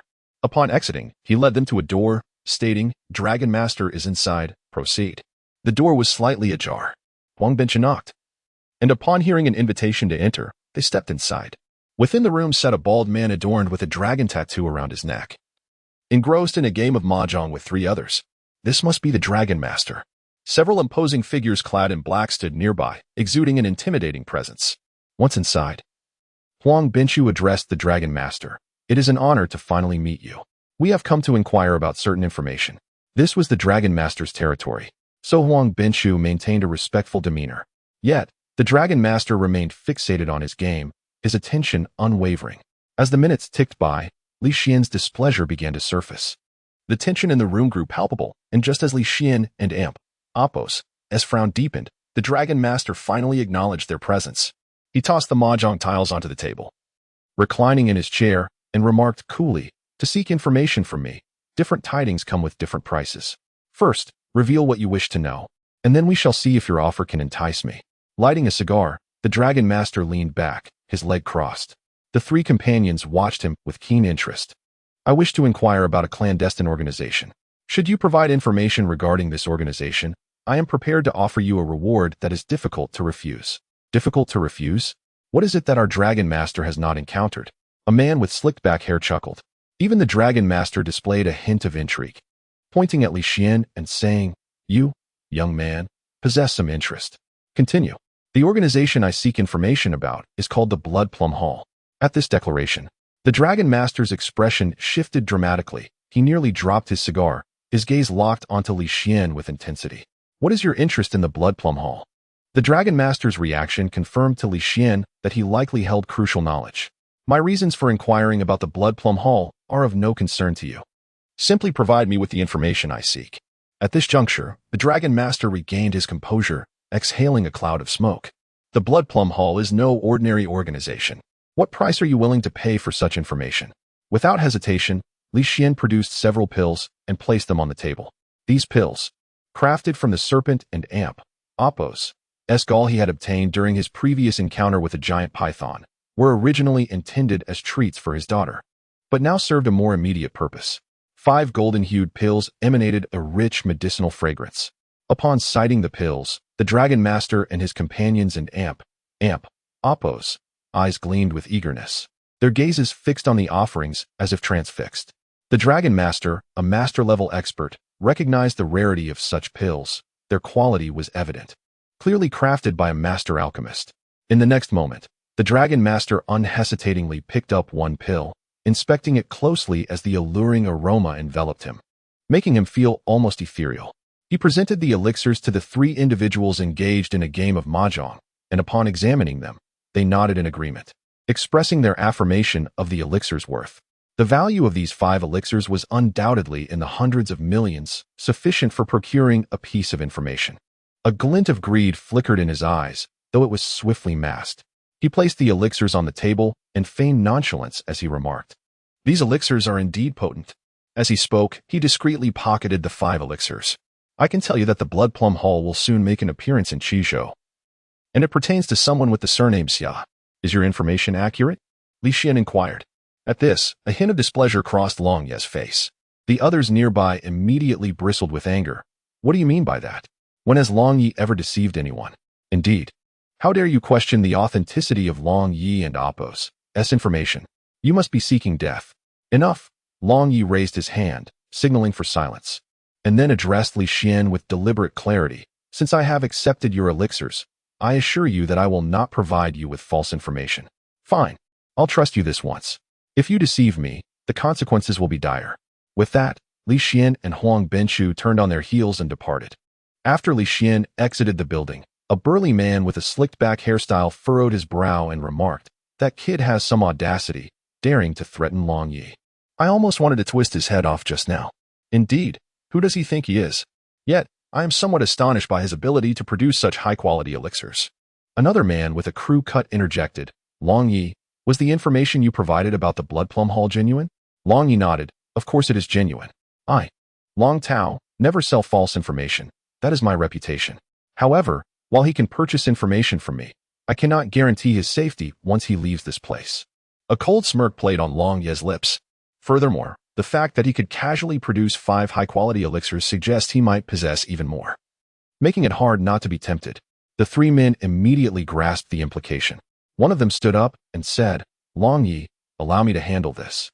I haven't had a chance to strike in a while." "All right, be swift. If this gets out, it will tarnish our reputation," Long Yi agreed. He rose and approached the floor-to-ceiling window, gazing down at Li Xian and his companions who had just exited the building, a chilling smile gracing his lips. Upon leaving the building, Zhou Jiyuan could no longer hold back and said, "Mr. Li, that Long Yi does not seem trustworthy. He might sell us false information." Huang Benchu nodded in agreement. Although Long Yi has a formidable reputation, rumors in the underworld suggest he indulges in treachery. His character is questionable. Li Xian merely smiled faintly in response. "If he dares to provide me with false information, I will make him regret ever stepping into this world." Although Li Xian and Appo's words were delivered lightly, they sent an icy shiver down the spines of the other 2. As the trio approached the roadside to enter their vehicle, a sudden glint of coldness flashed in Li Xian and Appo's eyes. He closed the car door and said, "You 2 wait here. I need to settle a few matters." Without waiting for a response, he strode purposefully toward a nearby alley. "What is going on?" Zhou Jiyuan asked, puzzled, glancing at Huang Benchu. Huang Benchu appeared momentarily taken aback before a look of realization crossed his face. It seems that Long Yi has been tempted by greed. The allure of the elixirs is indeed hard to resist. "What should we do?" Zhou Jiyuan inquired. Huang Benchu merely chuckled coldly. "We shall wait and watch the spectacle unfold. To offend Mr. Li, Long Yi must be seeking his own demise." Li Xian entered the secluded alley, which was eerily silent, save for a stray dog that scurried past with its tail tucked between its legs. Standing in the center of the street, a faint smile played on his lips. At that moment, dozens of figures appeared simultaneously at both ends of the alley, effectively cornering Li Xian. A middle-aged man with a crew cut stepped forward. He was one of the individuals who had previously played mahjong with Long Yi. Adorned with a jade ring, he wore a mocking smile. "Kid, since you found yourself here, you must have guessed what is coming. Let us cut to the chase. Hand over all the elixirs you possess. Don't force my hand." One of the henchmen behind the crew-cut man chimed in. "That's right. Surrender the goods, and we'll make it quick for you. Otherwise, you'll experience the agony of having your tendons severed." "It seems they are quite certain of their victory," Li Xian chuckled. No wonder Huang Benchu mentioned that Long Yi enjoyed treachery. He was witnessing it firsthand. "I will grant you one opportunity. Each of you may lose a hand and leave, or else face death," Li Xian stated coldly. "Ha ha." The crew-cut man and his associates erupted in laughter. The audacity of this kid to threaten them was utterly ridiculous. "Kid, it seems you fail to grasp the gravity of your situation," the crew-cut man remarked, amusement dancing in his eyes. One of the henchmen furiously retorted, "Are you deaf? Hand over the elixirs, or..." Before he could finish, a scream erupted from his mouth as he clutched his mouth, blood dripping from his palm. "What is wrong with you?" the crew-cut man asked, puzzled by his associate's sudden distress. As he pulled the henchman's hand away, he was horrified to see that the entire tongue had been blown off. "What in the world? This is absurd." The crew-cut man and Apos' face paled in shock. Could this be the work of the kid? But how could that be possible? Even a congenital master could not accomplish such a feat, though he dismissed the thought. An unsettling feeling gnawed at him, as if something dreadful were about to unfold. Suppressing his unease, the crew-cut man advanced cautiously toward Li Xian. Ranked 309th on the master list, he was among the top 10 in the Suzhou region.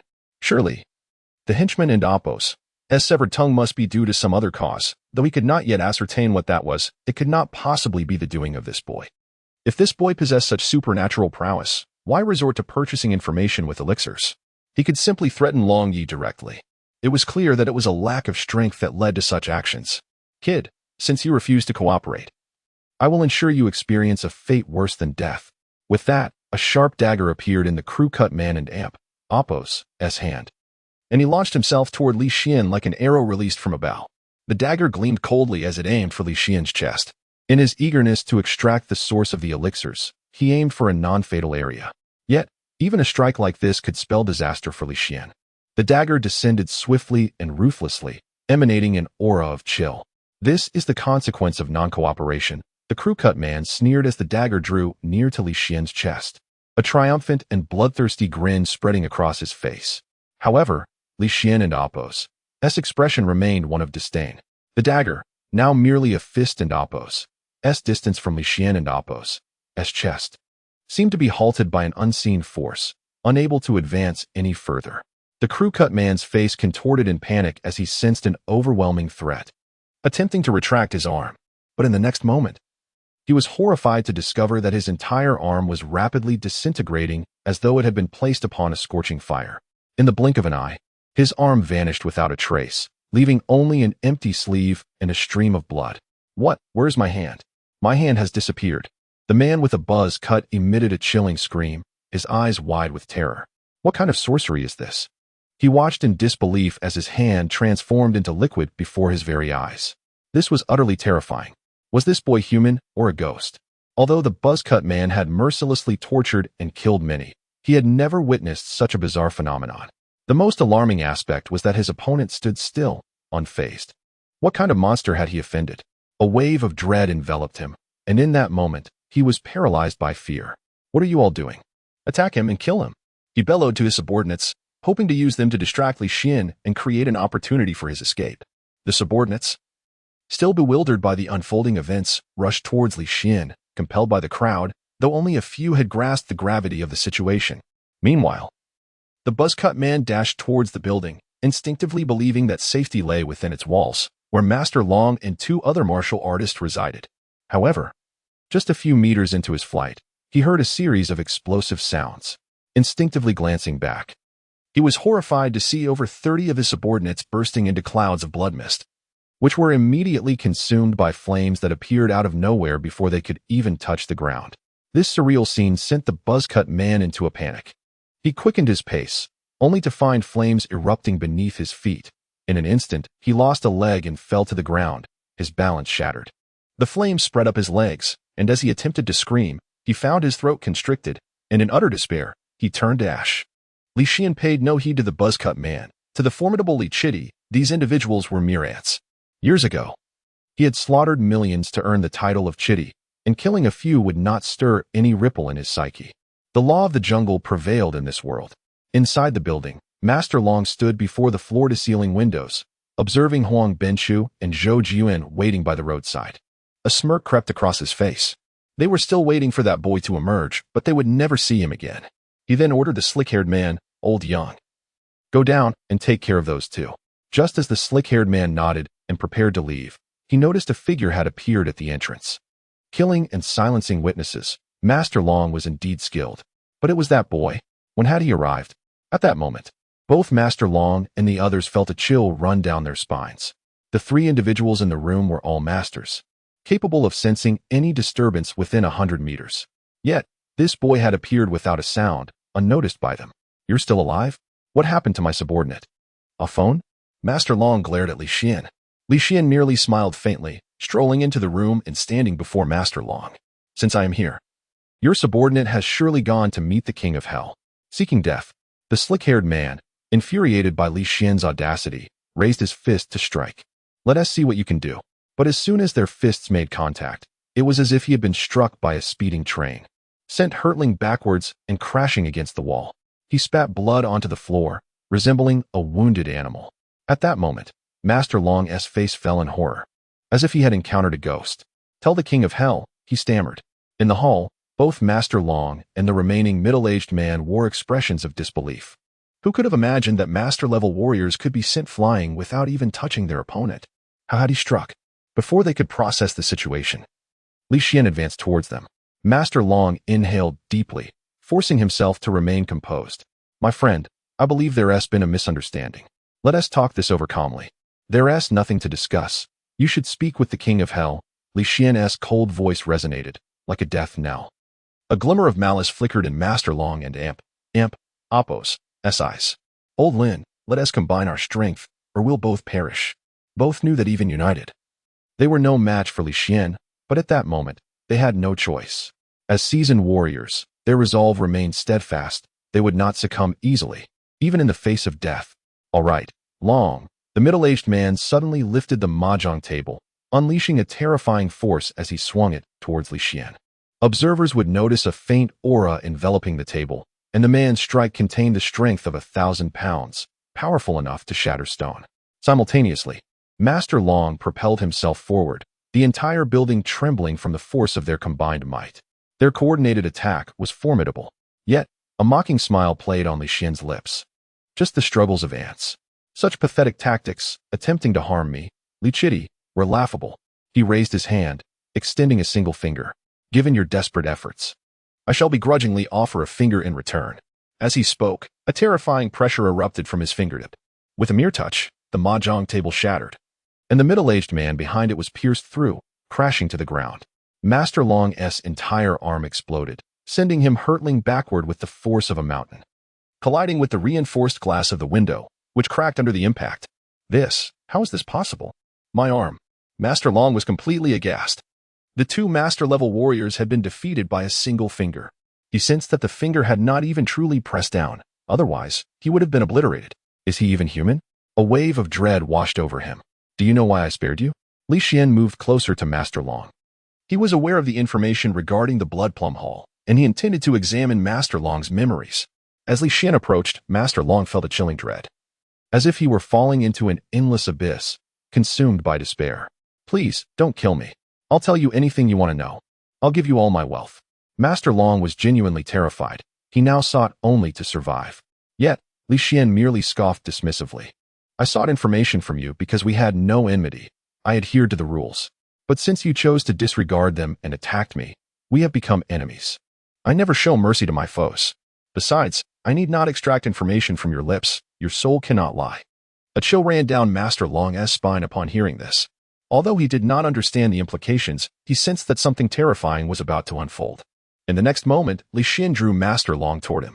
With a snap, Master Long found himself kneeling before Li Xian, who slowly extended his hand toward the top of his head. A tremendous force of tearing energy surged forth, prompting Master Long to scream in terror. Ah, what are you doing? The pain was excruciating. Please, I beg you, stop. Crack. A transparent orb was extracted by Li Xian. After perusing the memories of Long Yi, Li Xian casually crushed the orb into oblivion. Long Yi's scream ceased abruptly at that moment, his head bursting apart along with the shattering of the orb.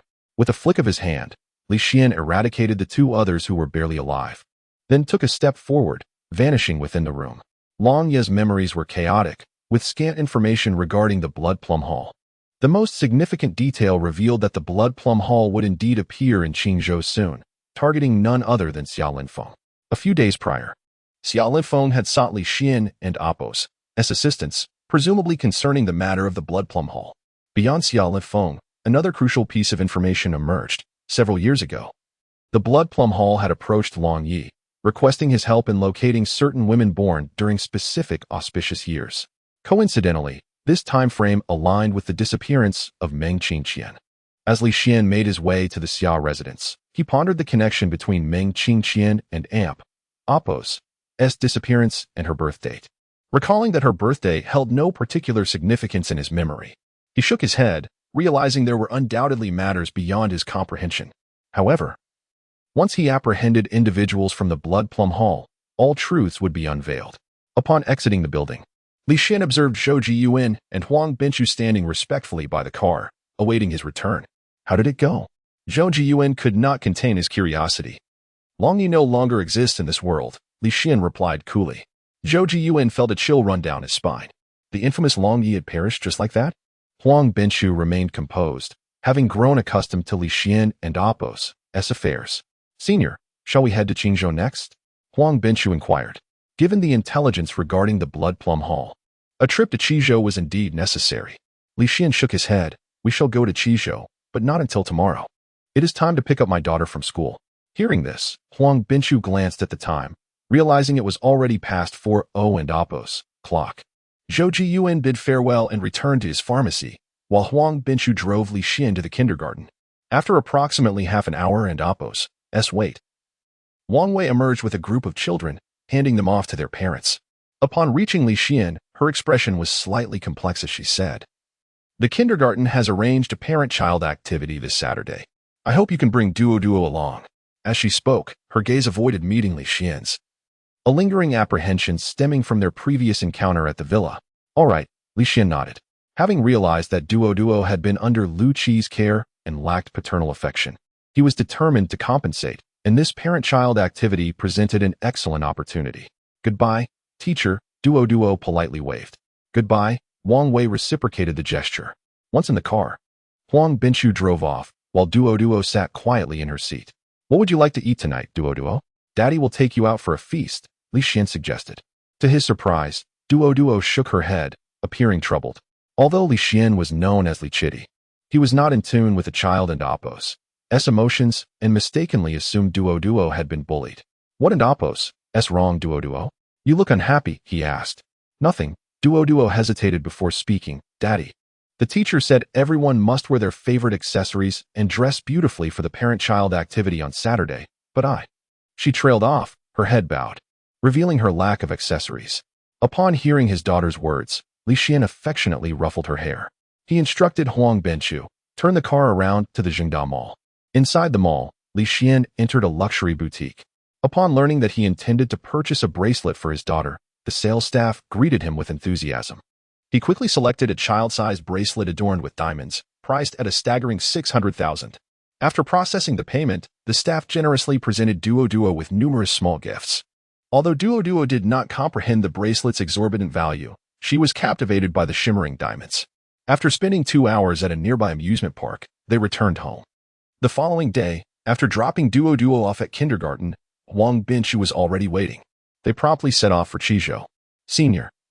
The equipment for the Baiwuga Group laboratory has been fully installed, and Song Yulong along with his research team have relocated there, Huang Binchu reported as he drove.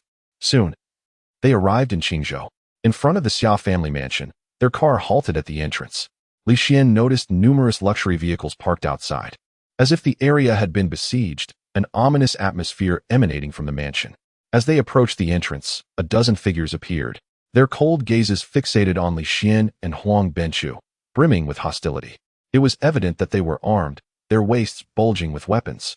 The situation at the Xia family seemed dire, though these individuals did not appear to belong to the Blood Plum Hall, in Li Xian's understanding.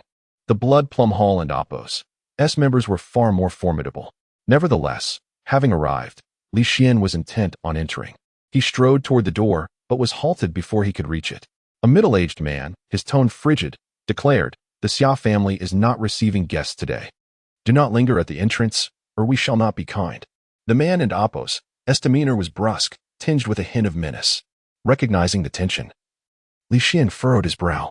Huang Binchu was about to explode in anger when, at that moment, the gate to the Xia courtyard swung open. Several menacing figures emerged. Upon seeing them, the middle-aged man's expression transformed into a smile. "Third Master, you have come out." The third master nodded indifferently, stating, "Withdraw. We shall return in the afternoon."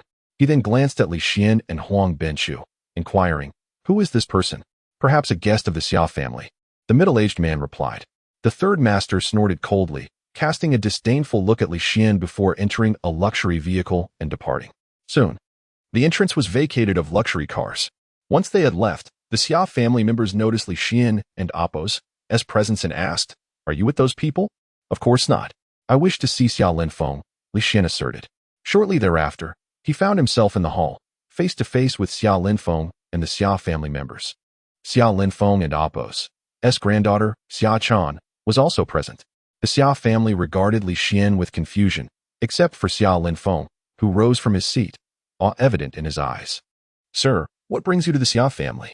Seeing Xia Linfeng and Apos' demeanor, no one dared remain seated, rising in respect, though they were unaware of Li Xian and Apos' true identity. It was clear he was no ordinary individual. "I am here to inquire about the Blood Plum Hall," Li Xian stated directly. Xia Linfeng's expression shifted slightly, and he did not conceal his trepidation. "Indeed, I received the Blood Plum order from the Blood Plum Hall, and I am as bewildered as anyone." Uncertain how our humble Xia family could have offended such a powerful organization. "My journey to Chuzhou was simply to seek a means of salvation." "You are unaware?" Li Xian furrowed his brow upon hearing this. However, based on his observations, Xia Linfeng seemed to be speaking the truth.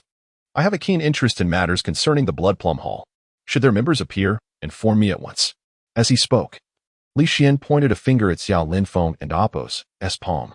A fleeting golden light shimmered, and only Xia Linfeng sensed something concealed within his palm, ready to be activated at any moment. Shock flickered in his eyes. The means employed were exceedingly bizarre, utterly unheard of. His reverence for Li Xian deepened. However, soon Xia Linfeng could only manage a bitter smile. "I fear that before the arrival of Blood May, my Xia family will already be in ruins." Li Xian, puzzled, inquired, "What do you mean by that?" With a heavy sigh, Xia Linfeng lamented, "When Mr. Li arrived earlier, you must have seen members of the Bai family. The Bai family is the hegemon of Qingzhou, and their power has surged recently. They have set their sights on my Xia family's territory, pressuring me several times to relinquish our assets. The Bai family is known for their ruthless tactics. Even if I were to comply, they would not spare me. They have given my family half a day's time to contemplate, threatening that they will resort to violence this afternoon." Xia Linfeng's face was etched with worry. If only Li Xian would lend his assistance, the Xia family and Apos' predicament could easily be resolved, yet he dared not voice his plea. The last time he had displeased Li Xian in Chuzhou, it nearly cost his granddaughter Xia Chan her life. "I shall resolve the matter with the Bai family," Li Xian declared decisively. In that instant, Xia Linfeng and Apos' countenance brightened with excitement, while the other members of the Xia family wore puzzled expressions. Could a mere youth's promise elicit such fervor from the family head? Was it possible that this young man could confront the Bai family single-handedly? At this moment, Xia Linfeng invited Li Xian to sit down, instructing his granddaughter, Xia Chan, to personally serve tea. This scene only deepened the confusion of the Xia family members. Just as Li Xian lifted his teacup, a voice rang out from outside. "Xia Chan, care to join me for a shopping spree?" A striking young woman clad in shorts entered, her long legs gleaming white. The woman was Zhou Mei, Xia Chan and Apos' close friend, who frequented the Xia residence without the need for announcement. Xia Chan, however, was not in the mood for shopping today as she needed to attend to Li Xian. Just as she was about to speak, she noticed Zhou Mei seemingly frozen in place, her gaze fixed on Li Xian. The phone in her hand slipped from her grasp, clattering to the ground, her expression one of bewilderment. Li Xian, is it truly you?" Zhou Mei and Apos' voice trembled. Li Xian recognized her as well, his high school classmate. "What a coincidence," he responded, somewhat surprised. At that moment, Zhou Mei regained her wits, realizing her lapse in composure, and her cheeks flushed as she bent to retrieve her phone, only to find the screen shattered like a spider and Apos' web, prompting a rueful smile. Yet, given her family and Apos' wealth, a broken phone was merely a trivial matter. "Well, Li Xian, I never expected to see you again." Zhou Mei attempted to steer the conversation. Xia Chan, taken aback, remarked, "I had no idea you two were acquainted." "Acquainted? We were high school classmates," Zhou Mei replied, beaming. "Could it be that he is the boy you secretly admired in high school?" Upon hearing this, Zhou Mei's cheeks, which had previously been only slightly flushed, turned a deep crimson, and she shot an admonishing glare at Xia Chan. "What nonsense! That was just a fleeting infatuation from my youth." Yet her words inadvertently affirmed Li Xian's status as her ideal. Realizing this, Zhou Mei hastily changed the subject. Li Xian, how did you end up here? I heard your family went bankrupt and you disappeared. How have you fared all these years? Life is a journey filled with obstacles to overcome. Zhou Mei consoled.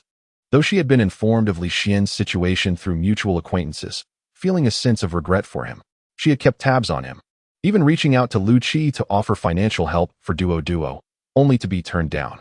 Instead, she had settled for buying snacks for Duo. Since you know each other, why Don and Amp? Oppos, we have lunch together?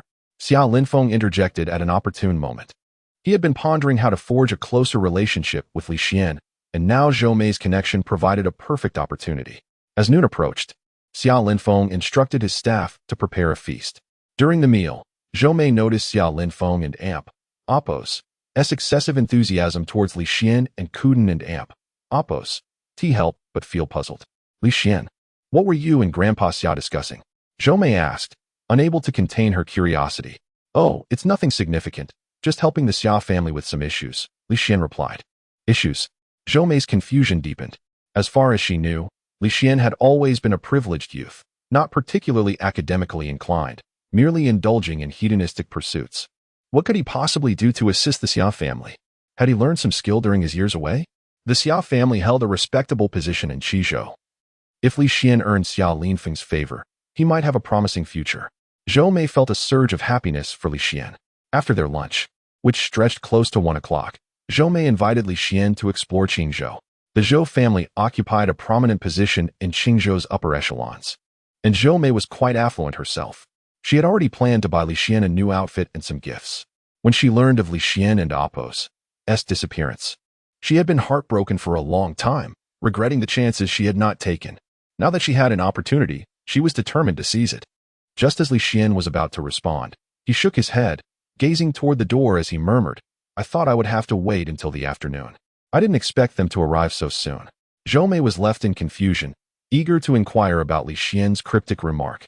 Suddenly, a loud crash echoed through the hall.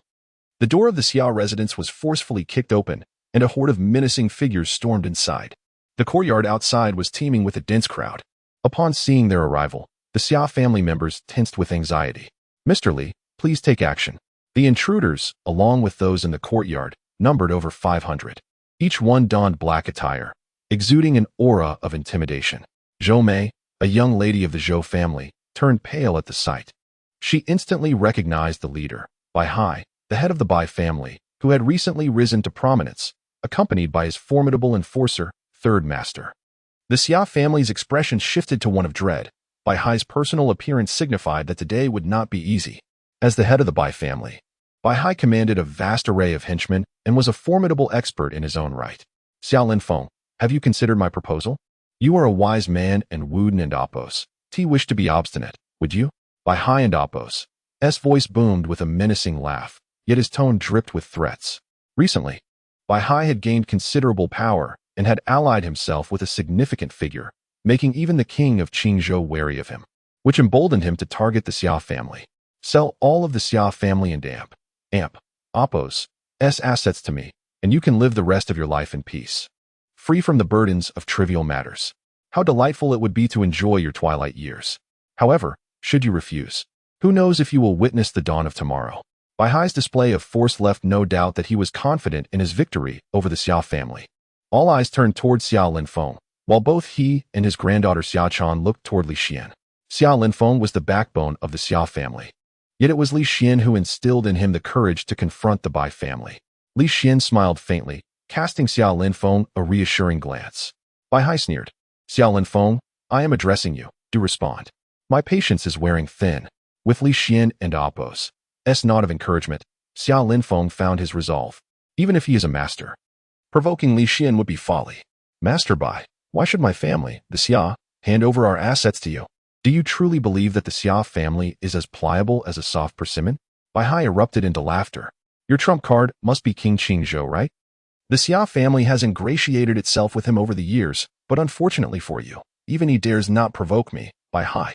So do not entertain thoughts of rescue. You would do well to obediently sign the contract and relinquish the Xia family's properties. Otherwise, I shall have no choice but to snap your neck. Bai Hai clenched his fists, a sinister grin plastered on his face as he advanced towards Xiao Linfeng.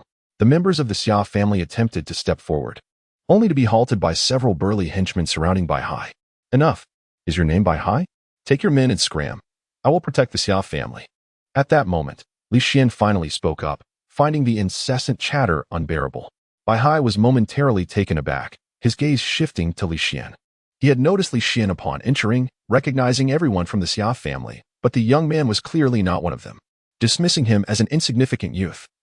Bai Hai was astonished that he dared to speak up, asserting he would protect the Xia family. What a joke. Who do you think you are to tell us, Bai? To leave? Indeed, this lad seems to be asking for a beating. His subordinates chimed in, their voices brimming with disdain. Zhou Mei's face turned pale.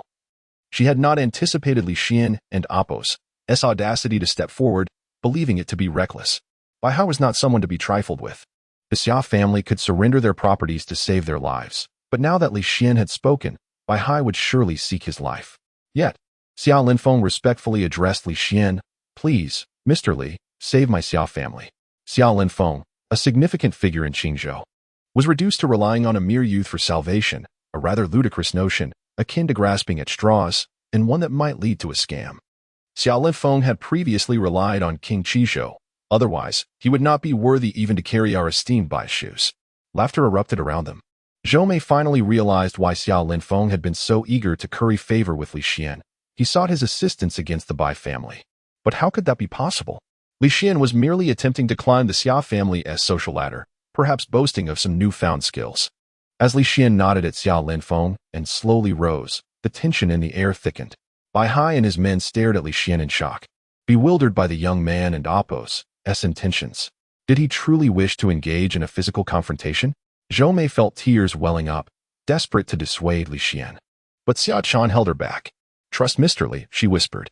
Bai Hai, his hands clasped before him, observed with amusement.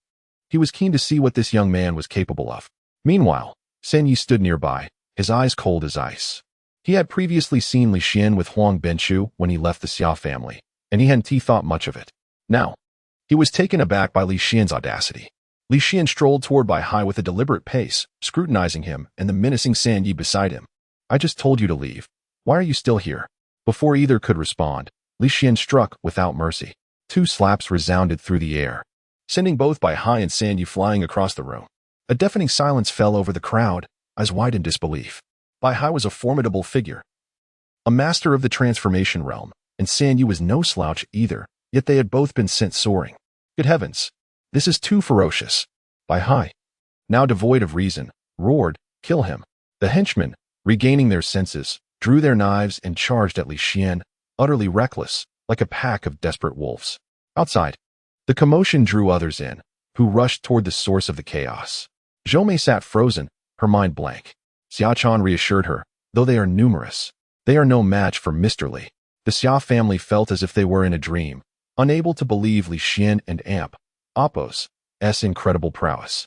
Just as doubts lingered about whether Li Xian could withstand Bai Hai's numerous henchmen, an invisible wave of energy emanated from him.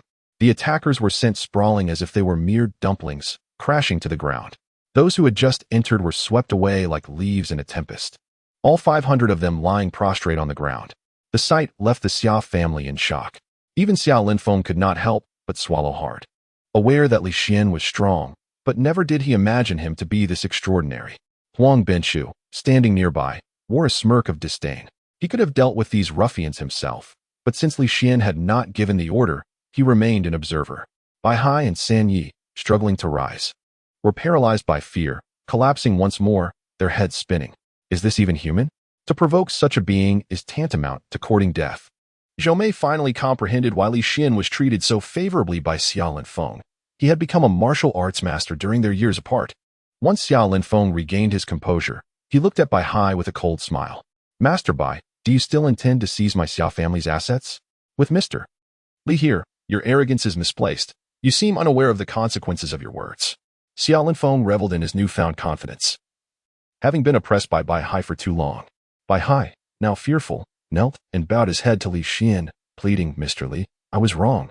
Please spare me. He understood that someone of Li Xian and Apos' caliber could easily end his life. Leave a finger and go, Li Xian replied coldly. Eliminating these men was as easy as crushing ants for Li Xian, though he deemed it necessary to impart a lesson. Bai Hai, a ruthless individual, promptly produced a dagger and with a decisive snap, severed his pinky. The others, witnessing his act of submission, quickly followed suit, leaving a pile of severed fingers behind as they scurried away. With the adversaries dispatched, Li Xian exchanged WeChat information with Zhou Mei and prepared to return to Chuzhou with Huang Benqiu. However, before they could exit the Xia residence, a figure obstructed their path. Xia Linfeng and the Xia family, who had come to bid farewell to Li Xian, exchanged nervous glances, and he whispered, "Mr. Li, this is Luo Kaiyang, by high-end amp, Oppos, S backer and a practitioner." Luo Kaiyang stepped forward, icy demeanor apparent. "So it was you who harmed Bai Hai." Li Xian responded not with words, but with a swift slap that sent Luo Kaiyang hurtling backward, crashing down over 10 meters. "Who dares?" Luo Kaiyang was utterly bewildered. A master of the practitioner realm, he was accustomed to being a dominant presence in Jiangnan. Yet here he was, struck down by a mere youth. He had intended to stand up for Bai Hai, but now he was paralyzed with fear. "What? Do you wish to defend Bai Hai?" Li Xian inquired, his brow furrowed. The question made Luo Kaiyang tremble uncontrollably. He feared that if he admitted it, his head would soon part ways with his body. He quickly shook his head. "No. No. I am here to apologize." Observing Luo Kaiyang's insincere demeanor, Li Xian let out a cold snort, then delivered a swift kick, sending Luo Kaiyang sprawling several meters away. Without a second glance, he entered his vehicle and departed with a flourish. Meanwhile, the members of the Xia family were left utterly dumbfounded. A cultivator, and yet this? Li Xian's dominance was indeed overwhelming. After Li Xian's departure, Luo Kaiyang staggered to his feet.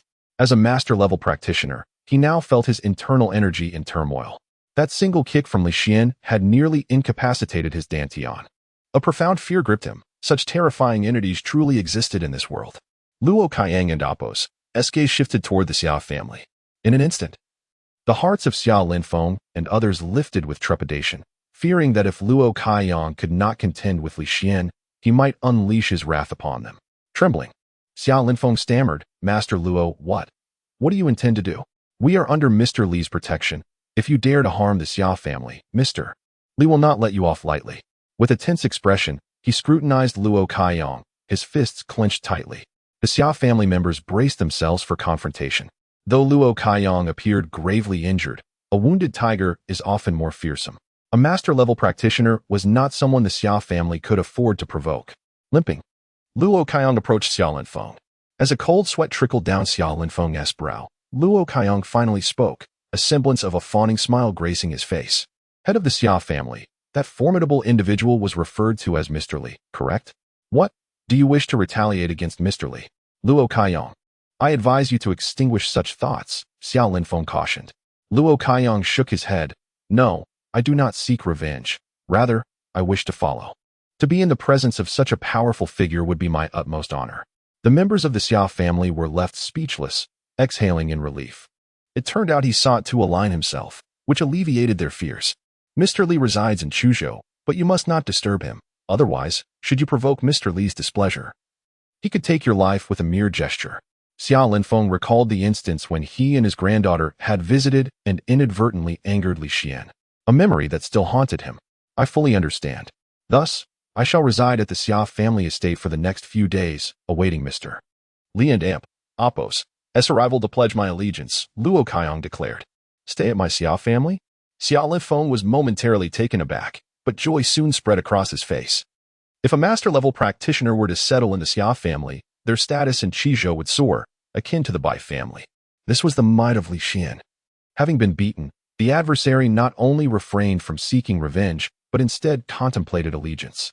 The Xia family had barely made contact with Li Xian and were already basking in such fortune. If they could secure a close alliance with Li Xian, it would be an extraordinary stroke of luck. In an instant, Xia Linfeng and Oppos' mind began to race. He glanced at his granddaughter, Xia Chan, who was quite charming. Although Li Xian had a daughter, it appeared his wife was missing. If only his granddaughter could forge a bond with Li Xian, it would be ideal. At the same time, within a luxurious villa in Chuzhou, Page Shen was listening to a report from his subordinate, his expression growing ever darker. "Useless. I tasked you with locating a Li Xian, and yet you have found nothing. What use do you serve? Continue searching immediately. Report back to me as soon as you locate him. I shall personally take his head." Upon Li Xian's return to Chuzhou, He arrived just in time to pick up his daughter, Duo, from school, heading back to the Linhu villa. Upon reaching the villa and Apos' entrance, he sensed the presence of a martial artist. There stood his aunt, Yi Qingxue, in the yard. Upon seeing Li Xian return with Duo, she joyfully rushed over, lifting Duo into her arms and presenting her with a toy she had bought. Duo, this is a toy from your aunt. Do you like it? Duo, unfamiliar with Yi Qingxue, hesitated to accept it. However, upon receiving a nod of approval from Li Xian, she sweetly called out aunt and accepted the gift, which delighted Yi Qingxue further. Nearby, an elderly man clad in black stood with a cold expression, observing the scene with indifference. Checking his watch, he disapprovingly remarked, "Miss, you must return with me. You are here in Chuzhou on business, yet you are meeting with these unrelated individuals. The head of the family will be displeased." The old man was the subordinate who had previously accompanied Yi Longru. Yi Qingxue and Apos' expression turned frosty, her displeasure evident. "I will arrange my own time, and I wish to spend more time playing with Duo." The old man's eyes glinted with coldness. "Miss, I am tasked by the head of the family to ensure your safety. Your presence at the Linhu villa is already my failure. If you do not depart, I will be compelled to take action." Yi Qingxue, incensed, retorted coldly, "And what if I choose not to return? If you refuse to leave, I shall have to resort to force." The old man and Apos' expression darkened as he splayed his fingers, preparing to forcibly remove her. Yet before he could act, Li Xian interjected. "My aunt is free to go wherever she wishes. Let us see who dares to use force against her." "I have returned," Li Xian declared. The old man regarded Li Xian with disdain. "Boy, this is not a place for you to speak. Had it not been for the Mrs. Protection, I would have already taught you a lesson." The old man's face was a mask of icy contempt, regarding Li Xian as nothing more than an insignificant insect daring to threaten him. With a sudden stomp, the old man crashed his foot into the ground. Boom! The stone slab beneath them instantly cracked, shards flying like bullets. This display was intended to intimidate Li Xian, to demonstrate the chasm between their strengths. "Boy, your level is far too low. You have no understanding of the true power that governs the world. Should you continue to act recklessly, you will end up like the stone. Your ignorance is astounding." In the next moment, Li Xian vanished from his position, reappearing right before the old man. Slap! A resounding smack echoed through the yard. The old man's cheek split open, blood spilling forth. "You dare strike me?" Fury ignited in the old man and Apos' eyes as he prepared to retaliate. Slap! Another blow followed, scattering the energy he had just gathered. He was sent crashing against a large tree in the yard, blood gushing forth. "Try threatening me again," Li Xian said menacingly. At that moment, the old man was filled with terror. Before Li Xian, he found himself utterly powerless. His face turned pale, beads of sweat cascading down his forehead. Li Xian looked down at the old man, coldly stating, "Today, I merely imparted a lesson. Should you dare show any disrespect toward my aunt again, I will ensure your body is shattered into pieces." Li Xian's voice was frigid, penetrating the old man's heart like a winter gale. The icy gaze left no doubt in the old man's mind about the truth behind Li Xian's words. After delivering his warning, Li Xian opened the villa door and entered with Yi Qingxue and Duo. The old man staggered to his feet, his heart still racing, feeling as though he had narrowly escaped death. So terrifying. Today's events must be reported to the head of the family without delay. It seems the head knows far too little about this young man, he muttered to himself. Once inside the villa, Yi Qingxue marveled at its opulence. However, considering Li Xian's current power, it truly was not surprising. After spending over 2 hours playing with Duo, Yi Qingxue finally rose to take her leave. "Aunt, you really need not depart. No one dares to force you." Yi Qingxue shook her head. "This is a promise I made to my father, Li Xian. Once your Baiwa group has firmly established itself in Chuzhou, my father will fulfill his promise." Upon hearing this, Li Xian did not insist further and accompanied Yi Qingxue as she left. Not long after Yi Qingxue departed, Li Xian received a call from Huang Jiangtai. "Senior Li, the preparations for Baiwa's Han group are nearly complete. Zhou Jiyuan's medicinal herbs have been delivered, and we can commence the production of the first batch of life essence tomorrow. Will you be attending the inauguration personally, or shall I arrange a substitute? If you attend, your identity will be widely recognized throughout Chuzhou." Huang Jiangtai believed that few knew of Li Xian and Apos' true lineage as the young master of the Li family, thus underestimating his intentions. "I shall attend in person. This time, I intend to announce to all of Chuzhou that I, Li Xian, have returned." Meanwhile, At the Yi family villa, Yi Longru stood by the window with his hands clasped behind his back. An elderly man, limping, approached and knelt before him with a thud. "Where's the young lady?" Yi Longru inquired coldly, his tone laced with discontent. The servant, having escorted Yi Qingxue to Chuzhou, had returned alone, utterly useless. "Master, I am incompetent," the old man coughed, blood escaping his lips.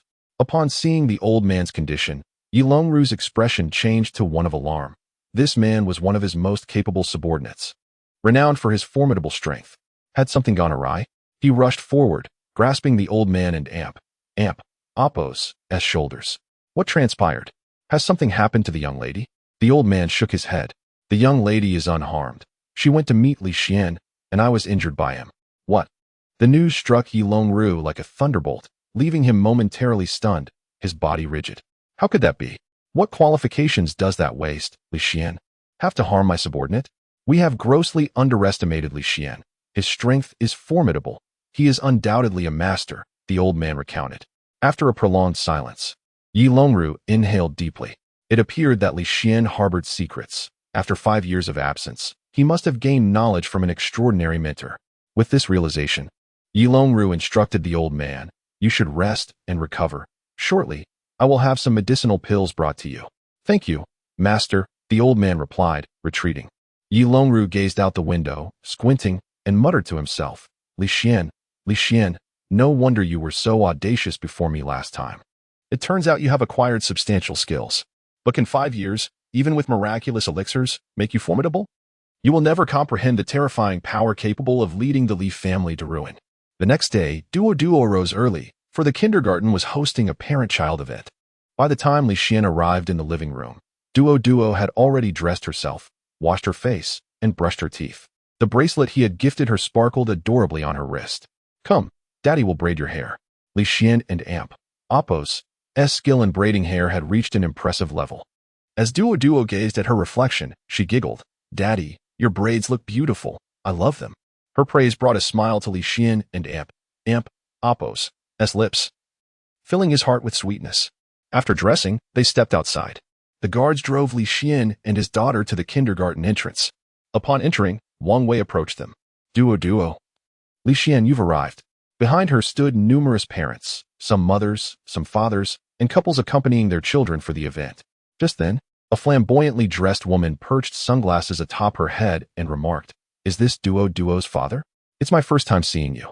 The woman wore heavy makeup and, while reasonably attractive, possessed a rather sharp gaze. Wang Wei and Appo's brow furrowed slightly, concerned that this woman, known for her biting tongue, might offend Li Xian. "This is Miss Lu Lan, the mother of Xiaogua," she hurriedly introduced. Li Xian nodded at the woman, noticing her daughter was slightly taller than Duo, adorned with ostentatious accessories. Much like her mother, Xiaogua looked down her nose at Duo, saying, Duo, you're a child without a father. You can't play with me." Hearing this, Wang Wei quickly interjected, "What are you saying, Xiaogua? Don't bully Duo." But Lu Lan appeared displeased, saying, "Teacher Wang, you mustn't be biased. Duo's father has never been present. I thought she was a child without a father." She scrutinized Li Xian with doubt. "Are you really Duo's biological father?"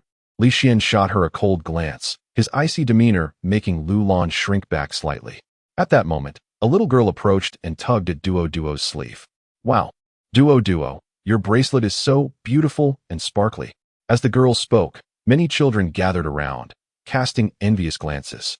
Lu Lan, witnessing this, couldn't resist commenting, "It's just a cheap plastic trinket. Ms. Lu, please don't be so harsh. I've heard Duo's family is quite poor.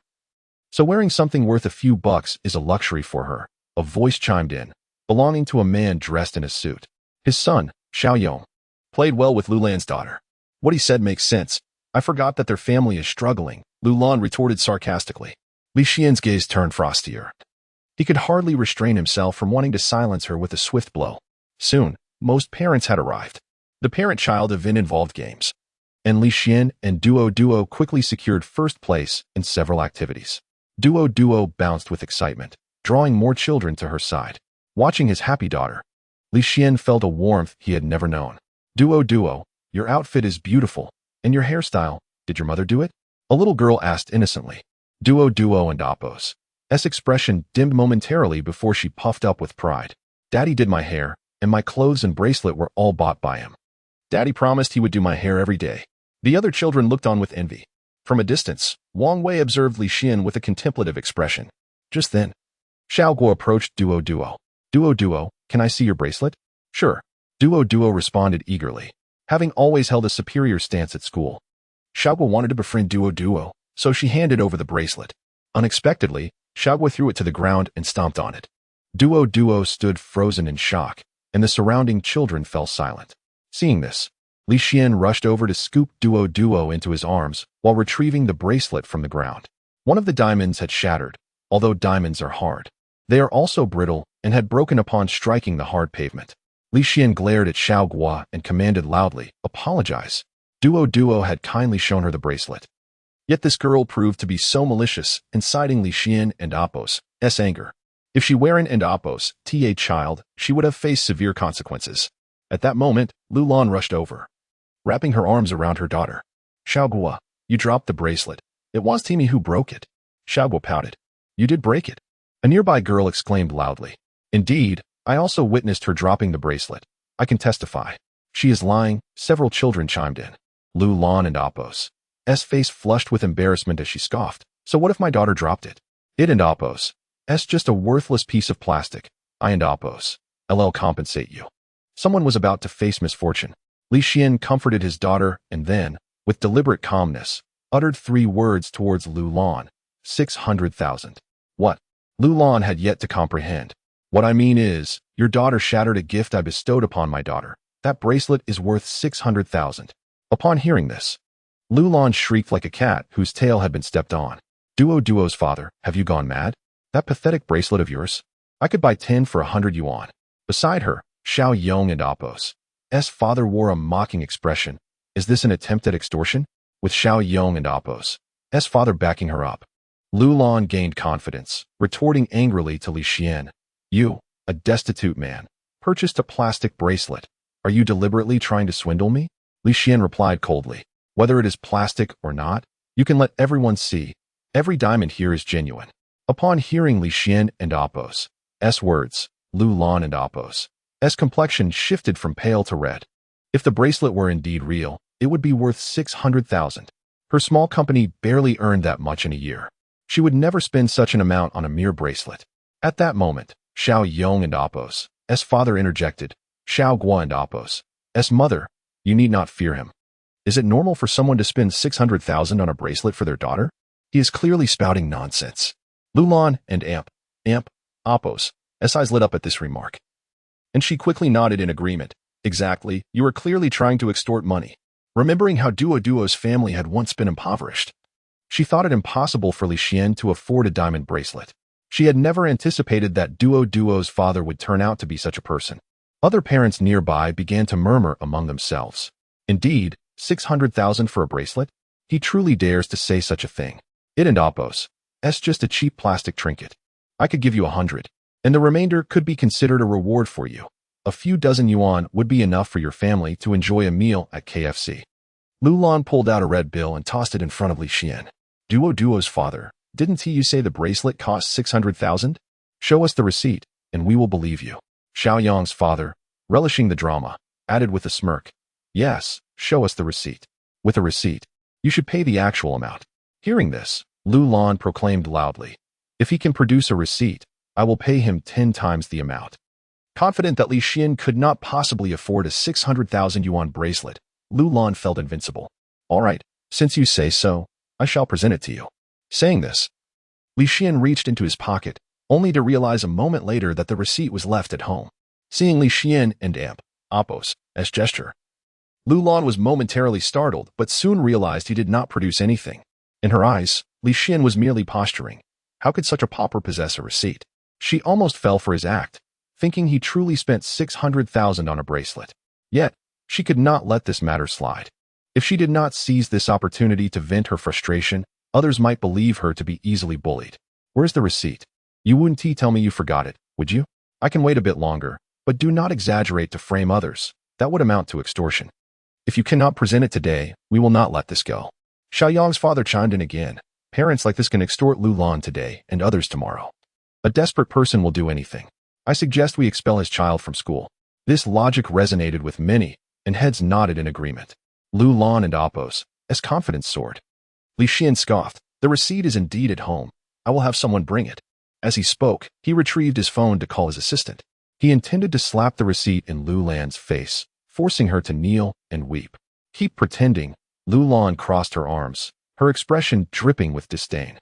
Many around cast scornful glances. Only Wang Wei knew that Li Xian spoke the truth, sighing today, "Someone is destined to be humiliated." Huang Binchu arrived. "Do not waste our time. You have no receipt and are merely putting on a show." "Indeed, how long have we been waiting?" With each passing second, Lu Lan became increasingly arrogant.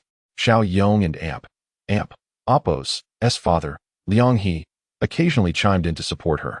Yet, Li Xian remained unfazed. Just as impatience grew among the crowd, a figure in a suit rushed in. However, the newcomer was not Li Xian's assistant but Huang Binchu himself. Huang Binchu had gone to the villa to find Li Xian, and upon learning that the assistant was delivering the receipt, he decided to come personally. Upon Huang Binchu's arrival, someone immediately recognized him. "Isn't that Huang Binchu, the CEO of the Huang Group?" A wave of murmurs spread through the crowd. At this moment, Liang He's face brightened. He worked at Huang's company and had seen Huang Binchu from a distance before. He never expected to encounter his boss here. Could it be that the boss and Appos' child also attends this school? After all, wealthy families are adept at maintaining their privacy. No one knows where their children attend kindergarten. If this were the case, wouldn't this be his opportunity? With this thought, Liang He forced a flattering smile and approached. "Mr. Huang, I am Liang He, a security supervisor at the Huang Group." Yet, Huang Binchu shot him an irritated glare. "Get lost. I am here to deliver a receipt to my senior." "Senior?" Liang He was momentarily bewildered. The oldest person present was in their 40s. How could anyone be a senior to Huang Binchu? As he pondered this, Huang Binchu had already reached Li Xian. "Senior, here is the receipt you requested."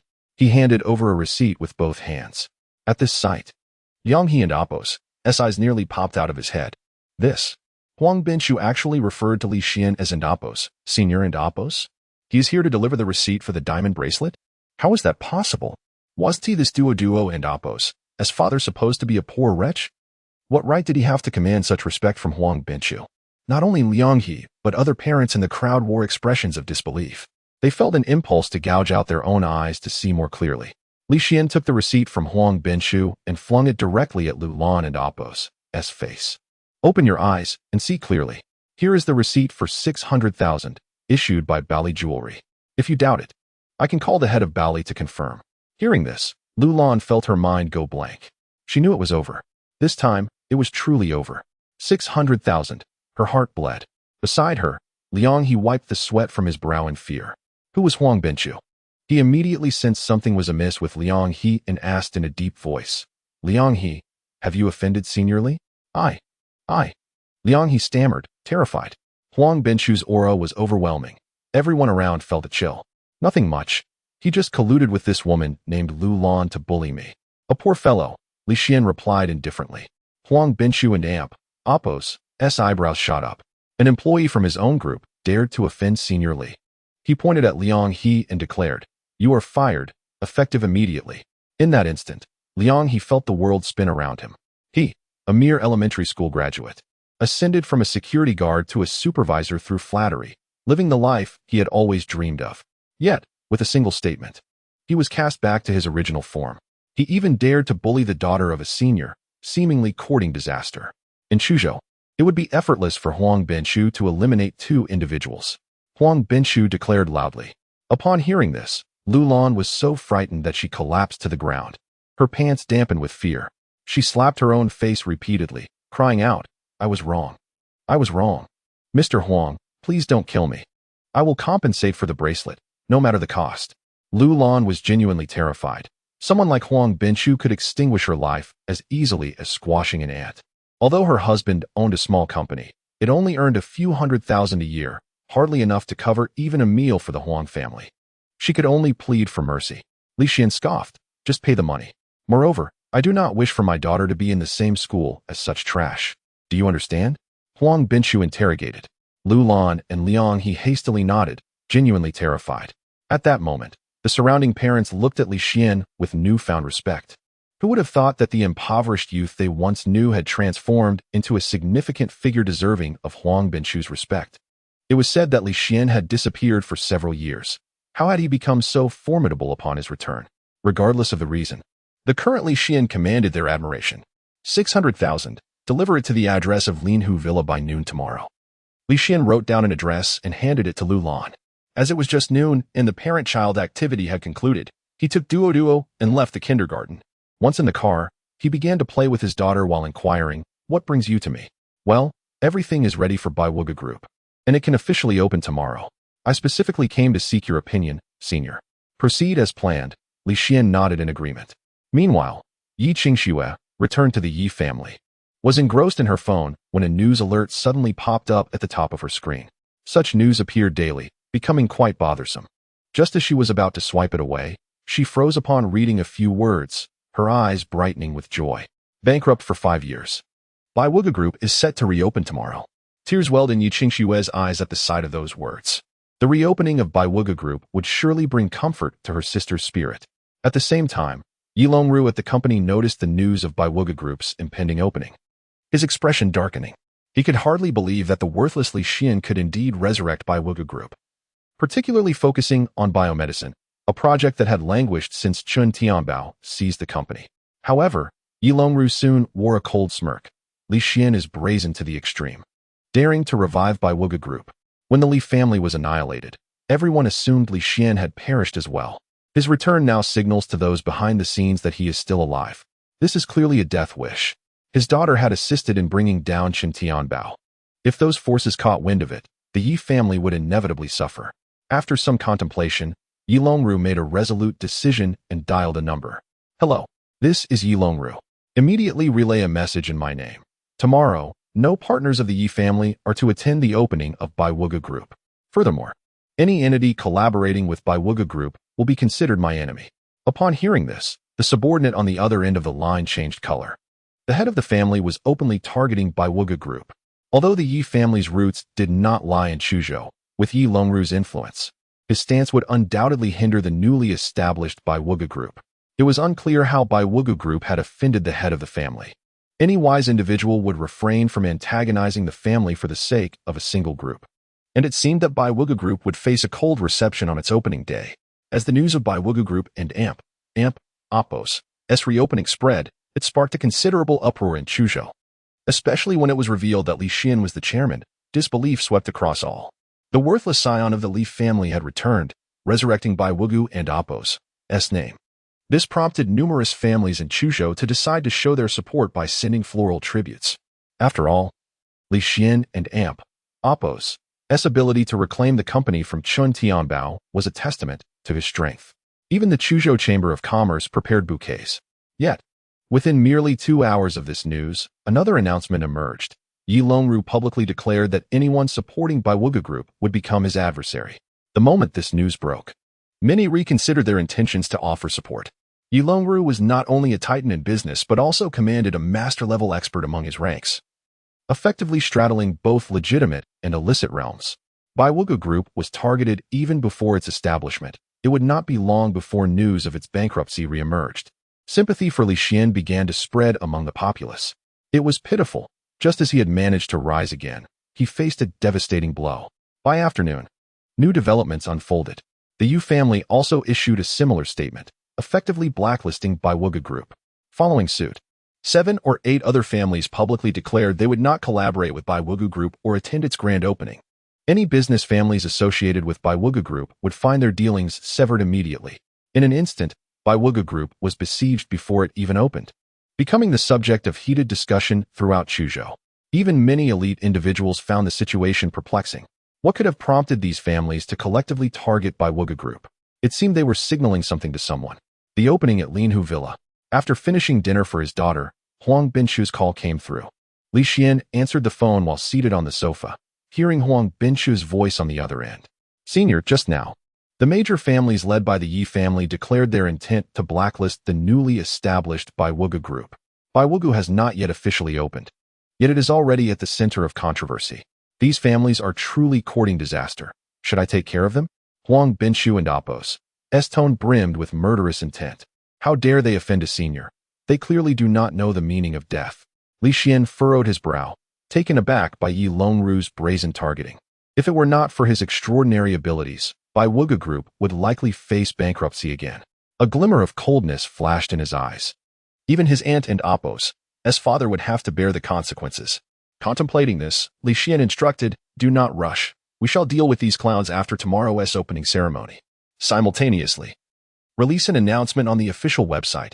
Anyone declaring their intent to blacklist Bai Wuge Group will be placed on our blacklist, and they, along with their family and friends, will be barred from purchasing Bai Wuge Group products. Understood, Huang Binshu replied, nodding, his eyes gleaming with excitement. The essence of life from Bai Wuge Group was akin to a divine elixir, particularly beneficial for the elderly whose health was declining. Once prohibited from purchasing, those affected would surely regret it, for everyone ages eventually. Are all preparations for the group's opening in order? We will unveil the essence of life alongside the opening tomorrow, Li Xian concluded. Huang Binshu nodded and reassured. Senior, rest assured, everything has been meticulously arranged, and all media outlets are in place. Half an hour after hanging up the phone, Bai Wuge Group announced its list of counter-sanctions. More than a dozen families, including the Yi family, were all placed on Bai Wuge Group's blacklist, rendering them permanently ineligible to purchase any of its products. Upon hearing this news, many erupted into laughter. What worthless products could Bai Wuge Group possibly offer that we would ever desire? Truly a farce.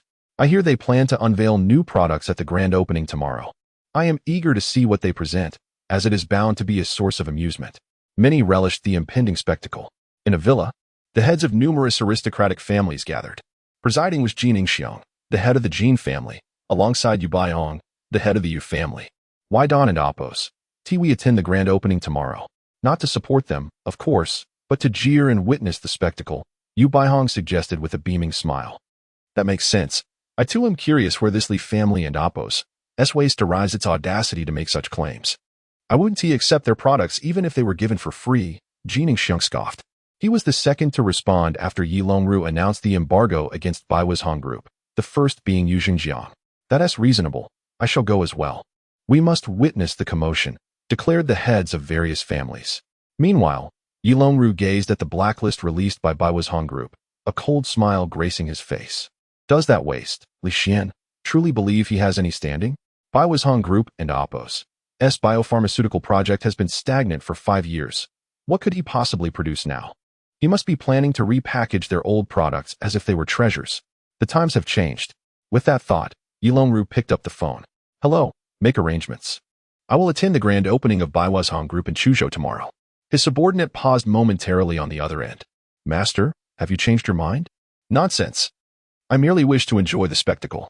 Spread the word that although we have sanctioned Bai Wuge Group, the grand opening is open to all heads of families.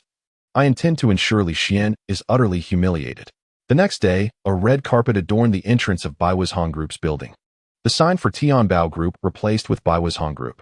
Below, a throng of media reporters gathered. Following the Yi family and Appo's embargo and Bai Wuge Group and Appo's counter-sanction announcement, the grand opening had become Chuzhou's most significant news. As time progressed, guests began to arrive. A few company executives and family members appeared. Yet none seemed inclined to offer floral tributes. Instead, they settled into their seats with knowing smirks, clearly there for the spectacle. Click. A reporter captured the derisive grins on their faces, also documenting the empty space where floral arrangements should have been, although attendees were growing in number. No floral tributes graced Bai Wuge Group and Appo's entrance. At that moment, the company appeared as a mere gesture. Eventually, a single floral arrangement was brought forth, carried by a meticulously groomed middle-aged man, Jiangnan. Upon seeing the bouquet, the event staff became animated, rushing forward to receive it. Yet, their expressions soured upon reading the note attached, wishing for the swift demise of Bai Wuge Group. This was not a gesture of goodwill, but rather a harbinger of ill fate. Jiangnan smirked, addressing the staff. Did you think I came to support? What a joke. After the Yi family sanctioned you, I, the Jin family, was the second to respond. I predict that Bai Wuge Group will be open today and closed tomorrow. Ha ha. Following his proclamation, his subordinates joined in uproarious laughter. As he swaggered to the front row to take his seat, the surrounding company executives and family members greeted Jiangnan, while Bai Wuge Group and Appo's employees looked on with ashen faces, their expressions bleak. Congratulations on the grand opening of Baiwa's Hong Group. Li Xian had entered through the back door with his daughter. Inside the building, employees bustled about. Young master, is that truly you?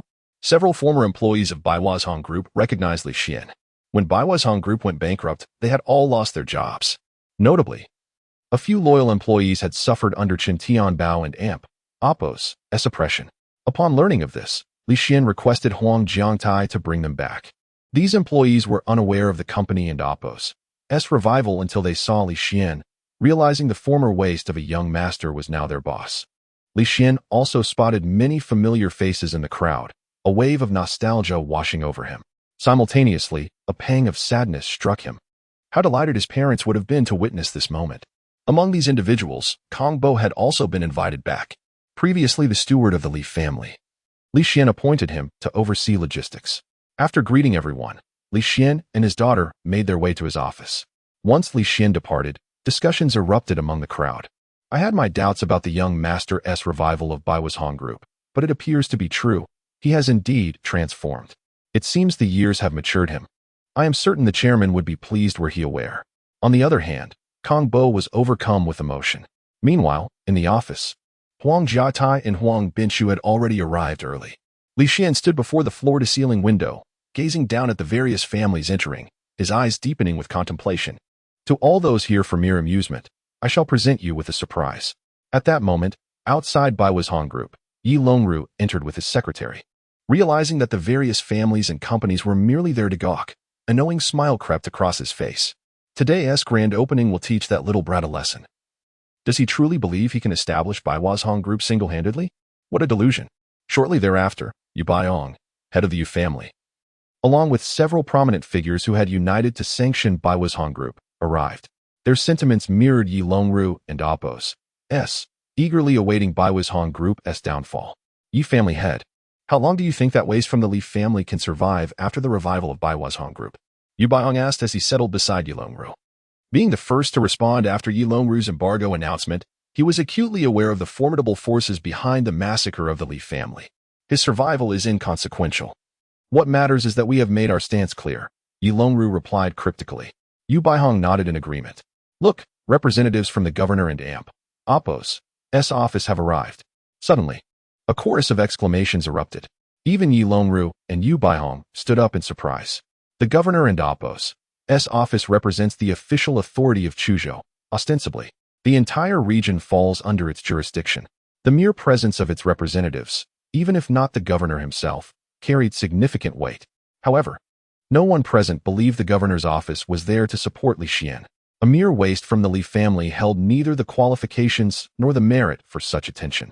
Moreover, the governor and Oppo's office showed no intention of presenting floral tributes. Particularly those privy to the underlying circumstances, like Yi Longru, were left pondering. They knew well that the Li family's downfall had been orchestrated by powerful figures from the capital, and the governor's office was likely acting on behalf of those influential individuals. Indeed, the establishment of Baiwa's Hong Group had already caught the attention of those formidable forces. Li Xian is truly courting disaster. Why not live in obscurity quietly? Why the need for such a grand display? Countless media reporters captured this moment with their cameras, and they have already concocted tomorrow and Oppo's headlines. The Baiwu Group faces immediate ban after its grand opening. Who did they offend? The most disappointing opening ceremony in history. Baiwu Group becomes the laughingstock of Chuzhou. Will Baiwu Group set the record for the shortest company lifespan? Just as the crowd reveled in this misfortune, a beautiful woman in uniform appeared in the distance, accompanied by two subordinates carrying a floral arrangement. Yi Qingshui had arrived. Today, she was evidently dressed to impress, radiating brilliance. The instant she made her entrance, all eyes were drawn to her, leaving many momentarily dumbfounded. She is Yi Longru's daughter? What is happening? At this moment, Yi Qingshui and Oppo's voice rang out. I extend my personal congratulations to the Baiwu Group on its grand opening. Her voice was crisp and melodious. However, the expressions of those present became increasingly intriguing. Yi Longru had announced a ban on the Baiwu Group. Yet his daughter publicly presented a floral tribute. Wasn't this a blatant affront to him? After a brief silence, murmurs of discussion arose among the audience. Yi Longru and Oppo's face turned a deep shade of anger. In the presence of esteemed families of practitioners, Yi Longru and Appos, Veins bulged as he gripped the armrest of his chair. On the verge of losing his temper, how could Yi Qingxue be so brazen? He had expressly commanded her not to attend the Beiwu Group and Appos' opening ceremony. Yet she dared to publicly humiliate him. This was utterly outrageous. Standing beside Yi Longru, a subordinate leaned in and whispered, "Master, should I escort the young lady back?" Taking a few deep breaths to suppress his fury, Yi Longru ultimately shook his head. Yi Qingxue had stated that she was acting solely on her own behalf, effectively distancing the Yi family from the situation. Moreover, with so many reporters present, any incident today would be magnified. It was too late to retract her now, which would only serve to provide further amusement for others. After presenting the floral arrangement, Yi Qingxue took her seat in the guest area, several chairs away from Yi Longru. The crowd intermittently glanced between Yi Longru and Yi Qingxue, observing the stark contrast between the father and daughter. Nearby, Yu Baihong, the head of the Yu family, jokingly remarked, "It seems your family discipline is lacking, Yi family master." Yi Longru huffed in annoyance. "Rest assured, I will manage her upon our return. There and Appos, no need for the Yu family master to concern himself." At that moment, a black Bentley slowly rolled in. The car door opened, and an elderly man clad in traditional attire descended, accompanied by his son. Behind them, two bodyguards carried a large floral arrangement. The moment the crowd recognized the man and Appos' face, an immediate hush fell over the assembly, for he was Gu Moyan, the head of the Gu family. The Gu family was a prominent clan in Chuzhou, discreet yet powerful, known to those in the upper echelons. The arrival of Gu Moyan, a master-level expert who seldom involved himself in family affairs, was unexpected. He had even missed the previous inauguration ceremony of the Chuzhou governor, only sending his son. Why was he attending the Beiwu Group's opening? Yi Longru's expression darkened further. The Gu family and Appos' influence rivaled that of the Yi family. How could a worthless Li Xian garner such attention from Gu Moyan? On behalf of the Gu family, I present this floral arrangement to wish the Beiwu Group prosperous business and a bright future, Gu Moyan proclaimed loudly. The crowd and Appos' expressions shifted dramatically, particularly among the Chuzhou families, as they recognized Gu Moyan's typically stern demeanor, now offering such auspicious words. What was going on? After presenting the floral tribute, Gu Moyan took his seat among the guests. Guided by the staff, it became evident that the Beiwu Group's revival was due to Gu Moyan's backing, suggesting that Li Xian's company was merely a puppet. The audience was left to ponder numerous possibilities. How could a mere waste from the Li family manage to rebuild the Beiwu Group after 5 years? Just then, another vehicle arrived. It was Wang Shou, the head of the Wang family. Since no one had presented a floral tribute earlier, the staff had forgotten to announce his arrival. But now it was recalled. As he entered, silence enveloped the crowd once more. The Wang family, also a practitioner family in Chuzhou, was represented by Wang Shou, a reclusive figure devoted to his training. Today, he, too, had made an appearance. Was Wang Shou here to support Gu Moyan? That seemed to be the only explanation. Yi Longru furrowed his brow slightly, sharing the same thoughts as others, but feeling an undercurrent of unease. Just then, a third vehicle pulled up. Wan Jun, the former leader of the Wuying sect, arrived. Yang Ruoxiao, head of the Yang family, also made an entrance. Yun Tiankong, head of the Yun family, was present.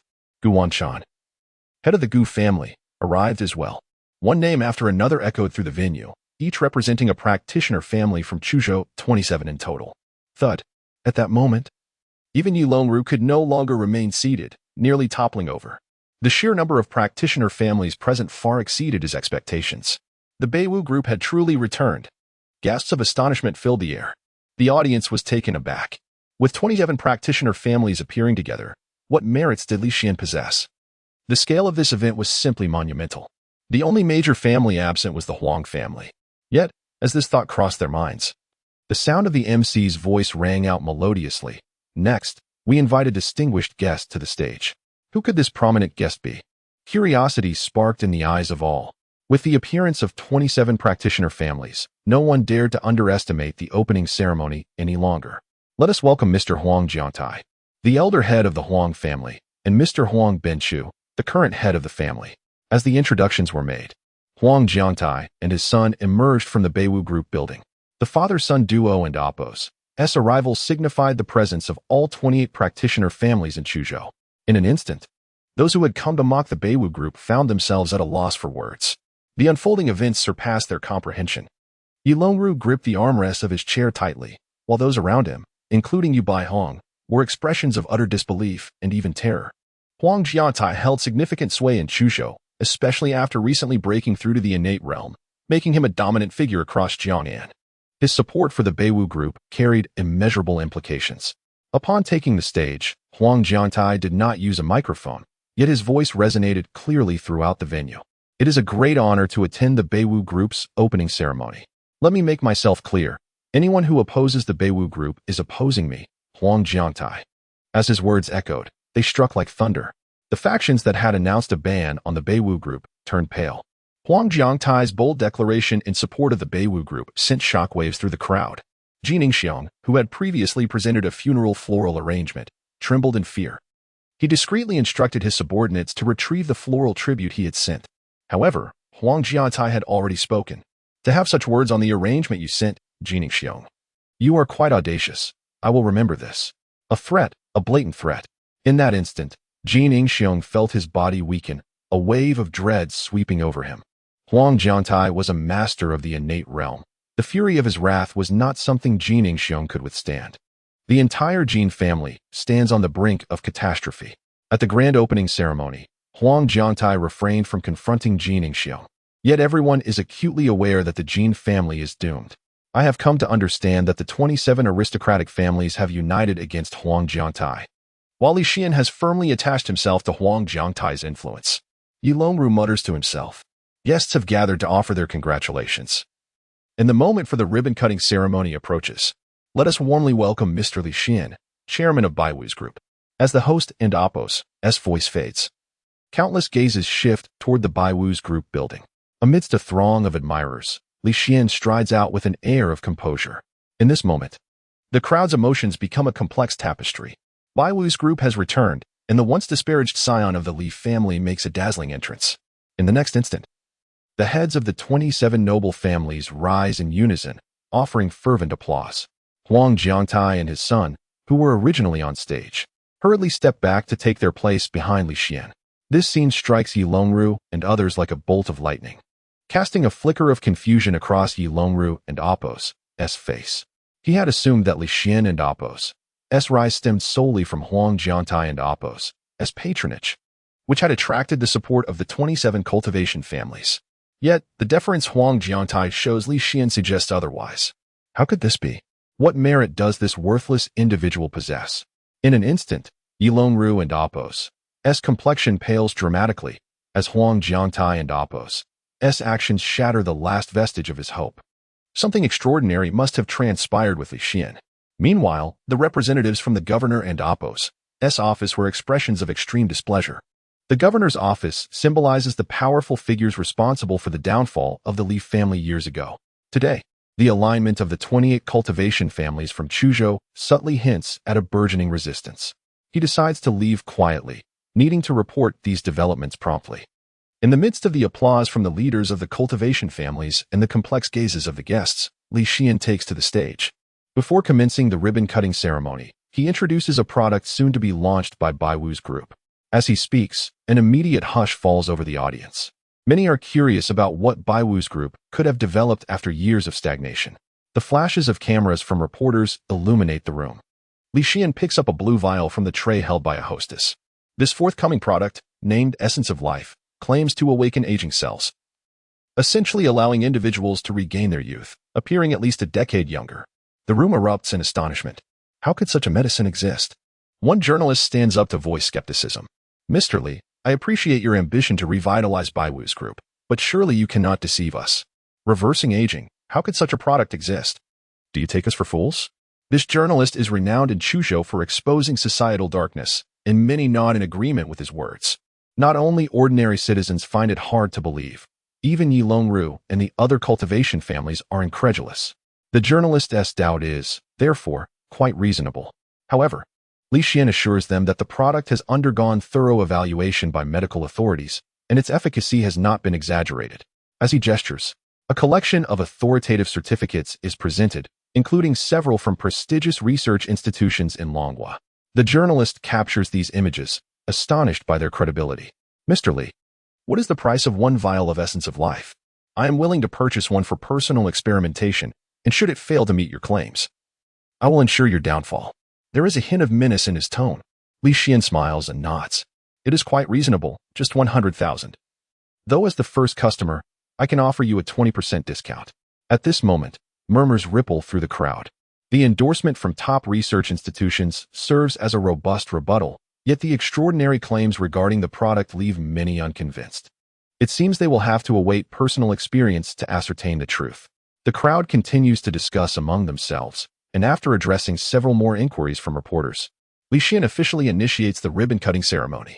Originally, Huang Jiantai had planned to conduct live demonstrations with bystanders, but given the product's extraordinary claims, even such demonstrations could be dismissed as staged. It is wiser to let time validate everything.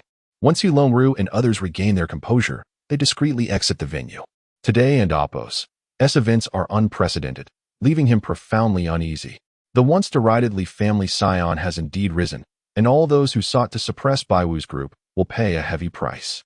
The previously jovial Yu Baihong now appears ashen, trailing behind Yi Longru with a hint of anxiety in his voice. "Yi, what shall we do? This Li Xian has grown formidable. If he seeks revenge, how shall we respond?" Yi Longru, clearly irritated, retorts, "You are the head of a family. How can you be so easily rattled?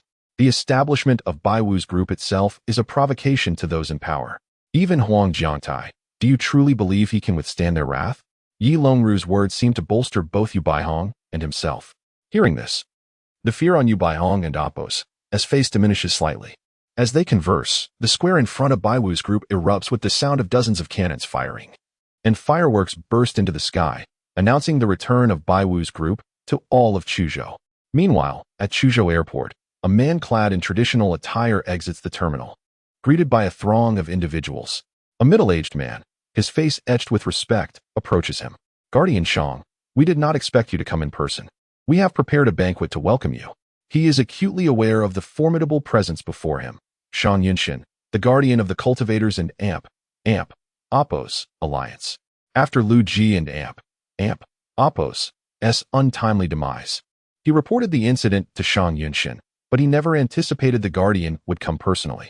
Shang Yunshin is a congenital powerhouse, capable of suppressing all, underscoring the alliance leader's concern over the events unfolding in Chuzhou.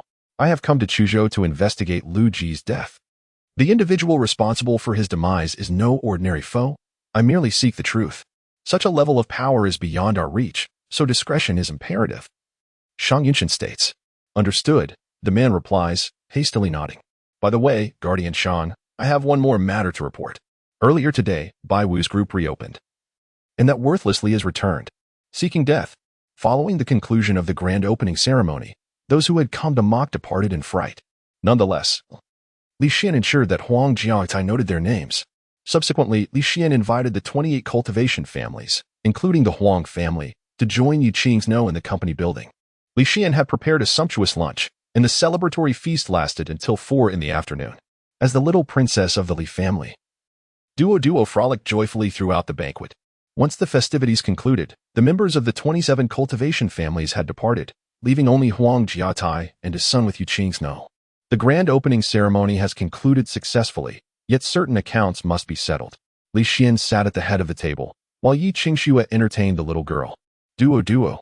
Beside them, Huang Jiatai and his son Huang Binshu displayed an attitude of utmost respect, listening intently. Li Xian drummed his fingers on the table and remarked, "The opening ceremony of the Baiwang group has ended splendidly. Huang Jiatai, Huang Binshu, your contributions are significant, and you have worked hard." Upon hearing Li Xian and Apos' words, the father and son quickly expressed their humility. Now that the ceremony was over, it was time for reckoning. "Hand me the list. I shall not spare a single person on it." Huang Jiantai passed the list to Li Xian, who scanned the names. Yi Longru, Yu Baihong, Jin Ningxiu. His finger halted at the name Jin Ningxiu.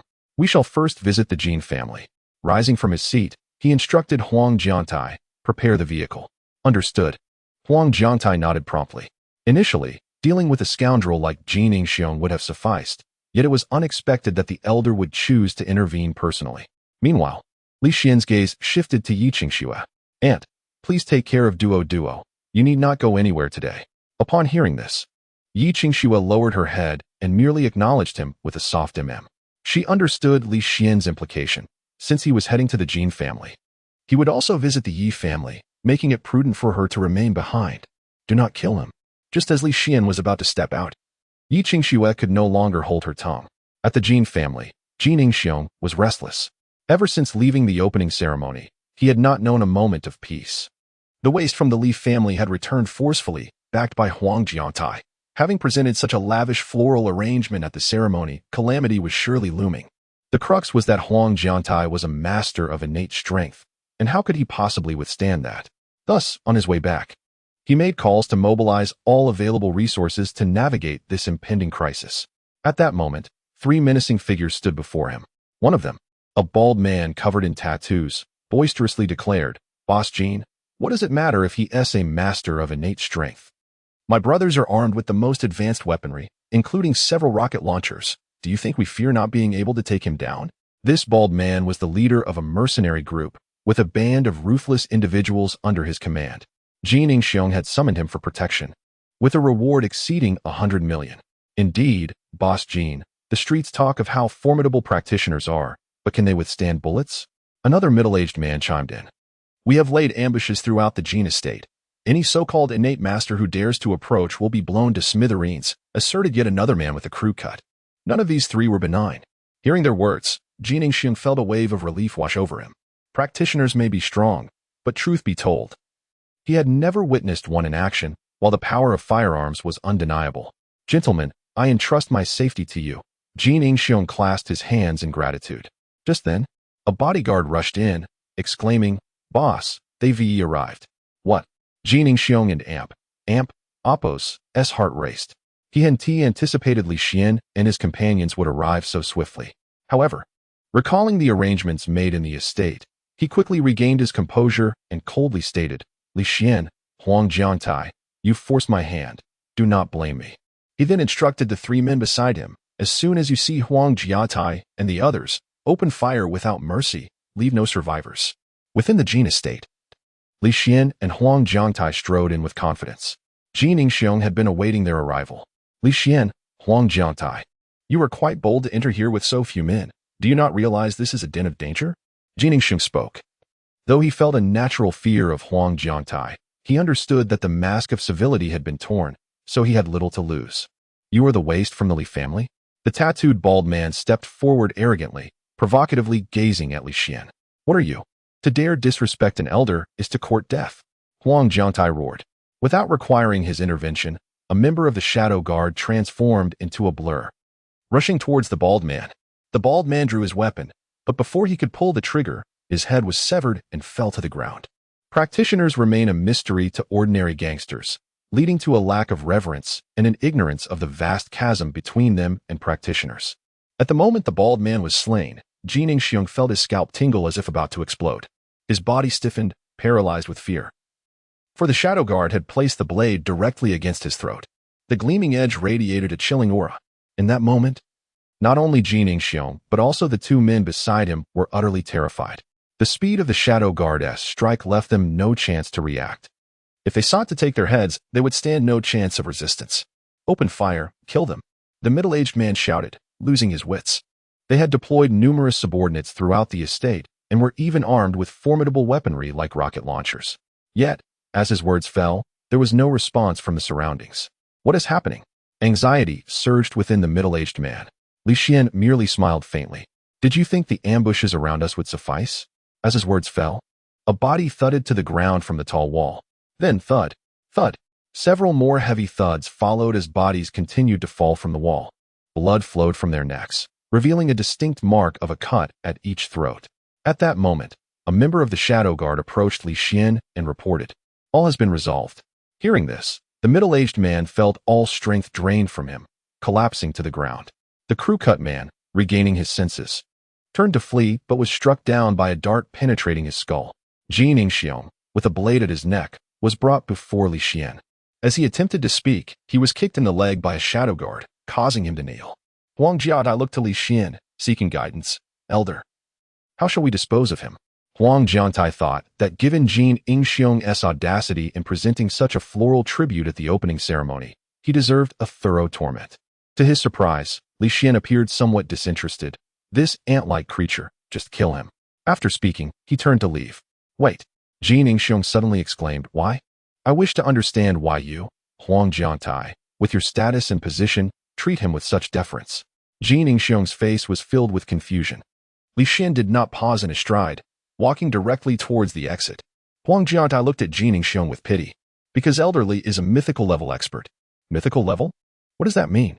Jin Yingxiong was only aware of masters and innate practitioners. He had never heard of mythical level experts. A mythical level expert can annihilate an entire city with a mere thought. Do you still wonder why I treat him with such respect? Huang Jiantai replied, how pitiful. You will die without ever knowing the terrible existence you have offended. With that, Huang Jiantai signaled, and in a flash, the cold light gleamed.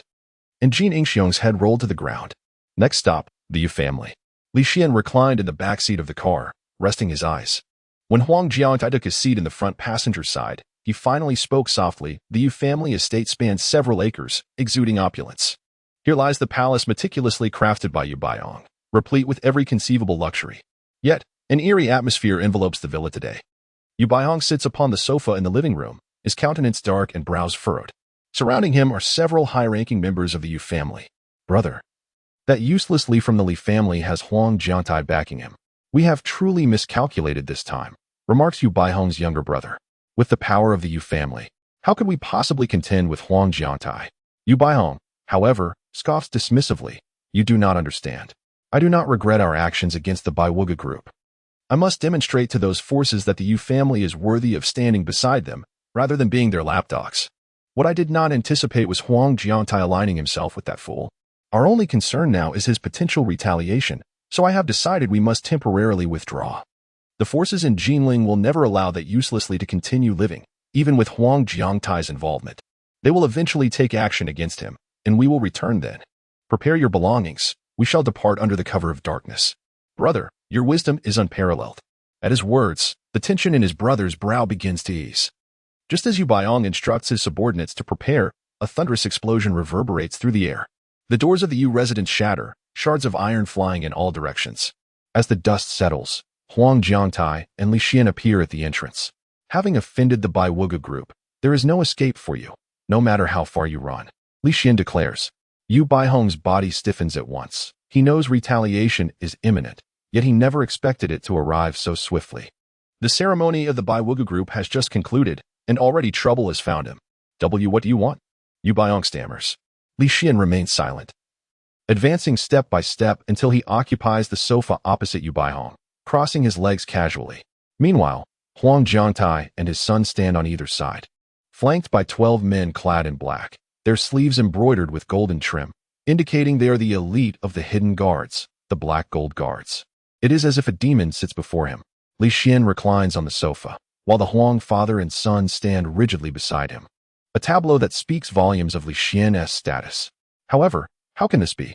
What merit does this useless Li family scion possess? At this moment, Yu Baiyong finds himself at a loss to comprehend it all, enveloped in an overwhelming sense of dread. What power does Li Xian wield to command Huang Jiantai's loyalty? Yu Baiyong, you dared to blacklist the Baiwuga group. You are truly deserving of death. Li Xian's voice is calm yet laced with an icy intent that strikes at Yu Baihong's very soul. Drawing a deep breath, Yu Baiyong manages a semblance of a smile. Mr. Li, I believe there has been some misunderstanding. There is no misunderstanding. From the moment you blacklisted the Baiwuga group, you became a dead man in my eyes. The gravity of Li Xian's words sinks in, and Yu Baihong's eyes widen as he grasps the severity of the situation. Li Xian's expression betrays no anger, his tone flat. Yet that very calmness amplifies the finality of his resolve. Yu Baiyong stares intently at Li Xian, realizing the futility of negotiation. Straightening his posture, he declares loudly, Li Xian, what gives you the right to act so arrogantly? Your strength is merely derived from Huang Jiantai, is it not? Without him, do you truly believe you could wield such bravado before me? You think I rely on Huang Jiantai? Li Xian chuckles, unable to contain his amusement.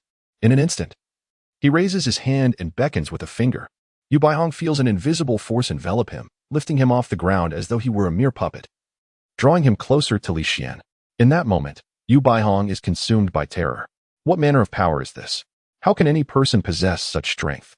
Is Li Xian a demon? Release my brother. Yu Baihong's sibling, witnessing the scene, hastily draws a firearm, aiming it at Li Xian. Yet, with a single glance from Li Xian, calamity befalls him. Bang! In an instant, Yu Baihong's brother bursts apart, transformed into a mist of crimson. The stench of blood assaults the senses of all present. In that moment, every gaze directed at Li Xian is filled with sheer terror. He is no longer human. He is a devil. Yu Baihong watches in horror as his brother is obliterated before his very eyes, yet there is no time for vengeance, only an all-consuming fear. He gazes at Li Xian's indifferent visage, finally understanding why Huang Jiangtai stands at his side, willingly playing the role of his subordinate. What transpired over these 5 years? How could this once feeble Li Xian possess such formidable power? Has he returned from the depths of hell, armed with newfound skills? Thud, thud, one by one. Yu Baihong's bodyguards, along with the rest of the Yu family, kneel before Li Xian, paralyzed by fear in the face of his mysterious methods. Yu Baihong, tell me why you sought to blacklist the Baiwuga group. As far as I know, you hold no grudge against them. Li Xian and Appo's voice is as cold as death. Upon hearing this, Yu Baihong's expression regains some color. He gazes at Li Xian's face, for the first time regretting his decision. Even the forces that obliterated the Li family could not contend with the demon that is Li Xian. I blacklisted the Baiwuga group to make a statement to others. At this, Li Xian's eyes glimmer with intrigue. Prior to this, he had suspected as much. Indeed, it is as he thought. Who was it that sought the downfall of the Li family?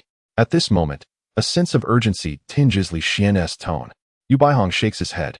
Many forces were involved in the downfall of the Li family. I only know that some hailed from Jiangnan, while others came from the capital. The governor of Chuzhou is their representative. I intended to blacklist the Baiwuga group as a declaration of allegiance, yet I never imagined it would cost me my life. With that, he closes his eyes, murmuring, grant me a swift end. But Li Xian merely extends his hand, placing it atop Yu Baihong's head. A radiant light soon envelopes him as he seeks to ascertain whether Yu Baihong speaks the truth. Upon delving into Yu Baihong's memories, he finds them largely consistent with what had been stated. The massacre of the Li family had indeed involved multiple factions. What had the Li family done to attract such a catastrophic fate? Li Xian clenches his fists, taking a long while to regain his composure. At that moment, Yu Baihong, tormented by Li Xian's psychic probing, writhes in agony. With a flick of his finger, Li Xian ends Yu Baihong's life. First, I will go to the Yi family. Yi Longru should possess some insight. Then, I will visit the governor's office. Regardless of how many forces participated in the destruction of the Li family, they shall all pay the price. An icy aura radiates from Li Xian, spreading rapidly throughout Chuzhou, reaching far beyond its borders to envelop the entire Dragon Kingdom. Suddenly, the sweltering summer of the Dragon Kingdom gives way to a chilling wind, plunging temperatures below freezing. The inhabitants of the Dragon Kingdom sense an anomaly, as countless powerful beings emerge from their secluded retreats, stepping forth from deep within their clans. They gaze upon the unusual transformations of their world, silently attuning themselves to the unfolding events. He is also innate? What? While Li Xian was wreaking havoc at the Yu family, within the Yi family estate, Yi Longru had received news from a spy he had sent to the Jin family. Jin Ningxiong had been slain. The Jin family compound was strewn with corpses, among them a notorious mercenary leader. We have also learned that after leaving the Jin family, Li Xian headed straight for the Yu family. Upon hearing this news, Yi Longru collapsed onto the sofa, gripping the armrest tightly, his face paling. He had not anticipated such swift retribution from Li Xian. Surely, the next target would be our Yi family. Master, what shall we do next? Asked the old servant gravely. The Yi family now faced the threat of annihilation. Activate the secret forces of the Yi family immediately. Though Huang Jiantai is a congenital master, he has only recently broken through. If we fight with all our might, perhaps the Yi family still has a chance. Understood. The old servant nodded and promptly turned to make arrangements. At that moment, a car pulled up in front of the Yi family gate. Li Xian and his son Huang Jiantai stepped out. The Yi family estate was resplendent, resembling a royal palace, a testament to their immense wealth. The gates were tightly shut, imposing and forbidding, like a ferocious beast lurking within. Indeed, Yi Longru had made preparations. Let us enter, Li Xian declared, striding forward. As he approached the gate, Huang Jiangtai struck fiercely, shattering the iron door. The Yi family estate fell into an eerie silence. Just then, The sound of footsteps echoed as Li Xian and his entourage arrived at the hall's entrance. This time, before Huang Jiangtai could make a move, the hall doors swung open automatically, revealing a throng of figures that surrounded Li Xian and his companions. There were over 300 individuals, each exuding an extraordinary martial aura. They were all experts, among whom 5 were at the cusp of mastery. At that moment, Yi Longru emerged with his old servant, his gaze cold as he regarded Li Xian. It seems the Yu family has also fallen victim to your treachery.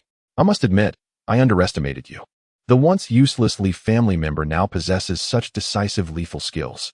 However, even with Huang Jiangtai's assistance today, to those great figures, you remain nothing more than an inconsequential ant. You may have annihilated the Jin family and the Yu family, but if you believe you can extinguish the Yi family with Huang Jiangtai's aid, you are gravely underestimating me, Yi Longru. The 300 martial artists in the courtyard were the true defense of the Yi family. Among them were 5 half-step masters well-versed in an ancient formation. Once they set up the formation, their strength would coalesce, making it nearly impossible for even congenital masters to breach. An ancient formation? It seems the Yi family harbors deeper secrets than I imagined. Li Xian smiled lightly. Too bad your so-called formation is merely a collection of straw dogs before me. Straw dogs? What an arrogant claim, scoffed an elder, one of the 5 half-step masters, although he was not a master himself. He held a high position in the martial world, and Li Xian's words offended him. With a flick of his hand, Li Xian unleashed a surge of energy that pierced the elder's brow. The elder collapsed, his body hitting the ground as blood poured from the gaping wound in his forehead. In that instant, the faces of the Yi family and Apos' experts turned pale, retreating in panic. His energy is unleashed. Li Xian is also a congenital master, exclaimed the old servant beside Yi Longru. Yi Longru was equally taken aback. He had realized Li Xian possessed formidable strength after witnessing him defeat his old servant previously. But he never expected Li Xian to be this extraordinarily powerful. Set up the formation and capture him, Yi Longru commanded. The origins of the formation were shrouded in mystery, and it was his greatest confidence. In the courtyard, over 300 martial artists arranged themselves into formation. Once the formation was complete, the entire atmosphere shifted, leading the charge. The 4 half-step masters lunged at Li Xian. Be wary of Huang Jiatai. Yi Longru warned loudly, fearful that they would neglect him and leave an opening for Huang Jiatai. However, to his astonishment, neither Huang Jiatai nor the hidden guard showed any intention of attacking. They remained motionless. Just as Yi Longru was taken aback, a thunderous boom erupted. The 4 half-step masters, who were the first to rush at Li Xian, seemed to strike an invisible wall, unable to advance further than a meter from him. In the next moment, a terrifying backlash surged forth. Boom, boom, boom.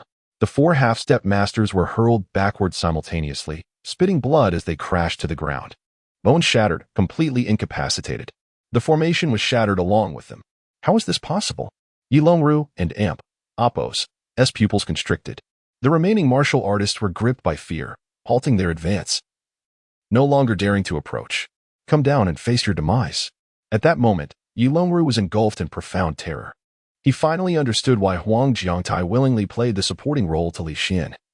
Why the 28 martial families of Chuzhou had gathered for the grand opening of the Baiwuzi group. And he comprehended that Li Xian was far more powerful than he had ever imagined. After all, even congenital masters could not easily tear apart his formation. No wonder his daughter had such faith in Li Xian. Yet, the truly terrifying events had yet to unfold. Yi Longru, you have repeatedly claimed that I am but an ant in the face of the forces that annihilated the Li family. Today, I shall show you who the true ant is, Li Xian proclaimed loudly. As he stepped forward, a seemingly insignificant movement triggered a terrifying phenomenon. Centered around Li Xian, the martial artists began to explode in rapid succession. Boom, boom, boom. The over 300 martial artists disintegrated into clouds of blood mist, their demise occurring within mere breaths. Strangely, the blood mist did not fall to the ground. It was incinerated by flames that seemed to emerge from thin air. What manner of sorcery is this? Like a deity. If Li Xian's earlier display of shattering the formation had sent shivers down Yi Longru's spine, this moment utterly shattered his understanding of reality. Such feats could only be achieved by a mythical-level powerhouse. Not only Yi Longru, but even Huang Jiangtai and the hidden guards felt profound dread. Such abilities were beyond human capacity. Yi Longru, tell me, who is the true ant? Li Xian looked down upon Yi Longru, his voice resonant with authority, akin to that of a celestial being. The very sound struck at Yilongru's heart. Thud. Yilongru collapsed, trembling, as if all strength had been drained from his body. The forces that had annihilated the Li family were indeed terrifying, with some capable of bringing the Yi family to ruin with a mere gesture. Yet compared to Li Xian, they were nothing. Li Xian was overwhelmingly powerful, possessing strength that seemed alien to this world. Where had he been during those 5 years to gain such astonishing prowess? After a long pause, Yilongru finally raised his head in despair. Li Xian, I admit I was wrong, horrendously wrong. Please, kill me. Having misjudged the situation and made the wrong decision, he was prepared to accept the consequences. With that, Yilongru closed his eyes. Li Xian shook his head, declaring, originally, you should have perished alongside your subordinates. However, you possess another identity, being Yi Qingxue and Amp, Appos, as father. You ought to be grateful for this distinction. As he spoke, Li Xian pointed forward. Boom, boom. Instantly, Yilongru's legs exploded below the knees. A piercing scream escaped even from Yilongru. These legs serve as your lesson. From this moment forth, Yi Qingxue shall lead the Yi family. With that, Li Xian turned and departed. Yilongru gazed at Li Xian and Appos' retreating figure, his bloodied legs, and ultimately managed a bitter smile. Qingxue, you were right this time. Although the Yi family had suffered grievously, the bond between Yi Qingxue and Li Xian might elevate the family's status. Meanwhile, after exiting the Yi residence, Li Xian instructed Huang Jiangtai, you and your son will handle the families on the list. I must pay a visit to the governor's mansion. The governor of Chuzhou, Lei Keming, had connections to the forces that once annihilated the Li family. They were the eyes and ears in Chuzhou. Naturally, Li Xian would not spare those involved in the downfall of his family. Understood, Huang Jiangtai nodded. Li Xian settled into the car, driven by a member of the hidden guards, heading towards the governor and Appos' mansion. However, as the vehicle entered the street, a sudden roar echoed. The car was abruptly forced to a halt, surrounded by a dozen figures emerging from all directions. Clad in black, they exuded an air of menace, their gazes icy. Leading them was an elder whose eyes resembled those of a venomous snake, his gaunt face shrouded in a chilling aura. Heidi Sheng, a trusted aide of the sixth master in the capital. The members of the blood group he leads are feared by many. Li Xian, I and Appos, VE finally caught you. With Huang Jiatai absent, you were doomed today. Heidi Sheng had been pursuing Li Xian for some time without success. However, upon learning that Huang Jiatai was away at the Lu family, he seized the opportunity to locate Li Xian. Li Xian, if you do not come out, do you think you can escape your fate by hiding in the car? Those who dare to challenge the sixth master have but a few lives, and they are not enough. Heidi Sheng had brought several members of the blood group with him. Had it not been for Huang Jiangtai's sudden breakthrough to the innate stage, he believed he could dominate everything in Chuzhou. Li Xian slowly rolled down the car window, gazing at Heidi Sheng as if looking upon a corpse. At the governor's mansion, Heidi Sheng wore a sinister smile, confidence radiating from him, bolstered by the presence of his 15 formidable blood group members. This elite unit, a secret weapon of the sixth master, consisted of no more than 20 members in total. Seeing that Li Xian showed no intention of exiting the vehicle, Heidi Sheng's impatience grew. If you dare not come out, then die inside. He signaled to one of the blood group members, who swung a long knife towards Li Xian within the car. However, just as the knife approached, a terrifying force emerged, freezing the assailant mid-motion. In the next moment, a lethal killing intent pierced through the air, striking the member in the forehead from several meters away. The member collapsed to the ground, lifeless. The remaining blood group members, including Heidi Sheng, were struck with shock. Could it be that Li Xian is an innate master? Only an innate master could unleash internal energy externally, killing from a distance. But the very next moment, the air around them began to swirl, transforming into a vortex. Heidi Sheng felt an overwhelming suction drawing him in.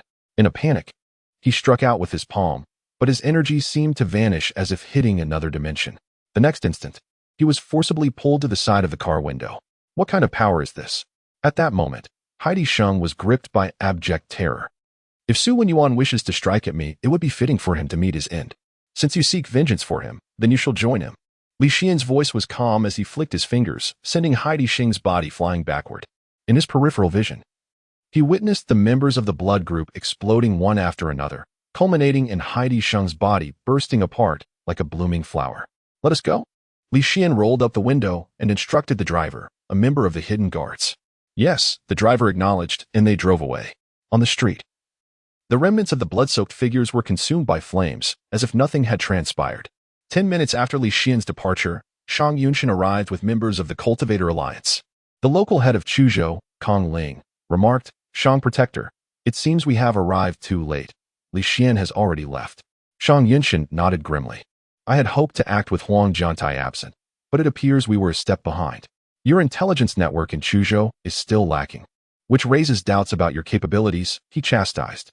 Hearing this, Kong Ling lowered his head, feeling somewhat aggrieved. With the governor's mansion, special operations teams, and Huang Jiantai's hidden palace, expanding influence in Chuzhou was no simple task, even for a member of the Cultivator Alliance. However, he dared not retort against Shang Yunshan's reprimand.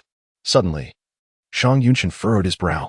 "Why do I sense a faint odor of blood, yet there are no signs of battle?" He inspected the area but found nothing.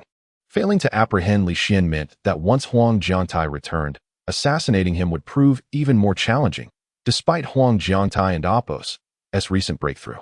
Hearing this, Kong Ling's eyes flickered as a thought occurred to him. "Shang Protector, I may have a solution." "What is it?" Shang Yunshan inquired.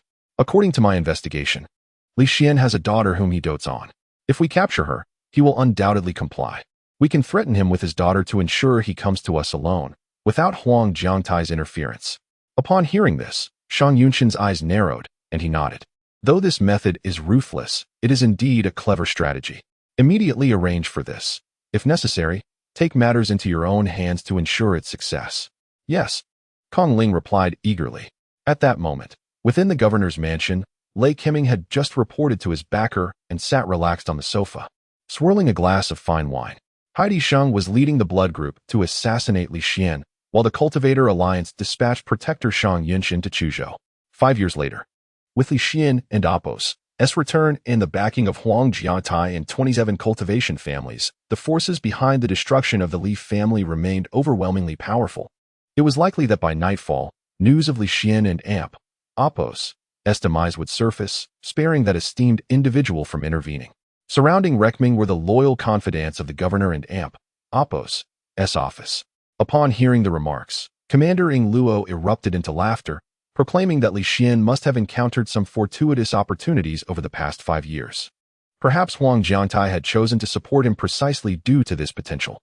Little did they realize the terrifying might of the forces that had once obliterated the Li family. After Li Xian's demise, it was likely that Huang Jiantai and his associates would face reckoning. How pitiable and tragic. The members of the governor's office unanimously nodded in agreement. At that moment, a thunderous roar echoed through the air as the steel-reinforced door was shattered, causing several members of the Tiger Guards to crash into the room. Standing at the entrance was a figure resembling a demon, clearly the architect of this chaos. The hall was immediately enveloped in silence.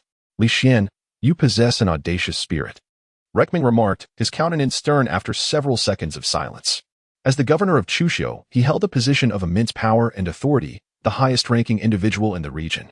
Though consistently overshadowed by Huang Jiantai, even he would not dare to intrude upon the governor and Apos' office.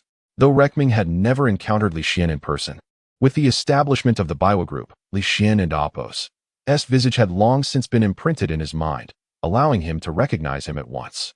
"I do not merely intend to breach the governor and Apos' office. I shall also take your life," Li Xian stated coolly. At these words, Rekming and Apos' heart sank. Suddenly, Commander Ing Luo collapsed to his knees before Li Xian. "Mr. Li, the affairs of the governor's office bear no relation to me.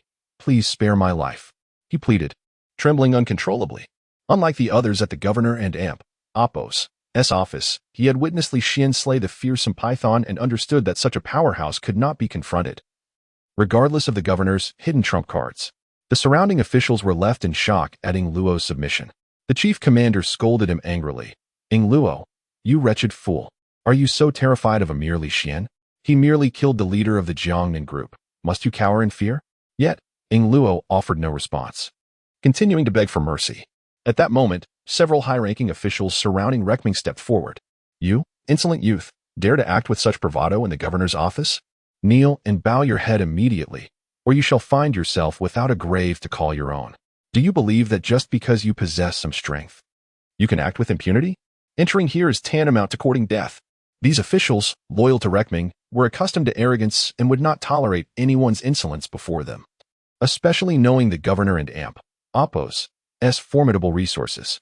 You speak far too much, Li Xian retorted with a scoff. In an instant, the heads of the chattering officials exploded one after another, blood splattering everywhere. The remaining members of the governor's office were paralyzed with horror. They had not even seen Li Xian make a move before witnessing the deaths of their superiors. This was utterly terrifying. Rekming felt a chill envelop him, his eyelids twitching violently. He took a step back, warily scanning his surroundings, fearful that he might be next. Rekming, you were likely involved in the annihilation of my Li family all those years ago. Today, I have come to collect my debt, Li Xian declared, advancing slowly towards Rekming. Each step he took felt as if it were crushing Rekming and Appo's very heart. Seize him, Rekming bellowed suddenly. Immediately, 6 figures surged forth from behind him, his secret weapon, a lethal ace bestowed upon him by his hidden forces. 6 masters of their craft, capable of overwhelming all opposition. However, as they charged towards Li Xian, the first to approach had his head obliterated in an instant. The remaining 5 were instantly gripped by terror. The deceased officials had been of lesser strength, and while the 6 had observed this, they assumed Li Xian had employed some hidden weapon. After all, it was not unusual for a concealed dart to penetrate the skull and cause an explosion. Yet, upon making their move, they realized that Li Xian had not fired any hidden weapon. He had merely cast a glance, and a companion's head had exploded. The ability to kill a master with just a gaze was beyond comprehension. Even as they wished to retreat, it was already too late. One by one, 5 heads erupted. Meanwhile, Li Xian continued his unimpeded advance until he stood before Rekming. I will fight you now. Rekming's aura erupted, his palm lunging towards Li Xian. He too was a formidable force. However, Rekming soon discovered that his body had become frozen mid-air. The power he had just unleashed vanished without a trace. Li Xian lifted his hand and placed it upon Rekming's head. In that moment, a soul-rending pain coursed through Rekming. A piercing scream escaped his lips as Li Xian extracted a fragment of memory. After viewing the contents of the memory, Li Xian's gaze deepened. The Chen family, the foremost clan of Jiangnan, and the superpower from the capital. A merely family had managed to provoke such formidable forces to act in unison. What could possibly be the reason behind it? Li Xian murmured to himself. It took several seconds for him to regain his composure. With a casual gesture, he extinguished Rekming and Appo's life and turned to exit. With each step, another head exploded. By the time Li Xian emerged from the chamber, only Ying Luo remained alive, collapsed amidst the carnage, gasping for breath. His body as if pulled from the depths of water, overwhelmed with the relief of survival. How terrifying, like a demon incarnate, he thought. Seeking death, he whispered. Half an hour later, Li Xian returned to Baiwa Group, where a female staff member was playing with Duo. Upon seeing her father, Duo called out, "Daddy," and leapt into his embrace. Li Xian lifted her and thanked the staff member. "Thank you for keeping my daughter company." The woman repeatedly insisted it was her duty. Li Xian did not wait for Huang Jiangtai to report back, but instead returned home, where he found Lu Qi present. To facilitate Lu Qi's visits with Duo, Li Xian had entrusted her with a key to his home. I saw the news about Baiwa Group's reopening and came specifically to congratulate you. If Qingqian knew you had revitalized the Baiwa Group, she would surely be overjoyed, Lu Qi said with a smile, taking Duo and Appo's hand. Duo, how about Annie makes you something delicious? Okay. Duo clapped her hands in delight. Lu Qi busied herself in the kitchen while Duo trailed behind her. Li Xian stood before the floor-to-ceiling window, his gaze flickering with uncertainty. With the reopening of Baiwa Group, it was time to investigate his wife's situation. There had been no news from Qingzhou, and after 5 years, he could only wonder how she was faring. The fear of uncovering grim tidings haunted him. The following morning, Li Xian dropped Duo off at school before heading to Baiwa Group. The entire Chuzhou was in an uproar. The forces that had conspired to suppress Baiwa Group had been dealt with overnight, including the eradication of the governor and Appo's office. This was not merely a local affair. The entire Jiangnan region was shaken. Upon arriving at Baiwa Group, the staff informed him that several individuals awaited him in the conference room. Upon entering, Li Xian found Jiang Patian standing by the window, clad in a suit, flanked by several members of the Special Abilities Group. As soon as he heard footsteps, Jiang Patian turned to face Li Xian. "What brings you here?" Li Xian inquired. "The tragedy at the governor's office and among the prominent families is likely connected to you, isn't it?" Jiang Patian stated bluntly. Li Xian did not respond but instead countered. "What? Do you intend to take me into custody?" As Li Xian finished speaking, before Jiang Patian could respond, one of the members from the ability group beside him could no longer restrain himself and interjected, "We are from the Beijing ability group. You and Amp, Oppos, better adjust your attitude." The man sported a crew cut and bore a scar above his eye, adding an air of menace to his demeanor. With the Jiangnan ability group nearly wiped out and Jiang Patian temporarily overseeing Jiangnan affairs from Chuzhou, these subordinates had been directly dispatched from Beijing, exuding arrogance. Upon hearing the scarred man's words, Li Xian merely cast a faint glance in his direction before turning to Jiang Patian, stating, "Control your subordinates. I have no desire to cause bloodshed at Bai Wugu group." Under Li Xian's piercing gaze, Jiang Patian felt a cold sweat break out on his forehead. He had previously warned his subordinates that Li Xian was not someone they could provoke, yet they seemed to disregard his advice. This was truly a perilous situation. Seeing Li Xian's audacity and threatening Jiang Patian, the scarred man grew furious and pointed at Li Xian, cursing, "Who the hell do you think you are?" Before he could finish, Li Xian flicked his sleeve. Bang! The scarred man was sent hurtling backward, crashing violently against the wall. Blood spewed from his mouth, and he fell to the ground, lifeless. The remaining members of the ability group, who had intended to defend their comrade, froze in shock, a chilling dread coursing through them. Jiang Patian, who had tried to prepare them with countless warnings, felt an icy terror grip him. He was all too aware of Li Xian and Oppos' terrifying capabilities. Having witnessed the brutal slaying of Jiangnan and Oppos' Su Wenyuan and others, taking a deep breath, he stammered, "Mr. Li, please, calm your anger. I would never dare hold you accountable. I have come today on my superior's orders to invite you to assume the role of leader for the Jiangnan group." As he spoke, Jiang Patian presented an appointment letter to Li Xian. Clearly, the higher-ups in Beijing intended to recruit a powerhouse like Li Xian. However, Li Xian showed no interest, dismissing the letter casually to the side. "I have no interest in this. Furthermore, do not disturb me again." Jiang Patian had anticipated that the position of Jiangnan group leader would appeal to Li Xian, given its high status, even surpassing that of local officials. Yet he was met with indifference. The other members of the ability group dared not voice their anger. Ultimately, with a resigned sigh, Jiang Patian spoke again. "Accepting the position of Jiangnan group leader would only benefit you. I hope you will reconsider. As for the massacre in Chuzhou, I will do my best to suppress it. But the forces behind those you killed will undoubtedly seek retribution. I must also warn you that the protector of the Cultivators Alliance, Shang Yunshin, has arrived in Chuzhou and may take action against you. He is a congenital powerhouse, just like you, so exercise caution." With that, Jiang Patian ordered his subordinates to remove the body of their slain comrade and departed from Baiwuga group. No sooner had Jiang Patian left than Li Xian and Oppos' phone rang. It was Huang Jiantai. The tremor in Huang's voice was evident. "Senior, there's been an incident. Duo has been abducted." Upon hearing this, Li Xian's gaze turned icy. "What transpired?" 10 minutes ago, a group stormed into the kindergarten and took Duo. Our members tried to intervene, but were all killed. "Senior, I am incompetent. Please punish me." "Do not worry. They cannot harm Duo." Li Xian reassured him. Duo possessed a talisman that he had personally crafted for her protection. Anyone foolish enough to attempt to harm her would trigger the talisman's power, rendering them incapable of inflicting any injury upon her. Moreover, should the talisman activate, Li Xian would sense it, indicating that Duo had merely been taken and was uninjured. The audacity of these perpetrators to lay hands on his daughter was tantamount to courting death. Li Xian expanded his consciousness, enveloping all of Chuzhou in his awareness, and swiftly pinpointed Duo and Oppos' location. In an instant, he vanished from the office building. "Whoever dares to harm my daughter shall die." At that moment, within a nearby building, Shang Yunshin stood by the window, gazing at the blue sky and white clouds, while Kong Ying stood respectfully behind him. In the corner of the room, a small girl cowered in fear within an iron cage. It was Duo, the abducted child. Terrified, she trembled. "Immediately contact Li Xian and instruct him to come alone. If he dares to bring anyone else, he can prepare to collect his daughter and Oppos' corpse," Shang Yunshin commanded. Kong Ying nodded. "I will do that right away."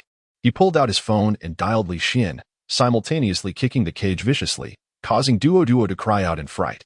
Kong Ying laughed mockingly. "You little brat.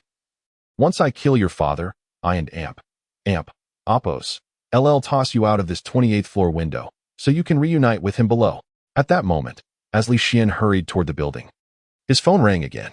He paused. It was an unfamiliar number. "Who are you?" Li Xian asked coldly. A worthless member of the Li family. Your daughter is in my possession. You have 1 hour to arrive at Fuguang building alone. If you bring anyone else, your daughter and Appo's life is forfeit. Kong Ying's voice dripped with mockery and smugness. The thought of the once mighty Li family member begging for his daughter's life filled him with satisfaction. Li Xian and Appo's eyes glinted with a chilling intensity, his voice a frigid whisper. I will arrive at Fuguang building in less than an hour. Furthermore, those who dare to abduct my daughter will meet a gruesome end, and regardless of the forces backing you, you shall undoubtedly perish. On the other end of the line, Kong Ying's expression faltered. He had not anticipated that Li Xian would remain so defiant despite his daughter's captivity. Before he could respond, the call was abruptly disconnected. What did he say? Shang Yunshin inquired, glancing at Kong Ying. Kong Ying, incensed, retorted, this brat is audacious. He dares to threaten me. It's utterly absurd. Shang Yunshin furrowed his brow slightly, coldly stating, do not let it anger you. When he arrives, I will ensure he kneels before you, at your mercy. Very well, Kong Ying said, eager for the confrontation. Just then, a blaring alarm pierced the air. Someone is attacking our building. Could it be that Li Xian brought Huang Jiangtai along? Shang Yunshin's brow furrowed in concern. Before he could finish speaking, a resounding explosion echoed as the door to the room was blown apart. A figure strode in with purpose. It was Li Xian. Upon spotting his daughter trapped in a cage, he rushed to her side, swiftly breaking the iron lock. Duo. Seeing her father, leaped into his embrace, sobbing, Daddy, I and Appo's, am so scared. They said they would throw me from the 28th floor. They called me a little bastard. As he listened to his daughter's words, Li Xian's expression grew increasingly frigid, causing the temperature in the room to plummet. Meanwhile, Kong Ying stepped outside to check. Realizing that there were no signs of Huang Jiangtai or his men, which allowed him to relax momentarily. Shang Protector, only Li Xian has arrived. There are no signs of Huang Jiangtai or the others, Kong Ying reported to Shang Yunshin. Hearing this, Shang Yunshin too felt a sense of relief. In Chuzhou, the only figure he feared was Huang Jiangtai. As long as Huang Jiangtai did not appear, Li Xian was hardly a concern in his eyes. It seemed that the method of capturing your daughter was indeed effective. It had successfully lured you in. You wretched creature, you should have perished 5 years ago. By some stroke of luck, you survived when you ought to have kept your distance, yet you dared to return to Chuzhou, truly seeking your own demise. Since you and your daughter share such a deep bond, it is only fitting that you accompany each other on the road to the underworld. With that, Shang Yunshin commanded Kong Ying, kill both father and daughter. Yes, Kong Ying responded, producing a sharp dagger that glinted ominously as he lunged toward Li Xian. Kong Ying was a formidable opponent. The dagger sliced through the air with a sonic boom. As Kong Ying charged forward, Li Xian instinctively covered his daughter and Appo's eyes. Duo. Close your eyes and sleep for a while. With a gentle motion, Li Xian soothed her into a deep slumber. At that moment, Kong Ying had reached Li Xian, thrusting the dagger viciously toward his neck. However, his expression soon morphed into one of horror, for he realized his body was immobilized as if ensnared by some binding spell. Frozen in midair, Li Xian turned to face Kong Ying, extending a finger to touch the dagger. In an instant, the dagger shattered into fragments, and Kong Ying's entire form exploded into a mist of blood, cascading to the ground. On the other side, Shang Yunshin, who had believed Kong Ying's prowess would easily subdue Li Xian, found his expression frozen in disbelief. What kind of sorcery is this? Unheard of. Could it be the work of spirits? Shang Yunshin had always assumed that Huang Jiangtai and Appo's allegiance to Li Xian stemmed from some advantage Li Xian had conferred upon him. Now, he truly understood that the real terror lay not with Huang Jiangtai, but with Li Xian himself. Before he could react, Li Xian splayed his fingers wide. Instantly, Shang Yunshin felt an overwhelming force tugging at him, drawing him towards Li Xian. The icy grip of Li Xian's hand encircled his throat. In that moment, Shang Yunshin was consumed by sheer terror, struggling to utter, "Please, don't kill me." Yet, the very next instant, a sharp crack resounded as his neck was mercilessly snapped. After dispatching Shang Yunshin, Li Xian cradled Duo and exited the edifice. As he stepped outside, Huang Jiangtai and his son, accompanied by members of the hidden guard, arrived just in time. Upon seeing Li Xian, they hastily bowed in deference. "Esteemed elder, it is our incompetence that has caused the young lady distress. Please punish us." "You are indeed lacking," Li Xian scoffed, taking a step forward and vanishing before their eyes. Huang Jiangtai wiped the cold sweat from his brow. Beside him, Huang Binchu inquired, "Father, what should we do?" It seems Li Xian is truly angered. Huang Jiangtai's countenance darkened. It is all the fault of the Cultivators' Alliance for daring to harm the Elder's daughter, bringing us disgrace before him. Immediately mobilize all forces of the Hidden Pavilion and eradicate every stronghold of the Cultivators and Amp, Oppos, Alliance in Jiangnan. Upon Huang Jiangtai and Amp, Oppos' command, Huang Binchen nodded vigorously. I shall attend to it at once.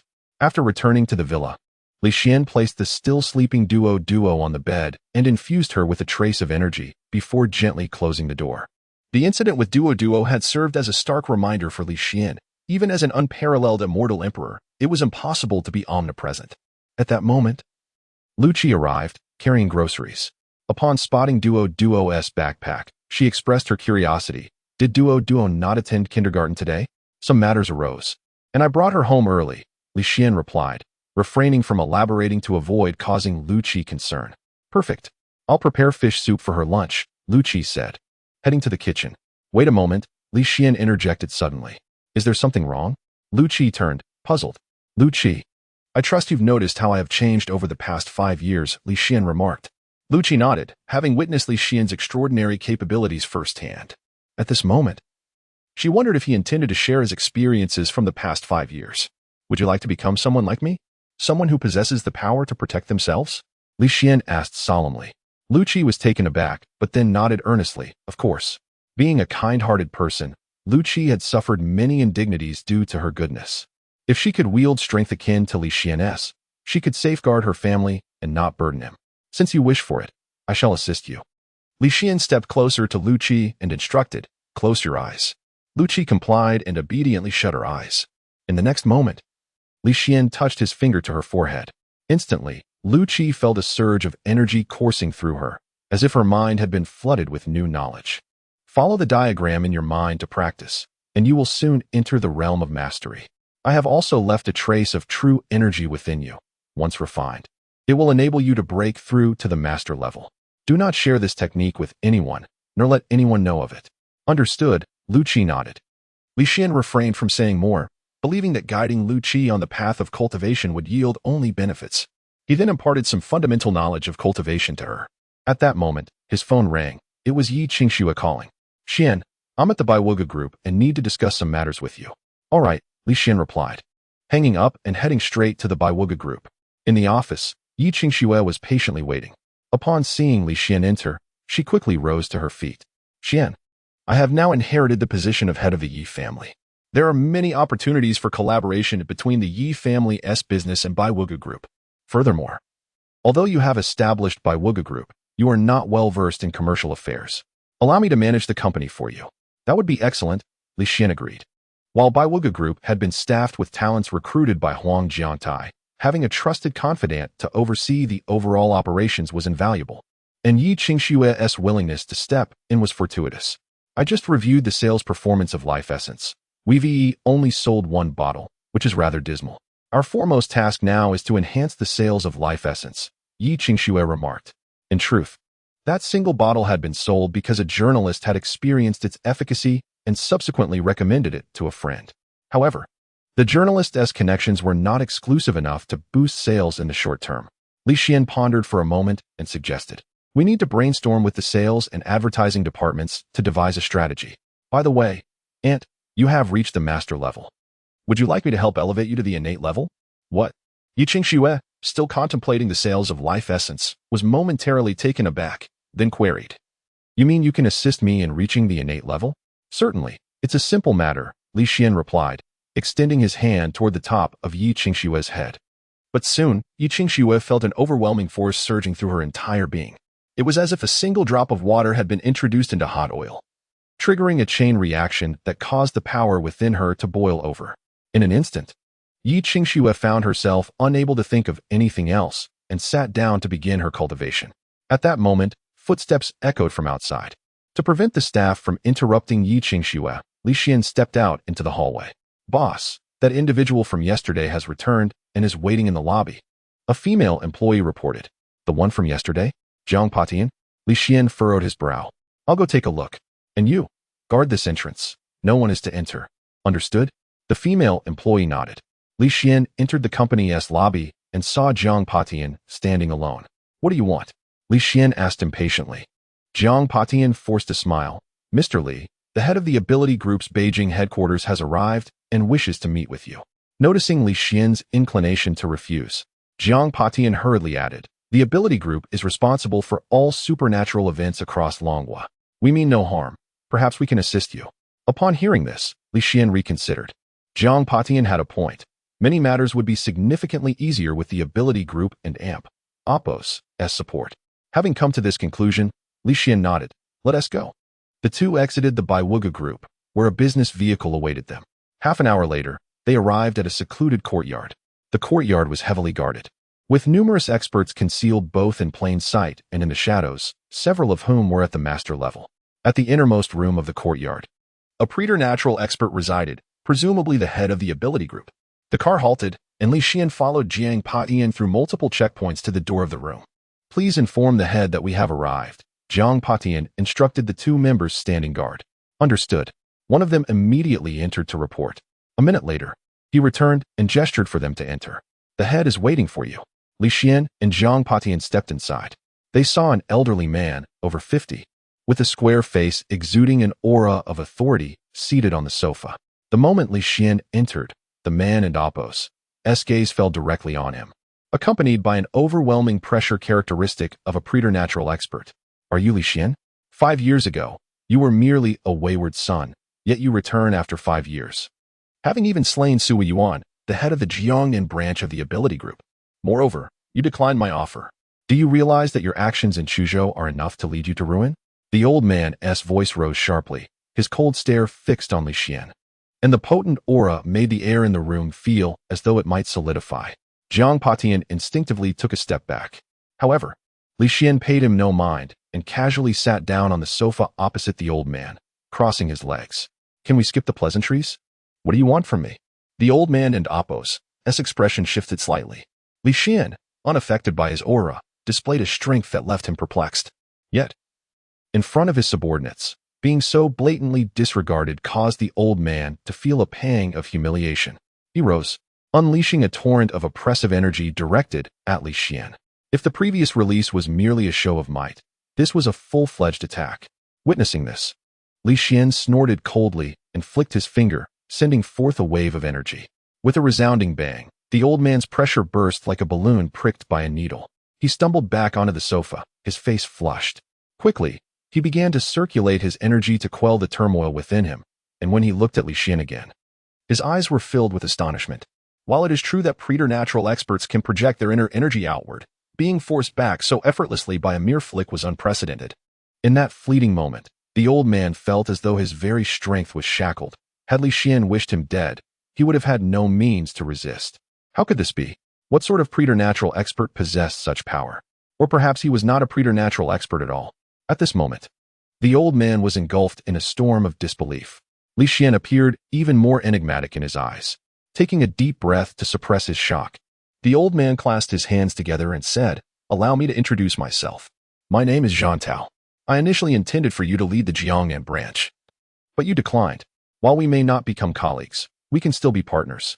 The ability group has a presence throughout Longhua and can surely assist you.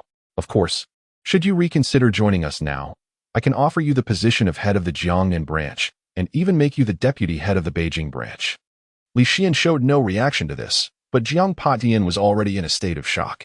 The deputy head of the Beijing branch was second only to Zhan Tao himself, indicating Zhan Tao and Oppos' regard for Li Xian. "I will not be joining," Li Xian replied, shaking his head. "However, I am quite interested in the collaboration you mentioned. How might we cooperate? Mr. Li, your strength is remarkable, and I am no match for you.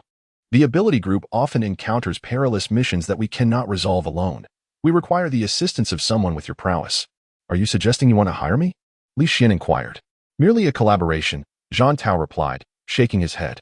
"If Mr. Li assists us, we will provide equivalent compensation in return.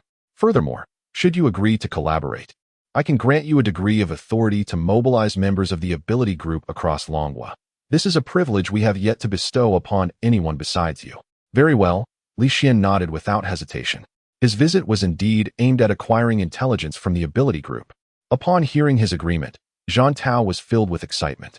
With a figure as formidable as Li Xian collaborating, the casualty rate of the ability group's missions would surely diminish significantly.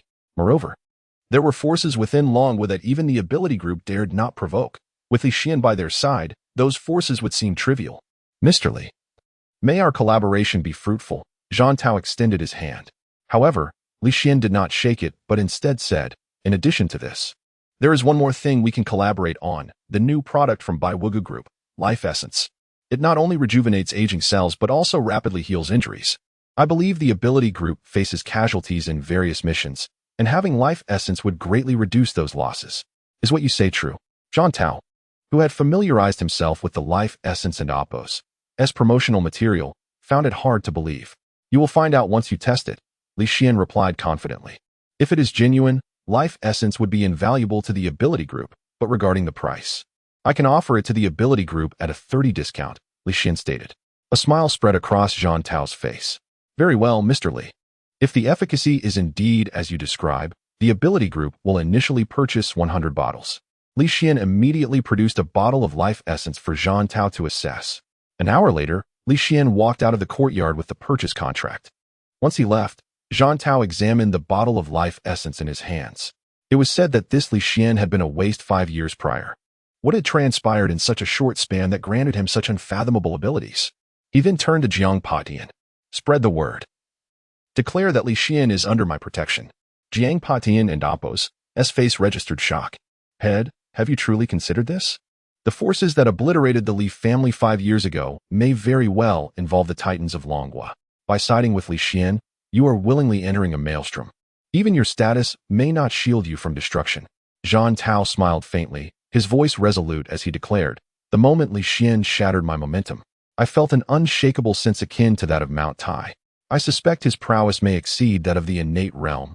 If that is the case, it would be worth taking a gamble. Upon returning to the Baiwujichuan, Li Xian discovered that Yi Qing Snow had successfully completed her breakthrough. At this moment, she exuded an ethereal aura, a transformation resulting from her advancement in martial arts. Li Xian, you are truly remarkable. I have indeed attained the innate realm. With such power, who in Jiangnan could possibly rival me? Yi Qing Snow exclaimed, her face aglow with excitement. The innate realm is no trivial matter, although she had previously been a master. Achieving this level through her own efforts could take a lifetime. The distinction between the innate and master realms is profound, representing entirely different states of existence.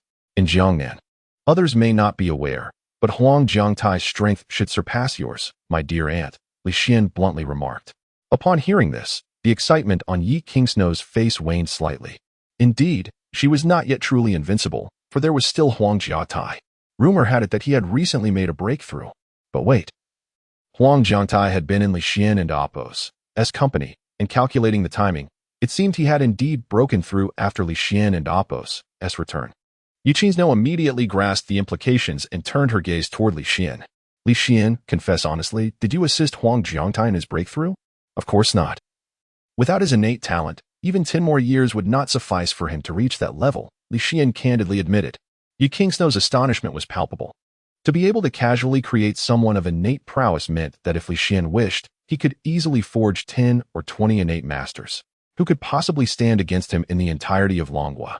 Dear aunt, do not be dazed. Look at this. Li Xian presented the contract he had retrieved. While he held little regard for worldly possessions, the Baiwujichuan represented his father's hard work and the Li family's legacy. Thus he earnestly desired its growth and strength. Yi Qing's took the contract with curiosity, glancing through it before her eyes widened in disbelief. 100-bottle order? And it's from the Longwa Ability Group. This is incredible. With this order, our performance this month is secured, and it comes from the Ability Group of Longwa. Although ordinary people might be oblivious to the existence of the Ability Group, their legends circulated within elite circles. Should Sheng Minjiwen become a fixed partner with the Ability Group, such news would undoubtedly sway the hesitant observers to recognize Sheng Minjiwen. Would sales still be a concern then? Xiaoxian, you are truly exceptional. I will immediately convene a meeting with the advertising and sales departments to devise a comprehensive promotional plan. With that, Yi Qing's hurriedly departed. Li Xian then made his way to the kindergarten. It was noon, and after picking up Duo and having lunch, he called Lu Qi. Lu Qi, I will be leaving Chuzhou for a day or two. Please help take care of Duo during my absence. If anything is needed, Feel free to communicate with the members of the Shadow Guard or contact Huang Jiantai directly. I will provide you with his number. Li Xian intended to first visit Jiangnan before heading to the capital. He knew a day would not suffice to accomplish everything. Hence he sought Lucci and Apos as assistants in caring for Duo. Of course, no problem at all, Lucci readily agreed. In Li Xian and Apos' absence, Lucci had always looked after Duo. After hanging up, Li Xian prepared to depart. This time, he did not plan to take Huang Jiatai and the others, as the Huang family lacked influence in Jiangnan, rendering their presence unnecessary. However, before Li Xian could set out, his phone rang unexpectedly. It was Xiao Linfeng calling. Mr. Li, the Blood Plum Hall has made an appearance. Xiao Linfeng's voice trembled with apprehension. After all, the Xia family had received the Blood Plum Order, and without Li Xian's assistance, they could very well face annihilation. Upon hearing this, Li Xian's eyes instantly sparkled with interest. The Blood Plum Hall was shrouded in mystery and was responsible for the abduction of his wife. Their emergence was finally upon him. All right, I'll head over immediately. With that, he hung up the phone, and in a flash, vanished from the villa. Minutes later, in the Xia family's courtyard, Li Xian arrived to find the entire Xia clan gathered in the hall. He strode purposefully through the door. Mr. Li, you have arrived. Xiao Linfeng exhaled, feeling a sense of relief wash over him. Where are the individuals from the Blood Plum Hall? Li Xian and Apos' gaze swept the room, his tone icy. They have already departed. Xiao Linfeng replied with a wry smile. Just half an hour ago, they came to my home, all wearing masks. The leader demanded the surrender of a stone seal, but I had no knowledge of any such item in the Xia family. They granted me a day to comply, threatening to annihilate my family if I fail to produce it. Why did you not inform me when they came? Li Xian's cold stare bore into Xiao Linfeng. Did I not leave a rune on your palm for this very purpose? His rune would have alerted him the moment it was activated. Yet Xiao Linfeng had failed to notify him until after the Blood Plum Hall had departed. What was he thinking? I was so frightened that I completely forgot. Xiao Linfeng stammered an explanation.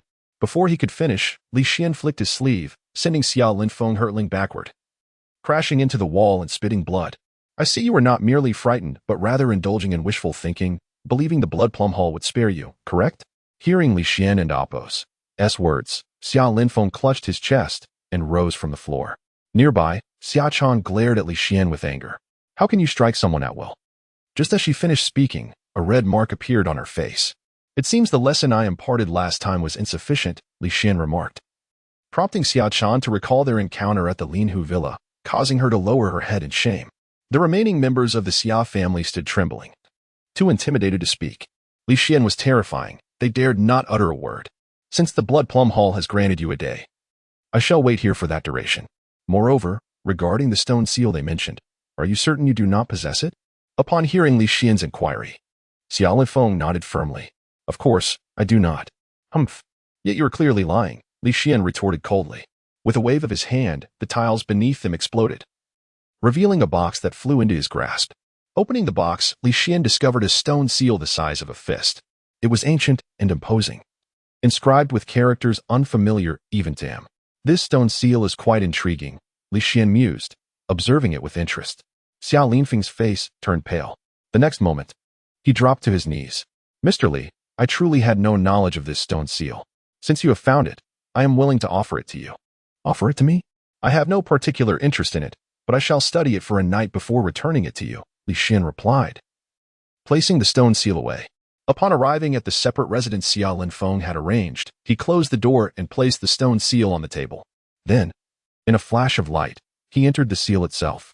Moments later, Li Xian found himself in a dim, gray space, where a 7-story stone tower stood majestically. This must be the secret concealed within the stone seal.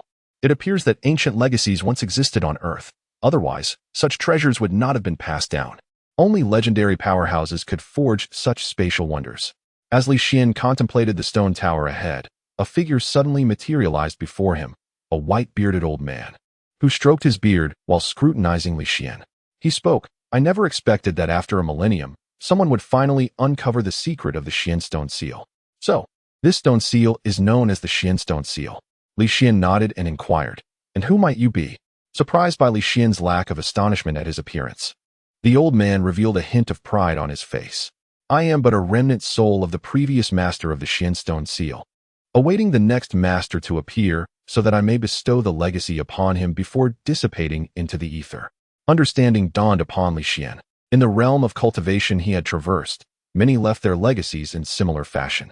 May I ask your name and what your era was like? Li Xian asked curiously. The existence of a cultivation civilization on Earth was undeniable, yet no records could be found in any texts. The man before him, having survived from that era, evidently possessed deeper knowledge of its secrets. The old man smiled gently. Since you are curious, I shall share. Cultivators have always existed in this world, though dragons do not mingle with snakes. Historically, cultivators seldom walked among the mundane. To the west of Kunlun lies a hidden realm where most cultivators reside, comprising numerous sections. My sect, the Xiansu sect, is one of the top 10 sects of Kunlun ruins. Upon hearing this, Li Xian realized that cultivators on Earth were indeed separated from the secular world, explaining why the populace remained unaware of their existence. The old man, evidently unaccustomed to speaking with others for many years, began to recount the origins of the Xiansu sect. Our sect practices the arts of warfare, focusing on physical prowess and combat techniques. It is rare for anyone to surpass a practitioner of martial arts at the same level.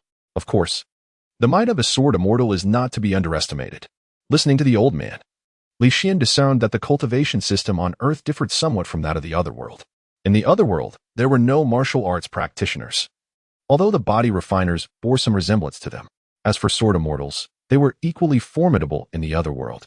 After the old man finished speaking, Li Xian asked, "When might you bestow the legacy upon me?" The old man chuckled. "Bestow the legacy upon you? When did I ever say that? Your acquisition of the Xian Stone Seal merely indicates your good fortune. To receive the legacy, you must first pass the trials of the Xiansu sect."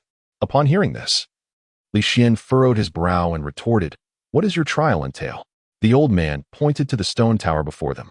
This tower is known as the Tower of War Gods, consisting of 7 levels.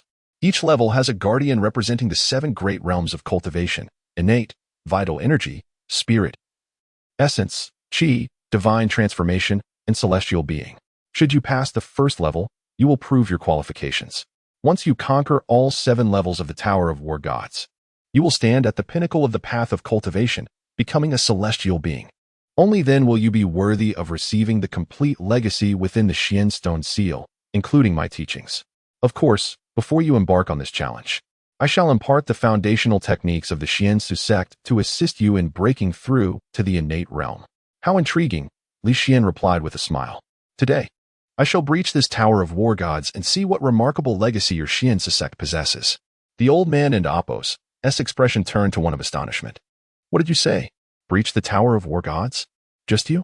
Youngster, though you are not yet old, your words are audacious. Li Xian, however, paid him no mind and confidently strode toward the tower. As he pushed open the door, he found the interior spacious, with a robust man seated on a mat at the far end. Though seated, the man was already towering over the average person. Upon standing, he exceeded 2 meters in height.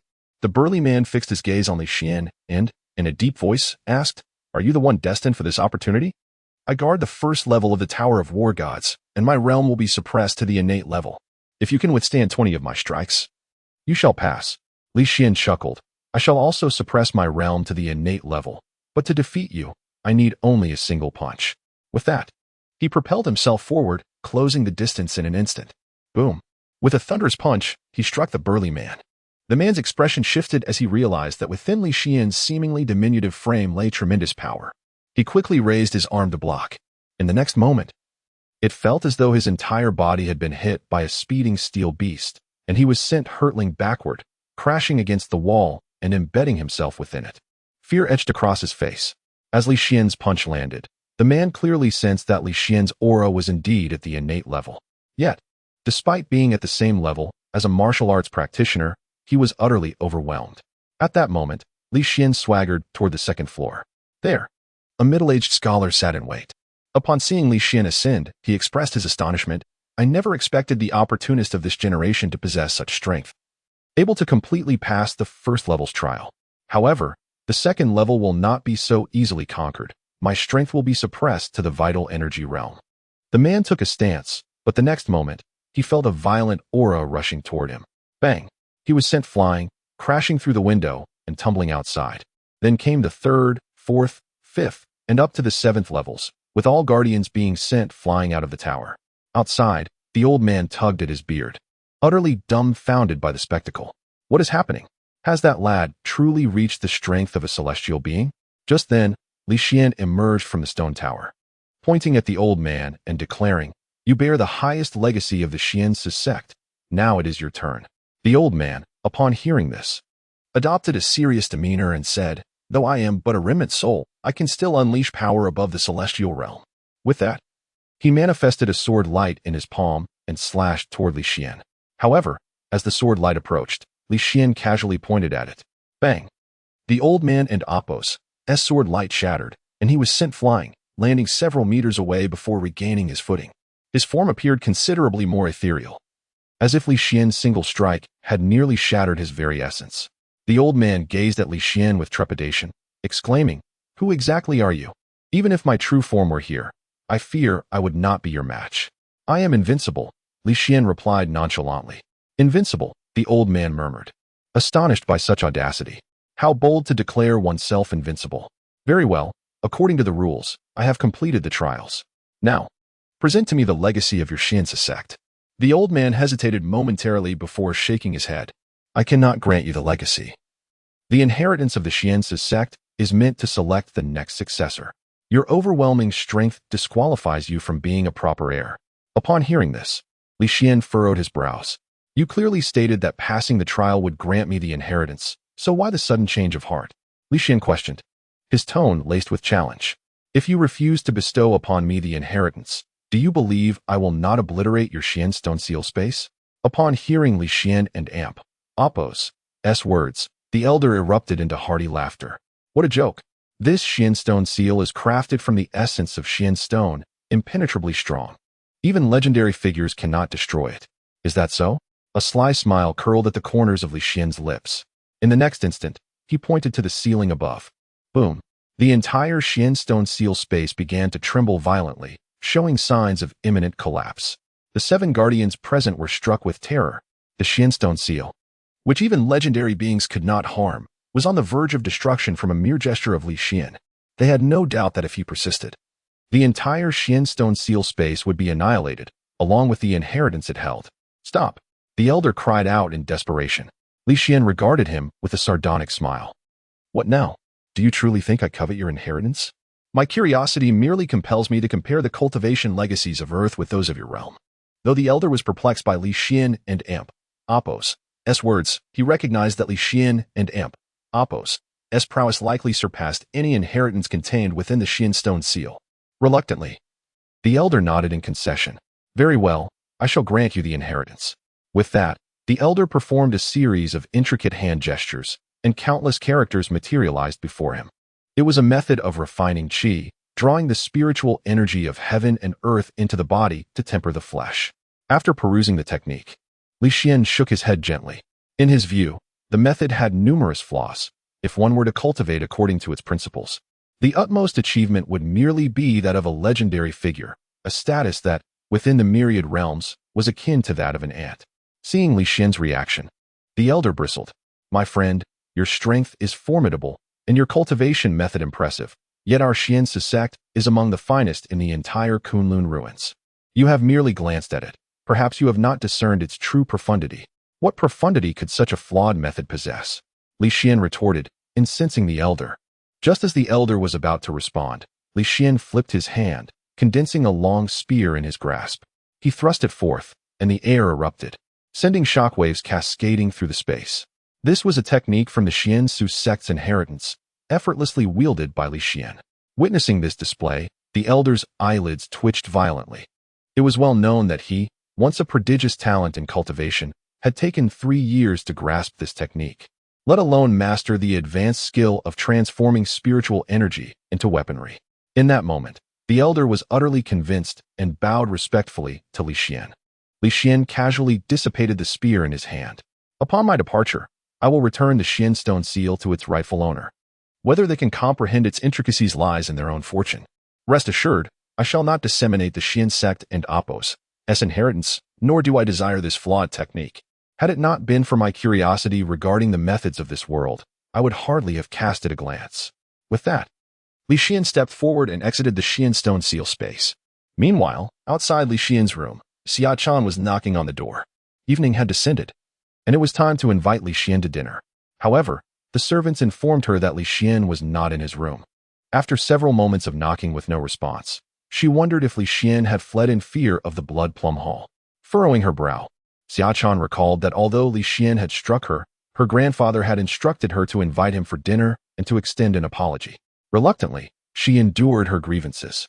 After another period of knocking yielded no reply, she gently pushed open the door to find the room empty. Just as she pondered this, Li Xian suddenly materialized within the chamber. With a thud, Xia Chan fell to the ground, startled, her heart racing in terror. Was he human or ghost? This was beyond frightening. What brings you to my room? Li Xian asked coldly, his disdain evident. Regaining her composure, Xia Chan struggled to her feet. I came to invite Mr. Li to dinner. No need, just have someone bring it to my room. And do not enter my quarters without permission.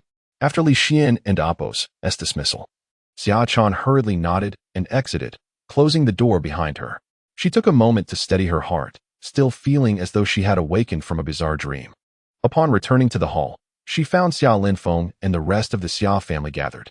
Noticing her dazed expression, Xia Linfeng inquired, "What happened? You appear quite unsettled." Taking a deep breath, Xia Chan replied, "Grandfather, do you think it's possible that Li Xian isn't human? When I entered, the room was empty. And then he just appeared out of thin air. What happened next?"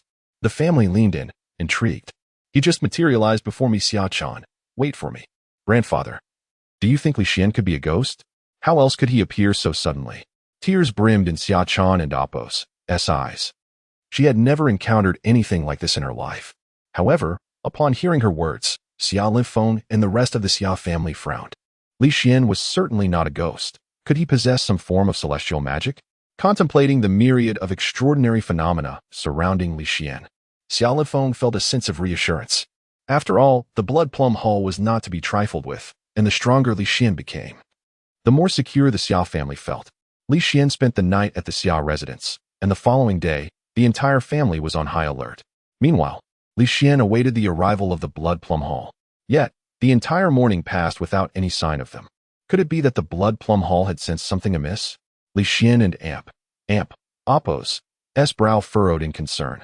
Even he felt a tinge of anxiety.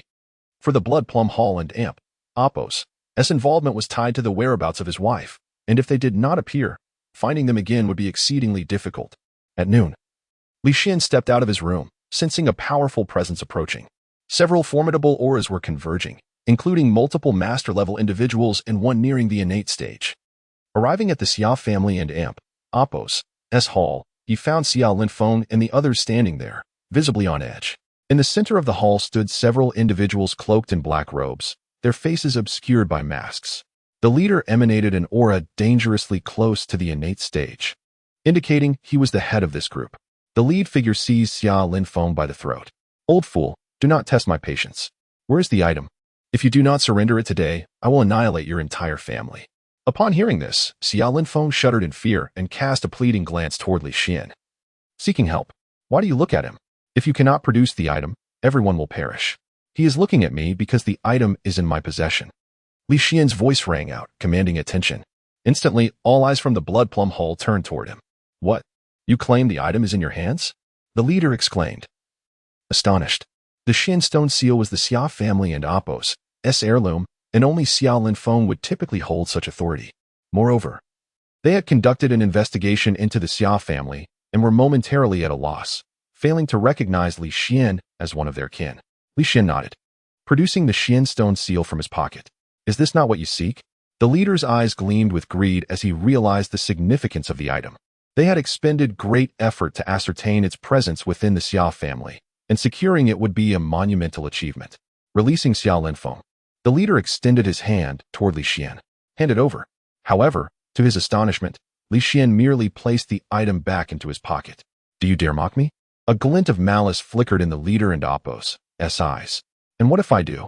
As Li Xian and Apos' words fell, before the leader could react, he struck with a resounding slap, sending the leader hurtling through the air. In that instant, the members of the Blood Plum Hall were left dumbfounded. The leader was a formidable figure, barely a step away from the innate realm, yet he was effortlessly dispatched by the youth before them. It took them a few seconds to regain their senses, after which they erupted with powerful auras, charging at Li Xian. However, before they could close the distance, a terrifying wave of energy surged forth. With a crack, numerous wooden furnishings within the room splintered as if they were mere kindling.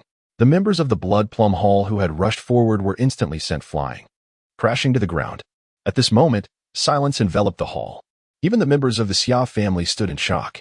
They were aware of Li Xian's strength, yet they had not anticipated that the Blood Plum Hall would crumble so effortlessly before him. The fallen leader, struggling to rise, was greeted by a sight that rendered his face pale with terror. Who exactly are you? Li Xian did not respond. Instead, he raised his hand, pulling the leader closer. Wearing a tattered mask before me, pretending to be someone of importance. With another gesture, Li Xian removed the mask, revealing a handsome face. Though at that moment, it was filled with dread. Despite the Blood Plum Hall and Amp, Oppo's notorious reputation for ruthlessness throughout the Dragon Country, they had never encountered someone as terrifying as Li Xian. He rendered the leader as powerless as a marionette.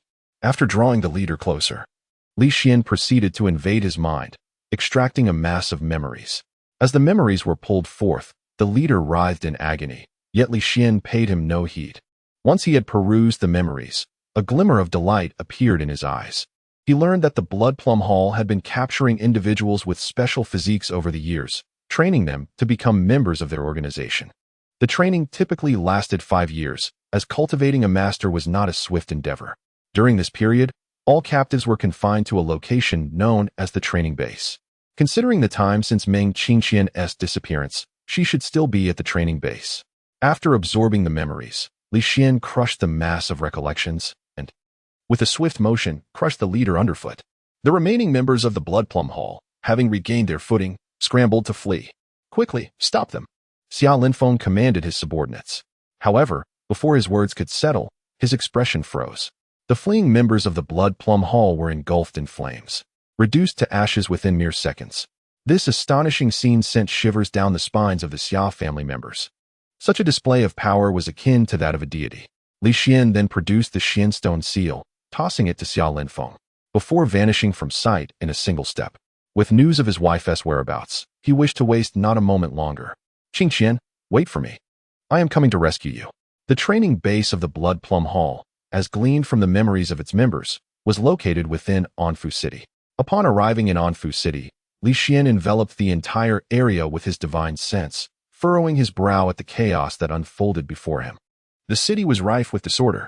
In a mere sweep of his perception, he counted no fewer than 3 robberies and over 30 instances of brawling. However, Li Xian had no inclination to meddle in such affairs. He was determined to reach the Blood Plum Hall's location without delay. At that moment, a beautiful woman stumbled towards him, collapsing to the ground with a thud. Li Xian's brow furrowed in confusion. What is happening? Is she fainting? Yet as he scrutinized her, he noticed she bore visible injuries. His expression remained cold as he contemplated stepping past her. With news of Meng Qingqian on his mind, he sought only to reach her as swiftly as possible, unwilling to waste time. The woman, clearly injured, was soon surrounded by onlookers who began calling for an ambulance. However, before Li Xian could move on, the woman grasped his leg with a feeble hand. She lifted her gaze, desperation evident in her eyes. I can't amp, Oppos, run anymore. Please, hide me in that trash bin. They are after me. The woman, on the brink of collapse, was utterly vulnerable, her consciousness fading. Should she lose consciousness, she would undoubtedly fall into the hands of her pursuers. Thus, she clung to the hope that this stranger could aid her. After a moment's hesitation, Li Xian decided to help her, lifting her by the collar to conceal her. It was a trivial effort, not something he would refuse. Just then, a group of men charged towards them. The woman managed a bitter smile. It's too late. I didn't expect to be too late. Soon, Li Xian and the woman were surrounded. The leader of the group scrutinized Li Xian, his eyes filled with malice. Hey, kid, do you think you can be a hero? You think you're worthy? With that, he ordered his men, capture this kid along with Jiangnan. As he spoke, several subordinates lunged at Li Xian. The foremost man barely brushed against Li Xian before a sickening crack echoed, and his arm shattered, sending him flying several meters away, bones broken. The remaining attackers halted in their tracks, their expressions turning pale with fear. This youth and Oppos' power was astonishing, suffocating in its intensity. Realizing they had bitten off more than they could chew, the leader and Amp, Oppos, as tone softened. Brother, we are from the Leaf family. Could you perhaps grant us some mercy? But before he could finish, a resounding thud echoed as Li Xian waved his sleeve, sending the man flying, blood spraying from his mouth as he fell, lifeless upon impact. The remaining members were left in a state of shock. The middle-aged man was a master of the transformation realm, and he had been dispatched like a mere rag doll. What kind of strength could accomplish such a feat? They realized that even if they banded together, they would only be offering themselves as fodder. In the next moment, without a hint of hesitation, they turned to flee, scrambling away in terror. Meanwhile, Li Xian had gently placed the woman on the ground. Though she was weak, her beautiful eyes were fixed on him, filled with curiosity and admiration. To think that she had found such a formidable ally in a moment of desperation. It felt as though the heavens had intervened on her behalf. Thank you for saving my life. May I know your name, noble rescuer? She asked, her voice filled with gratitude. By the way, I am Jiangnan, the eldest daughter of the Jiang family. Before she could finish, she found herself staring at empty air where Li Xian had been standing. Where did he go? Jiangnan rubbed her eyes, bewildered. It felt as though she had been seeing things. How could he have vanished so quickly? And yet, she thought, he could at least have left her a name, so she would know how to repay him. In the southern district of Anfu City, an area known for its poverty, the landscape was dotted with old buildings amidst a chaotic environment and uneven streets. Li Xian arrived at the entrance of a foundry, where the words Xingshan Foundry were emblazoned. However, Li Xian sensed that beneath the surface of this foundry lay something far more significant. Xingshan, I'm here. Even with Li Xian's composure, he could not help but feel a surge of excitement. He strode purposefully into the foundry, but as soon as he stepped inside, a harsh voice rang out. Who goes there? Who allowed you to enter? Li Xian looked up to see a man in a security uniform, his gaze unfriendly as it bore down on him. Who are you? Our foundry does not accommodate outsiders. Leave at once. I am here to find the training base of the Blood Plum Hall. Upon hearing Li Xian and Amp, Oppos' words, the guard and Amp, Oppos' expression turned fierce. Originally, I would have simply expelled you. But since you are aware of the Blood Plum Hall and Amp, Oppos' secret, you cannot be allowed to remain. With that, the guard charged at Li Xian, his hands slicing through the air. An expert in concealed energy, it was evident that an ordinary security guard could not possess such strength. He was clearly a sentinel stationed by the Blood Plum Hall. In response to the advancing guard, a glint of murderous intent flickered in Li Xian's eyes. He merely raised his hand, and the guard found himself frozen mid-charge, his expression shifting to one of horror. What kind of power is this? Before he could react, his head exploded, leaving only a headless corpse that collapsed to the ground, blood staining the floor. Li Xian did not spare a glance at the fallen guard, and continued striding forward. At that moment, numerous individuals were stirred into action, rushing out in a frenzy. Yet, no one could approach within 20 meters of Li Xian. All who charged forth had their heads burst open, their bodies falling lifelessly to the ground. By the time Li Xian arrived at the underground entrance, over 100 headless corpses lay behind him. The carnage was overwhelming. As Li Xian wreaked havoc outside, an ear-piercing alarm echoed throughout the entire underground realm. In a hall deep underground, many high-ranking members of the Blood Plum Hall had gathered. It seems someone is attempting to force their way into our base. This is the first occurrence in many years. An elderly man commanded, "D Long, take some men outside to investigate. Leave no survivors, simply eliminate them." As his orders were given, a bald man stepped forward from the crowd. A grotesque scar marred his head, stretching from the back of his skull to his forehead, giving him a fearsome appearance. Rest assured, Chief Instructor, I will retrieve the intruder's head. With that, D Long waved his hand, and a group of men followed him out of the hall. At this moment, Li Xian confronted the massive iron door blocking his path. Constructed from titanium alloy, the door was thick enough to withstand cannon fire. It would be nearly impossible for an ordinary martial artist to breach it. Yet, such an obstacle was no match for Li Xian. Just as he prepared to kick the door open, it suddenly swung open. A bald man appeared at the entrance, his eyes widening in surprise as he beheld Li Xian. You little wretch, you dare to storm our base? To challenge the Blood Plum Hall is to court death. Before he could finish his sentence, his head exploded, his body swaying momentarily before collapsing to the ground. Witnessing this, the men who had accompanied the bald man were filled with terror. Who could have anticipated that even the master-level D Long would not have the chance to act before his head detonated? The sheer strangeness of this power instilled fear in them. Who could remain unafraid in the presence of this young man, who appeared to be a demon. "Who are you? Truly?" One man mustered the courage to inquire. Yet, Li Xian offered no response, continuing his advance. The man attempted to say more, but his body exploded instantaneously. The members of the Blood Plum Hall, having abducted Meng Qingqian, were all deserving of death in Li Xian and Appo's eyes. At the moment the man detonated, the remaining members, now paralyzed with fear, turned to flee. However, they barely managed a few steps before their bodies burst apart, becoming mere clouds of blood mist. Step by step, Li Xian delved deeper into the underground world. The expanse was vast, covering over 10 acres with a soaring height.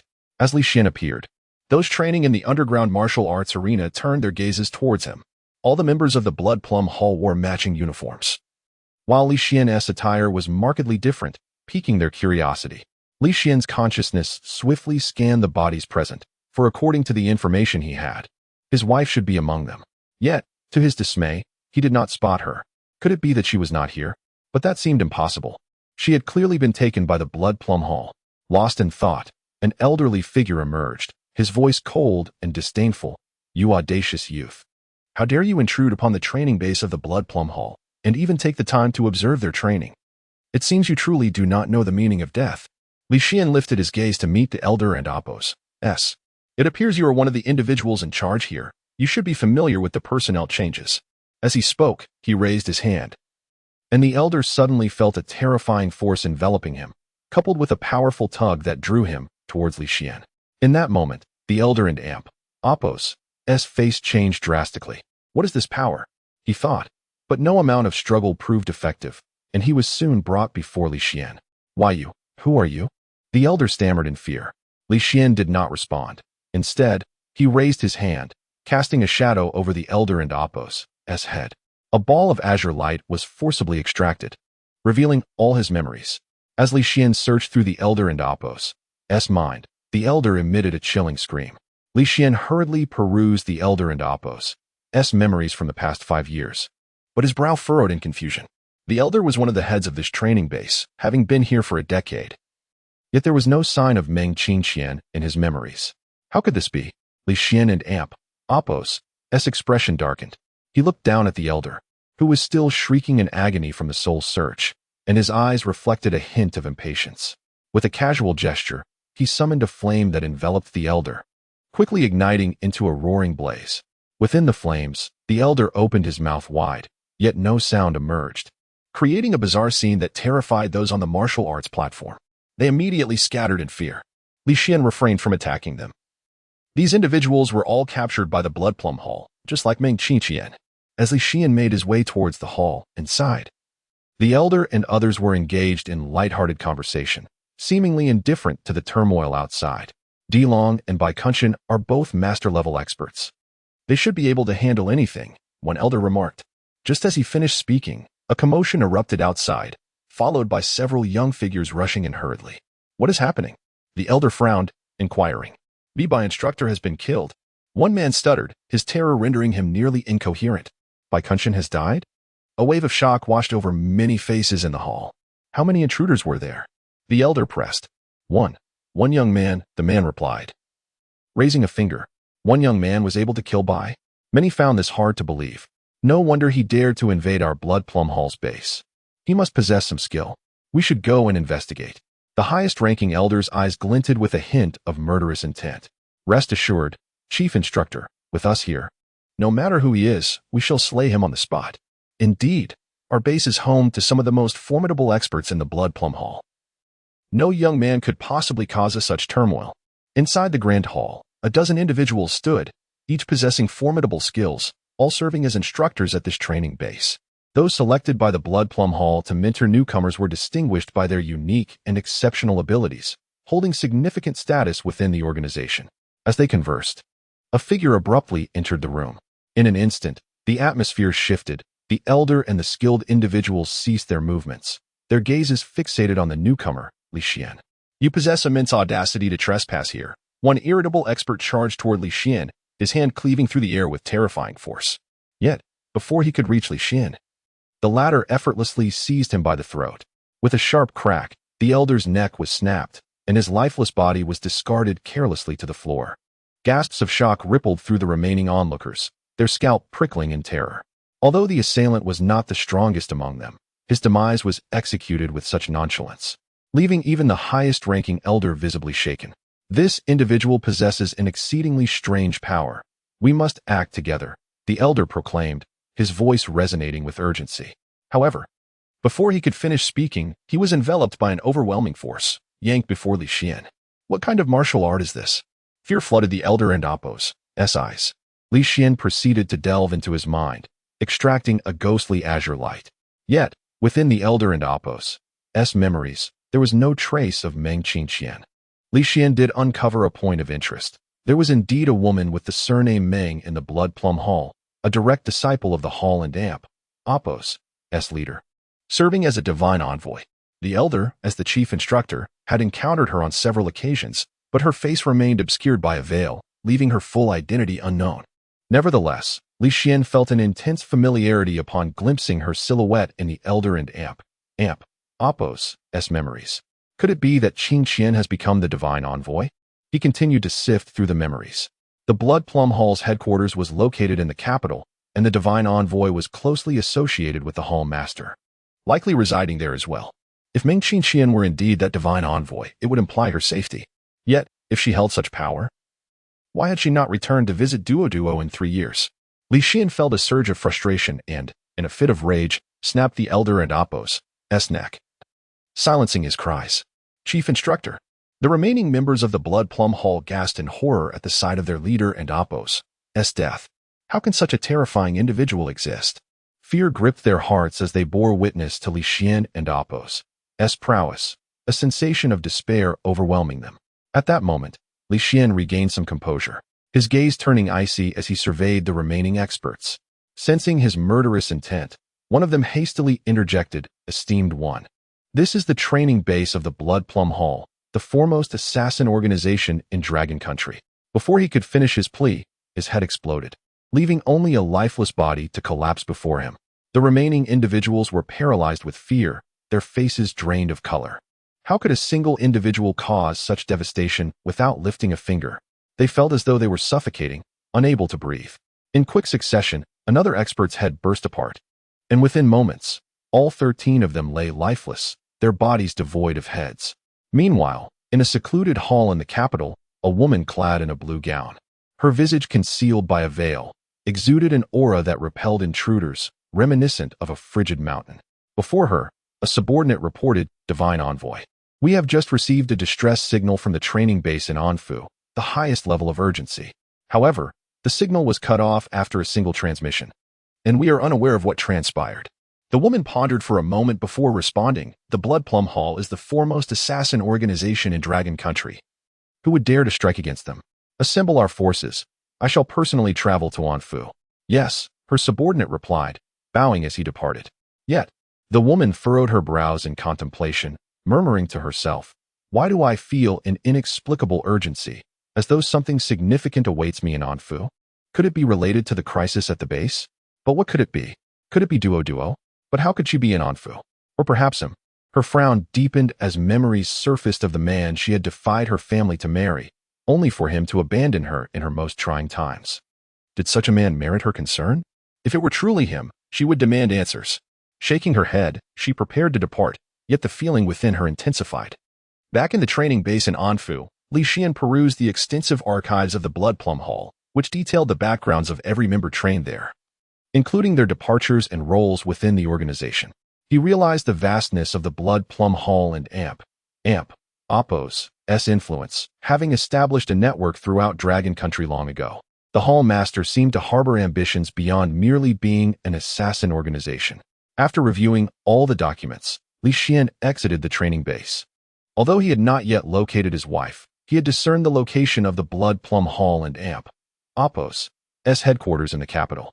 His intuition suggested that the divine envoy might very well be Meng Qingqian. Leaving Anfu, Li Xian returned directly to Chuzhou. Upon arriving home, Huang Jiangtai approached him. "Senior Li, 2 hours ago, representatives from the Cultivator Alliance arrived, claiming you killed Guo Yunshin and demanding your presence for judgment, allowing you only 1 day to plead for mercy." Representatives from the Cultivator Alliance? A glint of coldness flickered in Li Xian's eyes. He had intended to confront them in Jiangnan. Yet they had come to his doorstep first, truly seeking their demise. Turning to Huang Jiantai, he instructed, "Immediately inform the representatives of the Cultivator Alliance that I will be visiting them tomorrow, but not to plead for mercy. Rather, I shall send them to their demise." "Understood," Huang Jiantai replied, promptly relaying Li Xian's message to the Alliance. Meanwhile, in a villa in Chuzhou, Elder Yang Rong of the Cultivator Alliance seethed with fury. "What? Such audacity! He intends to send us to our demise? This Li Xian is utterly arrogant." Yang Rong fumed, and the rest of the Cultivator Alliance members echoed his outrage. Clearly, with the backing of 28 cultivation families in Chuzhou and Huang Jiantai as his ally, Li Xian has grown complacent, no longer fearing our alliance. Yang Rong continued ominously. "If he believes he can oppose us, I will ensure he learns that his support is meaningless before the Cultivator Alliance. He shall kneel before us tomorrow. Su Ming, you will take several skilled individuals and make an example of Chuzhou." After issuing his orders, Li Xian remained at home, spending time with Duo. He was largely indifferent to the Cultivator Alliance, viewing them as mere insects. His original intention was to annihilate their headquarters in Jiangnan. However, 2 hours later, Huang Jiantai called with alarming news. "Senior Li, the Wuying sect has suffered retaliation from the Cultivator Alliance. Many disciples have been severely injured, and even Wan Jun has sustained injuries." Shortly after hanging up the phone, Huang Jiantai called again. "Senior, many lives have been lost in the Yang family. The family head, Yang Ruoxiao, has had an arm severed, and Yun Tiankong, the head of the Yun family, has also sustained injuries. Almost every few minutes, a cultivation family faces retribution, all at the hands of the Cultivators Alliance. It is evident that this is aimed at Li Xian." In a brief span, 27 cultivation families, including many from the Huang family, have been injured. Just then, another call came in, this time from Yi Qingxue, Xian and Appos. Just now, a group of individuals stormed into Bai Wugu Group, attacking anyone they encountered. Many ordinary employees were injured or killed on the spot. By the time I arrived, the company had suffered severe damage, and their strength exceeded mine. "Aunt, were you hurt?" Li Xian asked urgently. "Not seriously," Yi Qingxue replied. However, Li Xian and Appos' expression darkened as he said, "Wait for me. I will be at the group immediately." He simultaneously called Huang Jiantai to gather all the casualties at Bai Wuga Group. Upon arriving, Li Xian entered to find the lobby in disarray, with many employees lying against the walls, bloodied. On the other side, a pile of corpses lay scattered.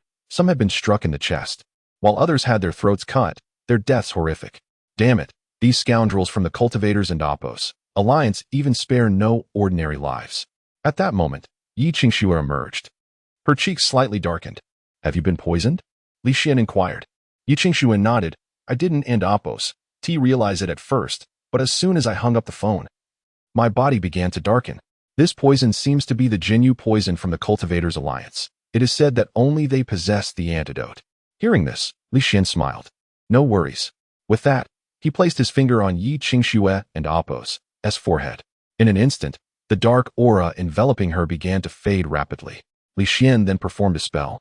Pointing gently ahead, a beam of light flashed, and the wounds of those who were once lifeless began to heal, even stirring slightly.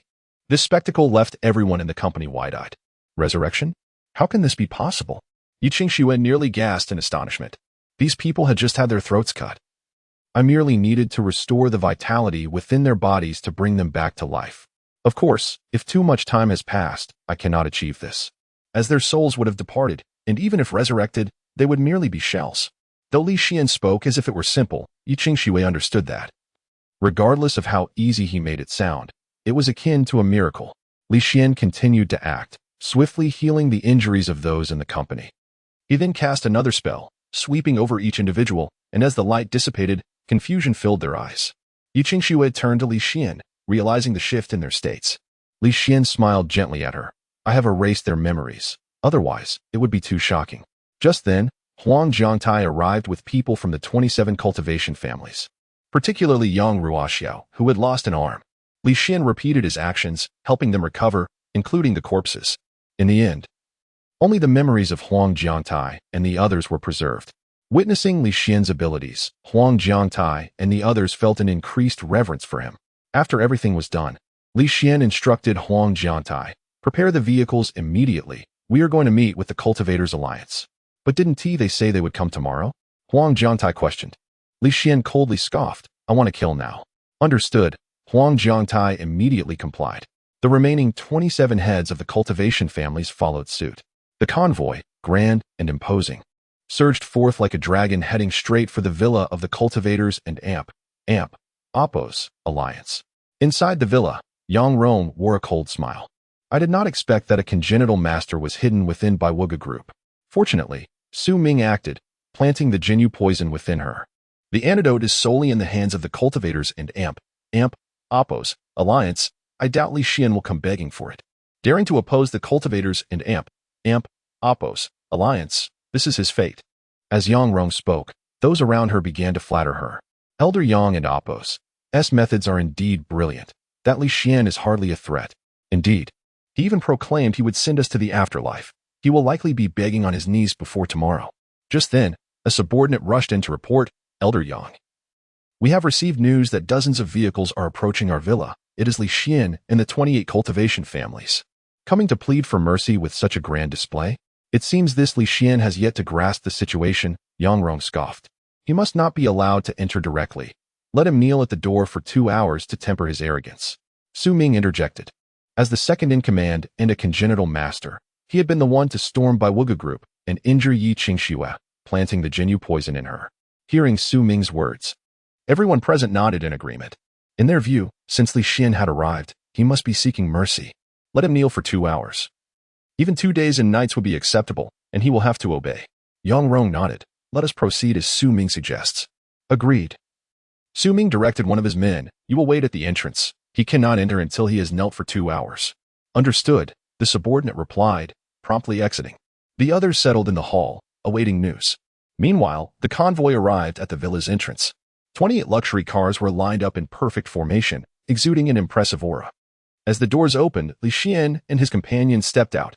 Yi Qingxue was in the same car as Li Xian, while the heads of the 28 cultivation families followed closely behind him. Kid, you seem to have misjudged the situation, coming to apologize without a trace of humility. The man at the door frowned and shouted, kneel down immediately. You will not meet Elder Yang until you have knelt for 2 hours. With an air of superiority, he commanded. Upon hearing this, Li Xian frowned. You want me to kneel? Indeed. The man nodded, puffed up with arrogance. Suddenly, Li Xian struck, delivering a resounding slap to the man and Oppos' face. The man was sent flying, his head colliding with the wall, exploding like a watermelon crushed by a wheel, blood splattering everywhere, leaving only a headless corpse crumpled on the ground, staining the walls and steps crimson. The members of the Cultivators Alliance behind him were left stunned, and as they regained their senses, they turned to flee inside. However, before they could take a step, their heads began to explode one after another, transforming into clouds of blood mist. Li Xian strode forward into the villa. Huang Jiangtai and the others, momentarily stunned, quickly followed. Li Xian's methods were truly terrifying. At that moment, the cultivators and Oppos alliance members inside were alerted and rushed toward the entrance. Yet, how could they halt Li Xian and Oppos' advance? Before they could draw near, their heads exploded, leaving behind a trail of headless corpses. Meanwhile, Yang Rong, who had been sipping tea inside the villa, suddenly paused. What is happening outside? It seems a confrontation has erupted. Could it be that Li Xian did not come to apologize? Yang Rong felt a surge of disbelief. With his presence here, how could Li Xian dare to act? Such audacity was beyond comprehension. 5 years ago, Li Xian was but a useless individual. Now, having somehow secured Huang Jiangtai as his ally, he had clearly lost touch with reality. His ability to slay Gui Yunshin's protector was merely facilitated by Yi Qingxue and Huang Jiangtai. With Yi Qingxue already afflicted by Su Protector's poison, what could Huang Jiangtai alone accomplish? As Yang Rong pondered, Su Ming interjected, Elder Yang. Huang Jiangtai has just broken through to the innate stage. He is not a threat. There is no need for you to intervene personally. Let me handle this. As the second in command in this venture to Chuzhou, Su Ming's strength was at the late innate stage, making Yi Qingxue no match for him, and he dismissed Huang Jiangtai entirely. Go ahead, Yang Rong nodded. Su Ming strode purposefully out of the villa, accompanied by several skilled fighters. However, upon entering the courtyard, their expressions turned grim. Behind Li Xian lay a field of corpses, while the members of the cultivators and Oppos alliance were retreating in disarray. A bunch of useless fools. Su Ming scolded angrily. How could a group be frightened by a mere youth? He called out loudly, You are Li Xian? You have some nerve to oppose the Cultivators and Oppos alliance. Kneel and apologize at once, and I may spare your life. Kneel? Who do you think you are? Li Xian replied coldly. This is the protector of our Cultivators alliance. Anyone who dares disrespect Su Protector is courting death. A man, eager to impress Su Ming, pointed at Li Xian and shouted in fury. Yet, before the last word escaped his lips, Li Xian flicked a finger, and an invisible force pierced through his brow. Die. The elite fighters of the Cultivators Alliance recoiled in terror, their eyes wide with fear. Even Su Ming's complexion shifted. From such a distance, to kill with mere energy, he could not achieve that. Xiaoxian. He is the one who infiltrated the Baiwu's group and poisoned me with the deadly toxin, Yi Qingsnow whispered as she approached Li Xian. So it is you. Li Xian raised his hand, and an unseen force yanked Su Ming towards him. Who are you? Su Ming finally felt fear. You might as well ask the King of Hell, Li Xian replied, and with a snap, he broke Su Ming's neck. Su Protector. Several elite fighters of the Cultivators and Oppos alliance gasped in shock. Li Xian casually tossed Su Ming and Oppos' body to the ground. Inside the villa, Yang Rong's brow furrowed at the sound of their cries. Could something have happened to Su Ming? He sprang to his feet, declaring, "Let us go see." However, before he could move, a resounding crash echoed as the villa and Oppos' security door, along with its frame, collapsed. A young figure swaggered in. You are Li Xian? Yang Rong fixed a steely gaze on him. Li Xian nodded, indeed. What of Su Ming Protector? Yang Rong inquired. I killed him, Li Xian stated flatly. At the revelation, Yang Rong and Oppos' expression changed, followed by a chilling tone. You managed to kill Su Ming Protector. It seems I underestimated you, but you shall still die today. With that, Yang Rong leapt into the air, lunging at Li Xian with a strike that could rend anything asunder. The remaining elite fighters of the Cultivators and Oppos alliance braced themselves, prepared to support Yang Rong if he faltered. However, they were denied the opportunity to intervene.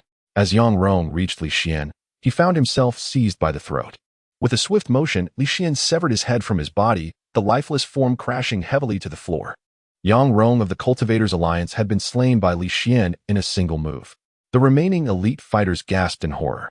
They had felt a certain detachment witnessing Su Ming's death, but witnessing Yang Rong's demise brought the stark reality of the young man's terrifying prowess into focus. He was akin to a demon. The elder Yang Rong was dead, and so effortlessly he had not even had a chance to resist. The room fell silent. The elite fighters of the Cultivators Alliance frozen in shock, gripped by an icy dread. At that moment, Huang Jiangtai and 28 others from the Cultivation families arrived at the entrance. Upon seeing Yang Rong's lifeless body at Li Xian's feet, their emotions surged. This was the might of elderly. The Cultivators Alliance, and even the entirety of Longhua, were powerless to impede him. Although I have reached the innate stage, my usefulness to elderly diminishes. How can the Huang family remain tied to this formidable vessel? Huang Jiangtai mused internally, acutely aware that Li Xian's emergence was the key to the Huang family and Oppos' ascendance. He must seize this opportunity. The remaining 27 cultivators harbored the same thoughts. How potent is Xiaoxian's true strength?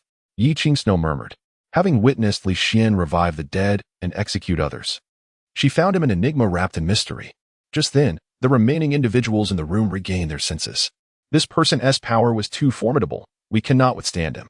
With that, one figure dashed through the shattered glass in an attempt to flee. They had witnessed Yang Rong and Oppos' death, but were unaware of Li Xian and Oppos' true capabilities, believing escape to be possible.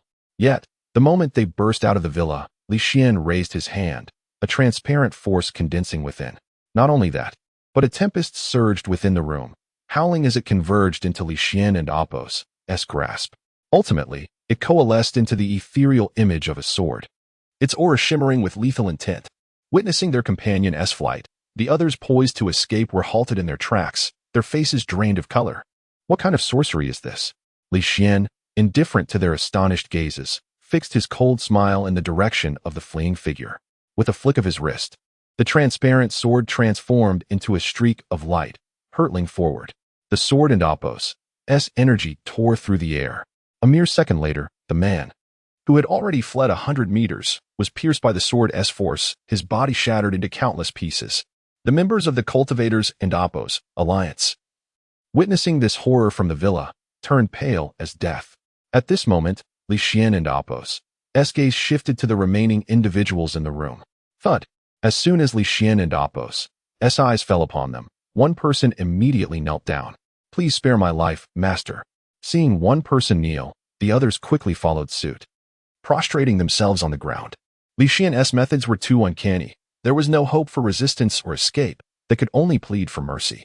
Yet, Li Xian remained unmoved, slowly raising his hand as a sinister aura coalesced. Should that hand descend, the remaining 8 elite fighters of the Cultivators Alliance would surely meet their demise. Just then, Yu Qingno approached, saying, "Xiao Xian, though your power is great, there are always oversights. The members of the Cultivators and Apos Alliance are skilled. Why not recruit them for your cause?" Hearing Yi Qingsno's words, the already desperate individuals chimed in. "We are willing to follow the master, to brave fire and water, to die if necessary. Yes, master, spare us. We are all masters in our own right. If there is anything inconvenient, we can assist." At this, Li Xian hesitated, ultimately retracting his hand. If one were to have 8 masters at their service, it would indeed be quite remarkable. Such insignificant creatures hold little value in Li Xian and Apos' eyes. Their lives or deaths are of no consequence to him. "Do you truly wish to follow me? Know that once you nod, your lives will belong to me." Li Xian spoke with an air of indifference. "You must think this through carefully." Upon hearing his words, the 8 individuals nodded in unison. Their only desire now was to survive, and serving a superlative powerhouse like Li Xian might present an opportunity for them. "Very well, since you are willing, I shall spare your lives." With that, Li Xian pointed, and a beam of light divided into 8 parts, merging with the bodies of the 8. "I have planted a forbidden curse within you. Should you dare to betray me, you will perish on the spot." The 8 felt a tremor of fear at his words. Such extraordinary abilities were beyond anything they had ever encountered.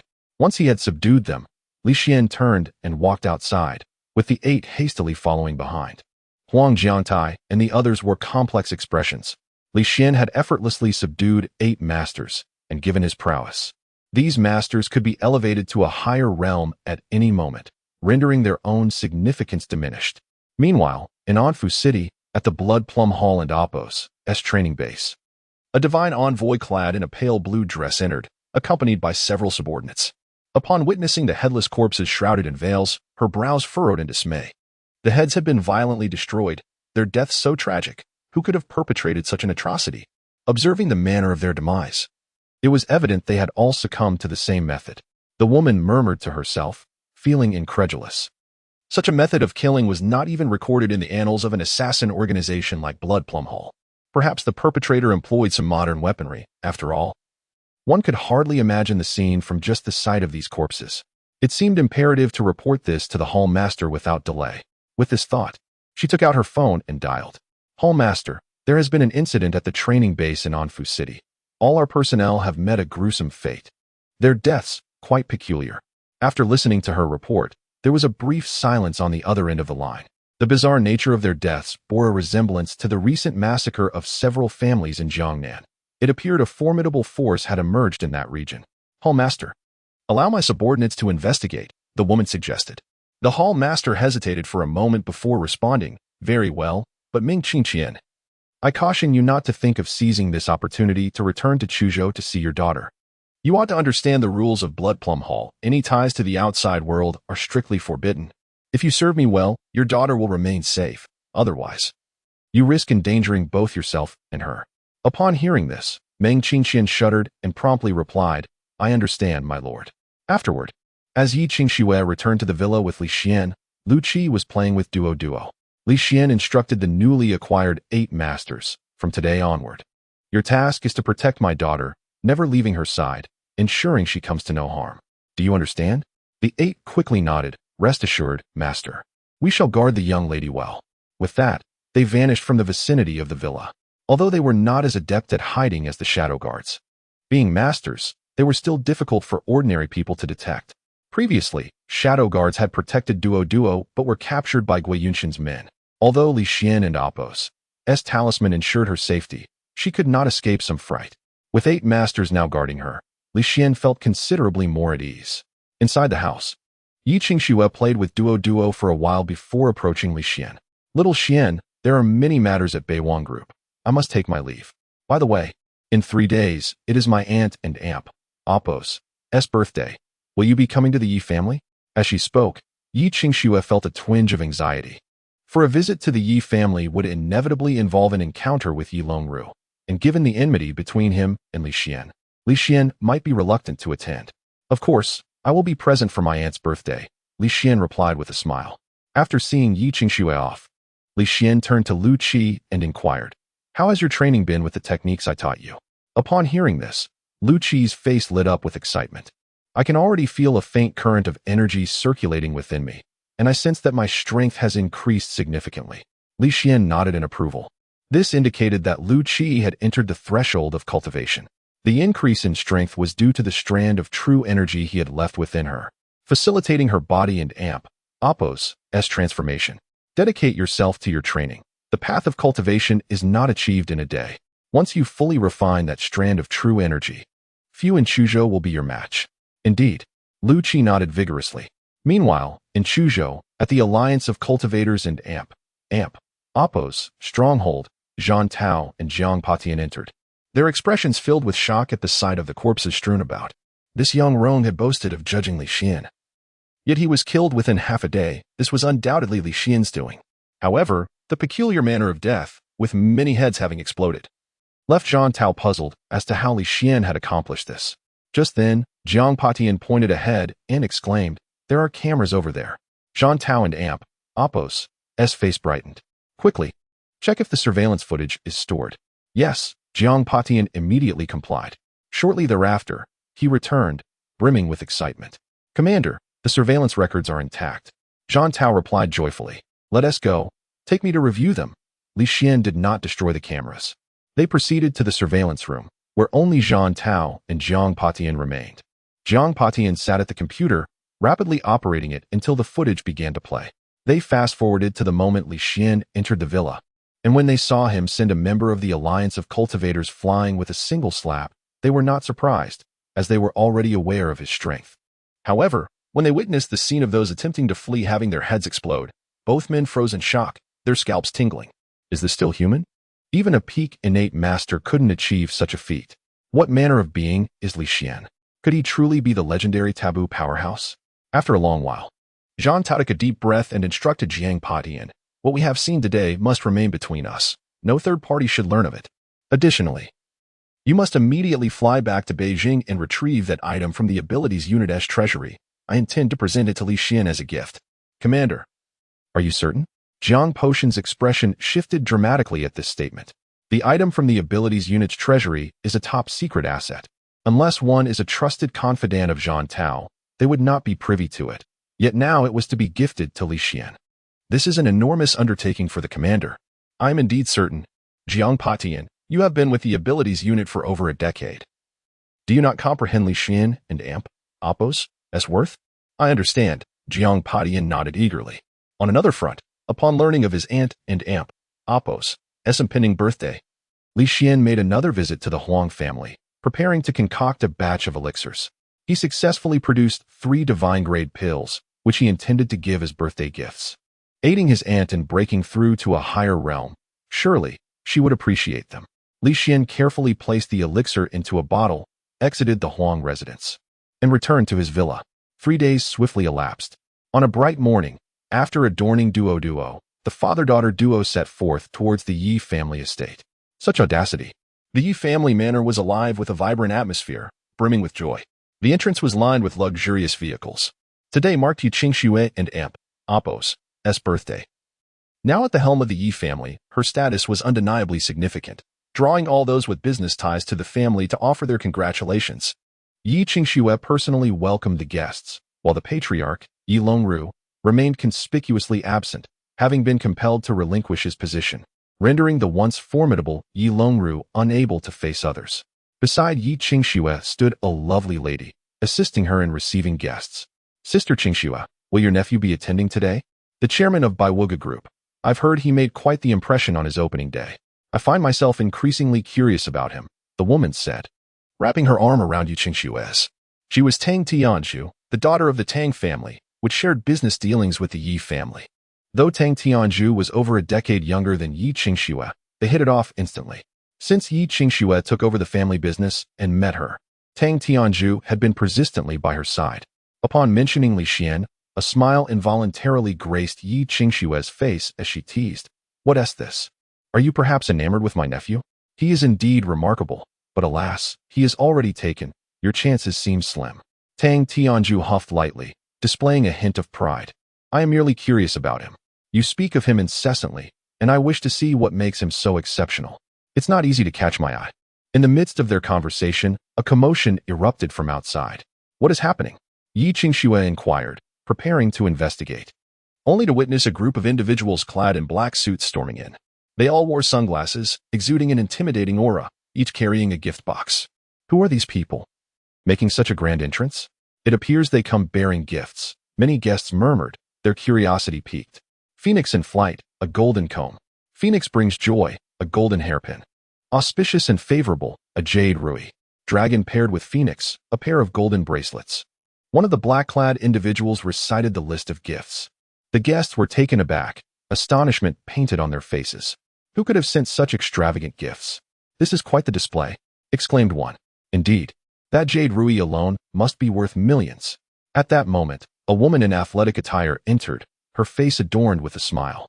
Miss Yi, these gifts are from my young master. Do you find them to your liking? He is currently in seclusion for training and cannot attend personally. Thus he has entrusted me with delivering your birthday present. My young master mentioned that you are his junior and a close confidant. Once he concludes his retreat, he will visit you in person. The woman radiated a sense of pride as she gazed at Yi Qingxue, expecting Yi Qingxue to be overjoyed by such gifts. The woman and Appo's anticipation was met with surprise as Yi Qingxue coldly shook her head. Please inform my senior brother that I appreciate his intentions, but these gifts are too extravagant. I feel unworthy of such generosity. Kindly take them back. Yi Qingxue outright rejected the offerings, leaving many spectators astonished.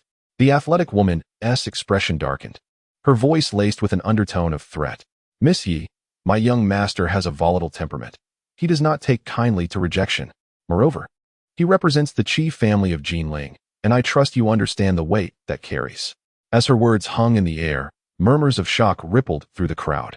The chief family was a prominent clan, influential and formidable, ranking among the top 3 in Jiangnan. Their business ventures spanned numerous industries, a veritable behemoth. With a terrifying reach throughout the Dragon Country, it was said that those who crossed them vanished without a trace. To think the gifts were from the young master of the chief family, and Yi Qingxue had dared to refuse him. And what if I insist on rejecting them? Yi Qingxue and Appo's expression remained icy. The athletic woman's demeanor shifted, a chill emanating from her. Just then, a figure burst into the scene. Auntie, happy birthday. At the sound, everyone turned to see a young man entering, holding the hand of a little girl. Upon recognizing the young man's face, many in the crowd displayed expressions of surprise. Who is this young man? He dares to call Yi Qingxue and Appo's auntie and Appo's. Clearly, they share a close bond. I must make an effort to connect with him when toasting later, many contemplated, as the Yi family wielded substantial influence, prompting many to seek their favor. Yi Qingxue's previously stern countenance softened at the sight of the newcomer. It was none other than Li Xian. Duo, upon spotting Yi Qingxue, released Li Xian's hand and dashed into her embrace. Li Xian, meanwhile, directed his gaze to the athletic woman, assessing her for a moment before smiling at Yi Qingxue. Auntie, today is your birthday. The most important thing is to enjoy yourself, so do not let any riffraff spoil the festivities. Yi Qingxue replied with a smile. You are right, Xiaoxian. At that moment, the athletic woman and Appo's face darkened further, glaring at Li Xian. You insolent brat, who are you calling riffraff? Do you even know my identity? Before she could finish her sentence, Li Xian struck her across the face with a resounding slap. The crowd fell into stunned silence. This young man had just struck a member of the Qi family from Jiangnan? Such audacity was unprecedented.